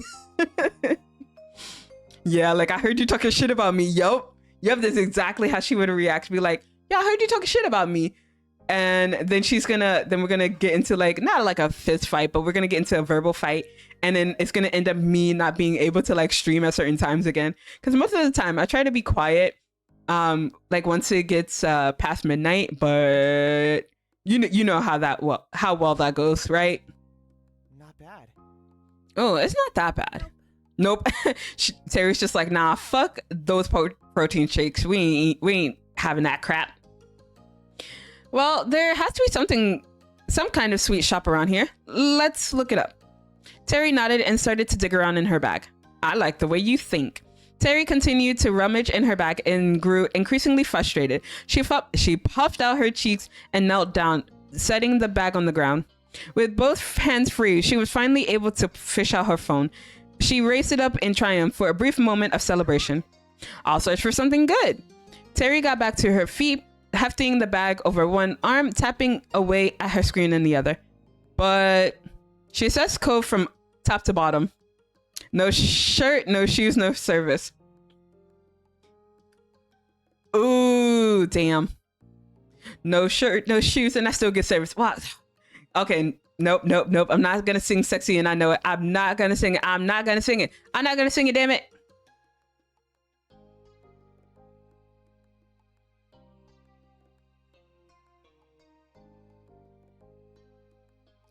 Cove glanced down at his bare chest and feet. Having not registered it prior, he chuckled a little. I'll grab something. Cove moved over to his house. You look towards yours. Yeah, I'm gonna change as well. You felt like you'd be more comfortable in something more streetwear than beachwear. You inclined your head over to the side. I'm gonna change too. Go for it. We'll wait. Miranda nodded with a smile. You ran into your house. No one was home, so you just rushed to your room and dropped off your beach stuff on your bed. Yeah, I'm gonna just throw something over. You didn't want to take too long, so you just put on a couple of things over top. You brushed off a bit of sand and thought you'd look presentable. With that, you sped outside. You sped back outside. Cove was already there and gathered around Terry's phone with the girls. He opted to just add a shirt and shoes, apparently, putting in the minimum effort for service. Oh my god, I love Cove. He's just like, bare minimum? All right, I got you. Hello again. Hey. You don't really want ice cream, do you? You didn't have a chance to answer. She kept barreling through with her words. Cause I'm not into that right now. That's cool. Don't mind her. You look nice, by the way. Terry scrolled further and then made an interested exclamation. Oh, what about this place? They sell crepes. That's something you don't see every day. Look how fancy they are. She shoved her phone into your face. It seemed like a cute shop. It didn't show any pictures of the actual building, but the food seemed good. It was one of those places that put a lot of effort into presentation, with branded wrapping for the crepes and well-applied toppings. Weird. I've never heard of it. I haven't either. Mysterious. But crepes are so good. She nodded her approval as Terry admired more of the photos. I'd go. It's not far, but we could drive. Terry cheered at the success of a plan made, and you all walked around to Cove's car. He had to run inside once more to grab his keys. I would. You wrote "wash me" in the dirt on his car. You noticed a thin coat of sand and dust on Cove's car. It had probably been a while since he washed it. With a smirk, you carefully wrote "wash me" with your finger. Good work. I wonder if he's even gonna notice. The car beeped and unlocked. Cove ran up to you with his car keys in hand. His hair slipped into his face and he brushed it back. Shotgun. Damn it. I wanted to sit next to Cove. Damn you, Terry. She clambered into the passenger seat without hesitation. You didn't argue and climbed into the back with Miranda. Terry activated the directions on her phone map and acted as their navigator, directing Cove to the crepes. The GPS tried to get Cove to turn into a non-existent road once and wanted him to do a U-turn instead of just using a left turn. But with Terry looking at the actual path, it went smooth enough. You were led to a small stall in a parking lot rather than a full building. Oh my god, I feel like this is how all horror movies start. We're gonna get fucking murdered. This is the last time you hear from any of us. It's just like, yeah, they went out to go get crepes. They all died.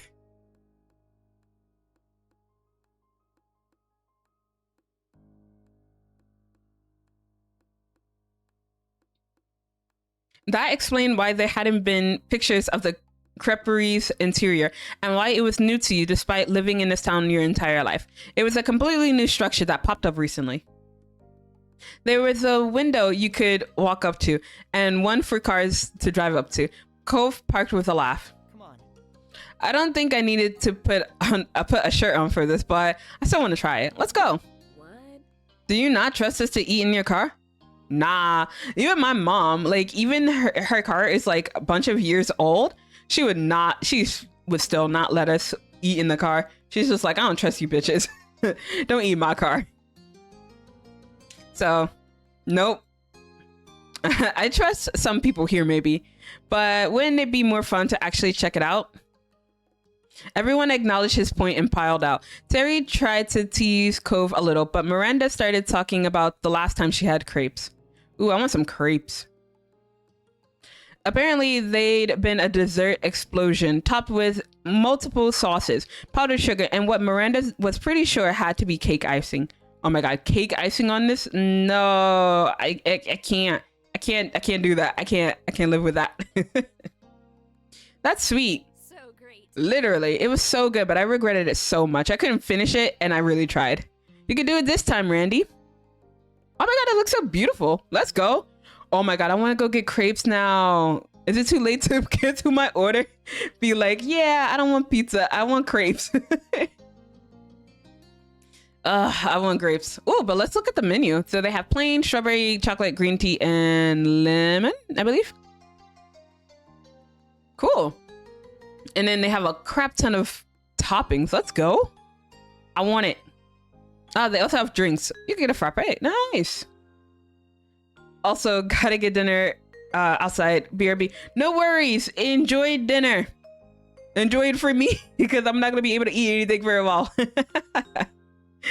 But yeah, have a good dinner. Oh, there were definitely crepes, many crepes. However, the stall also had a lot of different drinks as well. Tea, smoothies, milkshakes. Jackpot. She grinned and held out her fist for a fist bump. Miranda high-fived it. The two stared at the awkward, vaguely turkey-shaped hand configuration that they had made, and then slowly put their hands down. Cove's mouth twitched in a smile. You stepped up to order first. You glanced back at the menu. A crepe and a drink. Yes. Hello, I'd like to get a crepe and a drink, please. There was a woman who looked a little older than you taking the orders. There she smiled back at you, ready to hear the specifics of your purchase. All right, let me tell you what I want. For the crepe itself, you wanted... Ooh, green tea. And the toppings, I want... Ooh. For green tea? Powdered sugar, whipped cream, chocolate and green tea. I mean, okay, not bad. You could just do chocolate syrup too. And maybe some banana slices. That's fine. And then that was it. And then for the size, you were asked to pick what you wanted to drink. You ordered... Ooh, green tea on green tea. Ooh, let's get a vanilla milkshake. Ah, dang it. Why didn't I order a milkshake? Ah, I could have ordered a milkshake. And nah, I'm already having enough dairy with the pizza. I don't think I should push it. You could also add a mix-in or toppings for the drink. Ooh, boba. Yes, I want boba pearls. I want boba. I want the boba. You paid and stepped aside to let your friends order. Cove got a lemon crepe with powdered sugar on top and the mixed berries. He also got a plain strawberry smoothie. Terry went crazy with toppings. Although she ordered a plain crepe, she had it smothered with whipped cream, cream cheese, chocolate chips, chocolate syrup, and bananas. Miranda opted for the frap with caramel syrup and condensed milk. The four of you stood to the side as you waited for your treats. I heard what you ordered, Jamie. Glad I'm not the only one to go for a drink and a crepe. Dang, we're same brain. Same couple, same brain. I couldn't pick just one, and why not? Exactly, it's gonna be good. Jamie, man, your crepe is gonna rock. High five for topping appreciation. Yo, I kind of surprised I didn't go for more. She held her hand out expectantly. Hey, high five. Left her hanging. What a dick move. Nah, we'll give her a high five. You hit her hand with a satisfying smack. Order for Jamie. Oh, I gotta get that. You grabbed your order. The others didn't take much time after that. With the goods collected, everyone admired their treats. Terry dug right into hers, and Miranda gave hers a tentative sip. Terry nodded acceptantly with her mouth completely full. Miranda tilted the frap over to her with a grin. Terry sipped it and clearly loved it. Nice. She raised her crepe over to Miranda. You could tell that there was an intent to make it look nice, but with all the assorted toppings piled on, only so much could be done. Miranda took a huge bite with gusto and sighed happily. Terry seemed satisfied and took another slip of Miranda's drink. They had both only gotten one thing probably because they knew they'd end up sharing. Ah, that's so cute, and that's also gold. Gove went over to you, and there was a definite interest in his eyes at your order. Well, I just want to say you can try mine. It's pretty good in summary. Yeah. Yeah, we can both try. He handed you his crepe first, and you tore off a piece and put it into your mouth. It was tart from the lemon, but the syrupy berry mixed brought in the sweetness. The balance between the thin, almost spongy crepe and the juicy toppings made for a unique set of textures. You passed him yours, and he tilted his smoothie over. You took a sip, and you had to suck up a large strawberry chunk before the actual smoothie came out to the straw. It was mostly smooth, with the delightful tiny crystals of ice and the occasional bits of fresh strawberry. It matched well with the crepe with even more berryness. So much berry. Cove enjoyed his sampling too. He had a giant smile on his face and looked almost disappointed when you swap back your treats. I mean, do you want mine, Cove? With that, Cove started to eat his treats in earnest. You saw him take a huge gulp of his smoothie, and then without swallowing, he added a bite of his lemon crepe. I mean, you wanna pace yourself there, buddy? Cove? Terry tore off a piece of her crepe and held it out to Cove. Care to make a trade? Sure. Instead of continuing to loiter in the parking lot, the four of you started to walk down the sidewalk. There was a lot of sharing going on, with crepe bits and toppings being passed around.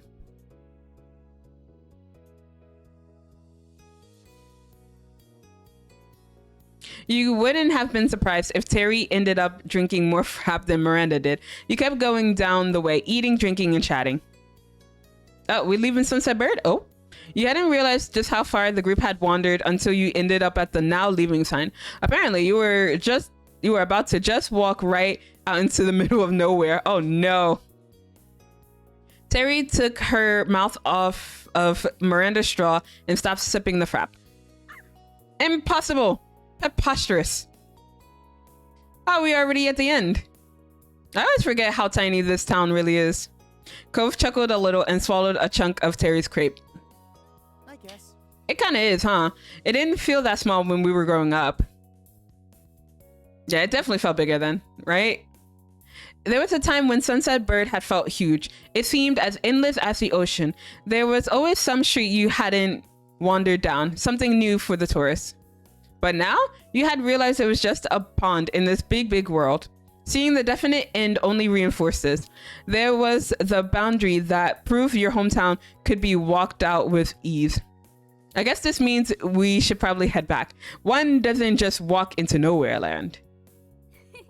But not only one, Terry, there's four of us. Terry scrunched up her face, not wanting to acknowledge the bad joke. She decided to ignore it. One does not simply... It stings having to go all the way back. Yeah, but it's not like there's anything out that direction. And if we did keep going forward, it'd be an even longer trip back home. You stared off into the stretch of road as Cove agreed that he didn't want to go out any further. Can we take a break here first before we turn around? We'd been walking for a while and someone finished my drink. Right on cue, Terry loudly sucked air from the straw. It was so good. Miranda looked at her, but Terry remained unrepentant. In the end, though, it was agreed to hang around the sign before heading back to the car. It didn't take long to finish the rest of the food and drinks. Everyone gathered up the trash and stuffed it into bags and pockets for now. The group relaxed on the grass, keeping account of all the cars that drove past. It was not a high number. 14. The newest passing car drove into town from somewhere outside. But as the vehicle came by, it slowed down and you watched as it ultimately rolled to complete stop. Hello? Why? The black car parked by the now leaving sign. Everyone exchanged a baffled look. But then the tinted window rolled down and the driver peered out. As soon as you saw his hair, you recognized him. No one else you knew presented themselves so distinctively. Oh, it's Baxter! Let's go! I missed you, buddy. Hey, neighbors. Oh my god, I love this man. I mean, I loved him almost as much as I love Cove. I mean, I love Cove more, though. Baxter's a nice second, though. Cove also jolted with recognition. He pasted on a cordial smile and waved politely. Afterwards, he put his mouth back over the straw of his long empty drink, as if trying to act cool. Let's see. Yeah, I was excited to see him. Oh my god, is it the Baxter? You know, our old neighbor Baxter. Hello? Welcome back, buddy. I mean, I think he's trying to leave, but welcome back.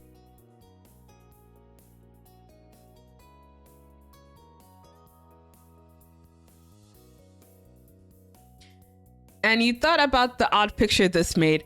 A fancy black car pulled over to talk to a group of teens, mostly still in beachwear. I mean, it's nothing that kind of sketchy, right? As long as he doesn't offer to, go drive us anywhere, right? Right? As long as we don't have to go with him anywhere. Miranda was incredibly confused and shrank back to watch. Terry tilted her head in an unspoken question. Cove made a quick gesture pointing towards Baxter, and a light bulb went off for Terry. All right. Ah, that's the new person in the condo. The B-man, right? Yeah, Baxter. Oh, I wasn't sure if I'd actually ever see him. Her voice was quiet. Miranda usually got shy around new people. Terry was quite the opposite. Incredible, this is perfect. Terry hopped up from the grass and ran to Baxter's car, all full of excitement. Behind her, Miranda picked herself up and dusted imaginary dirt off her clothes. She sent a searching look to you and Cove, which Cove shrugged. Miranda nodded and with clenched fists hesitantly followed Terry. Oh, Terry bent down to talk to Baxter through his window. She blasted through introductions with Miranda putting in a shy wave. Cove looked at you. He still clearly had no intention of going over. Ah, Cove, don't be like that. Yeah, I'm gonna encourage him to come over. Come on, don't be mean. Are you seriously gonna sit in the grass? Come on, time to get up and be polite. Cove pouted. His cheeks flared out in a childish puff. Oh, thank you for the lurk. Thank you for stopping by. But yeah, stay safe out there. I don't want to. I don't know what to say. He's such a child. Fine. You can go. I'll just wait until he's gone. Bruh. So rude. You can survive Baxter for a few minutes. Do you want to be the only person who doesn't go see him? Well, why can't you stay here with me instead? God damn it. You are such a child. You sighed. He was definitely going to be difficult about this. Some days he really was that same grouchy 8-year-old you met all those years ago. Yep, I'm gonna push him. I'm gonna be uncomfortable. I'm gonna push you. I'm gonna push you to be sociable with other people. Not willing to mess around anymore, you strode behind him and used both hands to force him up and over to the car. No, Jamie. Cove put up a meager wall of resistance but got to his feet. He didn't want to keep being poked at. Slowly, progress forward was made until you two arrived at the driver's side car window. Baxter smiled welcomingly. Hello. Hey. Cove greeted him mildly, his expression cautious. Sup? Baxter gestured to Miranda and Terry. I just rented this car for my stay here and was coming back from a bit of sightseeing when I spotted your crowd. Then these two were kindly introducing themselves. Yep, it's only polite. Speaking of polite, Baxter is going to give us a ride. Is giving us a ride. I was asking him to. Damn, the boldness. What? I had such a mood though, Cove. Baxter shrugged guilty, seeing Cove's dramatic reaction. The offer is open, and we're taking it. Oh, okay. Yeah, I was just happy to get a ride. I don't have to walk back. Let's go. Regardless of anything else, you didn't have to walk back. That's what counted. And you were grateful to Terry for arranging it. Alrighty, plan made. Let's hop in. You excitedly opened the passenger side door and buckled yourself in. The car was pristine and you were right near the new car scented air freshener. Regretfully, I should have brought my earphone, damn it. Oh no. Dang. Wait. So are you trying to say that you're okay, I'm mute, but I'm here in spirit. Dang it. Dang, I was gonna say all the lewd stuff. Like, taxes. But damn, she's mute. Damn it. Alright, that's fine. It's fine. Your friends clambered on in back. It definitely seemed the slightest bit squished back there. Does that sound alright? Welcome to my vehicle. I hope everyone is comfortable. And if someone could point me in the right direction, we can be on our way. You began to explain where you had come from.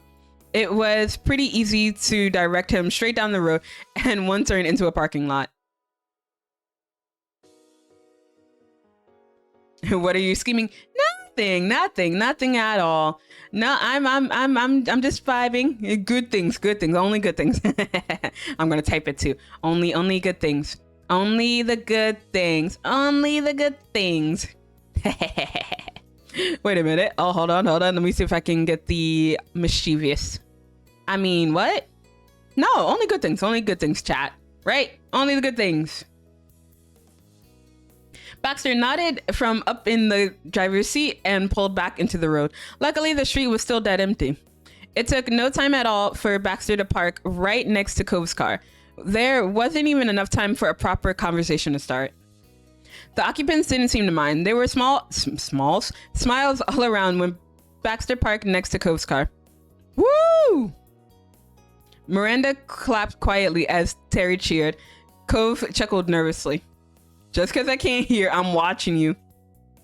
What do you mean? You know what I mean? I'm being so good. I'm being so good.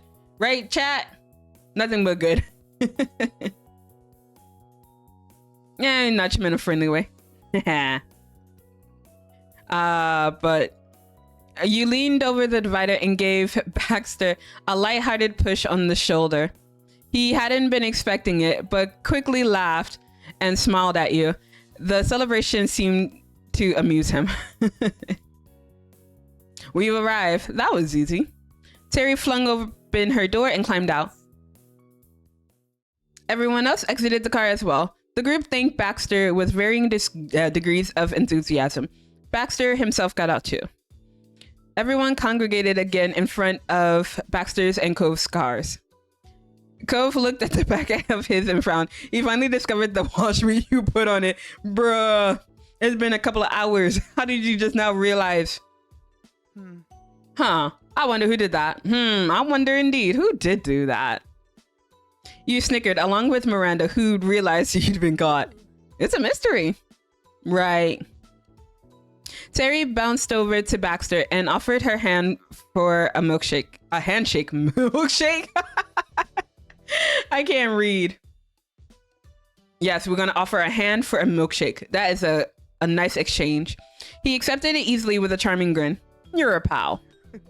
You're too kind. It was no trouble whatsoever. I'll be keeping this car all this summer. If it suits you, you're welcome to take my number and give me a ring whenever you're in need of another ride. And that goes for everyone here. Everyone here, Cove. I have a car. This bitch. Terry bursted into laughter and Miranda fidgeted. She did not know what to do with that. Baxter went really fast, didn't he? He noticed her discomfort and smiled with a soft tilt of the head. I'd be happy to help again, but that's the only reason I offered. If you don't need it, you can pass on it. Can I ask for your number? Oh my god. I feel like Cove would just not be approving if I just asked for another dude's number. So we're gonna do it. He beamed widely at your response. Hey. Baxter pulled out a pen he had with him for some reason and jotted his number down. He passed the little paper to you and you accepted. When her giggles subsided, Terry put a hand to her chin with brows furrowed. I wonder, would that option be available right now? You could valet us somewhere cool. Cove's reaction, it makes it... Cove was taken aback. He put a hand on the hood of his car. Weren't we going back to the neighborhood? Wasn't Baxter going back to the neighborhood too? Why would we go somewhere else? Because we can. Miranda squirmed nervously and then committed to piping up. We could go to the park near my place. It's a really nice place to hang out. You and Cove shared a look. The big park was pretty nice. Let's do it. Baxter tapped the side of his face and thought. It's doable. Oh, he says it's doable, guys. That means we can do it. Let's go. He glanced at Cove and then switched focus to you. Well, we have two cars. If some people want to go to the park, I could still take the others home. But if everyone's going, it wouldn't make sense for me not to. Ah, shit. Oh, no. I'll go back with Cove because I think he just doesn't want to hang out with Baxter. And I'll respect that. I'll respect that. You would rather go back for now. You'd let the group know. Both girls frowned. Neither wanted to leave you or Cove behind. Terry especially looked troubled and started bouncing in place. No, today is all about us hanging out. We can't just bail. Miranda nodded and bit her lip. We don't have to go to the park. Going back to the neighborhood has plenty of appeal. It could prove to be the better idea. Cove winced and shook his head. Don't worry about it. No, really, it's fine. We've done plenty of hanging out today. If you want to go to the park, you should. It'll be sunset by the time you get over there anyways. The day's done. Just have some fun with Baxter. Okay. She didn't sound too thrilled, and Miranda patted her on the shoulder. Okay. Guess we'll see you later then?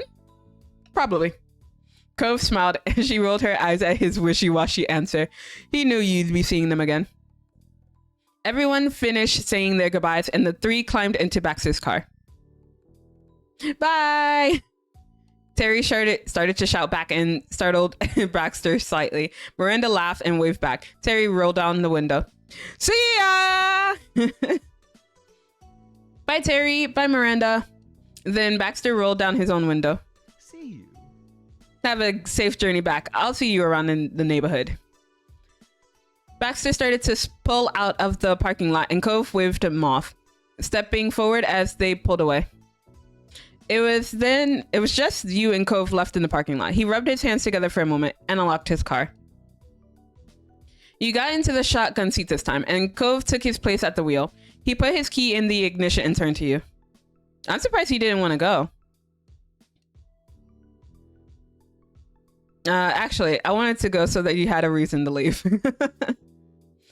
Cove's eyebrows raised in surprise. The expression held so much bewilderment that you felt a need to explain. I know you. You can't be a social butterfly forever, and you were looking kind of done. Cove's brows creased and finding words took him a minute. Aw, Jamie. See, I'm very helpful. He put a hand on his heart and beamed. Thank you. You take good care of me. Don't I? Don't I take good care of you? 'Cause someone has to. Cove smiled, satisfied, and finally turned his key to start the car. The car ride back passed quickly. They were all familiar roads you've seen before. Soon you'd return to the comfort of your own neighborhood. Cove pulled in and parked. He shut off his car. Then you both got out to stand in the road. I guess that's it. Thanks for the ride, Cove. I'll see you later. Uh-huh, it was fun. Pleasant farewells given, you walked to your front door. You completely changed out of your swimsuit and into more comfortable clothes. That was definitely a benefit of coming back. Time ticked by as the sun started to set. Orange gold light streamed in through the windows. You could tell the weather was still really nice out there. Your attention was taken by your phone. Ooh. Ah, it's always in my hand. What's this? Nah, it's always in my hand. At the top of the screen, a little alert told you that you had a new message. Hi, Jamie. We're gonna see fireworks. Ah, do you want to come? Oh. I texted Terry, and Terry texted Cove. He said he'll be there. Oh, I mean, well, if he texts Cove, if he's going, I'm going. How did their trip start? Hanging out at the park and ended at finding some previously unknown fireworks spectacle. It was a spectacle. It was definitely news to you. Fireworks? No, sorry. I'd love to. Fireworks was kind of out of the blue, but it sounded like a lot of fun. That was something you couldn't miss. Miranda sent back a cheery, smiley face, not even 5 seconds later. Then you got a yay! And she sent another message that told you that Cove would be out at his car soon. Dang, the communication. You quickly got yourself ready and headed out into the world once more. On the way, you sent a message to Cove that you were coming. He texted that he was already outside. Just as promised, Cove was waiting by his car. He hadn't bothered to change at all. He was quite comfortable going around in swim shorts. He slipped his phone into his pocket and waved you over. Without needing to say a thing, you got into the shotgun seat. Hey, shotgun, let's go. You noticed that the interior of his new car was no longer coated with dust. Damn. He must have watched it in the past few hours. Direct action. Cove looked over to you from the driver's seat side and smirked as he started up the car. Here we go again. Yep. He pulled out into the road and raced towards the city as the sun continued to sink below the horizon. When city lights sparkled around you, Cove started looking for a parking spot. It had been a smooth drive, but unfortunately, finding parking was a task. You tried to text Miranda to see where they had parked, but she admitted that there hadn't been any openings around there. They had gotten lucky with one single spot. Cove had to drive around a few blocks, but finally you spotted something. He pulled in and parked, feeling just as triumphant as if he won an actual prize. Terry sent you a text saying to hurry up and get to the waterfront. Miranda attached a helpful picture of where they were. You pointed the way to Cove, and the two of you jogged around a bend and then down the brick-lined walkway. Eventually, you saw 3 silhouettes in the distance. They started to wave and yell. One of them jumped in place with her arms going back and forth. It had to be your friends. You rushed over to them. Miranda and Terry ran up to meet you halfway with faces full of smiles. Hey! We missed you. Buddies, I knew the day wasn't over for us. Hey, I'm glad we found you. Parking is crazy. Baxter had stepped up at some point too. He ran a hand through his hair, trying not to interrupt the reunion. Hello. Hey. Cove gave him a nod. With the band back together, the group walked back to the area where Baxter, Miranda, and Terry had originally set up at. It was a quiet, open area on the waterfront. Cove let out a relieved sigh after things calmed down. So, did we miss anything?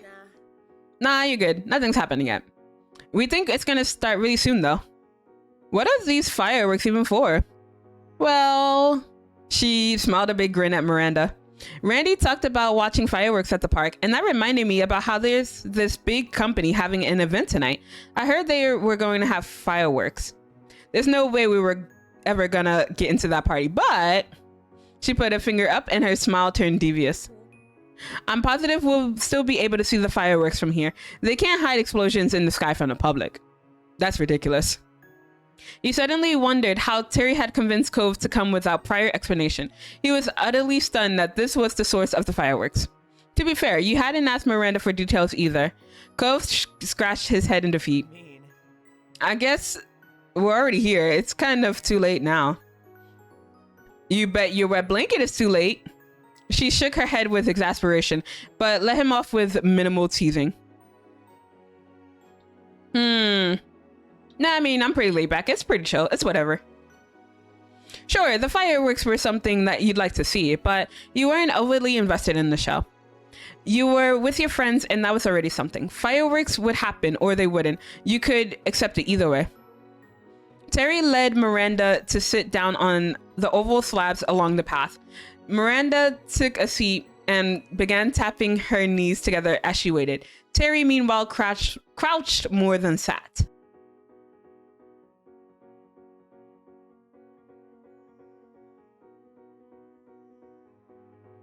Baxter smiled politely and looked from you to Cove. He seemed to be waiting for one of you to speak first rather than wanting to directly start a conversation. Something seemed to strike Cove as he tried unsuccessfully to hide a smile. Most of us are in swimsuits. Wearing beachwear in the middle of a city in the dark while waiting for a fireworks show was clearly the joke of the day for him. Cove snorted once and then looked back up at the sky. Ooh, look at those fireworks. Also 10 hours, let's go, Pog. A flash lit up the sky with a brilliant green. Your eye flew off the building in the distance and silently watched with bated breath. You heard a second boom and a red firework lit up the night. Woo, the show's starting. It's so pretty. They came running over to get closer, positively beaming. Terry pressed herself to the waterfront fence, getting as close as physically possible without just going swimming again. The fireworks went off, shooting off hundreds of tiny sparkling lights. The colors stood out starkly against the dark of the night. Aww. The biggest ones washed your surrounding with their hue, turning your world blue, then red, then golden. Did I deliver, or did I deliver? Miranda's eyes glittered, and she lightly bumped Terry with her hip. Good job. Terry stumbled at the friendly nudge, but was pleased with the compliment. She grinned back. Miranda lightly swung her hips the opposite way to give you a bump as well. It was friendly and soft. We did it! You gave her a little push and turned with a laugh. Yeah, I'm kind of glad that I didn't miss any of the show. Despite how unorthodox the impromptu fireworks plan had been, you were ecstatic it worked out. Luckily, you arrived in time and was shaping up to be a particularly colorful fireworks show. The rest of the group huddled around the railing to take in the show as closely as possible. Miranda stood close by, Terry's hands gripped the top, and Cove laid his arms across it while leaning forward, and Baxter rested his elbows on the rail, putting his back towards the fireworks. He seemed to have more fun watching the others than the actual show. Ooh! She pointed out a golden firework and beamed. Ah, that's so cool! Terry held up a hand for a high five and Miranda obliged her. Terry whooped and shot you a smile. What color do you think the next one will be? Without giving Baxter a glance, Cove answered immediately. Green. It was orange. Baxter chuckled, but wasn't interested in calling Cove out for being wrong. Is that your favorite color? Green? It's one of them. I think that's nice. It matches you. And is yours black? That's one of them. Cove smirked just a little and left the conversation there. I'm gonna stand next to Cove. I'm gonna stand next to my man. Cove looked away from the fireworks and grinned at you. He was glad to be spending time with you and tilted his head at a spectacular multicolored firework above. I think that's been my favorite so far. He shot you another look and nodded, wanting you to move up closer. In front of him, you could see the night lights reflected on the water.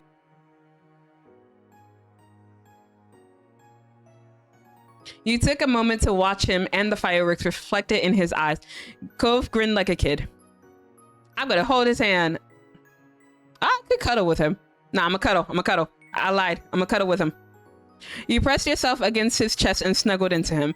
He readjusted his position and then wrapped his arms around you, holding you close. He rested his chin on the top of your head comfortably.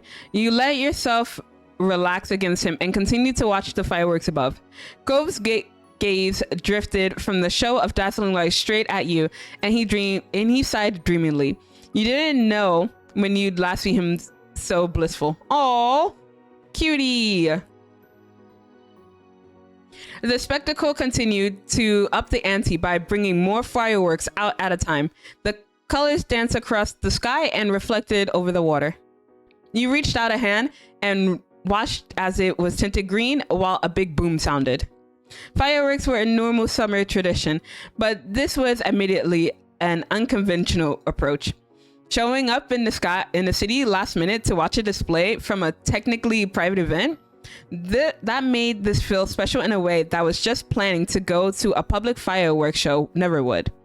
Terry's idea may not have left you with a lot of time to prepare, but it sure led to a unique situation. It was clear that this was an unforgettable night. As the finale sounded, blazing the sky with unbelievable beauty, you remembered thinking that there might never be a night exactly like this one again. Not for the rest of your life. Aw, man, I might cry. You planned to hold on to the feelings you had in that moment for as long as you could. Hey, we did it. We finished the moment. Hey, I'm gonna still save because even though we went through all that, I'm gonna save. I'm gonna just overwrite the save, and then we're gonna end this summer. Let's go. Yes, we're gonna move on to the next step. Let's go. But first, I'm gonna take a quick break. I know I just took a break, but I gotta go potty. And I'm gonna stuff some food in my face in this maybe 2 minutes. I'm gonna try to stuff as much food as I can in my face for 2 minutes, but also try to go to the bathroom. But yes, we're on to the next stop. We're gonna end the summer. The summer is finally over, guys. We did it. Moths bounce against your window, attracted by the light of your room. A siren call in the slowly darkening sky. Just as the day was coming to an end, so too was summer. Liz would be moving back into the dorms before long. Luckily, Lee had been able to come stay for a short trip before her own new journey began. She'd officially been accepted to her first choice college a few weeks ago. This was the last chance to see you all in person for... Aww. You flick through the plans for the next few months, realizing that you didn't even know when you'd next have the opportunity for everyone to be in the same place again. It was hard to think that you'd likely be seeing even less of your cousin going forward, but you were delighted that she was pursuing her dreams. While you were still with each other, your family was going to have dinner together. As ever, the Holdens were tagging along too. Ooh, let's go to the Chinese restaurant. And it was somewhere your family had always enjoyed going ever since you and Liz were tiny. That long-standing connection made it a fitting location for a final meal before Liz and Lee set off again. All right. Technically, you were getting ready to go out, though your mind was only half on the task. It was a pleasantly warm evening, the kind that epitomized the vacation feeling, and you were in no mood to spoil it by rushing around. While idly gazing at your room, you spotted a small cluster of unopened envelopes that must have been left for you by a parent earlier. You headed over to the table to flick through for anything of interest. As a child, any correspondence felt exciting due to its rarity. You recognize now that most of it was mundane, but you were checking any mail that you got more regularly of late. I mean, yeah, because aren't we waiting for our letter? There was something you were expecting. You stopped at a crisp white envelope. The logo proudly proclaimed the sender, a school you applied to. All right. I'm going to take a deep breath. And I'm going to read it. This next step would take some nerve. You close your eyes as you breathe deep, the air slipping through your lips as you open your eyes once more. You pulled apart the glued flap on the front of the envelope and extracted the letter. Your eyes darted over the message, rushing past the pleasantries to get to the heart of the matter. Oh, my heart is racing. My heart is racing. Did I get in? Did I not get in? What's the verdict? The blood pounding in your ears deafened you to the world outside that was contained within these letters. Your heart skidded to a halt as you read your verdict. You'd been accepted. Hey, let's go. Heck yeah, I was ecstatic. Let's go. Bouncing on the balls of your feet, you pressed the letter to your chest as your excitement bubbled over. I'll make an announcement at dinner. You tried your best to finish getting yourself ready for the dinner ahead. It was a strain. Your mind had only half been on the task before. Now, with the news fresh in your mind, it was a struggle to concentrate on anything else. You kept having to recall your thoughts away from the future and back to the present. Time was against you. Mom soon called from downstairs that it was time to go. You had to check the time, make sure you had 10 or at least 5 minutes left. You were wrong. Bruh, imagine losing track of time like that. You tore down the stairs, attempting to juggle your composure among your hurry and excitement. Your moms, who turned to greet you as you arrived, swapped silent, knowing looks. They couldn't possibly have figured out what happened, or so you hope, as your moms were pretty good at telling things without being told. You watched them, hunting for any further signs that they were on the case, but none came. For now, it didn't seem like they knew what was happening. Not exactly, at least, but things were definitely happening. And even if they didn't know for sure what you were cooking up, they could smell something in the air. They're like, yeah, we're on to you, bitch. We know you. Everyone piled into the car. While it was marketed as being suitable to hold 5 people, in practice it made for a very tight fit. Your mom sitting in the front were fine. You, Liz, and Lee were squished into the back, with Lee in the middle, wedged between you and your sister. But Mom was an excellent timekeeper. Thanks to her efforts, you pulled up near the restaurant on time. The process of getting out of the car was slightly easier than squeezing into it, with much less coordination required to release seatbelts than to secure them. You gave Lee a hand as she clambered out of the middle seat, then headed into the building as a group. A waiter greeted you as you entered. Mom let him know how many of you would be there in total, and he went to arrange a table that met your needs. He returned promptly to guide you to your seats.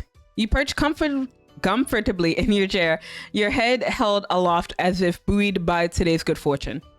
Your family settled down around you, all cheerful and looking forward to the evening ahead. Your drinks drinks order had been taken when the Holdens came through the door. They were pointed in your direction, though with Mom waving an arm in the air, it was hardly necessary. Cove and Mr. Holden came to join you at the table.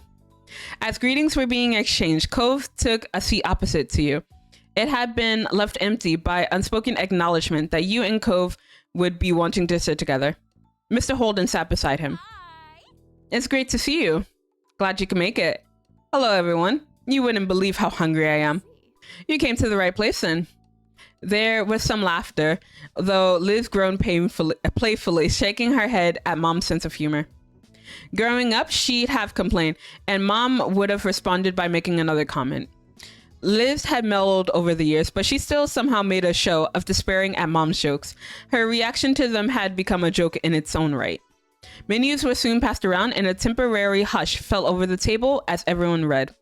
It didn't take long, punctured by comments about what people had eaten here before and light chatter about what people were considering tonight. Once the waiter had disappeared with your orders, Cliff piped up. May I have your attention, please? Okay. So, I've got some good news. Kira's making a trip out here tomorrow. Cove nodded, turning from his father to the rest of the table. Yeah, we talked about it and figured this was a good time for everyone. Very nice. That's great. Everyone reacted positively to the news, though Ma looked wistful. Shame. If only we'd known. Here we are having a big meal without her. If we waited one day, she could have joined us. Mom patted Ma on the back, gently nudging her from the realm of possibilities and what ifs, and back to the evening that was going so well. Chin up. Lee and Liz will still be here tomorrow. We'll just have to throw another get together and keep the fun train chugging along. Ma smiled warmly, taking Mom's hand in hers. That's true. There's plenty to celebrate right now, but there will be more good news and good times on the horizon. Right. And speaking of, that's not all we've got either. Mr. Holden's eyes were alight as he sat up straight in his chair, face angled toward his son. Aw, look at Cove looking all bashful. He barely let a beat go before nudging Cove with his elbow, pushing him to follow up on the announcement. He was the very picture of a proud papa. Cove shied from this limelight, ducking his head down and staring at his lap as he spoke. Well, it's just I've switched over to working full-time instead of only part-time. Plus, I've been looking at apartments. There's a few I can choose from. Let's go. Am I staying over at Cove's house? I wonder. He flicked his gaze up at everyone around the table, a smile creeping over his face. I'll be pretty busy going forward. Apartments. He was moving. Cove was going to move out of his dad's house. After 10 years, he wasn't going to be your neighbor anymore. Oh no. I mean, I'm happy for him, but I'm gonna miss my neighbor. Mr. Holden gripped one of Cove's shoulders and gave it a loving shake. His excitement couldn't be contained. Incredible. Cove's actually going to make it to adulthood. It's a miracle. Mr. Holden leaned back in his chair, staring up at the ceiling in mock wonder. Glad. I wasn't convinced I'd be able to rear a kid all the way to this point, but thankfully I lucked out and got the best boy a dad could have asked for. Dad. Aw, that's actually really cute. Gove blinkered his vision with his hands on side of his face, temporarily blocking his father from sight. Despite his genuine bashfulness, which left him unable to meet anyone's eyes after all the attention thrust his way, he was happy. Thanks. I was really lucky too. You're a good dad. Aww. Come here. Aw, that's so adorable. Mr. Holden threw an arm around Cove's neck, pulling him into as close of a hug as the seating allowed. He rubbed his cheek on the top of his son's head while Cove chuckled, accepting the affection with good humor. You tapped on your glass with a fork, something you'd seen done in movies when people wanted attention.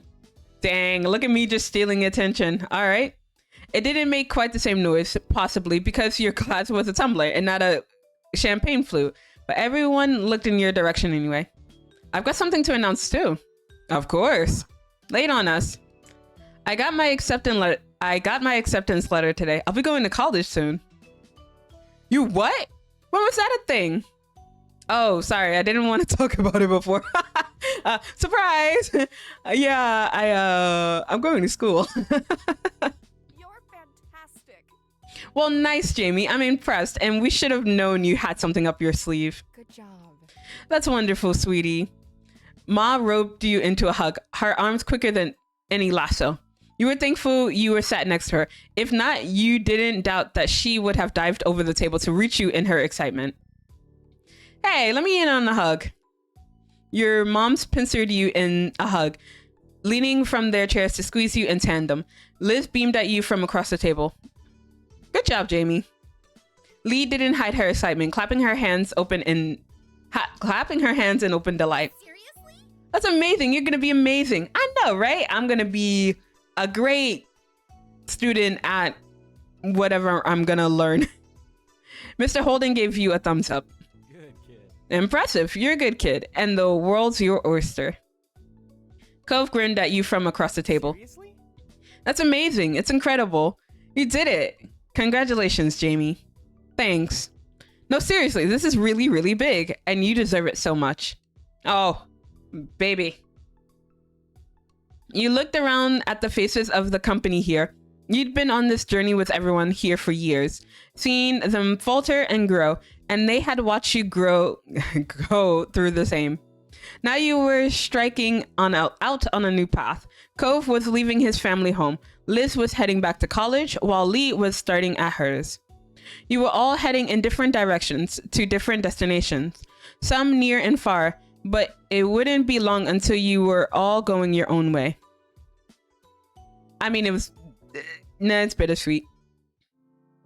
Aw, you turn your head to the side, wistful, not wanting to spoil the evening with your troubles. You were glad that everyone was succeeding, but the idea of splitting up gave you a twinge of regret. These people had been key pillars in your life. Days ahead without them, no matter how bright and shiny, felt a little empty, like a theme park after closing time. I mean, nah. I'll worry about the sweet stuff. New adventures were still ahead, and you could encourage that optimism. Cove brought some attention to himself with a clearing of his throat and a small interjection. I'm gonna stretch my legs while we're waiting for the food and everything. Sure. Sure thing, bud. With a tiny smile, he nodded at his dad. But the lightness to his expression faded when he moved to face you. Wanna come? He was attempting to be subtle, but there was very obviously something on his mind, something he wanted to talk to you about alone. You watched him with concern as he rose from your seat. Yeah, I'll go. Take care. With those parting words, the two of you walked about the place. He was trying to get as far away from everyone else as possible without actually exiting the building. What did he need to say?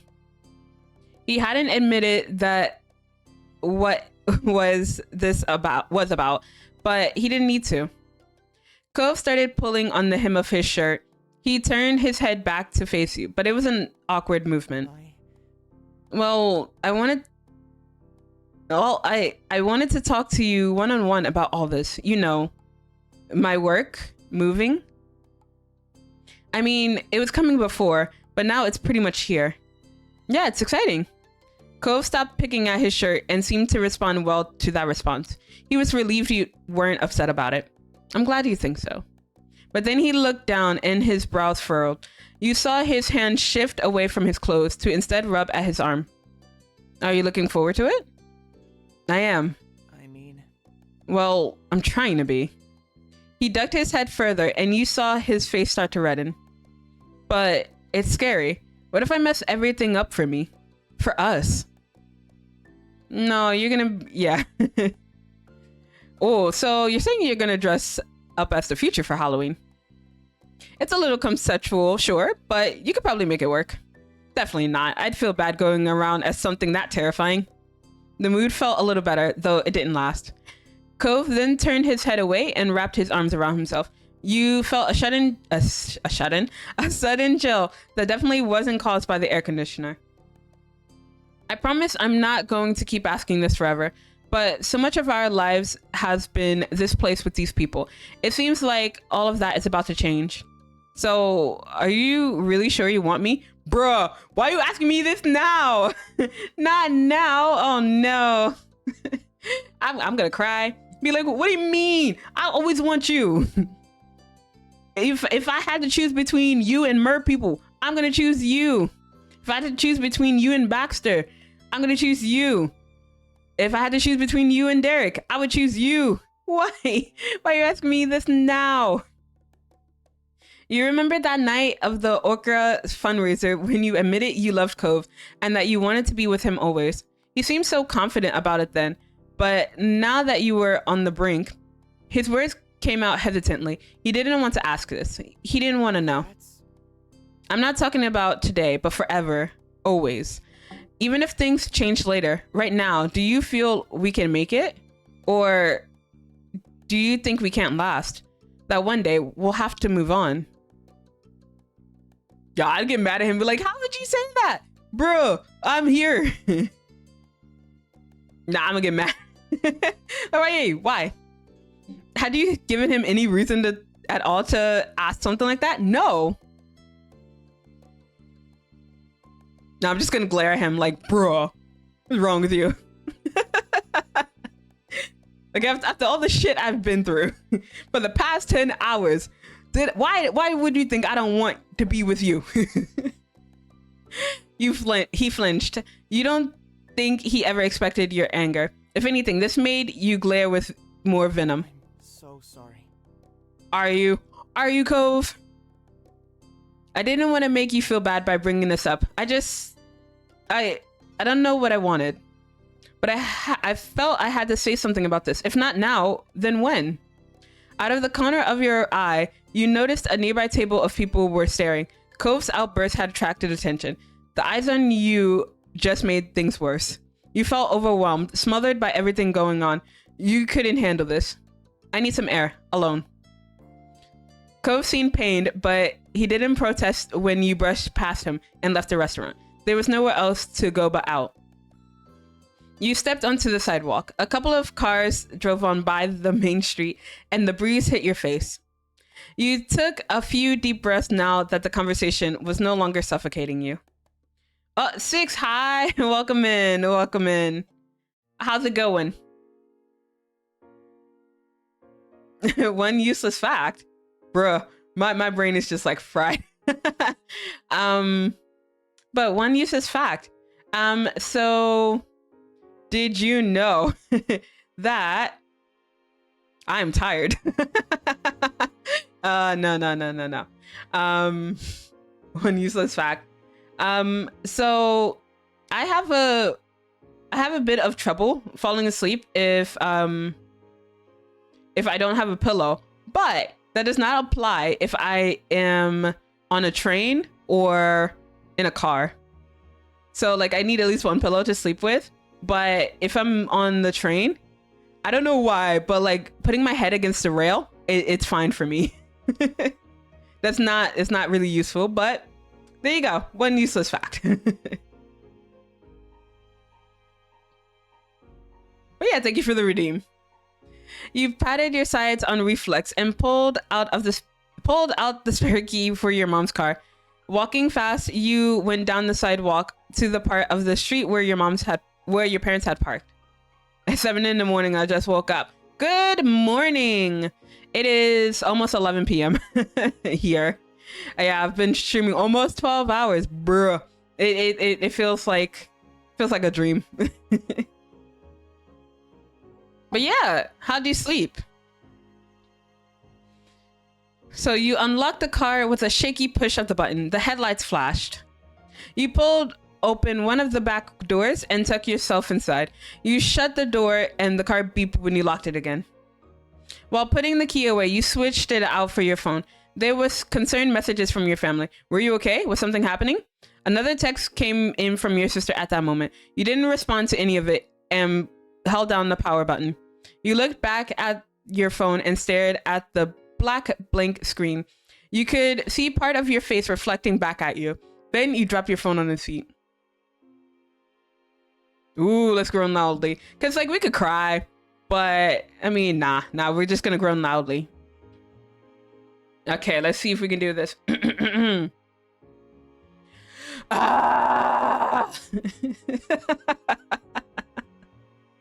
There we go.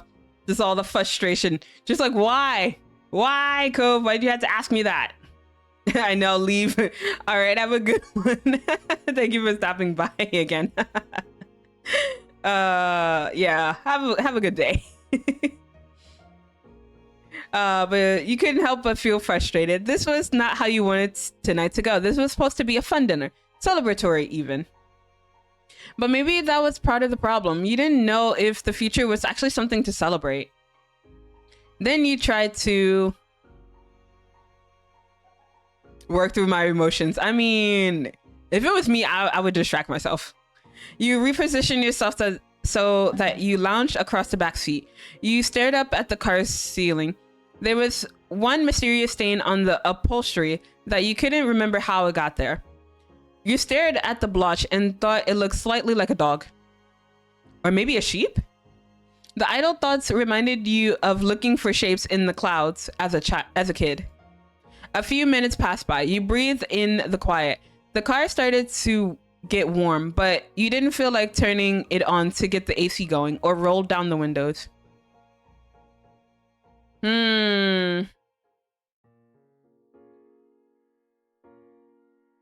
Nah, yeah, no. I mean, it's partially Cole's fault, so he has to come.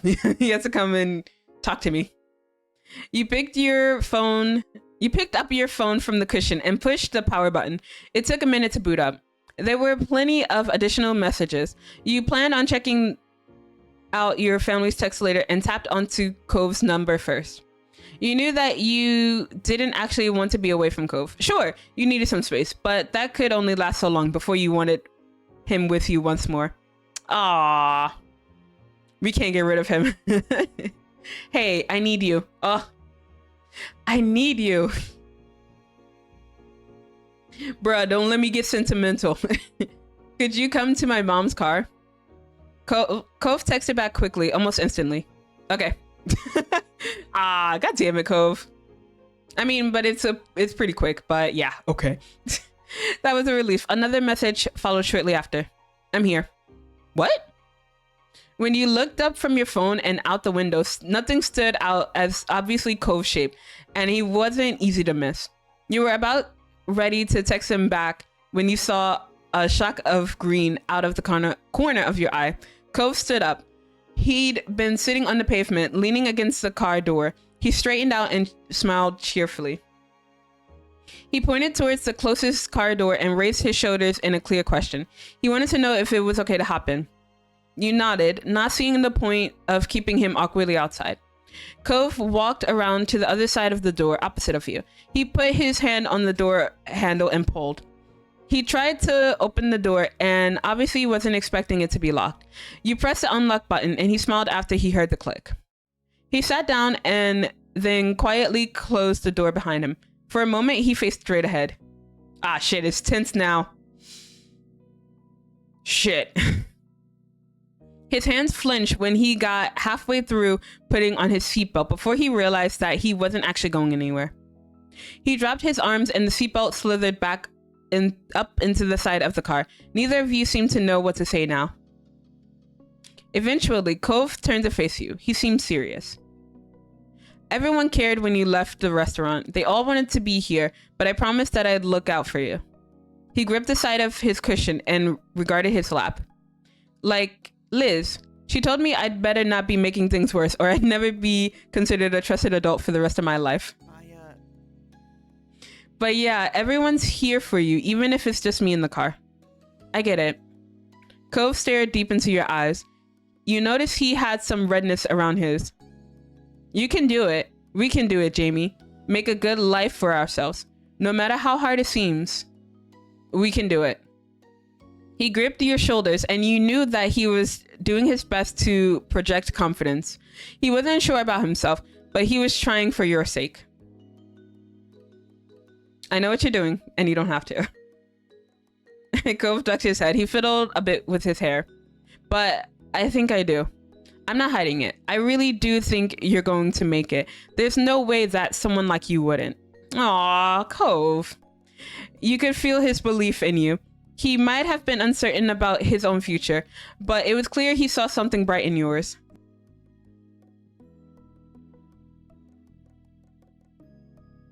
Aw, poor baby.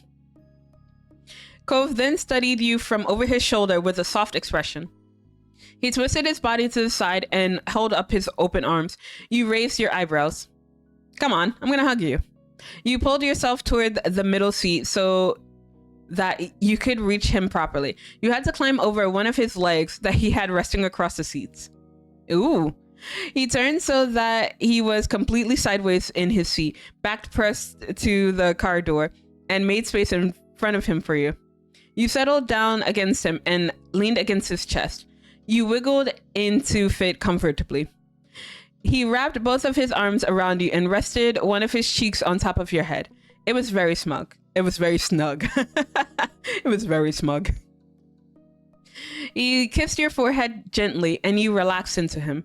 You breathed him in, the scent that was uniquely Cove, oceany and citrusy. He made you feel secure and precious. Despite the cramped backseat of the car, Cove was very comfortable and his reassurance was nice. He was right here and he cared. It was hard to dwell on future troubles when he was doing his best to comfort you. Hey, Jamie. His voice was calming and his eyes were full of fondness for you. His mouth quirked into a crooked smile. I have a great plan. We can just stop thinking about the future and all of that. You had no idea what he meant. He didn't acknowledge your confusion and continued. I'll still get that little apartment and you can come and you can move into. I'll stay as close to here as possible and I'll get a new job on the shopping street. I'll sell pretzels. He lightly stroked your head as he spoke. On the word pretzel, he traced a loop-de-loop shape that you had a suspicion was supposed to be a pretzel. You can probably find a job there too. You could also sell pretzels. We'll be business partners. And then we'll do that forever. We'd never have to worry about what to do or where to go or letting our lives change ever again. So? What do you think? What the fuck, Cove? Bruh. It was just so ridiculous. You couldn't help but laugh even when you could feel your eyes water. It's perfect. You're a genius. Oh god. We're sharing like one brain cell. No. Cove, that plan sucks. Cove gave you a bent smile and looked theatrically confused. Huh? I wonder why you aren't on board. It seems like an amazing solution to me. He was clearly just joking and you sighed affectionately. It needs some work. Cove glanced away from you and regarded the window straight across from him. He let out a breath. It can always be the backup plan. He was half kidding. You focused on watching his face as he spoke. Jamie. He started to speak but drifted off. All the sounds of the world outside were muffled and distant. In that space, in that moment, it really felt as though there was no one except you and Cove. Cove softly ran his hand up and down your arm. It felt reassuring. Finally, he was able to continue his thought. No matter what, you can count on me whenever you need something, or even if you just want it. We're becoming more independent, but you're never actually alone in this world. I love you so much. Sounds like I'll never be rid of you then, huh? But nah, he stuck with me too, so I'm just gonna kiss him. Mwah. You reached over and put your hand on his cheek. You stroked his face softly before you leaned in. With your kiss, he tried to pass along all the adoration he made you feel. Cove responded easily and kissed you back with a smile. You parted and kissed a few times, wanting to stay close. You considered the thought of living with Cove in his tiny apartment in the pretzel plan, or just in general. Do you still want to have a life together, even if it's not selling pretzels? More than anything. I feel the same way. Cove beamed. You felt much better than you did 5 minutes ago. He was your ray of sunshine. Ugh, I hate this man. I love him so much. I can't wait to marry him. But Cove turned red but met your eyes. He was happy, even though his blush took over your face. Took over his face. I guess we should be able to head back without carrying the weight of all this. That's important after all. He paused with a smirk. You anticipated a joke, or at least an attempt at one. Our hands will finally be free for other things, like eating our meal. So, that'll be nice. That's true. Our hands are free to do other things now. Like gripping his butt. What? He got the cake, so I'm gonna grab his butt. That's the only viable reason, right? We're gonna grab his butt. Cove flushed and sighed with exasperation at the insinuation. You were surprised he really hadn't seen it coming. Seriously? Seriously, Jamie? Yes! Yup. Yes, I'm serious. You were eager, but Cove put his own hands up to his face trying to hide. You had brought out his bashful side. God. Everyone deserves to grab cake. So true. I feel like everyone deserves to grab some cake at least once in your life. But yes, we gotta grab the cake. I'm back from being tired. Welcome back from being tired. I hope you got some coffee or got a little bit more of a rest. But yeah, welcome back. Oh my god. We probably shouldn't. This is your mom's car. And you bowed it, and that made him frown in turn. Suddenly, he leaned into you. He kissed you. You let out a surprised gasp, though you were glad. Hey, you got lucky. Nice. Who would you like to shout out, Six? But yeah, who would you like to shout out? You could be anyone in the world. Okay, not anyone in the world. All right, let me shout them out for you. Let's see if I spelled that correctly. Ooh, interesting. For them to ants in a colony, they all want the same thing, but there's never enough of anything.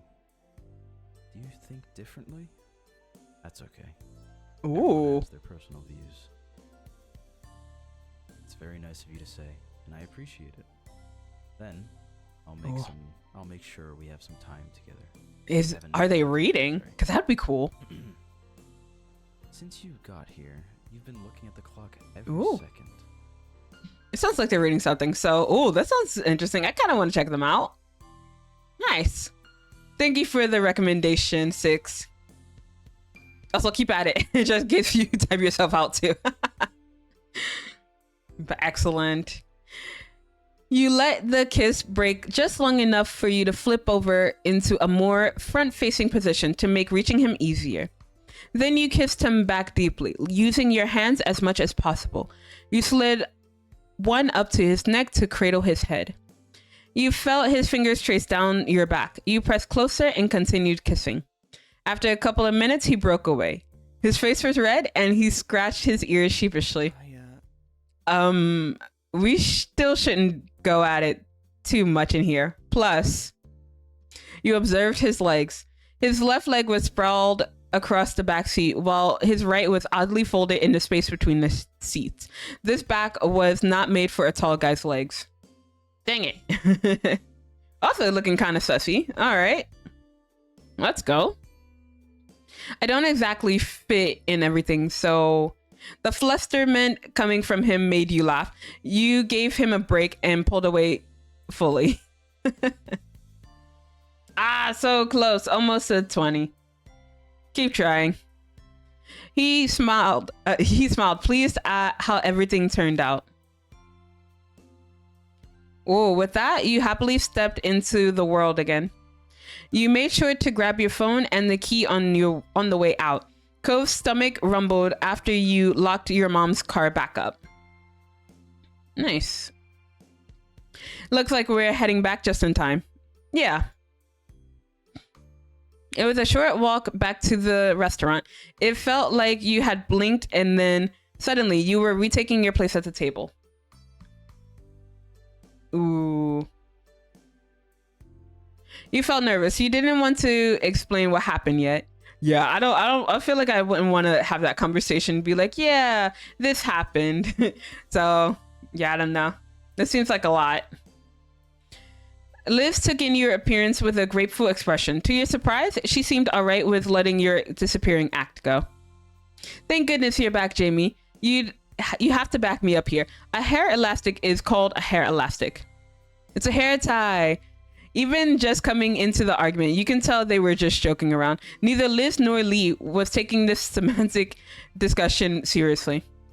Then Scrunchy? Traitor. Your mom's laughed, and you felt your discomfort subside a bit. Ma caught your eye. Are you alright, Jamie? You nodded. Throughout the next few minutes, you found yourself drawn into different conversations, each one where everyone checked on you in their own way. The warmth of everyone's love comforted you. You decided to tuck this treasured feeling close to your heart. You wanted to remember it for a long, long time. Night fell soon after everyone finished their meals. Goddamn. And before you knew it, you were standing in the parking lot, saying your goodbyes and packing up the cars to go home. After the last of the chores were done, your family spent some more time together. The rest of the night felt like it was going by in a blink of an eye, and somehow the time came to retire to your room to sleep. You pulled your covers up under your chin. Holy crap. Oh my gosh, thank you for the follow. All right, I gotta head out now. Have a good night / day.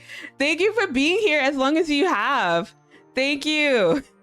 And have a good one. Night or day? Night. I'm a night owl. I prefer the night. And yeah, I usually try to sleep as possible within the day. So, night person. Unlike, welcome back, boy, darling. What did you find out there? As your head sank into your pillow and you closed your eyes, your mind drifted back to everything that had happened that day. Okay, back on duty. Hey, back on duty. Really yummy fried rice and chicken. Ooh, that sounds good. Listen, if I'm gonna sit here for like 6 hours, I think you deserve a follow. Thank you. Thank you for being here. I mean, I think you also deserve a shout out for that. You sat here for so long, just watching me just drone on and just talk. But no, you deserve a shout out as well. You're the real MVP here. Let me make sure that I can shout you out properly before you get going. Let's see. Also, I'll probably just drop a follow as well. But let me do. Oh, yeah. Let me do this. Believe that spelling's right. Right.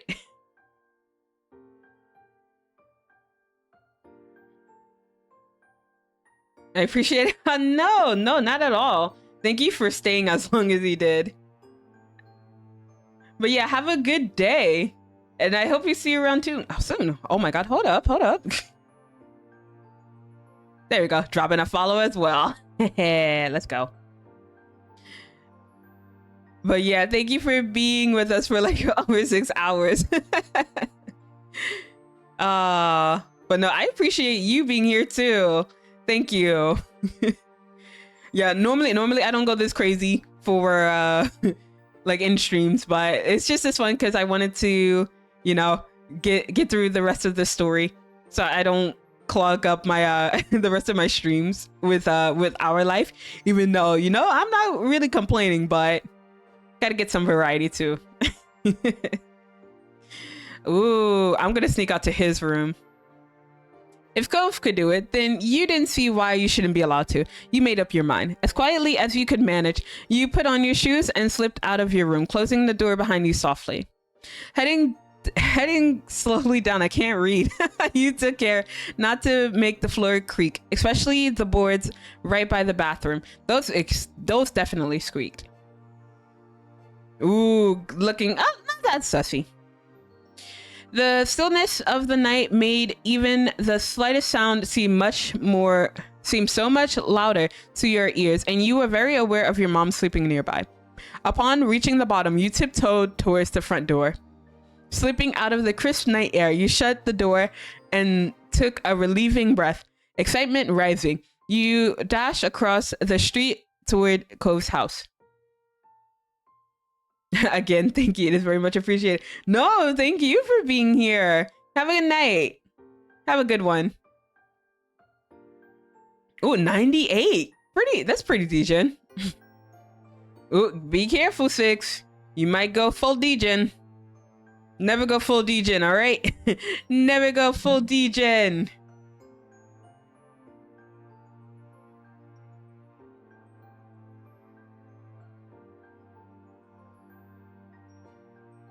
Okay. Oh, wait, go back. You attempted to find your way from the normal footpath to the side of the condo, but the limited light was making it difficult. You knew for sure which window was Cove's, and lucky for you, it was on the first floor. Unlike Cove, you wouldn't have to do any building scaling. Damn. It would have been fun too, though. All you needed to do now was to make it safely over the fence and past the bushes without getting caught or injured. Sneaking closer, you glance over the hedges towards Cove's bedroom window, finding it cracked open. Perfect. You wouldn't have to knock and worry about him not answering. Sir, you should probably close your doors, close your windows. Hoisting yourself up with ease, you cleared the fence and avoided the shrubs, then darted over to the window. You buzzed with a nervous excitement as you approached it in the dark, having successfully made it all the way here unseen. Lifting the window up so it was fully open, you push yourself halfway through, your legs dangling into the underbrush below. Underbrush below, not bush. It was a little awkward as a small shelf was right in the way. You had to take care not to knock over a couple of plants, but you made it through with minimal noise. Once safely inside, you dusted yourself off and turned back to close the window gently, with only the soft glow of the moonlight and Cove's fish tank there to see the way. You gave a small wave to the special fish you got to name Sunbeam. Hey, he's still alive? Let's go. Oh my gosh. This is why Cove is probably a better pet owner than I am, because if I had fish, they probably would have died like 2 months in. But I'm terrible at maintaining my fish. By the sounds of this soft breathing, you could tell that he hadn't heard you come in, and a small smile tugged at your lips. I can sit down on top of him. Oh well, no. Usually he nudges me awake, so I'll nudge him. You're like, hey, wake up. You can't even maintain myself, let alone a fish. So true, Boyd. I'm over here just trying to exist, trying to survive, just like, you know, making sure I eat properly, because, you know, I fail to do that sometimes. But we try at least. Cove, I wanted to come over. Is that all right? He let out a yawn and rolled towards you, waking up just enough to understand the question, but not the full context. A faint smile appeared on his face. What? Yeah, I want you here. Hey, he wants me here. Let's go. He reached for you, his arms wrapping around your neck as he pulled you towards him. When your foreheads touched, he gave a satisfied sigh. I don't think he's actually aware of what he's doing. Fun fact, this part I just stared at him sleep. Boyd, don't be creepy. But what happened? Because I haven't done that one yet. What does he do? Does he just go like, whoa, what the frick are you doing here? What does he do? Then, as if totally unaware of what he had done, he started dozing off again. You snickered quietly to yourself as you sat there. He could figure it out on his own, and after a few more seconds, he did. Oh, hey, you got a shout out. Who would you like to shout out this time, 6? No, you got to do it for yourself. No, I'm not gonna do it. I would probably do it offline. I probably won't do it on stream. It ain't fun if you know it from me. Well, it ain't fun if I do the wedding DLC. You should do it yourself then, Boyd. Okay, I'll shout him out for you. Okay. There we go. Ooh, a Neko VTuber. Let's go.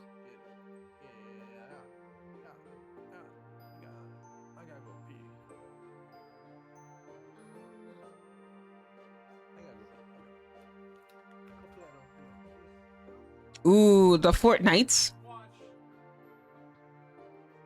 Oh. What's gonna happen? But yeah, nicely done. Yes. Do you need something? I like how Jamie's just like, yes. Do you need something? He shuffled under the covers and sat up to stare at you in alarm. What? Why are you in my room? What happened? A smile slipped onto your face as he finally registered your presence for real. I'm gonna pull him in for a kiss and be like, mwah, mwah, mwah, mwah, mwah. Clutching the front of his shirt, you gently pulled him towards you and met his lips with your own. Anyway, I like the choice staring at him, and then Jamie will stare at the fish, start thinking a lot of stuff, and Coves just somehow realize your presence and freaks out. Mood. Damn Cove. But I mean, I could have been you know, dragging him out to, you know, go get married. It was cute, right? It sounds pretty cute. So I don't know, maybe I'll do that in the future. But yeah, I don't know if we'll get to the wedding today because I only have 1 more hour to stream, and I don't know if we'll get to it in time. But we're gonna at least finish the summer. That's gonna be a thing for sure. I'll probably do another endurance stream. I mean, I don't think it'll be that much of an endurance stream because I don't have too much after stage 4. So because like today we've gone through all of stage 3, so I don't think we'll take forever. But yeah, like by next week I think I should be finished with streaming our life on stream. All's good. More our live streams in the future. Oh god. I mean, yeah, we'll have Zarek for sure. I might do Zarek's on stream.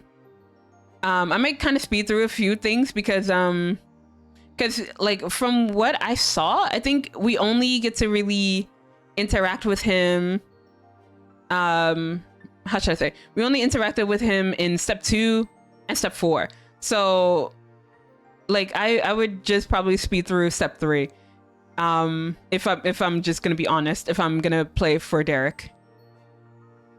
And then with Baxter, whenever his story comes out, we'll go bother him too. But I think I'm looking forward to Baxter's in the future. But we'll see what happens. You let out a breath, feeling relieved that he didn't seem bothered by it. In fact, it felt kind of good. You thought maybe this enthusiasm was why Cove did it so often. He pushed himself up fully, swinging his legs over the side of the bed and leaving a spot for you beside him. Hey, let's go. His hands shook where he held them in his lap. He was nervous. You sat beside him happily, waiting for him to speak first. You can stay as long as you want. Really? Yeah, really. Oh, can I stay the whole night? Of course. Hey, let's go. You smiled, feeling relieved that he had agreed, and he grinned back. You could always count on him. I've secretly slept over in your room before. It's fair you get to do it too. You snickered, feeling pleased with your decision to do this. Okay, but there's no way I'm letting you take the floor this time. Here we go again. You rolled your eyes and let out a soft laugh, which Cove returned as he rubbed at the back of his neck. I want to Ooh. Nah, I want to share. Can you try to stay? His eyebrows dipped. He was growing visibly nervous. It was to be expected. Let's go. But after what happened last time, you'd been waiting for another chance. You'd hope he felt the same, and it seemed he did. Yeah, this time we can share. You really stay? You won't leave to be on the floor? He nodded. Holding back your delight, you tried not to grin at his sudden resolve. We're gonna share the bed. Yes, we're gonna share the bed, Cove. I mean, I promise not to be too sassy now. I'll be a good bean. I won't do anything that you won't approve of. If anything, you can guide you can guide us, Cove. But imagine if I was able to actually say that to him.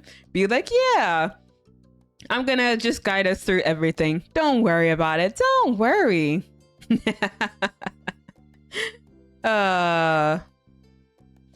His mouth set to a grim line and he balled his hands into fists at his side, determined. I was glad he was making an effort because I know this is making him nervous, so thank you for the effort. A for effort, Cove. It was an important step in your relationship and he seemed to understand that. It only took a couple of moments longer before he turned to you, attempting a weak smile. Ready? I'm definitely ready. Let's get cozy. Hey, now we're sharing beds. He took another deep breath and you slipped under the covers, making room for him to get in after you. Laying as straight as a steel rod, Cove tensed up beside you, so he was still barely breathing at all. Bruh, just breathe. Just breathe in and out. In, out. Are we married yet? Nah, Taco. We're not married yet. But we might end stream in an hour because I'm a punk. I'm gonna tap out. So what happened? Bruh, I'm exhausted. Nothing like too much has passed. I mean, we did confess to him that we loved him, so there's that. I joined with you doing a breathing exercise. Yeah, cause like Cove here, he's we're gonna finally share the bed together for the first time, and he's tense. So I'm just like, we just need to do some breathing exercises. That's all we need. So, but it's a good thing that you came in during a breathing exercise because I'm going through it. I'm starting to go through it. I'm like, I'm gonna cap it at 12 hours. But yeah, I'm gonna die. Oh, also let me shout out with staff. Taco. God damn it, Taco. Oh wait, is this the one where you didn't get it?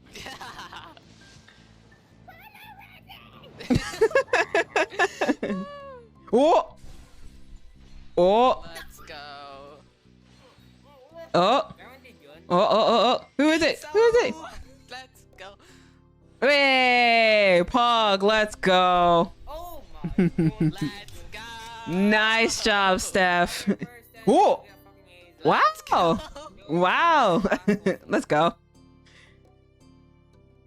I'm proud of you, buddy.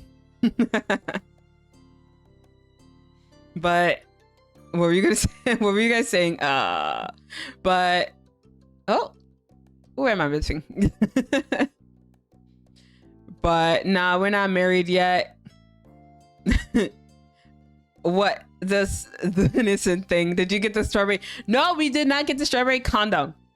Yeah, I think you need to bunk Taco a different way. Yeah, your command's not working. No, it only works if it's not under a reply. So yeah, I think it still works, but yeah, gotta be careful. Oh, and Steph, also please be careful.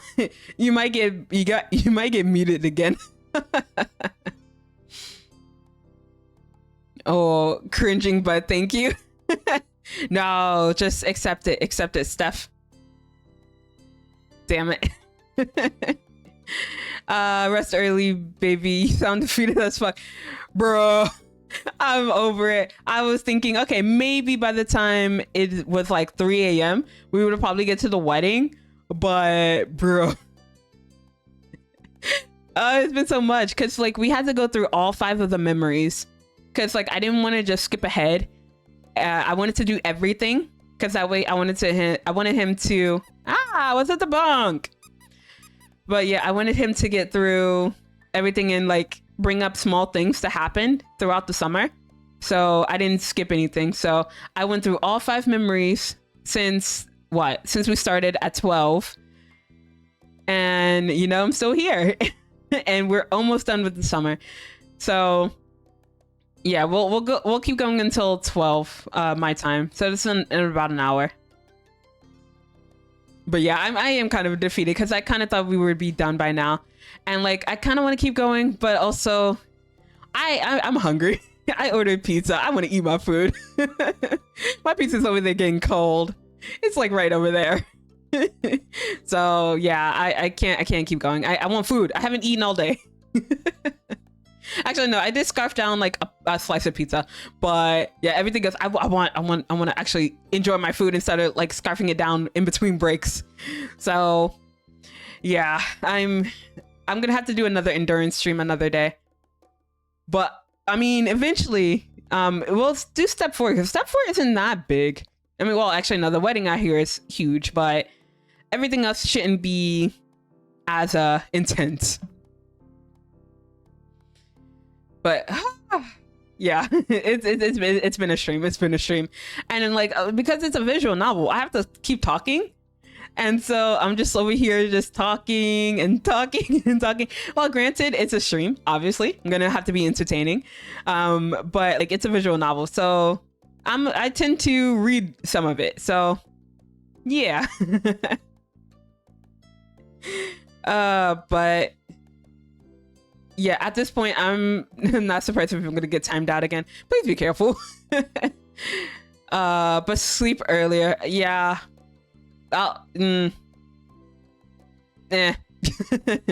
Good job.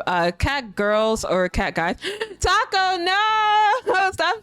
No, not the biddies. No. Thank you. Thank you for the 10 bits. Thank you so much. Are you okay? Nah, man, I've been going 11 hours and I haven't gotten a ring on my finger yet. I'm not doing okay, Cove. I'll always wait for you, Cove. God damn it, I will wait for this motherfucker. But to answer cat girls or cat guys, I don't know. I'm not particularly a fan of either. If I had to choose, probably cat boys. I don't know. There's a lot of them, so yeah, maybe a cat boy. But girls, oh, Taco, let's go. Oh wait, are we talking about like a romantic interest, or are we talking about like just like as companions, like friendly companions?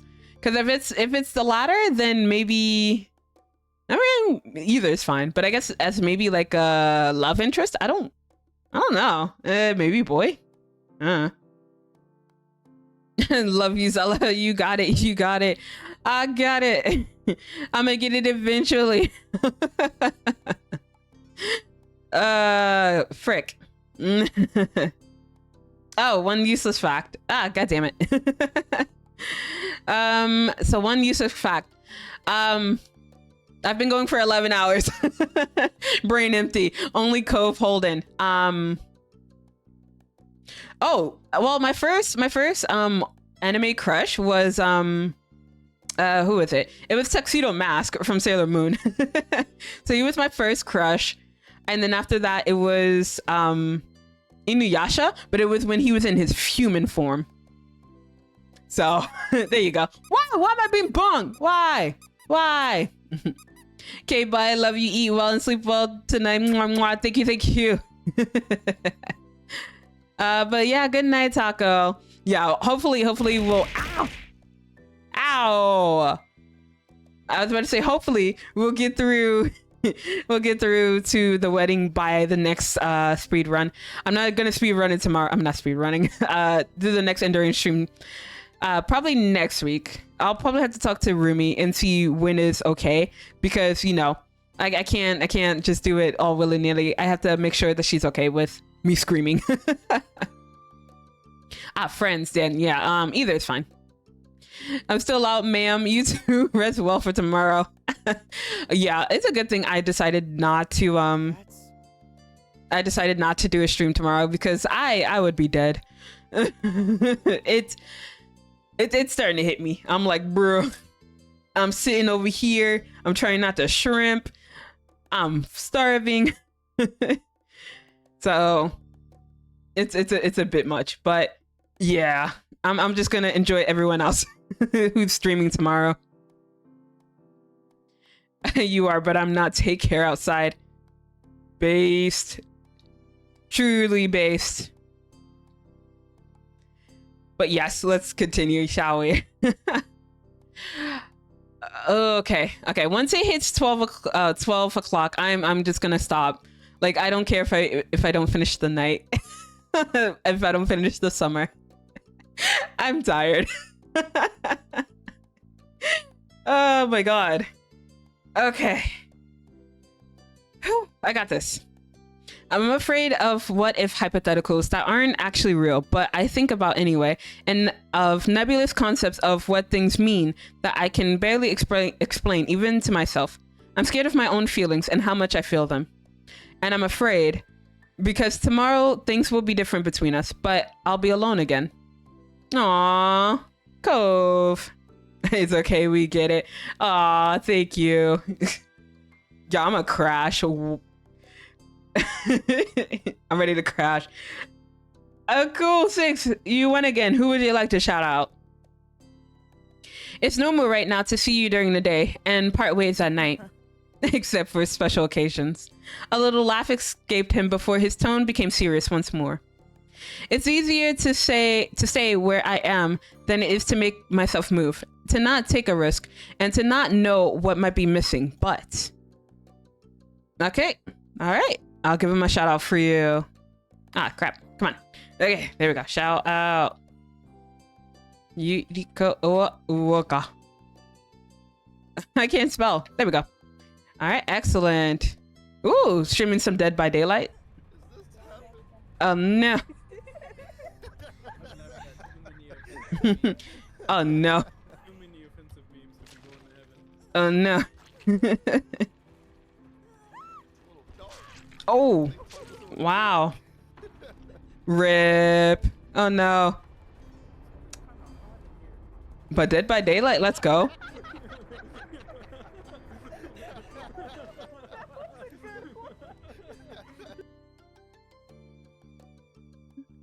Excellent. So honestly, when I see your face or even imagine it, I want to start sprinting. But when I try it, I hit a wall. It's just like I physically can't do it on one side of my mind. There's something blocking me. And then on the other side, I absolutely can't stop myself from doing it. It never ends well. I hate it. It's the most infuriating thing. Why do I do it every time? I'm annoyed with the way I am, so I have no idea how you stand it. Look, you're P-Kimbo, so of course I'm gonna stand for you. I'm sorry I act so split when it comes to romantic things. I do not want you to think you're rushing me when I know I'm giving mixed signals. And I don't want to miss out on being happy by being like this, but sometimes I still can't help it. So basically, what I'm trying to say is that I'm glad you've never given up on me. It means a lot. It means everything to me. Aw, you don't give up on me either. Oh no, we're gonna cry now. No, don't cry. His eyes glossed over a little as he squeezed you closer to him and smiled, his heart rate finally relaxing to a normal rhythm. Good night, Jamie. Good night. He leaned forward and kissed you tenderly, his hand gently moving to cradle the back of your head. Oh, I love you too. Yeah, so this time it's not so much of a surprise, but like the past 2 times that I've played this, when he said it, we were like, wait, what did you say? We were shocked that he said the L word. But I mean, like now we're already used to it. So I'm okay with him saying the L word. Cause I love you too. I love you too, Cove. Cocooned in his warmth, you easily grew comfortable next to him, feeling him ease into you as well. Before long, your eyes were growing heavy and you drifted off in a restful sleep side by side. Hey, it's the next morning. Let's go. The next morning, you were lost in a comfortable dream until a noise startled you awake and your eyes flew open, wildly searching for the source of the sound. Ah, fuck. Oh, no. We got caught. Fuck. No. Oh, no, it's the dad. Shit. Why is it every time that Cove comes over to my house, he never gets caught? But the one time I come over, I get caught. What the fuck is this? What the actual fuck? I hate this shit. Get your butt out of bed, sport. Mom's here. Oh.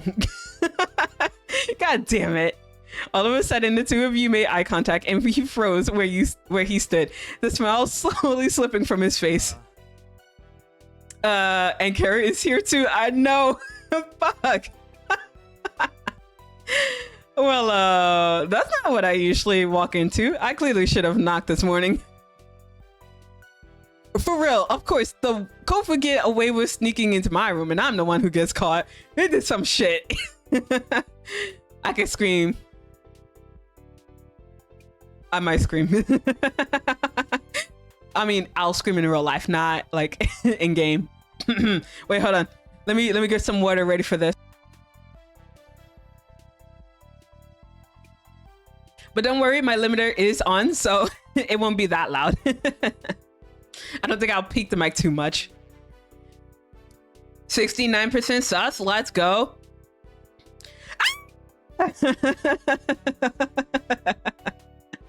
Hey.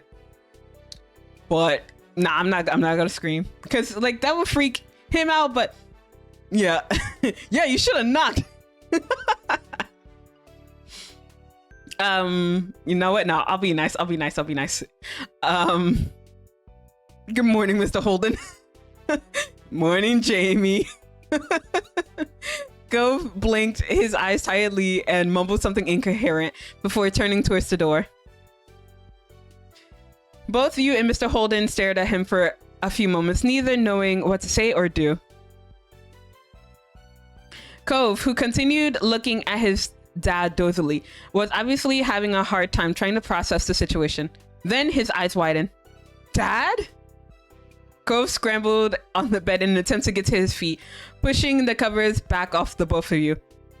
I mean, we weren't doing anything saucy, so, I mean, I think we're good. Forgetting there was an overhanging ceiling above him, he shot upwards and hit his head on the wood. Ow! He flopped back down on his pillow, pressing a hand to his head and groaning loudly. Just laugh at him. Just laugh at the misery. Cove! You reached out to him instinctively. It was the second time that sharing a space with him had resulted in him hitting his head. Bro, we are just unlucky. You really felt bad for him. Poor Cove. Cove, bud, are you right over there? Mr. Holden stepped further into the room, his eyebrows furrowed in concern, and he bent towards his son.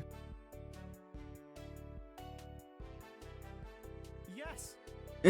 Please, just go. Okay, I'll leave. Cliff held his hands in front of him in a calming gesture, even though Cove couldn't see it.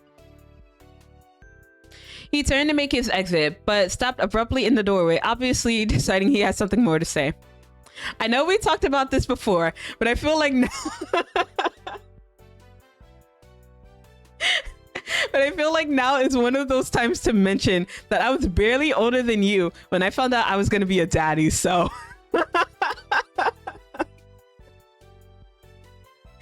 God damn it. This is not the time for the talk, Dad. Get out. Just, if there's anything you need to say or ask about... Where is Taco? Taco, this would have been a perfect time to make that strawberry condom reference. We're not getting kids yet.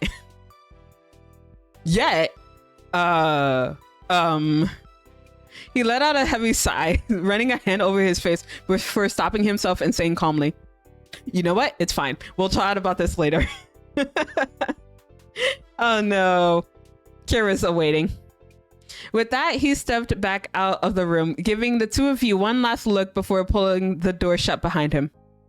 Cove rubbed at his face before dropping his head into his hands and mumbling between his fingers. Oh my god. Oh my god, indeed, Cove. Well, that was fun.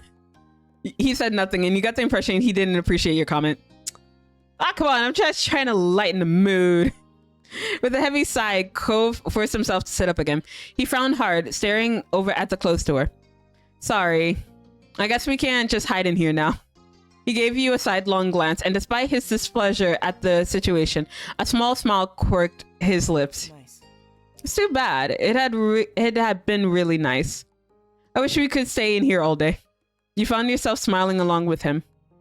The two of you took a few minutes to get up properly and get yourself as ready as possible. Cove put his glasses back on before heading out to see Kira. Kira was waiting patiently in the living room. She was in high spirits, with her eyes set on the hallway. Her amused smile only widened when you and Cove froze. Like, she's just like, yeah, I know what you bitches were up to last night. Like, she doesn't even need to say anything. She's just like, yeah, I know. It didn't take long for the realization to sink in that the scene must have been loud enough for her to hear from even there. Damn. Cove tried to look unimpressed, eyes narrowing over Kira's smug delight, though his face was already turning red, and his mom hadn't even said anything yet. He squared his shoulders, lifted his head, and strode forward. Hey. Hi, Mom. Hi, baby. And hello to you too, Jamie. Her tone cracked in her greeting, and she just gave in and laughed, unable to keep any of it in. Cove frowned at that, and his eyebrows furrowed. She's just like, yeah, I fucking know. Another useless fact? Oh, carrots used to be blue. There you go. That's what your one useless fact. Let's see. Sorry for the interruption. I didn't know you already had guests. His frown wobbled as he became even more embarrassed by this moment. He couldn't muster up any words to defend himself. Well, it's not like anyone's surprised by this. Kira laughed even harder this time. At this slow, she brought a hand up to her cover her mouth, but you could still see her shoulders shake. Cove still looked mortified, but he shot you a stern look.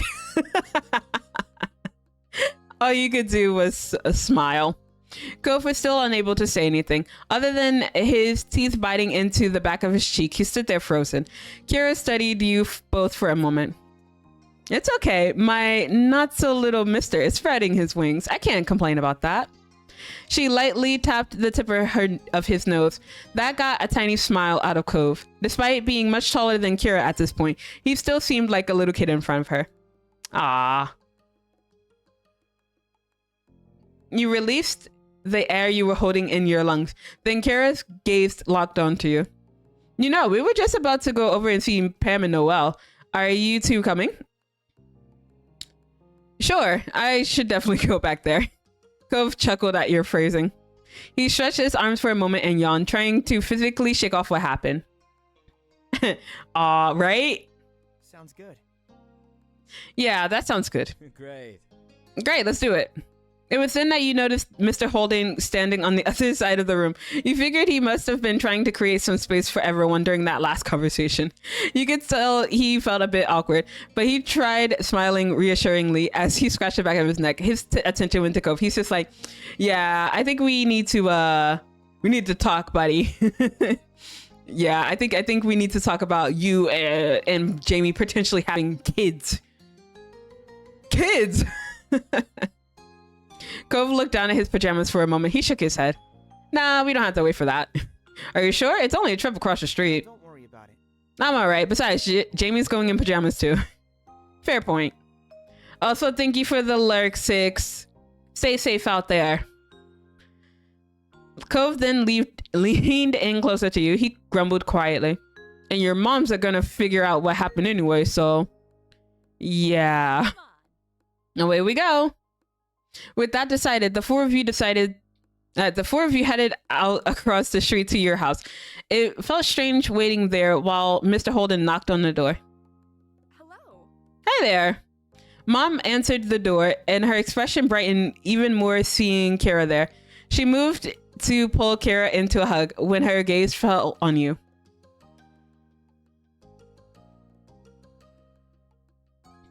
Jamie? Hi, Mom. When did you get out there? Why are you still in your pajamas? Mom's eyebrows raised as she gave you a deep, examining stare. Meanwhile, you and Cove shared a slow side glance with each other. Before you could answer, more heads popped into view around the doorway. Ma, Liz, and Lee were all chuckling. To be honest, I always assumed Cove had been the one sneaking around. Her eyes sparkled with amusement, and you had to look away. You noticed Cove's face was burning red again. It was a solid theory, Lonnie. Most likely they've both been breaking and entering. I wouldn't put it past my baby. He takes after his parents. You're right. I can't believe my Jamie has been getting up to all that mischief too. Damn. Not my mom. Ma.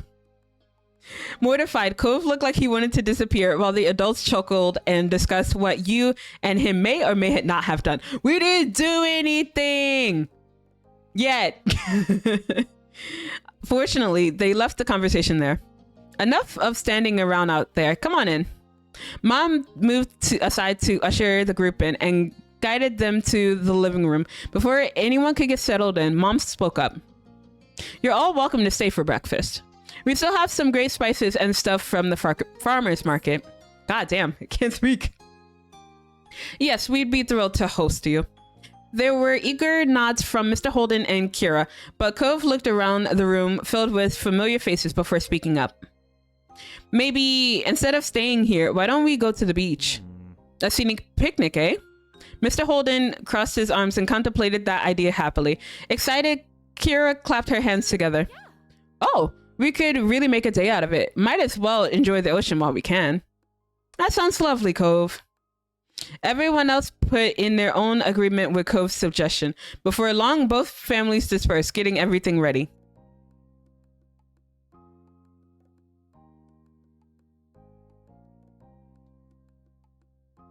Sandwiches had to be made. Water, sunscreen, towels, and more needed to be gathered and packed. Plus, you and Cove both took some time to get dressed for the day. About damn time. An hour later, both your family and Coves were walking down the old path to the beach. The morning was already turning into a bright and beautiful day. You honestly couldn't ask for better weather for a beach trip. Nah, even on nice days, I'm just like, bruh, I'ma stay in. Like, I don't need to go out. Oh, it's such a nice day to stay inside. Like, who actively goes out and touches grass? I can't relate. I can't do it. Who goes out and touches grass nowadays? Oh, hi. Ah, I thought he would go, you know, half naked again, but okay. I mean, I guess having a shirt works too. So? I was thinking about calling Terry and Miranda, see if they can come too. Everyone else is pretty much already here, so would your family mind? Wow, you had a good idea. He chuckled, his mouth pulled into a bent smile. That had to happen sometime, even with Clifford surprise Holden raising me. Damn, not his dad's government. That had you laughing this time. You were already eager for your friends to join you there. Hey, Ma. They both stopped what they were doing and turned towards you. Immediately, you darted over to them. I have a question. Would it be alright if Terry and Miranda came by? I don't see why not. Ma looked to Mom to see what she thought, and she nodded in agreement. Mom then shot a glance over at Mr. Holden and Kira, knowing that they had likely heard everything. Cliff, Kira, what do you two think? The more the merrier. Okay. Of course, they're welcome with me. Thanks. Delighted, you nodded and turned on your heels.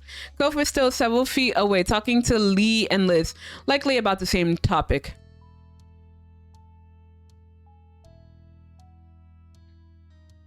With a beaming smile, you gave him a thumbs up, and the two of them must have also approved, as Cove quickly got his phone out and started making the calls.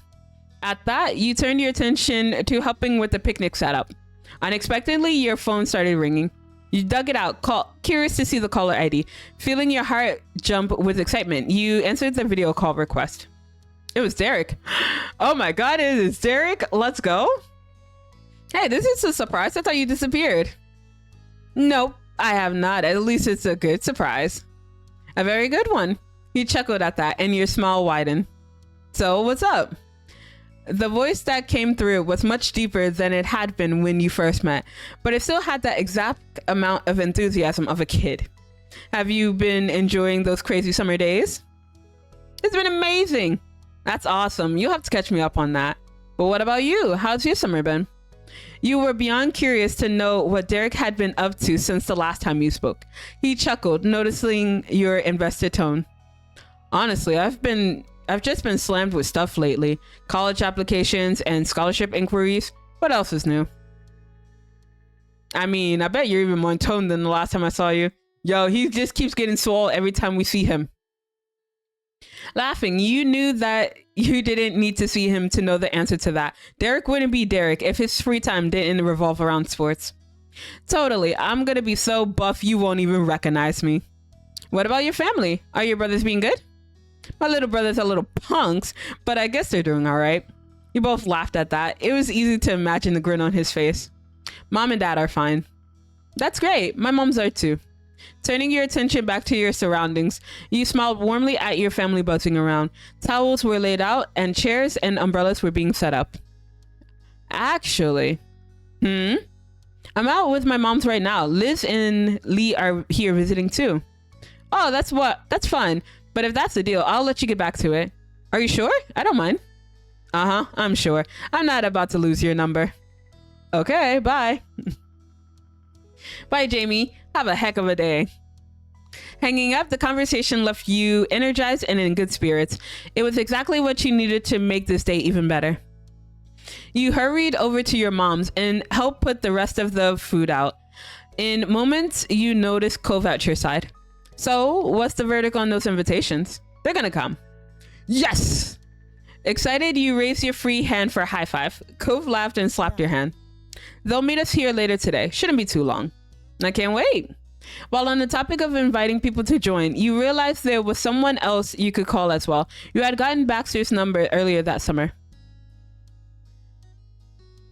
Look, it's the last time I'm going to see him, so I'm going to invite him. I'm sorry, Cove. I know you're not going to approve, but he has to come. Everyone else was going to be there. You didn't want him to be left out. You sent him a text and hoped he'd show. After that, you made sure to mention what you'd done. No one seemed to mind. Once the setup was done, everyone got comfortable and dug into the food. You couldn't remember the last time breakfast tasted this good, but you attributed it to the gorgeous ocean view and the soothing sea breeze. Morning swiftly gave way to afternoon, and a very recognizable face came walking down to the shore. It was Baxter. He came. He pleasantly approached with a wave. Hello, folks. Hello there. I appreciate the invite to the party. Of course you're welcome with us. We brought plenty of towels, food, and sunscreen. Unlike welcome back, Six. What did you find out there? But pretty sussy. He's pretty sussy still. It seems like you have found more sus out there.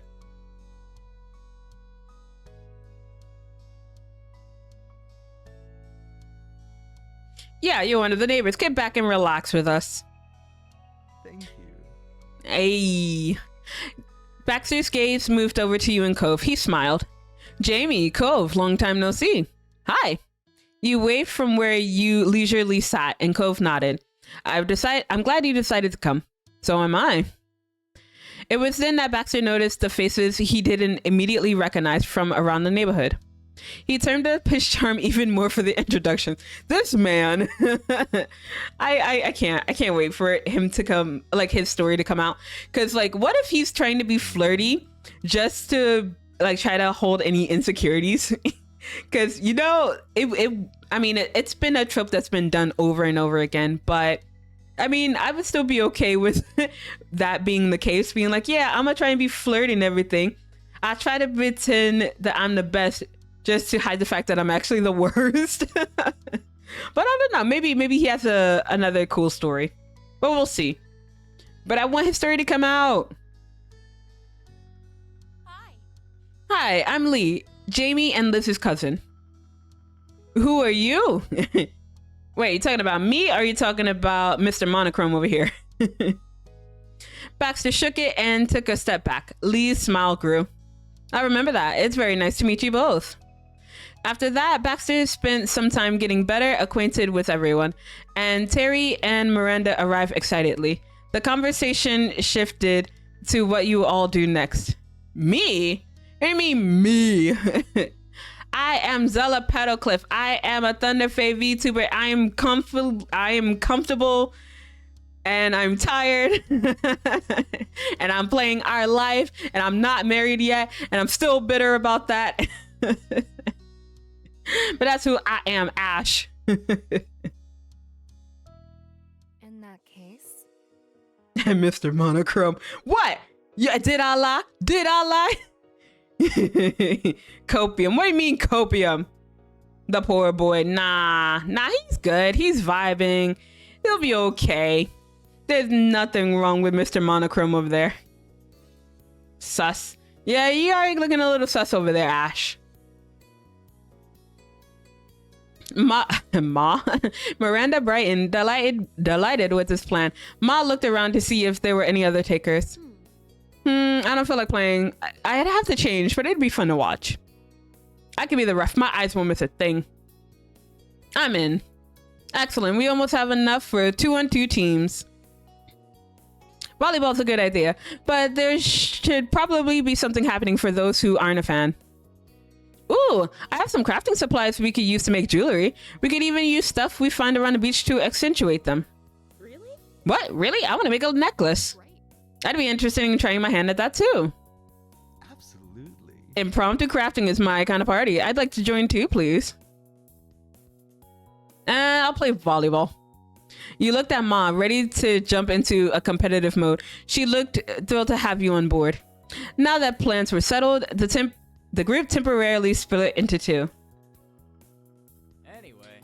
All right, sports stars, you're gonna have to pick partners, and then it's game on. Mr. Holden left the rest of you to deliberate and turn your attention to drawing a makeshift court in the sand. Well, Oh, she walked over to you and hooked her arm around yours. You laughed. I want to be on Jamie's team. All right, well, I'm not gonna tell my mom no. All right, it'll be Ma and me. You wanted to have your fun with your ma. Cove put on his game face, not intending to go easy on you now that you were on opposite sides. Cove then turned to Miranda. She looked determined. Ready to win? yeah. Ayy. When Mr. Holden finished drawing the court, he went and fetched the volleyball from the various other supplies you all brought there. Sounds like we have our teams all set, right? Yes. Good. Now get to your sides. The four of you situated yourselves on one side or the other of the court with your partner. Mr. Holden tossed the ball to Ma. Do you mind? Since it was all Noelani's idea, I think it's fair she gets to serve first. Thank you, Cliff. Yeah. Woo! Ma, show them who's boss. Go, Jamie. Make them eat sand. Let's go. You kicked a small heap of sand out of your way on the simple court, making her laugh. You turned back towards Ma. Don't hold back, Ma. Wouldn't think of it. With that, Ma got into position and delivered a practice first serve. The game began. In the battle over the volleyball, both teams scored points. There wasn't a set amount to reach to end things, so it went back and forth for as long as everyone wanted to play. And then the game went on for quite a while as everyone got into it, especially with the cheers and added commentary. Liz and Mr. Holden made the whole game better with their humor and wit. From a distance, the jewelry making group would also cheer when they heard shouts coming out of the court. On top of that, they would hold up each newly made piece in the air, and the players would take a breather to applaud the creation. It wasn't until all of you were exhausted from the running, spiking, and diving that a truce was called. You enjoyed every moment of it. Ah, man, so there were no winners? I mean, okay, that's fine. The afternoon continued to drift by, but the fun was still going strong. Occasionally, someone would head back to the houses to use the bathroom, rest away from the sun a while, or to retrieve something that they needed, but they always came back. The beach was never empty, and there was always a new conversation to take part in or another game to join. At one point, Mr. Holden even broke out his pack of cards. He roped the whole group into a few rounds of good old goldfish. Nah. We can't keep playing with him. He's gonna run us in. He's gonna run us out of money. But it's okay. It's fine. There was only one thing that could bring this beach day to an end, and that was for the day itself to end. Before anyone realized it, the sun began to set over the sea. As that happened, you were taking a break, sitting on a towel with your legs stretched out past it and your feet buried in the warm sand. Shortly, you looked up to see your moms approaching. They stopped in front of you and you smiled. Hey there, kiddo. How are you? How you doing? I'm doing great. Today's been amazing. They both sat down, squishing you between them. Ma leaned her head against yours and Mom started rubbing your back soothingly. Nothing more was said at first, but Ma sighed contentedly. Mom looked at you wistfully. We're both really proud of you, Jamie. You grew up to be more than we ever could have hoped. It's only thanks to you two. Aw, moms. Damn, one day I will have this kind of unity with my own children. But for now, I gotta make sure that they eat their vegetables. I'm looking over at chat, trying to make sure that my kids are listening. I think they're still listening. I think they're just ignoring me now. But that's okay. I still love them. Shh. What do you mean shush? What do you mean shush? I'm watching you guys. You better eat your veggies. Your voice faltered and you honestly couldn't imagine your life any other way. Ma lightly brushed some of your hair back and left a small kiss there. Uh-huh. Sheesh, right? I'm so happy I got to have both of you as my moms. After that, all three of you were sitting there getting all sentimental. I don't know how we got so lucky with you and Liz. Ma reached out in front of you for Mom's hand. She gave it to her and Ma squeezed it. Jamie has a point. We must have done something right.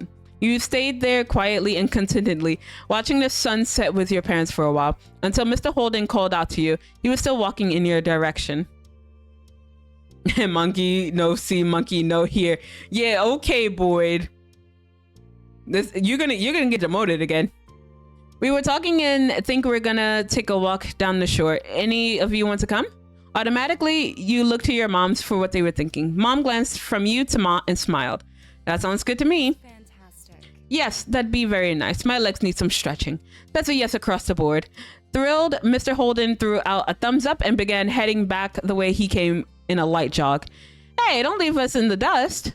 Cliff kept going forward but flipped around, walking backwards across the sand so he could face you again. No worries.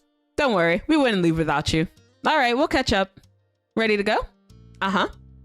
Both of your moms held a hand out to you. Aww, I'm holding hands with my moms. Chuckling, you gave each of them one and strolled back to the rest of your group. Aww. Also, thank you for the head pat. Aww. Why can't I get a 1? I don't know. I don't know. Maybe you just have to be as unlucky as Steph.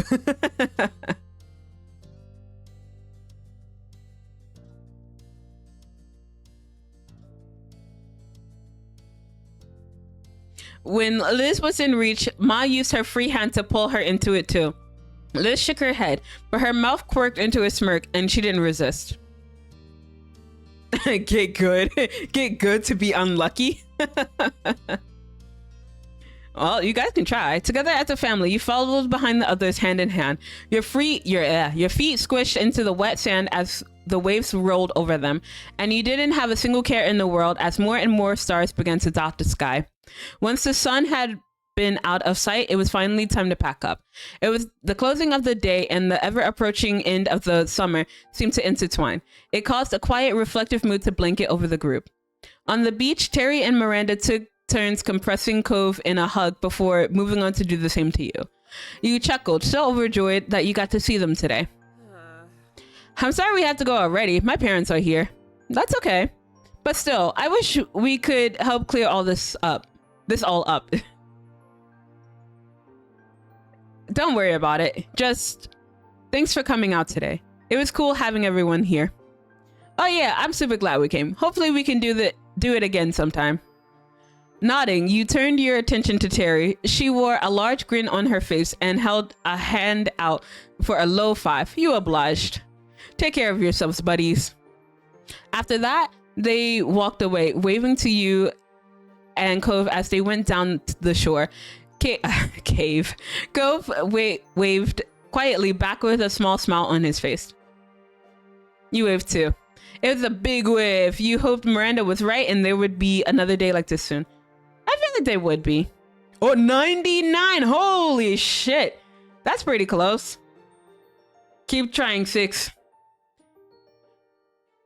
Taking you by surprise, Terry jumped and twisted around. She kept up with Miranda by walking backwards. She kept the mood of your farewell light by shooting finger guns at you and Cove. Miranda bumped her with a hip. It left everyone with a laugh just before they disappeared around the bend. Down the bend. Jamie? Come on. Hey, Cove, could you come here? Both of your parents were motioning for you. The two of you went to them. Tons of things ended up at the beach over the course of the day, so there was still so much to pack up, and the parents needed help. With a nod, you got to it, stuffing various things into bags and bundling them up in towels.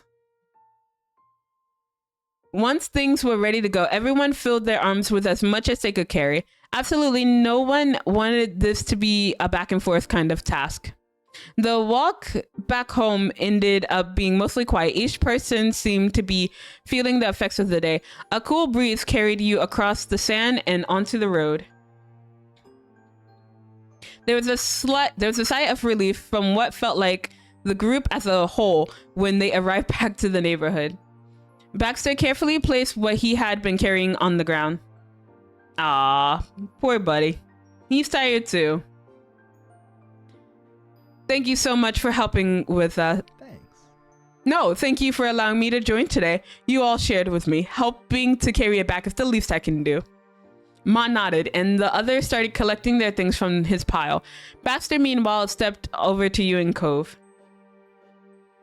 Eh? A what? A what? What's... Ash, what are you... Wait, what? What are you talking about, Ash? It really was a pleasure getting to know both of you this summer. His head tilted towards you and he smiled warmly. But Baxter offered you his hand. Nah, we're gonna hug him. It took a moment, but after shuffling what you were carrying, you were able to free one of your hands enough to pull Baxter into a quick hug. He genuinely laughed and looked at you fondly when you let go. I really enjoyed meeting you. I'm delighted to hear that. I enjoyed this vacation immensely thanks to you. Eh? I heard a slight slip of the tongue from you. Pretty sus, not gonna lie. What'd I say? I don't even know what I said. If you can tell me what I said, then yeah, I'll admit it. But I don't know what I said. I said a lot. I said a lot today. It's been 12 hours of me just rambling. I don't know what I said. Never. What do you mean never? Well, then I guess we'll never know. I guess we'll never know what I said. I wish we had more time together, but it was still a nice ride while it lasted. I would happily do it all over again. Bye, Baxter. Yeah, bye. Baxter nodded and walked a few steps towards his condo. He then stopped and waved. Goodbye forever. I'm gonna miss you. Baxter sauntered away completely and disappeared inside the condo to return his own things. This time, his time with you and your family and friends ending. You paused for a moment, staring at where he went. But afterwards, you looked back over at the rest of the group. Lee and Liz were just going inside your house. You couldn't spot Kira or Mr. Holden anywhere, but the door to their house was wide open. Mom approached you with an amused look on your face. Seems like you're holding up some Holden things. Mom, that was terrible. You should feel terrible, Mom. Surprised, you glanced down to take a quick inventory of what you were holding. Mom was right. Some of it belonged to the neighbors. Would you mind dropping it off now? Looking down at everything you were carrying, you sighed. A teasing grin played at your lips. The Holdens is a long walk from here. Cove snorted and laughed next to you, making your grin widen. Mom chuckled and shook her head. You can hack it, and then you'll get to experience the joy of a job well done. You laughed happily and nodded. Mom smiled fondly. Cove took a few steps towards his house and stopped, waiting for you. Good night, Cove. I'll see you inside, Jamie. Night. You got up to Cove, and together you went over to his house. Walking in the front door, you saw Kira and Mr. Holden busily unpacking already. Things were scattered on counters, and they were moving around each other, putting their items away. They both lifted their heads when Cove closed the front door. You guys are still pretty sussy. Hey, it's nice seeing you again already, Jamie. Her teasing tone brought a slight smile to your face. You hefted the stuff in your arms a little closer. Oh, God. I ended up with things of yours from the beach. Oh, thanks for getting that to us. You can put here on that coffee table. Mr. Holden pointed at the surface he was referring to, and you immediately left what didn't belong to your family there. Cove put his own things down on the floor just at his feet, wading through everything strewn about to reach his parents. Putting your family stuff on the ground for a moment, you dusted your hands off and straightened up. Oh, thank you for the head pat. Thank you. I'm over here just like coughing. Like, I didn't even drink water or anything. It was just like a random like cough. So yeah, it was a bit much. You needed a second of rest and a minute to residuate it all.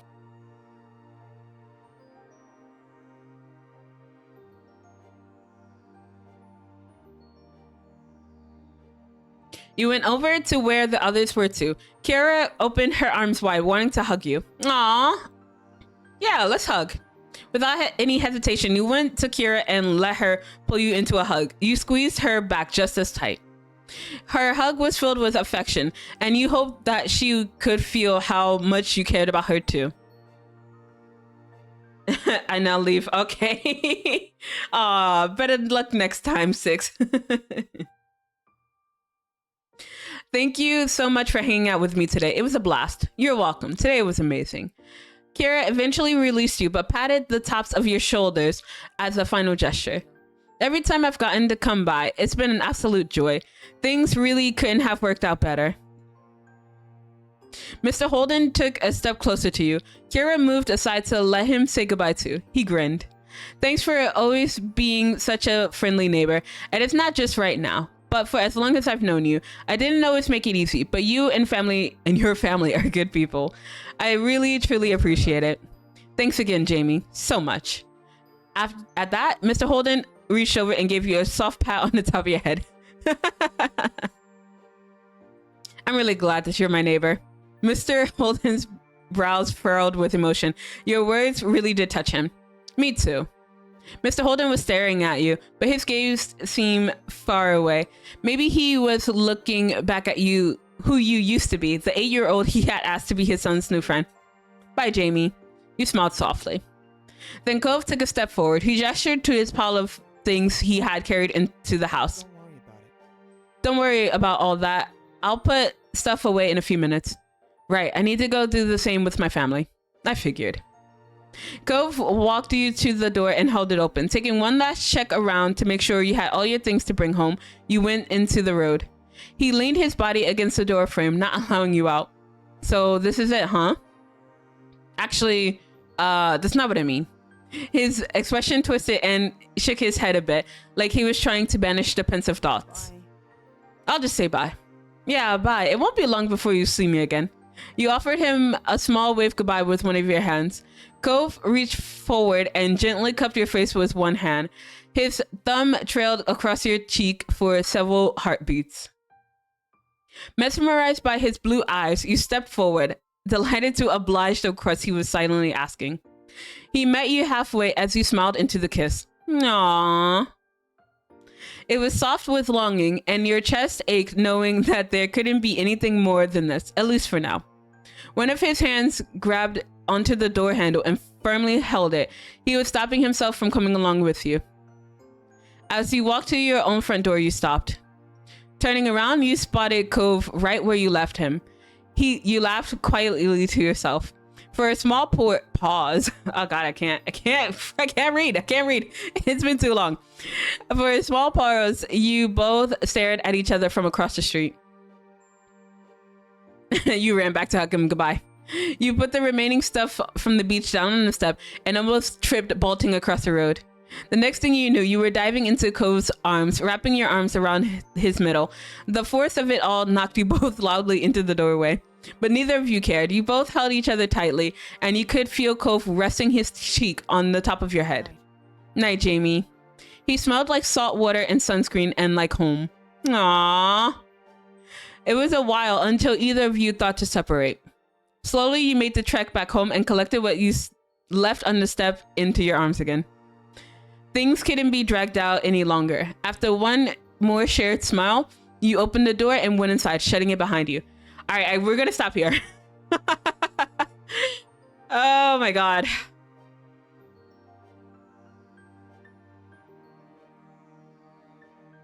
Okay. Oh my God. Yeah, we're gonna stop. We're gonna stop here. Gee, boss. Yeah, we're gonna quit. Oh my God. Oh my God. I'm tired. We didn't get married, but I don't know. Maybe it was about all the memories we had along the way, right? I'm proud of you, Mom. Thank you, Boyd. Oh my God, I'm tired. And I'm hungry. I'm hangry. I'm getting really annoyed right now because like I know we still have what like 1 or 2 more scenes after that, but and then it would have gone to like the ending credits song, but I'm just like I can't hold out that long. I'm gonna die.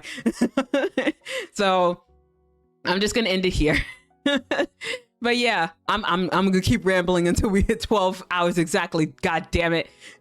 I earned that at least. But yeah, oh my God, we almost did it. Almost 12 hours. It's like 3 minutes left, but I can talk for 3 minutes.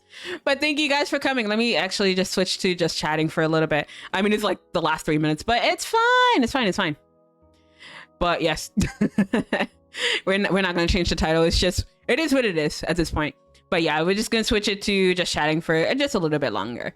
But yeah, thank you guys for coming. Holy shit. My brain is fried. It's been 12 hours. But yeah, thank you guys for being here. Thank you guys for keeping me company for like 12 fucking hours. I miss Risa already. Excuse you. Who the hell? Risa's not here. Risa's resting. So rude. But yes, 12 hours. Jesus fucking Christ. I'm exhausted. Oh my God. Boy, no, save your money. No giving me bits. Why? No bits for me.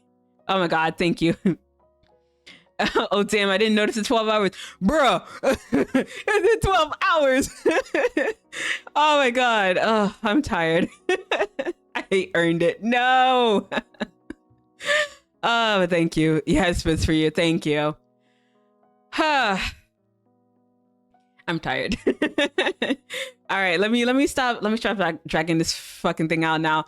But yeah, we made it to 12 hours, guys. Plus putting up with me. No, Boyd, yo, hold up. Boyd deserves a freaking double shout out because like she has been here for almost the entire stream. My poor mod. She had to deal with my shit for 12 hours. I apologize. But yeah, everyone go hang out with Boyd. But yes, double shout out for Boyd because she deserves it. BB Boyd. There we go. Double shout out. Yes. Yeah, she's been here almost the entire time. So props to you, Boyd. Thank you for being here for so long, honey. I really appreciate it. Hey. Thank you for today, Mom. I had fun. I mean, I have fun. It doesn't sound like I'm having fun. I'm tired. But you know, I really did enjoy my my time here. I'm glad that you guys got to experience my first endurance stream. I'm rambling at this point. I'm tired, but thank you guys for showing up. Thank you guys for being here. If you were here lurking the entire time, if you came in on a raid, if you just came in to see me torture myself for 12 hours, I appreciate you. Thank you guys so much. Okay, going now since I have to rest up tomorrow. I have to be up tomorrow, rest well. Yeah, no, same. I have a lesson in about 11 hours. So I'm gonna try to sleep. But I gotta check on Twitter and everything before I go to sleep. So it'll be a while before I go to sleep, maybe like 2 a.m. So, you know, I have a terrible sleep schedule. But you know what? We're still gonna pug. We're still gonna just thrive. But yeah, thank you for stopping by, Steph. I saw the beginning and woke up to the end. Let's go. I'll love to see it. To have a good rest. Thank you. Okay. Now let's see who do I want to raid. Oh, Jay is still live. Oh my god, I'm gonna raid Jay because she raided me not that long ago, and I think she's still gonna be streaming for a little bit. So we're gonna send a raid to Jay. Let me send the raid message before I freaking go. Okay. Okay. We're gonna do Fae raid.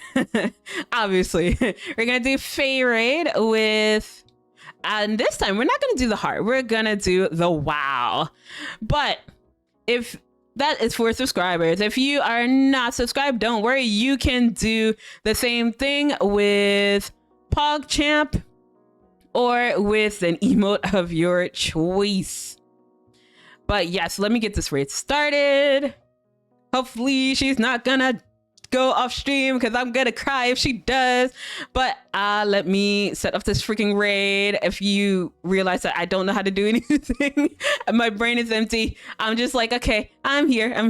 All right, let me start. She is playing Valorant, so we're gonna look at some pew-pews. I'm gonna look at some pew-pews for a little bit, and then I'm gonna go crush.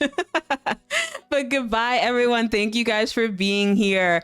I appreciate everyone for stopping by, whether you were just in just to say hi or you were here the entire time. Thank you guys so much. But you don't like money. I don't like money. Okay, but yeah, goodbye and take care, everyone. Thank you guys. Remember to be good humans and make good choices. I'm tired. I'm going to bed. See you next time, guys. Bye bye.